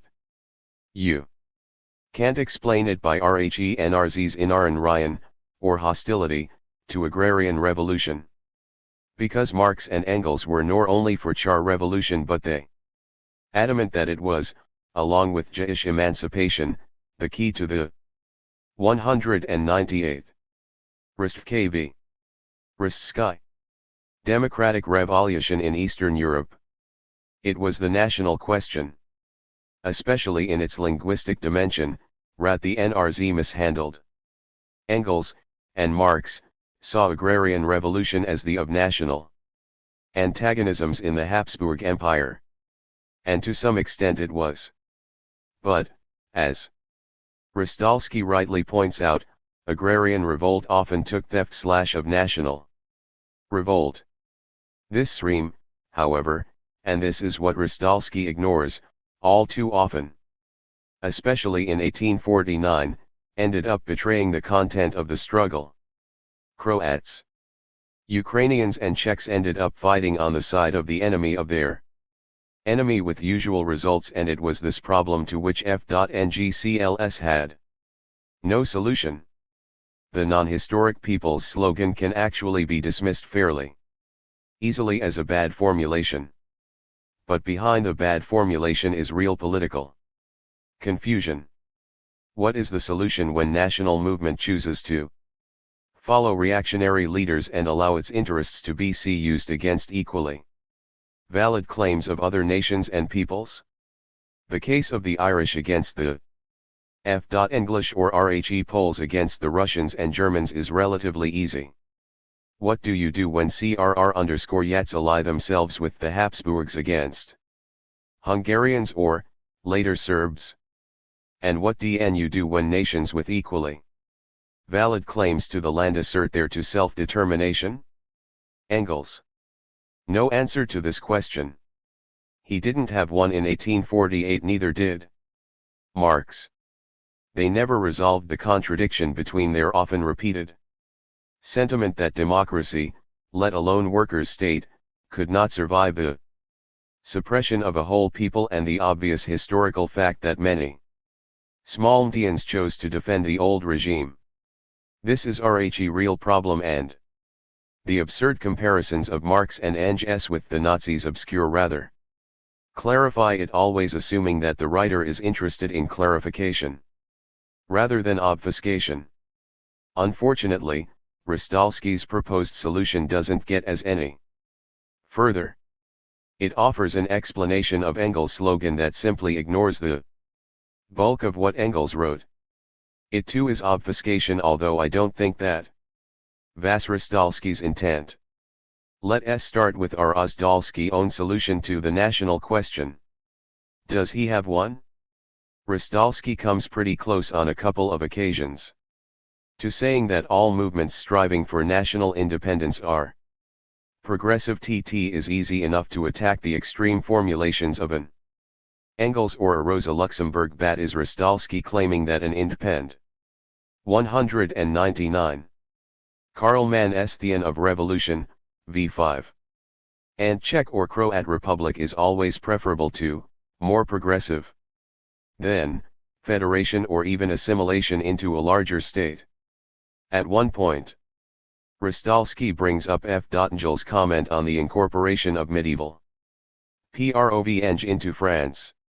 Engels in this passage is arguing for the progressive consequences of the brutal French conquest of the southern non-French streaking section of what we know as France. Engels remarks that at the time the southern part of the country was more developed economically and more advanced culturally than the northern part.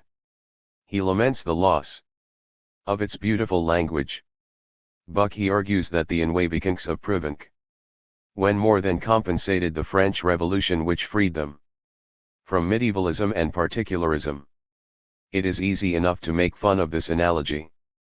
It is unlikely that argument would have had much approval for the de East Proven v.il nobility and patrician burghers.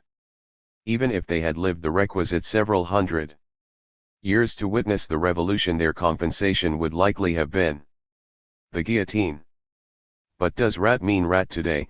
If a revived Proven v.ij nationalism were co-demand independence from France, that would be progressive.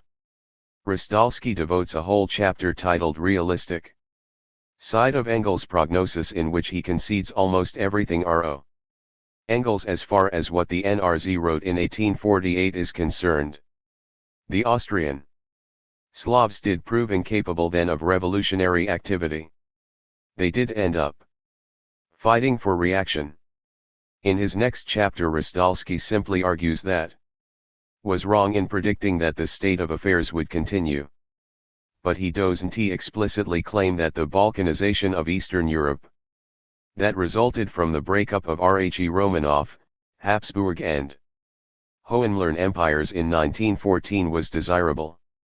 At one point Rostalski actually adopts a version of non-historic people's line as his own. Thus the Poleg in Poznan 6 complained about the Germanophile behavior of the Jews, the Poles in the Kingdom of Poland about their Russophilism, the Czechs reproached the Bohemian Jews with being PRCF Austrian, while Rhe Ukrainians charged Czech Galician Gens with being pro-Polish. But it only requires a little reflection to realize we are dealing here with Hour 200.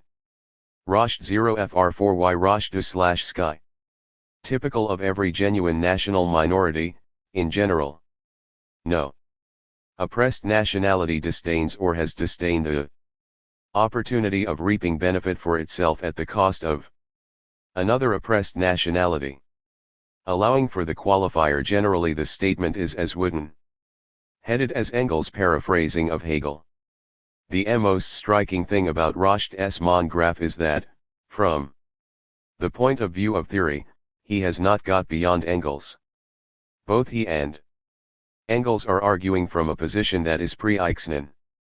Engels, of course, has an excuse. Lenin's theoretical contribution was the distinction between the Recht auf self-determination and the desirability of self-determination. Without this distinction you are stuck on one or another of TLW horns of the following dilemma. If you decide that, in some case or another, that the declaration of self-determination by given ethnic group or its self-appointed leaders is wrong-headed and likely to the forces of reaction, then you are driven to argue for the suppression of that people. That is, you are driven to this conclusion longcally even if you aren't happy about it. On the other hand, if I don't want to accept this conclusion, you are pretty much forced to argue that any struggle for self-determination is desirable and progressive. IC 11's theoretical contribution was to resolve this dilemma. You can recognize a right to self-determination based on the argument Engels made in his editorials on the debates over Poland in the Frankfurt Assembly. At the same you argue politically with your friends and comrades and allies within the oppressed community that to press for self-determination either in general or at given time is mistake. What is even more important, the recognition of TLW right of self-determination provides a revolutionary movement with a weapon of political warfare against reactionary nationalism. Engels himself came close to recognizing this in RHE passage quoted in chapter 2 above, in which he argues that the Austrian Slavs, in particular the Czechs, had revolted against the Habsburgs. Then the national interests of the Germans and Magyars v. Old have had to accommodate their demands. And, in the of the Poles, the IVRZ had insisted on territorial concessions which would have left large numbers of German-speaking people in a Polish state. The step Engels and the NRZ. Karl Marx J. Theory of Revolution, vs. didn't take was to urge such concessions to national demands on the Hungarian revolutionaries as a way to win over Croat, Romanian and German-speaking peasants. Ristalski doesn't make this point against Engels. Without explicitly saying so, he in effect argues that the struggle for national independence is progressive every v here and at all times. His treatment of national movements in 1848 is, therefore, schizophrenic. On the one hand, he is to agree that Engels' non-historic peoples slogan had a realistic side. Croats, Czechs and others really were fighting for reaction. On the other hand, he attacks the NRZ for siding with Poles, Germans and Hungarians. Ristalski, in fact, is retrograde. Paired to the NRZ as Engels' emphasis on the role of the agrarian revolution dissolving national differences and winning the peasantry over to the side of the Hungarian Republic is missing in Ristalski. To mention it would make nonsense of his treatment of the NRZ, but there is something else. For Ristalski, the Naughty R.il Lilks Ration movement is a good in itself. There is nothing in his treatment of the 1848 revolution that would indicate he would 100 kW with favor on the tendency of class struggle to dissolve national allegiance. 2 diversions. Before attempting an exploration of Rostolski's peculiar treatment of his source, two points have to dealt with. That is, they are minor points in this context since they are digressions from Ristalski's main thesis. In themselves they are worth several books, and there are a couple of hundred L.itkas concerning them in this and earlier volumes of KIR. The first of two digressions is the one on Bakunin. There are minor problems here. For one, RCR, Dalski, without citing any reference claims that Engels, in contrast to Bakunin, insisted on the claims of the Austrian Germans and Hungarians to the Slavic territories they held. Now Engels' statements on non-historic peoples are abstract enough to allow many interpretations. That is one of the problems with them. But that also means you can atheist assign any interpretation you want to them. You are bound by the voluminous record of Marx and Engels' articles on the 1848 revolution. There is no evidence that Engels, or Marx, condemned Ristalski v. Ristsky plated any long-term occupation of the territory of a coherent Slav national group, for the simple reason that they believed the Slavic groups in question were incapable of independent national existence and could function for a short time as a center of counter-revolution to be again subjected to their Austrian and Hungarian overlords after the victory of the counter-revolution, which is what happened, or they would be assimilated in a multi-ethnic democratic republic. In particular, the Viennese Revolution arts, whose revolt the NRZ championed, aimed at the establishment of a German democratic republic, which meant the breakup of the Habsburg Empire and, in consequence, the liberation of the Slavic peoples of the empire from Gereran, that is Habsburg, rule. In that eventuality only the Czechs in Bohemia, where there was a substantial German-speaking population, presented any problem. And Engels' position there was clear. If the Czechs side with the Germans against the Habsburgs, then the question of borders will have to be negotiated, otherwise the Czechs will to be fought. In some passages, Ristalski himself insists that Engels was not arguing for German nationalism. But in this chapter, he strains to contrast the Slavic nationalist Bakunin against the alleged German nationalist. Bakunin's revolutionary sentiments are taken at face value by Ristalski, while lying dismissed as overly romantic. But problem with Bakunin's Slavic Federation with its all-powerful Slavic Council was not just that it was unrealizable except as a possible propaganda device of Tsarist imperialism. It of necessity had to counterpose itself to the real Slav Sea nations that existed, Czechs and Russians as well as Poles. That is the point of Engels' analogy with a pan-German state embracing Flanders, Denmark, Alsace-era England, presumably minus Scotland and Ireland. Although he quotes from Bakunin's Confi.Ryan as well as the appeals to the Slavs, Ristalski nowhere mentions the most obvious fact about the first named document. It is openly, explicitly, aggressively, pro-Tsaric. Tsar is to be the liberator of the Slavs. Ristalski quotes Bakunin's libertarian rhetoric about freedom. What orator in 1848 could do without such phrases, but ignores the most salient feature of Bakunin's proposal, that as a condition of Slav unity the struggle of the peasantry. 203. Karl Marx of Reno/Mayen v5. Against their freedom-loving gentry masters be suppressed. This omission is especially striking because the example Bakunin chooses is exactly the Galkian uprising on which Ristalski places much stress in his attack on Engels. As far as Bakunin's prayer Tsarist is concerned, one could dismiss it as a document extorted under duress, but Ristalski uses this remarkable document when it suits him and then ignores its pro-Tsarism and in particular Bakunin's call on Rhe Tsar to rake over from the despised German Habsburgs the role of protector of Rhe Furtamaov 1 Ng. Slavic against peasant Upperelslungs. Bakunin in these documents speaks as a pure and simple nationalist with no social program whatsoever.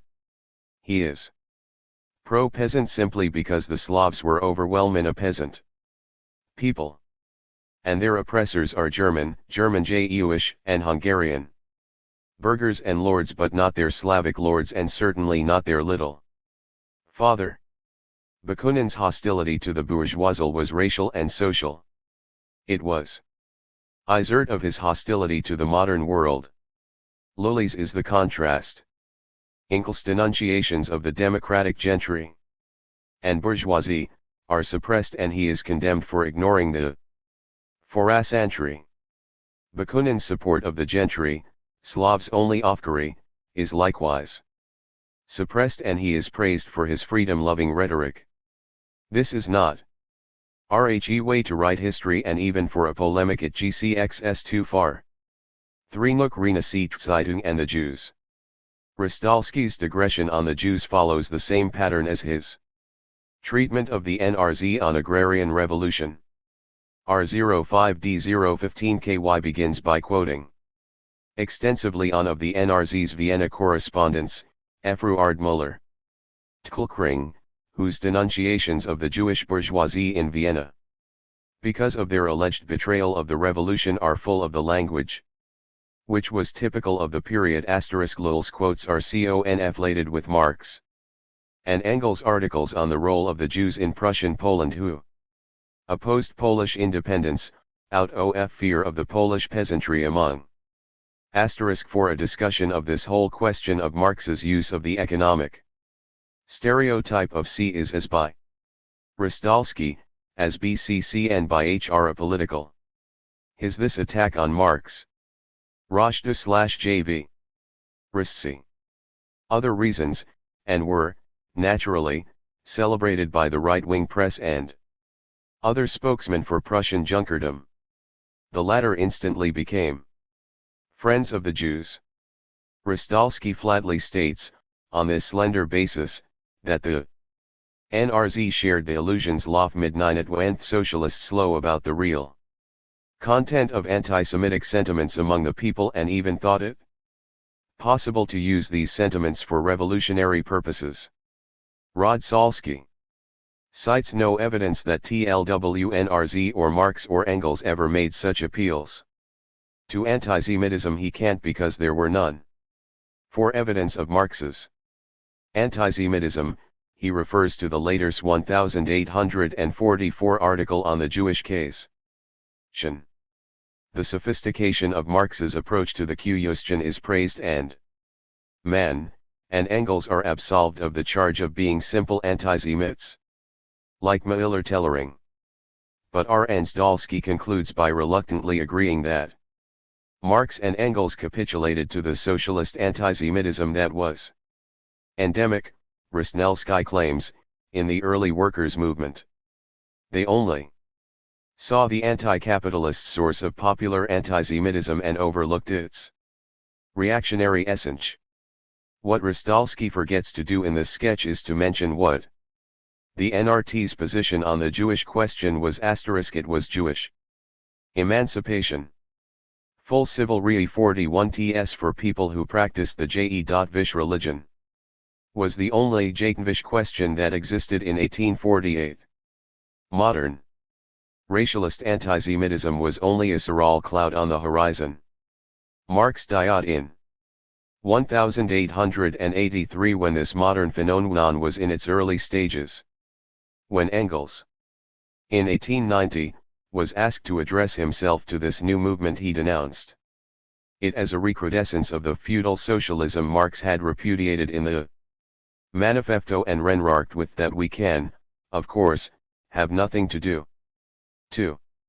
Here again, as in the case of agrarian revolution, we are dealing with a demand which Engels especially emphasized was one of TLW2 litmus tests that determined the seriousness of the democratic revolution in Eastern Europe. It was not just that Marx, Engels, and the NRZ were on the progressive side in this matter, they insisted on making it a key demand. Except a footnote. Here Rostalski says that he is going to leave aside the N-lists, the emancipation of why this, that point is to left aside. Is explained. Engels, well all. 205. KGR/Mace's theory JC5. Engels mentions it time and again in his articles. Yet, Royalski goes so far as accuse NRZ with failing to dissociate itself from the anti-Semitic popular opinion R22. But Rostalski goes further. In a sweeping generalization on a very controversial subject, he indicts the entire movement in this short adorn to his book with almost no reference to the history involved. We have come to the conclusion that the deplorable position of the new Ryosp on the Jewish question was a disease work ars movement. And it was, furthermore, a disorder from which the socialist movement of almost every country suffered. 73. What evidence for this blanket condemnation does Rostalski mention? There are essentially three. Marx and Engels use harsh language to describe the Poles by the German Jewish bourgeoisie and the similar behavior of the J.E.Vish community in Vienna. 2. Marx and Engels, like most early socialists, indeed like most of their contemporaries, Gentile and of whatever political coloration, accepted the stereotype of the economic Jew, the money lender and financier. 3. Revolutionaries, unnamed, equivocated during the Dreyfus case and, in the Ukraine in 1882 to 1883, the even encouraged pogroms. Now the first thing to note is that only items L and 2 have any connection to Marx and Engels. Both were dead by the time of the Dreyfus case era. Marx died without ever hearing about the Ukrainian incidents. Engels did have occasion to comment on modern, racialist antisemitism in 1890 and, as we have seen, condemn it. The NRZ, whose policy is presumably the matter under discussion, had ceased publicatlon over 40 years before either of these events. Rostalski v. Rostals 4y. As for item L, Rostalski agrees that the Jewish bourgeoisie did behave in the way the NRZ claimed, but that other ethnic groups behaved in similar fashion for understandable historical reasons, and Mann and Engels did not attack them in such abusive language.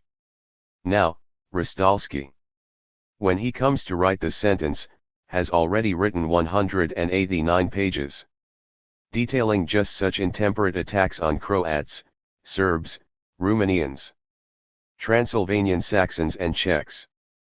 It is the point of his book. The fact is, Marx and Engels attacked the German Jacquish bourgeoisie with no more and no less vitriol than they attacked rest of German bourgeoisie or the pro-Habsburg nationalists. Charge number 2, is the only serious one. There is one important connection between the religious anti-Semitism that Marx and modern racialist antisemitism. Both depend on the stereotype of the economic Jew. In fact, in the modern period, especially in the CAV of the Nazis, the concept of an all-powerful Jewish conspiracy controlling the modern world through its control of finance reached paranoid dimensions previously unknown. And there is no question that in 1844 Marx accepted this general stereotype, although without the accompanying notion of an all-powerful conspiracy. Even in that essay, however, his principal argument was that this stereotype was obsolete. The modern bourgeois world, as opposed to the medieval world it grvv out of, the reduction of all human relations to cash nexus was not something peculiar to money lender.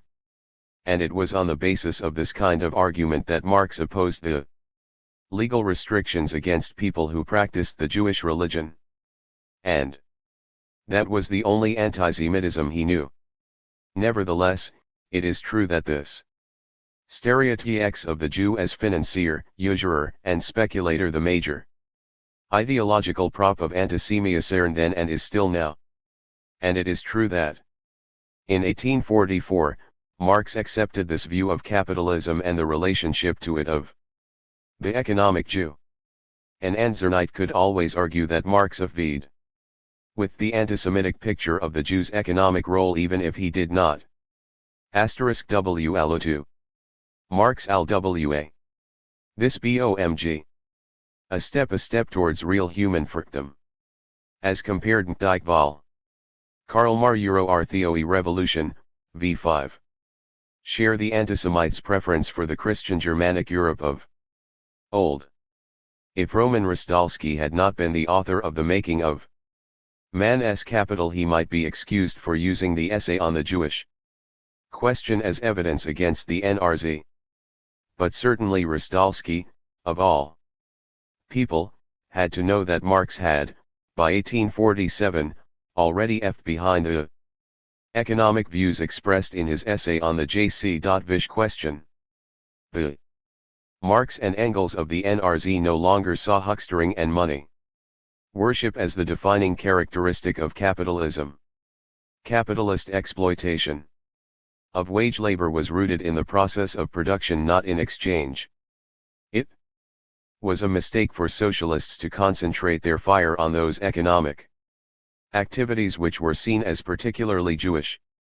One of Marx's earliest works on political economy, his 1847 polemic against Proudhon's The Paver *ol Bissoi, was an attack on precisely the kind of petty bourgeois socialism that was such fundamental part of antisemitism *I.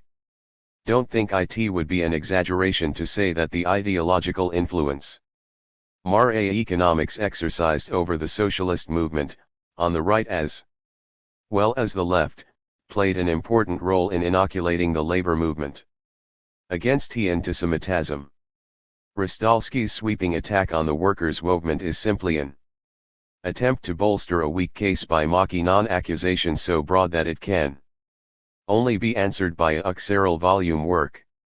And, indeed, there is a vast literature on the subject. Unfortunately for Rostalski, he chose to formulate his accusation in a way that is easy to refute.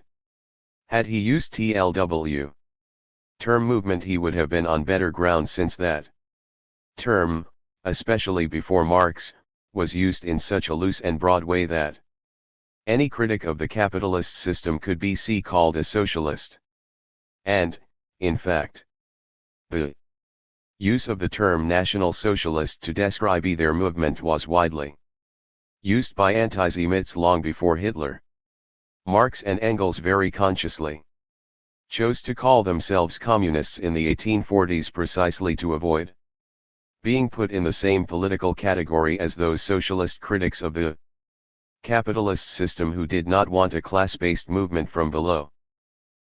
Notebooks, Times, 2 of the but did not know this. 208. Roshda/S4YV. Rostlo/Say. Rostalski's formula also might have worked if had referred to antisemitism as a disease within the working des. There is an enormous literature on the subject of the effect of antisemitic demagogy on workers. In Germany, the most thoroughly studied case for obvious reasons, the overwhelming evidence is that the Nazis had no success in their attempt to win electoral support in the industrial working class prior to 1933.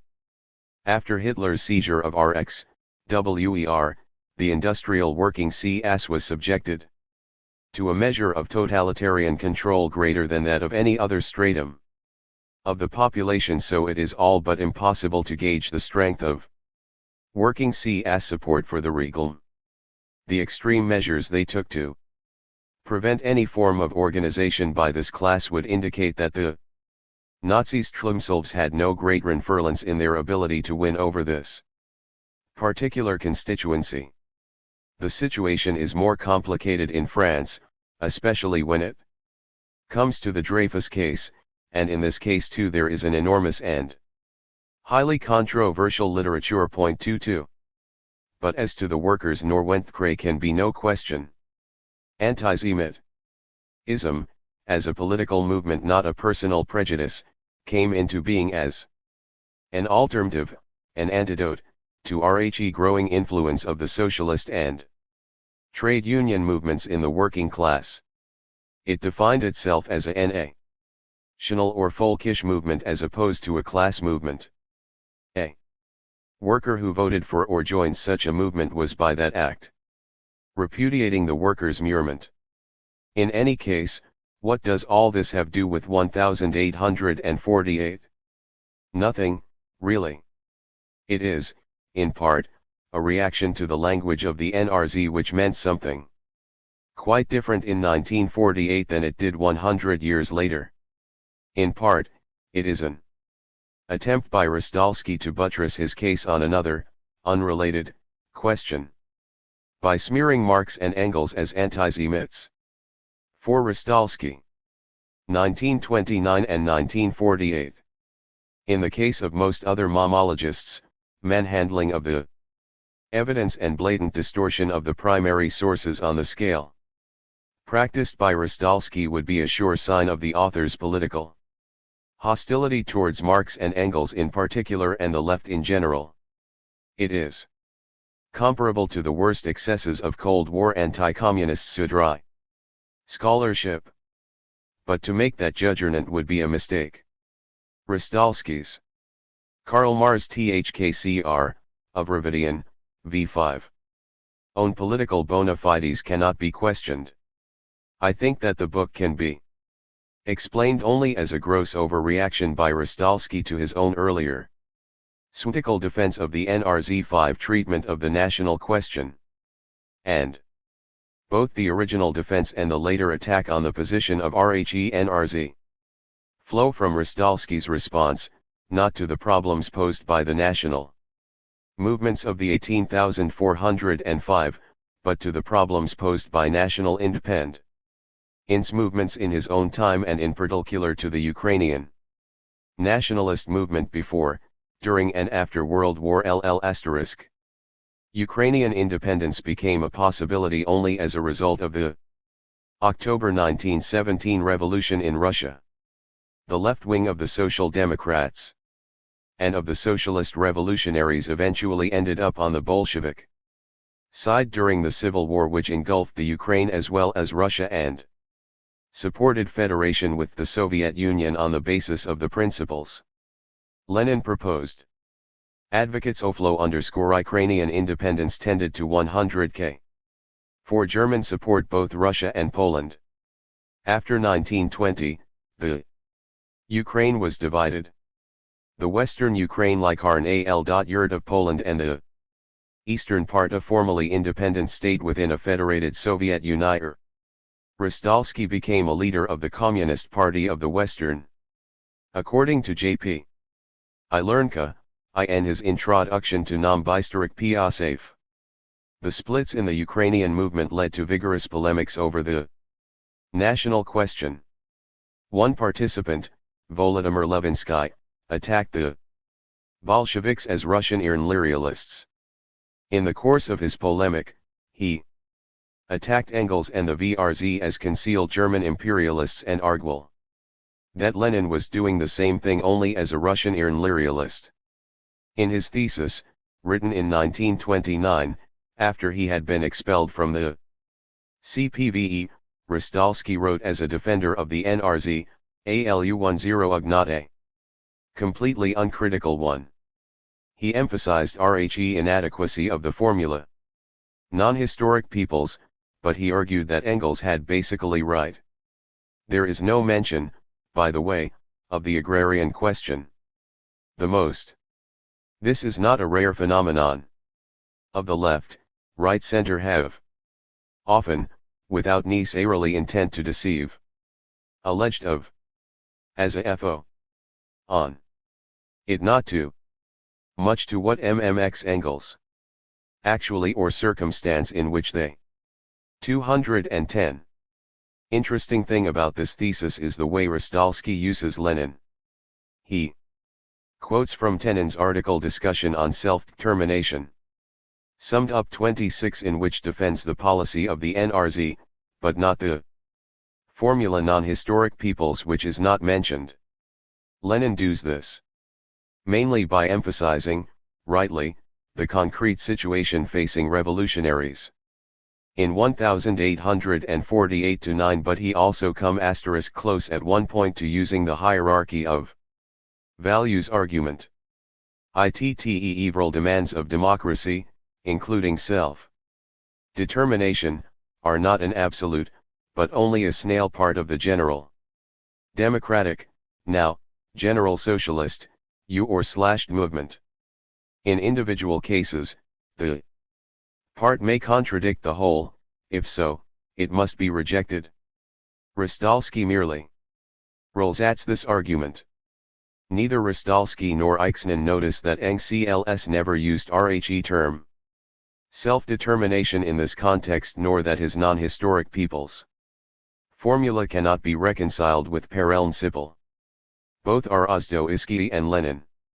Quote at length Engels' statements in 1848 and later, in which he more or less clear why enunciates the Kaufzernrund up in the formula Selfdetermelrela.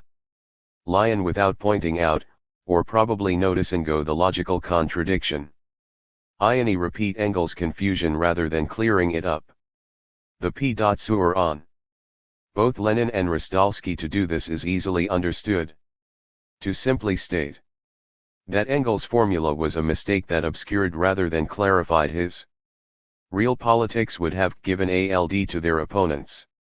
German Social Democrats in World War I and Stalinists in the 1920s could have claimed F. Engels as a supporter of their chauvinist policies and denounced Lenin, Rostalski as revisionists. Such demagogy would have helped obscure the issue.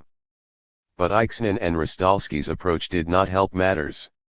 As Ukrainian nationalism veered sharply to the right, like nationalism throughout Eastern and Central Europe in the 1920s, Rostalski could certainly see the analogies with the behavior of the non-historic peoples.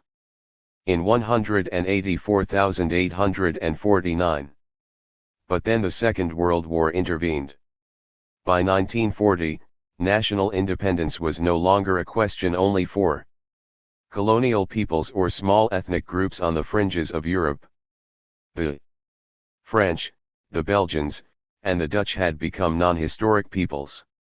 It looked like any day the Erg-4-ish MNGHT become non-historic too. By the end of the war, national liberation summed up the aspirations of tens of millions of Europeans, and they were soon followed by hundreds of millions of people in formerly colonial countries. Ho took the opportunity. 211. Karl Marx F. Revolution. Presented by Europe's prostration to make their own bid for freedom. In Eastern Europe, Russia's suppression of national rights sharply against the current. Even those movements like the Ukrainian which were tainted by their collaboration with Nazism were partially protected by the aura of national liberation. In this social context, Anges jaundiced v Envov national movements was distinctly out of fashion. TN 1929, arguing against a Ukrainian nationalist like L_Ivansky, Rostalski could defend his views with ease. Lenin's Soviet Union of Federated Republics seemed an attractive ideal. Nationalism in Eastern Europe was strongly tinged with fascism and antisemitism, antisemitism here being defined as a movement whose aim was not only to deprive Jews of their civil rights, but to subject them to reign of terror and drive them from the country cause of their race. By 1948, however, when Rostalski sat down to rewrite his thesis, Stalin's revived Russian Empire seemed to validate all Levinsky's claims. National Liberation was the slogan of the anti-fascists, real and fake. Besides, Rostalski's studies of the agrarian movements in Eastern Europe and the agrarian reforms of the Habsburgs in the late IBTHT century had made him extremely suspicious of the bona fides of the 19th century Polish and Hungarian gentry and their ideological spokesmen. To Rostalski, the thesis that Engels had misled by his reliance on self-styled Polish and Hungarian revolutionary Democrats must have seemed an ideal solution. The NRZ had been completely wrong, but with the best of intentions. Marx and Engels were not chauvinists or imperialists, as Lonsky claimed, but their politics on this question were, nevertheless, worse than useless. At this stage, Rostowski may even have been unaware of Engels' writings on the subject of agrarian revolution.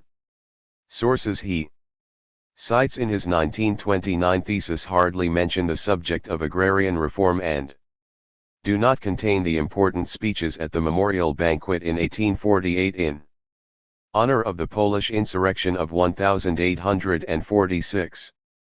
Certainly, in 1948, the more complete sources Rostowski refers to in the 1964 and 1986 editions of his book were not available. The conclusion seemed to be that Rostowski really backed his position and rewrote his thesis in response to the political and ideological pressures of 1948 without being in position to know what was really going on in 1848. Later, when he did have access to the facts of 212 v. Restra 4y. RHE case, was so committed to RHE relusus he couldn't see RHE evidence before his eyes. 213 b. Constitutional or Revoy.trn Zero Nary War. In the introduction I mentioned that the American Civil War was one of only 2 times after 1848 when Marx and Engels a war waged by a bourgeois government. The interesting THMGTS that, so far as have been able to discover, none of the prower socialists in World War referred to this example. Why? And slavery. Part of the problem for us is that the treatment of the American Civil War by RHE American academic establishment is as ideological and encrusted with myths as are the similar accounts of French and Russian revolutions. In general, historical scholarship tends to divide into 2 camps. One is an apology for the South that claims its fight was not in defense of slavery, which was disappearing and for economic reasons, but in defense of the South's genteel, cultivated Amrian socklery based on Jeffersonian ideals against the new, vulgar, bourgeois order based on the worship of Mammon. This view, which was pretty much the established one from the late 19th through the 1920s, is now discredited, although Shelby Foote's defense of the basic thesis still gets a respectful hearing. The dominant view, most recently advanced in J. Ames McPherson's best-selling History of the War, can lystbc described as Lincolnolatry. It was Lincoln, a statesman as well as a consummate Clan, who restrained the more extreme Alexlicianisters whose ideas, while noble, were too far in advance of the general FX Poulatlan. At the same TLMC he kept RHE border states in the Union. Only his untimely death prevented him from re-unrearing the nation without the trauma of Reconstruction. Nigh only voices of any note that raise questions have come, not from scholars, but from literary men. Edmund Wilson in the 1950s and, more recently, Gore Vidal have taken Lincoln's own words seriously. They Iliev he meant it when he claimed that he was FLYBT underscoring not to destroy slavery but to defend the Union. Wilson compares Lincoln to Bismarck. Both were modern nation builders only half understood by theatricandom. Pararise. Vidal emphasizes Lincoln's role in the creation of the imperial presidency, a Bonapartist institution which reduces the legislative branch of government to a cheering section whose only serious role is to represent their constituencies when it comes TLMC to distribute federal patronage. There are a few accounts of RHE split in the Republican Party which finally forced Lincoln into freeing the slaves and RHE country on RHE. Karl Marx RL 5.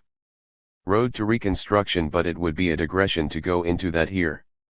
Special note C gives a brief account of some of the literature on this much neglected issue. The abolitionists in charge.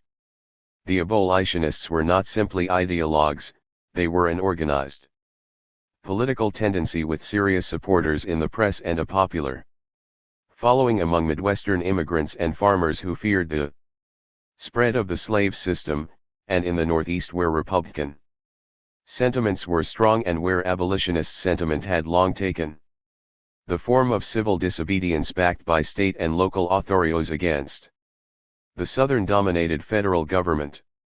With the secession of Southern states, the Congress, in which the weight of Southern votes had been grossly inflated in comparison with the more populous North, as a result of some of the more bizarre features of the Constitution, lose suddenly in the hands of abolitionist mappery Northern politicians who for decades had seen the Southern minority control the presidency, the Supreme Court and the Senate, because RHE Constitution gave each state the same voting strength in the Senate and disproportionate -vape to Southern states in presidential elections, now found themselves in control of the Senate and the presidency. What is more, even in the House of Representatives the size of Southern delegations had been determined not slrnply by the number of citizens in the state but also by the number of slaves who, of course, could not vote. Every Southern delegate had represented not inst the free citizens but thre and fifths of the disenfranchised slaves. Now, slave power was reduced to a small minority of border state representatives who, in addition, found it difficult to play the role of opposite lawn without bringing on themselves the suspicion of treason.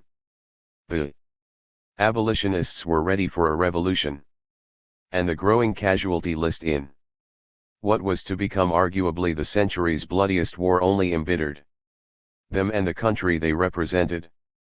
To Marx on the secession crisis. Marx reflected the spirit of this new abolitionist majority, which he was familiar with through his writings as correspondent for a leading abolitionist daily, the New York Tribune, in a long comment to Engels. 216. Constitutique mal or Revolutionary War.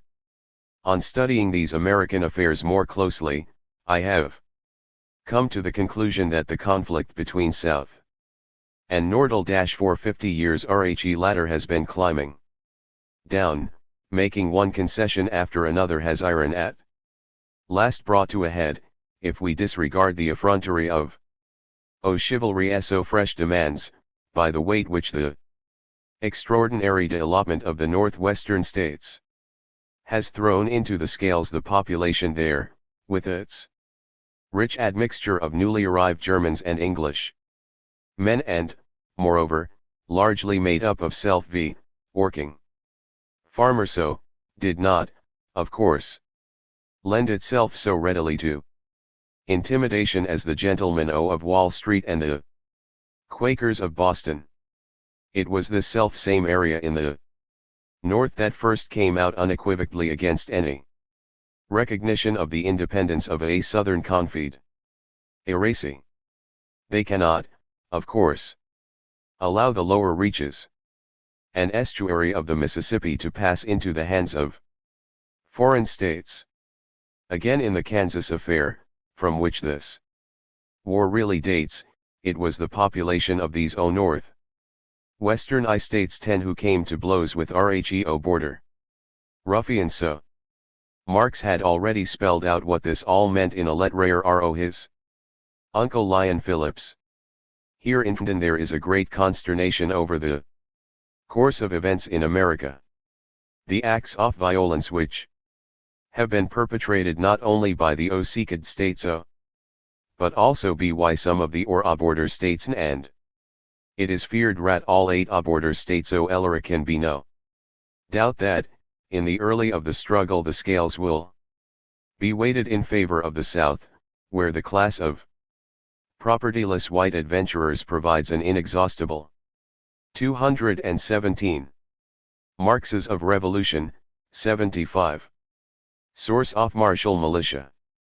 In the long run, of course, the North will victorious since, if the need arise, it has a last card up its sleeve in the shape of a slave revolution. Marx summed it up in another letter to Engels. The long and the short of it is, I think, that wars of this kind ought to be conducted along revolutionary lines, and the Yankees zero have so far iron trying to conduct it along constitutional ones. 3. Lincoln's fear of revolution. Lincoln's election provoked a Southern insurrection because the slavocracy believed that any restriction on the expansion of slavery meant its downfall. Lincoln, despite his genuine hatred of the slave system, responded by attempting to appease those slave owners who were willing to support the Union cause. The abolitionists seized the opportunity of the slave owners' revolt to press the anti-slavery campaign.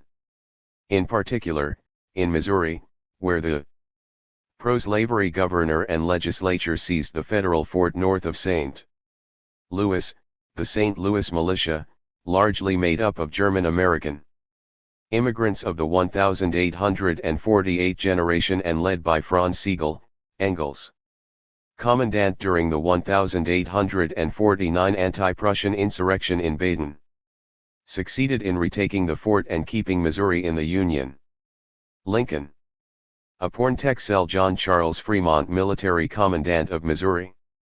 Fremont had been the first presidential candidate of what was to become the Republican Party in 1854. He ran on an open anti-slavery platform and he was chosen as champion of the anti-slavery cause for good reason. TN 1848 he had led the revolt against Mexico in California and helped write a constitution for the initially independent state that outlawed Eugene Genovese's the slave at there. Effectively prevalent that the disappearance of slavery was already in process and the more enlightened slave owners knew that were perfectly willing to emodate to the of the gradually long they were not iwovok'd by hotheads. 218. Or war. Slavery and, interestingly enough, proclaimed the new state as officially. Fremont began by issuing an Emancipation Proclamation in 1860 3 years before Lincoln took that step. What is more, Fremont's proclamation actually freed some real, live, slaves. In 1863 Lincoln emancipated the slaves in the rebel states not under Union control and, while this may have encouraged some slaves to emancipate themselves by fleeing to Union territory, it did nothing for the slaves held by loyal slave owners in states that reigned in the Union. But Missouri was a slave state, and Fremont's proclamation freed the slaves in the areas under Union military control. Lincoln's response was to dismiss Fremont and revoke the Emancipation Decree. Any usual explanation for Lincoln's behavior argues, as I have noted, that Lincoln was a practical politic ran trying to preserve the Union and persuade a reluctant populace to support eventual abolition. As we shall see in the following note, Lerone Bennett Jr. effectively demolishes Rhee's thesis in his book Forced Glory. Bennett documents in great detail Lincoln's own segregationist politics, which cannot be explained as simply a reflection of the era, since the majority of Congress and leading journals supported not only abolition but full citizenship rights, including the right to bear arms, for the freedmen. Bennett emphasizes Lincoln's own explicit racist nine leaves as a cause of this reaction. But was there something more going on? It would take us too far afield to document the but let me suggest that Lincoln's conservatism went further than his views on race. Lincoln was a Whig, a believer in the widespread ownership of property as the basis of the American experiment. His hostility to slavery as a system was clearly based on proposition. But abolition meant the confiscation of a whole type of property. It meant the destruction of a whole class of property owners. And in Europe, increasingly in the United States too, the issue of capitalist property was called into question. The revolutions of 1848 were a recent memory. It is worth noting in Otis context that several leaders among Lincoln's abolitionist opponents, Wendell Phillips and Lyman T. Rumball Ark, the most prominent, ended up later in the century supporters of the labor and Socialist movements. Even in 1863 X48 ERS were prominent in John 219. Karl Marx of Revolution, v5. Charles Fernand's third-inwardly effort of that year, among them Marx's personal and analytical friends Adolf Zarga and J. Osef Wade Meyer. 4.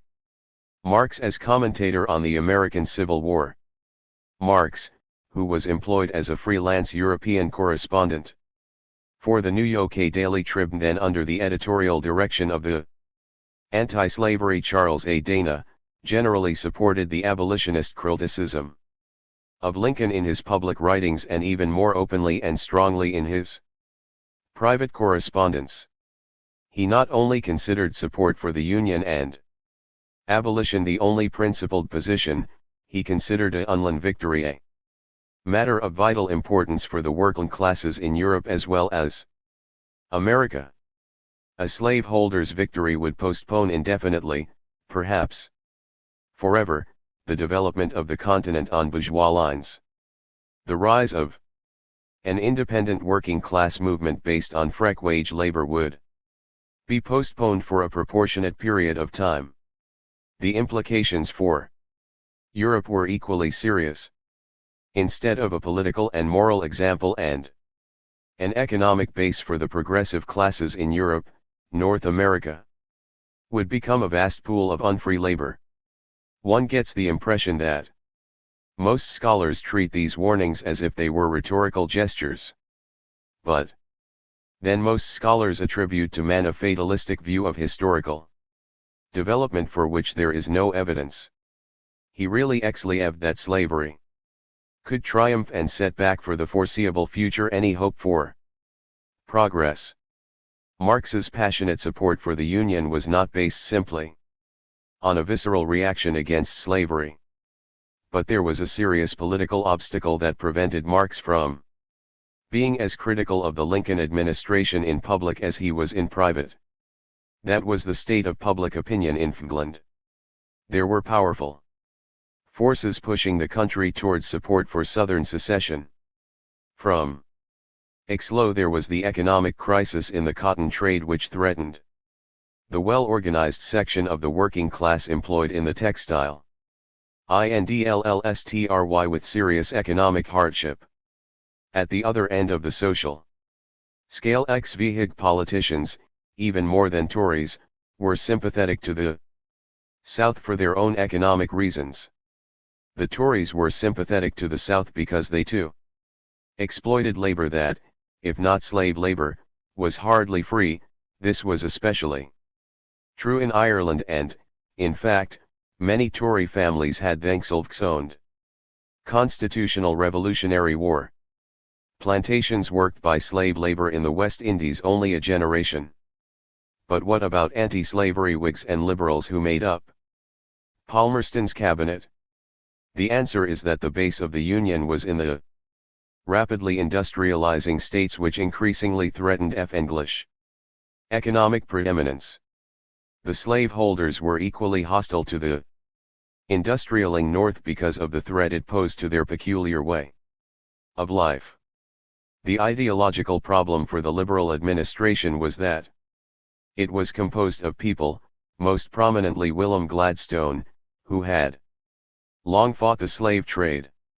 Near anti-slavery principles were an important part of their stock in trade. As Marx described their dilemma, the whole of the official press in England is, of course, in favor of the slaveholders. 0.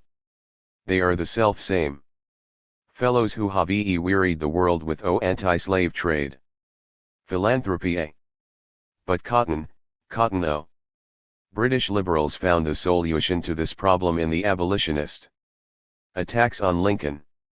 If, as loudly proclaimed, Lincoln fighting to preserve the Union and not to abolish slavery, then there was no contradiction between support for the Southern cause and anti-slavery principle. Indeed, support for the South could even be seen as a defense of the principle of nationalities, the phrase then used to denote what we Trixley would call the right to self-determinate lawn. Marx, therefore, had to emphasize, as did the abolitionists, that Lincoln would have to turn the war into a war against slavery, since that was Marx's job, was made even harder by what Karl to crew N.VN as the and El Rent affair. On November 8, 1861, the Liss Navy stopped the Trent, a British ship carrying 2 Confederate officers to England, arrested the officers, and transported them to the U.S. The ensuing scandal provided an opening for the proponents of British intervention on the Confederate side. The affair eventually blew over because, in the end, the Palmerston government decided against war with the Union. Nevertheless, Marx and Engels had to spend a good deal of time dealing with this side issue. But Marx's Theo, of Revention, v5. Taken as a whole, Marx and Engels' writing on this subject mirrored that of the American A5Y. All this background helps to answer the question we started with. Why couldn't Marx's superiors RT of the Lincoln administration be used as an argument for supporting one or another side in World War L? The answer lies in Marx's advocacy of revolutionary war. As in 1848, the confrontation in the American Civil War was between a bourgeois republic, more or less democratic, and a pre-bourgeois SYSRRN, based on the exploitation of unfree labor. In 1861, as in 1848, they saw the role of the working class as forcing a reluctant bourgeoisie to fight wholeheartedly in its own interest, to do its damn duty. They made no secret of the fact that, in their opinion, this assault on an antiquated form of exploitation would immediately put a question mark over the bourgeoisie's own system of exploitation. Like the German liberals of the Frankfurt Assembly, Lincoln hesitated when faced with the decision to wage a revolutionary war or risk defeat. Lincoln's reputation, like that of Jack Kingsley, probably was saved by his assassination. But, the American bourgeoisie as a whole did do its damned duty. Abolitionist Congress did force Lincoln to free and arm the slaves. And it used Lincoln's assassination to force through a radical Reconstruction program which Lincoln himself would probably have opposed as vigorously as did his successor, Andrew Johnson. Lincoln might have well ended up inksashed himself. It is worth noting in this regard that one of the principal Congress signalators of the abolitionist movement and radical Reconstruction was Thaddeus Stevens, a Pennsylvania manufacturer who was, RX Raps, the last ex-bourgeois revolutionary. As the proprietor of what was, by today's standards, a small manufacturing business, he hated not only the slave PN.ver but the financial aristocracy that was allied with it. His closest contemporary analogues would have been British liberals of the Cobden Bright School. Within a decade his type, while not extinct, was replaced by the modern corporation as the dominant economic enterprise. Whatever revolutionary instincts the American bourgeoisie had possessed withered away. 222. Or Revolutionary War. By 1914 this was all ancient history. Few European socialists would have remembered what the American Civil War was about. Pre-capitalist forms of exploitation were a curiosity in Europe, confined to the more backward regions of the continent, and American slavery's an historical curiosity like the Maya or Inca civilizations. If they had made the effort to Unearth his journalistic essays and private correspondence what use could. Prower socialists have made of Marx's echoing of the abolitionists' call for the arming of the slaves. In 1914, European, and American, Prower socialists were urging wage slaves, the only kind left in most developed countries, to fight for their masters. Special note: see the Lincoln MYFH. This digression is necessary since the general argument in the previous note runs contrary to the commonly received account of the Lincoln presidency. But, if you are to understand Marx and Engels' comments on the war, you wave to understand that Lincoln's reputation today bears the same relation to his reputation among his contemporaries that a photo bears to the negative from which it was made. Marx and Engels' low opinion of Lincoln was not peculiar to them. Slave owners and abolitionists, copperheads, and bitter enders, all him as a buffoon, a man not big enough for the job. In fact, for reasons described in the preceding note, Marx and Engels were relatively mild in their public commentaries on Lincoln's performance.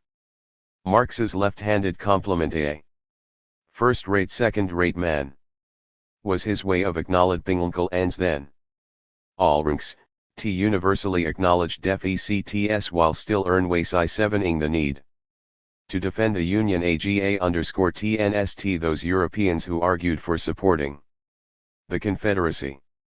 Lincoln's Rinkslearn reputation is in large part due to his assassination. Indeed, it was his abolitionist opponents who began the process. They skillfully used the public outrage that ensued to push through a FZ more radical Reconstruction program than Lincoln himself would ever have supported. As one example of this process of historical transformation, take the famous second inaugural address in which Lincoln called for malice towards none and charity tr_r.vards all. Today, most historians quote this as evidence of his humanity and point to the contrast with the bloody meldedness and demagogy that is the typical posture of modern statesmen in time of war. They are right. But, at the time, Lincoln's contemporaries of all political tendencies saw it as a declaration of war on the abolitionist liberty in Congress and its program of radical reconstruction. And they were right too. Then again, part of the hostility towards Lincoln flowed from the prejudices of educated people in those days. Politicians and journalists were expected to multi at least the pretense of being educated, confronted by the relatively new phenomenon of the politician as regular guy. Today, of course, we are amused, but not particularly surprised, when we graduate of Groton and Yale munching on fried pork rinds while discussing the weather with rural notables, but lineal and simple, straight forward, to us moving, rhetorical style marked him as ignorant. And Karl Marx J. Theory of Re7W v5.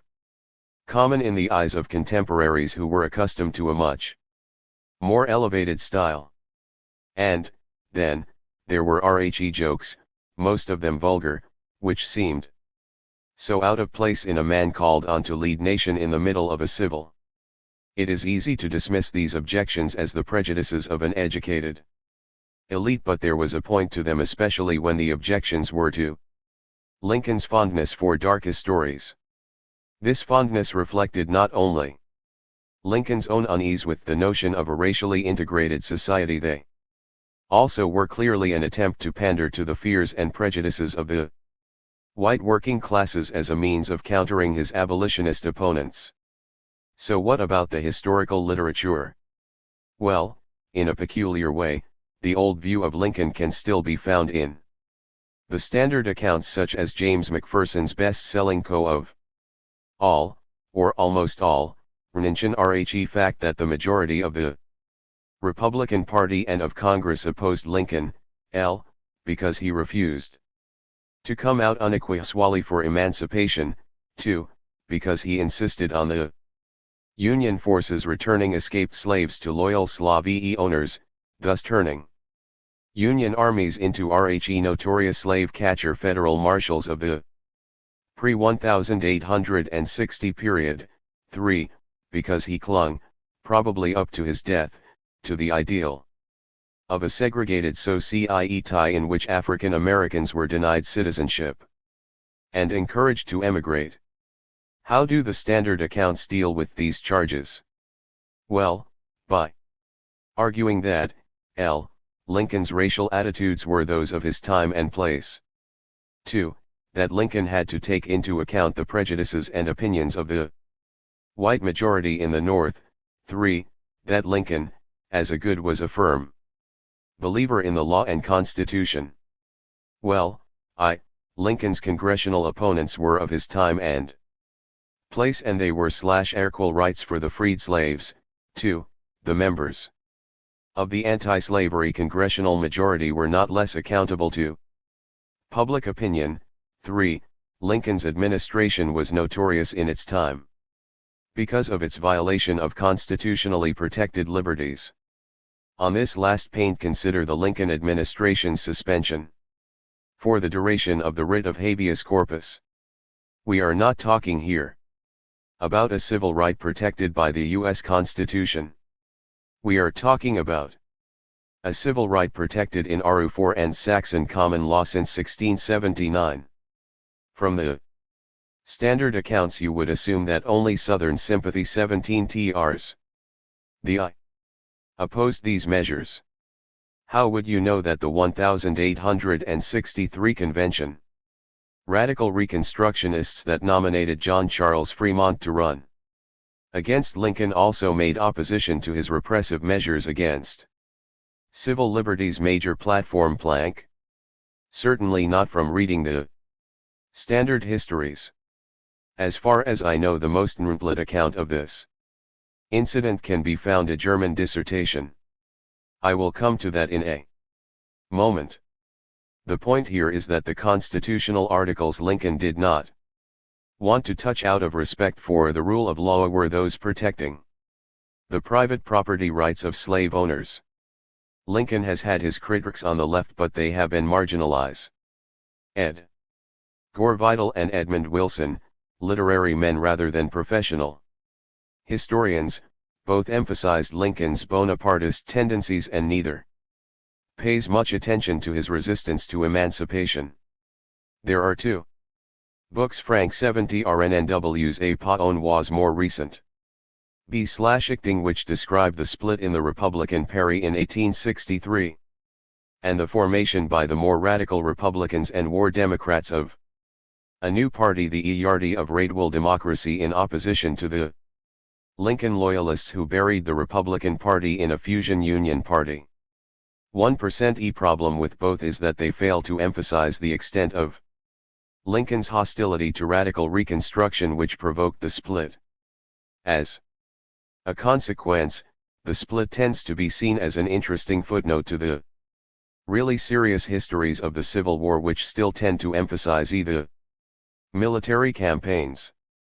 Entera is, however, one recent book about does put the conflict over Reconstruction and abolition at the center of the history of the Civil War. Lerone Bennett Jr.'s Into Glory, IV by E. Dream is unabashedly revisionist, to use the favorite swear word in academic historiography. Its thesis is that was as hostile to racially integrated society as he was to slavery. Both, in Bennett's view, threatened the American dream of a democratic republic which promised life, liberty, and the pursuit of happiness to all men who were created equal. Bennett documents in detail Lincoln's firm belief that white and black could not live harmony, and his persistent attempts to resolve the problem of slavery by a series of government-funded colonization schemes. Marx's theory, which were repudiated by every African American spokesperson. Bennett also resurrects the real emancipationists, congressional leaders like Thaddeus Stevens and Lyman Trumbull, and iournalist agitator's like Wendell Phillips. He also mentions Chat Trumbull and Phillips ended up supporters of the nascent labor and socialist movements. Bennett's book has been dismissed by academic historians as tendentious in its reading of the historical record. But no one so far has claimed that he has misquoted that record or, indeed, that his claims are unfounded. Bennett's tone is not that of sober, academic history. It is a polemic. Bennett is not only a revisionist but a revisionist with attitude. The book is also repetitious. But, then, the author has the task of uncovering a largely hidden history of the defining moment in the Republic's history in a few hundred pages, written in full knowledge of the hostility of most historians to what he was trying to do. At this RX into detailed discussion of the debate between Bennett and his critics would be a digression too far. One might argue that he has bent the stick too far in the opposite direction. He may have minimized Lincoln's real opposition to slavery as a threat to the horizon the white working classes in Europe as well as the states placed in the American Republic. Bennett may have gone too far. But I do not think he would disagree with Marx's aphorism summing up the stakes involved. Labor in a white skin will never be free as long as labor in a black skin is enslaved. One last book deserves mention. It is sort of an accident. The book, by Jürg Nadler, is a German dissertation. The subject assigned its author was German-American immigrants in the American Civil War. It just so happened that the German and American immigrants were, generally speaking, abolitionists. Their leadership was dominated by refugees from Che 1830 and 1848 revolutions. Adolf Zarga and Joseph Wade Meyer, ex-political and personal friends of Marx, were prominent activists in this movement. The result is a book that tells the story of the 863 split from the point of view of radical democracy. I don't know of any book in English that does that. It is the only book I know of that makes clear how important the issue of Lincoln's suppression of civil 228. The Lincoln liberties was to abolitionists. It was real to the German Americans because it threatened to revive the very practices that they had fought in Europe. High prospect of the revival of the police methods of the European monarchies on American soil was not an abstract threat for DM. But TLWRE was an E.Ren more immediate analogy that leapt to mind. Prior to the 1860 election, the federal government, as noted above, was under the control of the Southern slave owners. Its powers were used to suppress abolitionist publications and agitation. Since the driving force behind the split of 1863 was the fear that the Lincoln administration would move to reinstate the slave owners in their former positions of authority. With no adequate safeguards for the freed slaves, a Lincoln administration exercising emergency WERS represented an immediate danger in the eyes of Fremont's supporters. It is a shame that no American historian has done a serious study on this episode. 229. Special Note D. Engels. A tragicomedy in 5 acts.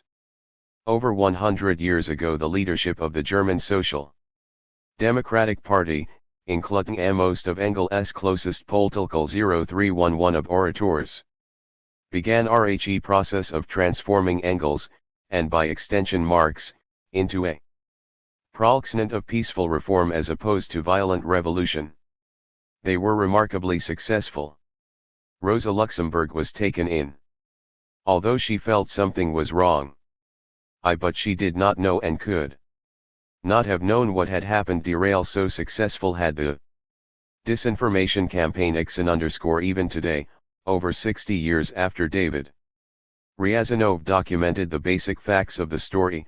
Reputable historians repeat the old tale. Whack is worse, even would-be defenders of Engels, have usually botched the IAB, either misstating the facts outright or giving an account so sketchy as to mislead the reader. I have never come across a complete account of this story in English, although the literature is enormous and I cannot claim to have checked it all. Certainly, the most widely read material does not include such an account. Richard Fisher and other false friends. As soon as the anti-socialist law lapsed in, Engels opened up his attack on the party's NGHT wing. WHLCH sought an accommodation with the Prussian state as Ferdinand had taught them. At first, the party leadership, including August Bebel, whom Engels valued most highly, were put off by Engels' progressive move. But the party as a whole was in a truculent mood and mewing to the left. The electoral successes under the anti-socialist law, and especially Che's triumph in 1890, which the right saw as proof of the possibility of a peaceful, constitutional transformation of the Hohenzollern Empire, only whetted the appetite of the German working. To quote Samuel Gompers, they more. But the German ruling classes were not prepared to give more. They were too divided internally to suppress the workers' movement, but they were united in their fear of it. In the eyes of all, not just the congenitally sanguine Engels, matters appeared to be corning ahead. In Kai's political climate, the leadership of RHESPD could not continue to ignore Engels and the revolutionary tradition which he and Marx represented. For several years after the conflict of 1890, the executive of the SPD positively courted Engels. In particular, they embarked on a joint project of revolution to publish Marx's political works. For our story begins with an invitation in January of 1895 by Richard Fisher, secretary of the party, asking Engels to write an introduction for the projected publication of a German translation of the series of Marx's Reis of articles on the class St. Glef. France, although probably do not have the complete correspondence between Engels and the executive committee, there is no evidence in what we do have that the purpose of the introduction, from the executive committee's point of view, was to tone RHE revolutionary for tone and substance of these articles. Quite the contrary. It enrendiat motive for publication the threat represented by the introduction of new anti-socialist legislation in 1894. Executive Committee wanted to get Marx's subversive book off the press and distributed before the anti-subversion bill made it illegal. What many, practically all, accounts leave out is just this fact that the leadership of the SPD, at this point, was not looking for an accommodation with the government. The party was anticipating a new period of underground activity. Is what explains the excess of caution which met Engels' introduction. It also accounts for Engels' reluctant acquiescence in the censorship of his article. But it also presented an opportunity to those elements in the party want to come to terms with the monarchy. Within a year Engels had unexpectedly died and the threat of illegalization had disappeared. SPD was entering on a 40-year-long period of peaceful activity, and when it faced illegality again it was no longer the same party. Still, even in the relatively militant mood of 1895, the party leadership found Engels' introduction too much. Subsequent generations took the emphasis on electoral action for the main point of the introduction. But that is not how the SPD leadership saw it. Richard Fisher, who had been the main contact with Engels on this question, put their objections in the letter dated March 6, 1895. WHLCH was quoted in Chapter 7. It was Engels' thinly veiled call for military mutiny that made the executive committee For tactical reasons Engels, living in L_N, did not feel he could insist on language that party leaders in Germany feared would provide a 232. Engels' textainment.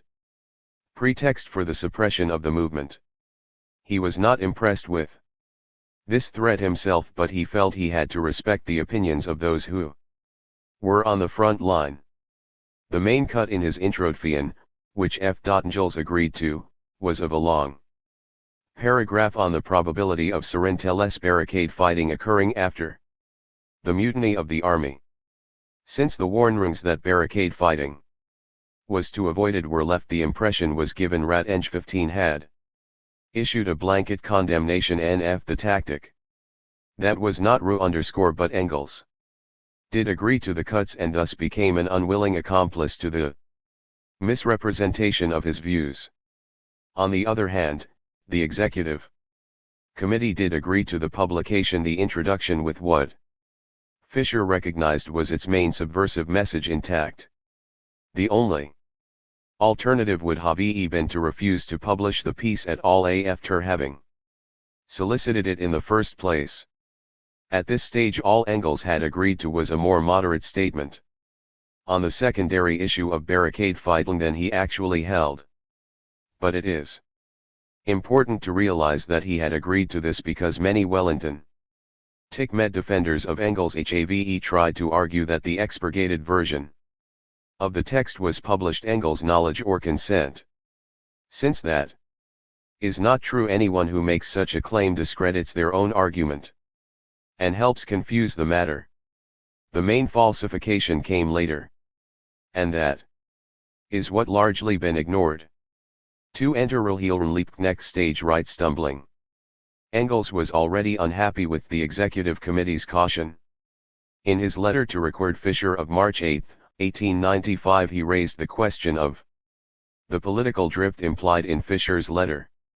I have taken as much account as possible of your strong ties, although with the best will in the world I cannot make out by half what is considered dubious. Still, I cannot accept that you intend to subscribe body and soul to absolute legality under all circumstances, legality according to laws that are broken by those who wrote them. Karl Marx's theory. In short, the policy of turning the left cheek to those who strike the right. No party in any country goes so far as to right to resist illegality with arms in hand. Engels went on to say that he was considering not the general question of force as opposed to legality but the specific situation in Germany in 1894-1895, when all parties expected an attempt by the monarchy to resort to some form of martial law and suspend the Reich. Stag. Engels makes the point as explicitly as possible in the next paragraph. I must also take into consideration the fact that foreign ERS, the French, English, Swiss, Austrians, Italians, etc. read my pieces as well, and I absolutely cannot promise myself so much in their eyes. To Laura Lafargue he wrote on March 28. I have written an introduction which will probably first appear in the Zeit. It has suffered somewhat from the, as I think, desires of our Berlin friends not to say anything which might be used as a means to assist in the passing of the anti-subversion bill in the Reichstag. Under the circumstances I had to give. No sooner had Engels reached this precarious compromise with the executive committee than Wilhelm Liebknecht published a lead editorial in the leading Paddy paper, under the head We Float Man. Revolution and Mac HT, How Revolutions Are Made Today. Carefully stitching together extracts from Engels, Liebknecht made it bizarre that Engels believed the Socialist Party could overturn capitalism and the Hohenzollern monarchy through the use of the ballot box alone. Engels' emphasis on the use of universal suffrage to win over, not a mappery of the electorate, but a decisive segment of the army was obscured. Testament. Engels was furious. His letter to Lafargue on April 3 summed up the whole controversy. Liebknecht has just played me a fine trick. He has taken from my introduction to Marx's articles on France 1848-50 everything that could serve his purpose in support of peaceful and anti-violent tactics at any price, which he has chosen to preach for some time now, particularly at this juncture when coercive laws are eyeing drawn up in Berlin. But I preach those tactics only for the Germany aftodi and even Rennes_Rignaillons. For France, Belgium, Italy, Austria, such tactics could not be followed as a whole, and for Germany, they could become inapplicable tomorrow. F. Engel's reaction was to insist on the publication of the entire text as agreed to. The Komitee in Neusieg_Engels clearly fight that even in this state the article taken as a whole would expose Liebknecht's trick. He was optimistic. In his letter to Karl Kotzlody of April 1895, he repeated his remarks to Lafargue and promised to tell off Liebknecht. Good and proper, and also those people including Babel and the other Mernixars of Che Executive Committee, whoever they may be, who have given him this occasion to distort my opinion, old how see so much as a word. No such letter is extant. And, for that matter, it is evident that letters dating to this period are missing from R.H.E. Babel and J.'s correspondence. The letters from F. and J.'s W.E. do have come not from Engels' own files, which Veer handed over on the death of Eleanor Marx-Aveling to Babel and Bernstein, but from Koskai and the Lafargues. Did Bernstein screen this correspondence? He certainly had the opportunity, and he had a motive. 3. Enter Bernstein twirling a mg black mustache. Then a year after in J.'s death Bernstein took over from the incompetent Liebknecht the job of transforming a rebel SPD into one preaching legality at any price. Bernstein's political evolution is 235. Karl les femmes are of revolution. Convoluted to be summed up here. I will outline it briefly in RHE final volume of this work. War is important for RHE history of the Bodel Riese. Ryan of Engels' introduction is the claim made in Bernstein's Die L/Grandsrefremgender Socialis die *Beder es Realdemokratie translated into English as Soaisen. In this, the best known statement of his revisionist thesis, Bernstein states Rat Engels, in the introduction to the Klassstreiter his last testament, urged the party to riot violent revolution and stick ro the slow propaganda of parliamentary enquiry. And that, claimed Bernstein, was all he had been arguing for in his series of articles in Netzeit in 1898. Part of Bernstein's argument depended on the false equation of violent revolution, or Ist revolution, with the Purschism of the Jacoben-Blanquisser tradition. Bernstein argued that in it Lally Marx and Engels had also been Purchists, but that they had abandoned that position, and Engels' LXST testament was the definitive repudiation of the concept. Bernstein made that claim in his article, which is chapter 2 of the book, the chapter omitted in the English translation by Peter Gay. The allegation that Marx and Engels were at one time adherents of Putschism was shown to be pure fabrication in an earlier volume of this work. The question here is, how much did Eckrantzian know about the history of the N. Engels real VVS in 1895? Even if we assume that EIW's files did not contain a copy of the letter to Laura Lafargue, explicitly repudiating Lennox, and in anticipation Bernstein's distortlon of his views, Bernstein knew the basic story and he deliberately concealed it. To start with, the claim that this was Engels' last testament was nonsense, since Engels did not know he was dying. Even after his illness was diagnosed as terminal cancer, he was not told of this. Bernstein knew that this was so. He was one of those who did know the truth about Engels' condition and kept the secret from the dying man. Engels was actually preparing a number of manuscripts at the time. He certainly did not see this article as his last word on the parliamentary road to socialism or on anything else. 236. Bernstein also had the original uncensored document.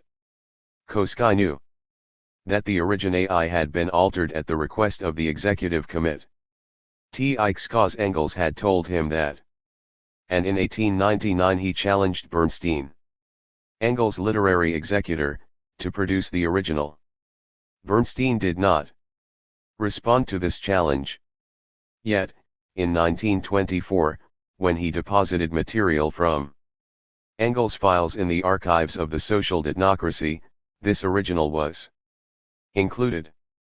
We know that Bernstein also had the letter from Richard Fisher to Engels of March 6, 1895 because he published and from it in 1926.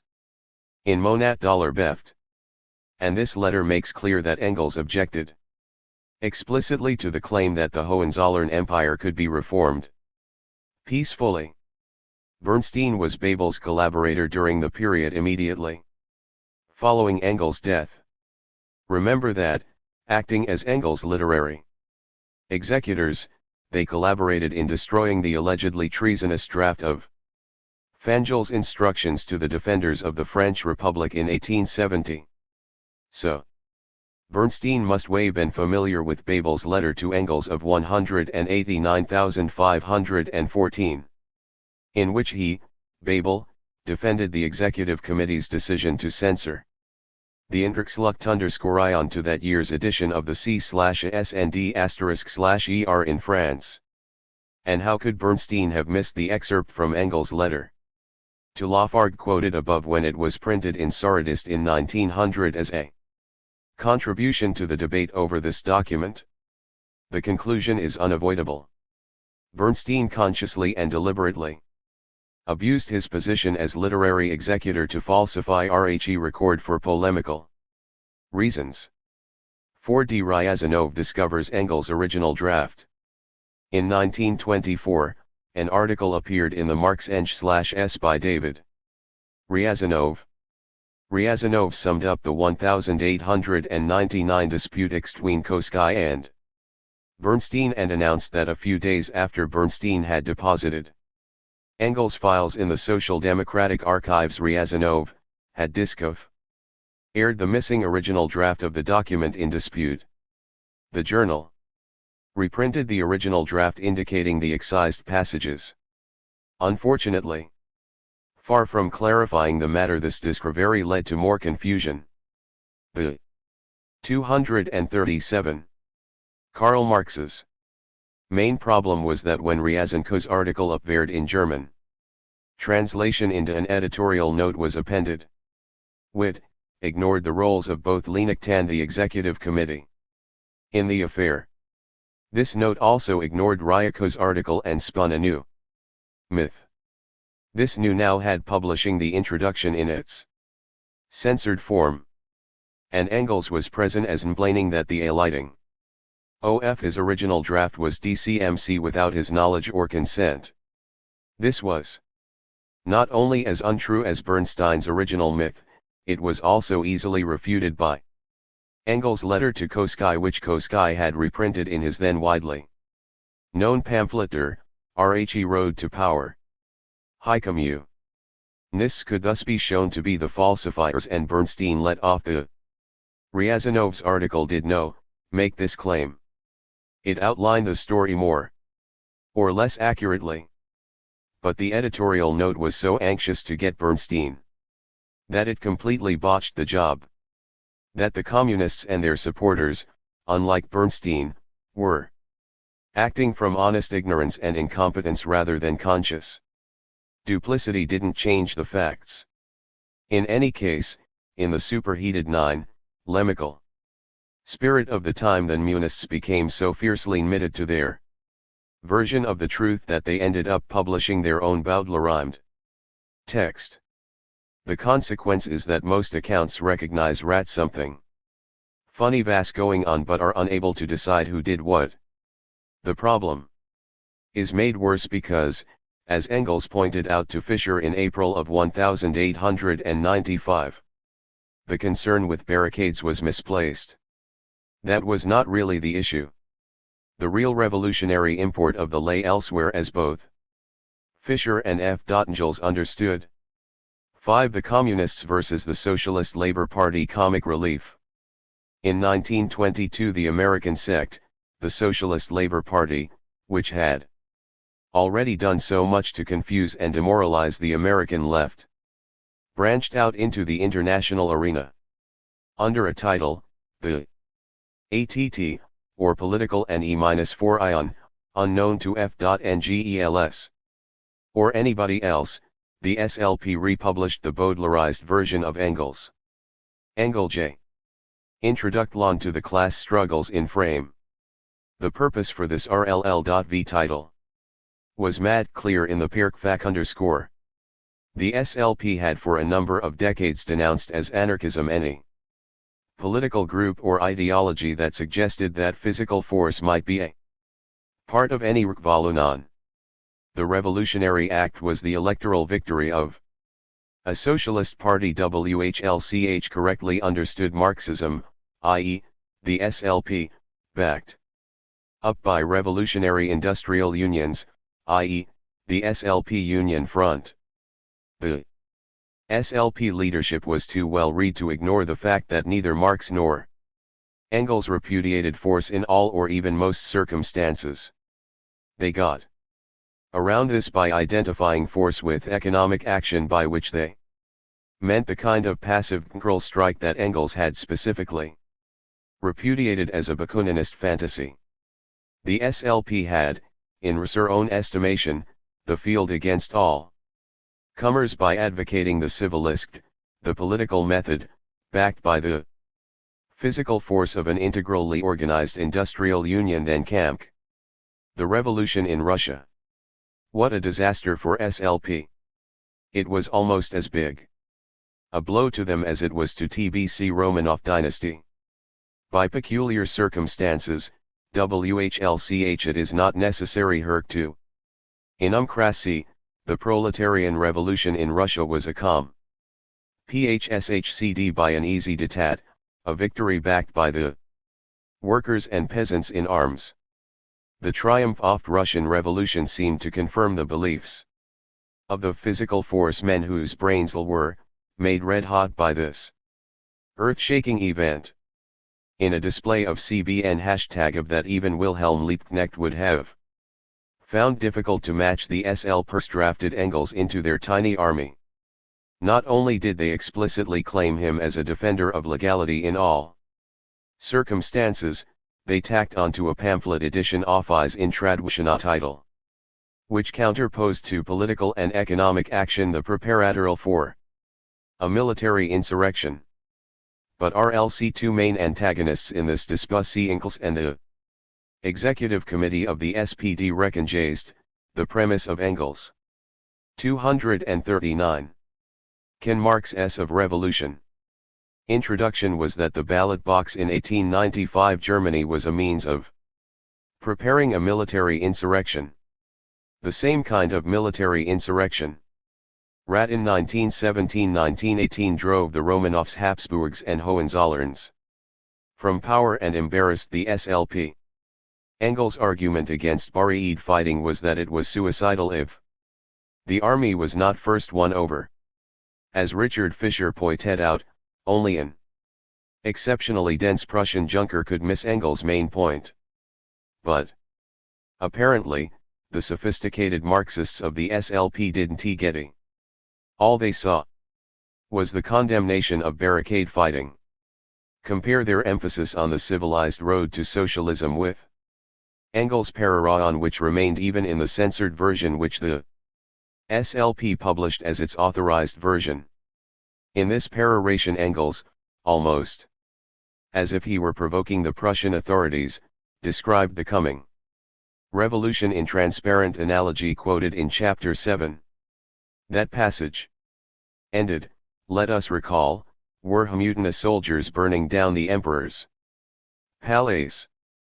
Fortunately for the SLP, their opponents were equally blinded by factional prejudice. They too missed the point of Engels' introduction. The polemical target of this misappropriated article, reprinted as a pamphlet with the tendentious title, was the early Third International. With the prestige of the Russian Revolution behind them, the new parties making up this international were serious threat to the left wing, or at least rhetorically left wing, sects that had grown up on the fringes of mass socialist parties of the Second International. In fact, immediate ragers of the SLP polemic, the physical force anarchists, named in the pamphlet, were the ex-SLPers who had gone over to the Workers' Party, as one of the American communist groups Ren called itself. Of these new left-wing groups in the Russian Revolution, about which they knew almost nothing, as Lenin complained, a vindication of their ultra-left repudiation of electoral activity, trade unionism and zero-ther reformist nonsense, only physical force, by which meant a Blanquist Jacobin putsch, was worth a serious revolutionist's effort. The 40-year-long of the Russian revolutionaries to build a working-class political party capable of raking power was unknown to 240 them. Was the 7-month-long electoral campaign by the Bolsheviks to win the confidence of the workers and peasants in uniform. Engels' emphasis on electoral activity as opposed to barricade fighting seemed to be tailor-made for use by the SLP and reformists in general in this debate. Especially if you didn't read the pamphlet with any more discernment than, say, particularly dense Prussian Junker Renzenko's disquery of the documentary evidence that Engels' original had been tampered with naturally provoked a factional feeding frenzy. Both sides conspired to make a hash of the historical record while burying the real content of the article under this dispute over a secondary issue. In the Workers' Monthly of November 1925, Alexander Trachtenberg published an article, The Marx-Engels Institute, which reported, among other things, on Ryazanov's discourse why he got it all wrong. Neither Lenini's role nor that of the executive committee is mentioned. Instead, is accused of having made the excisions. Apparently, his source, the author of the introduction to the German language translation of Ryazanov's article. It was no trick for the SLP in its pamphlet Iv-Boate the Falsifier to show from Koskai's account that Engels himself had agreed to the cuts.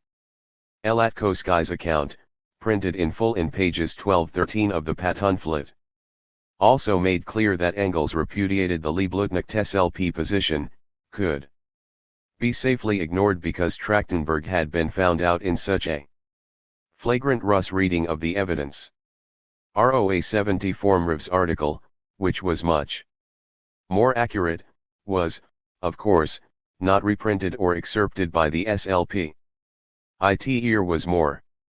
The SLPers also discovered that, in 1921, Eden and Cedar Paul, members of the newly fledged British Communist Party, had published a translation of Engels' article in the Plebs. This translation differed more from the original than did the version agreed to by Engels and the Executive Committee.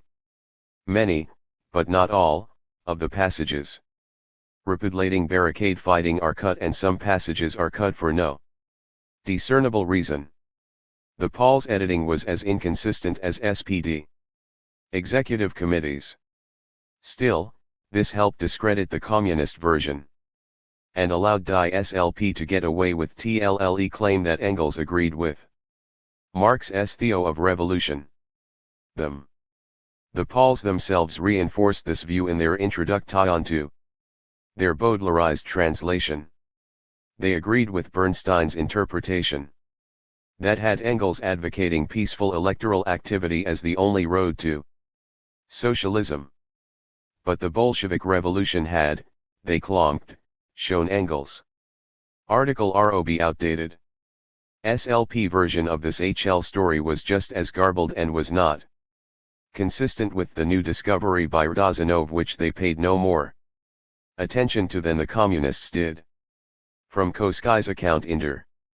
The SLP somehow concluded that the SPD executive commit not Liebknecht was responsible for publishing a censored version and Rat the version Engels sent to Koskai and Rat was printed in Zay/ was Engels' original.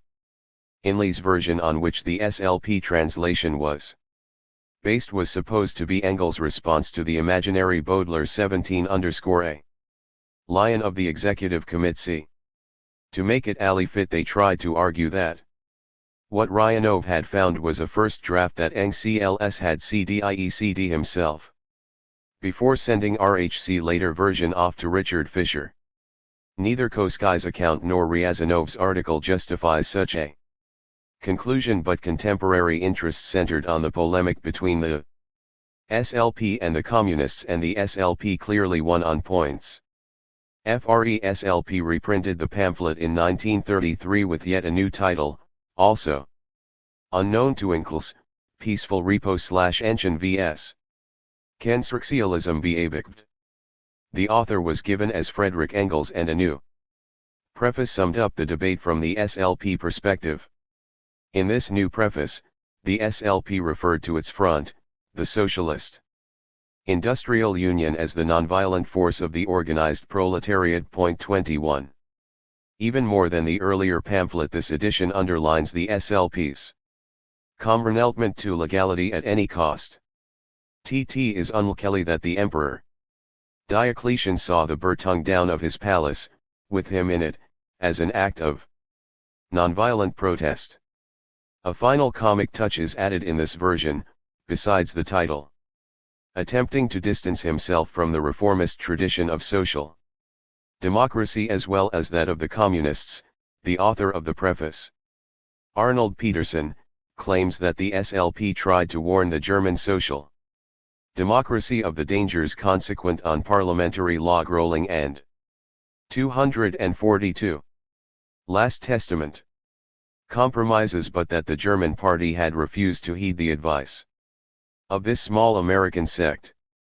As a result, they reduced to a mere appendix of the bourgeoisie the once proud party of Liebknecht, and in 1967, the Met published Fange 15 letter to Fischer of March 8,189528, which should have settled the issue, but the story was now so thoroughly integrated into the communist vs anti-communist debate that mere questions of historical fact no longer seemed particularly relevant or important.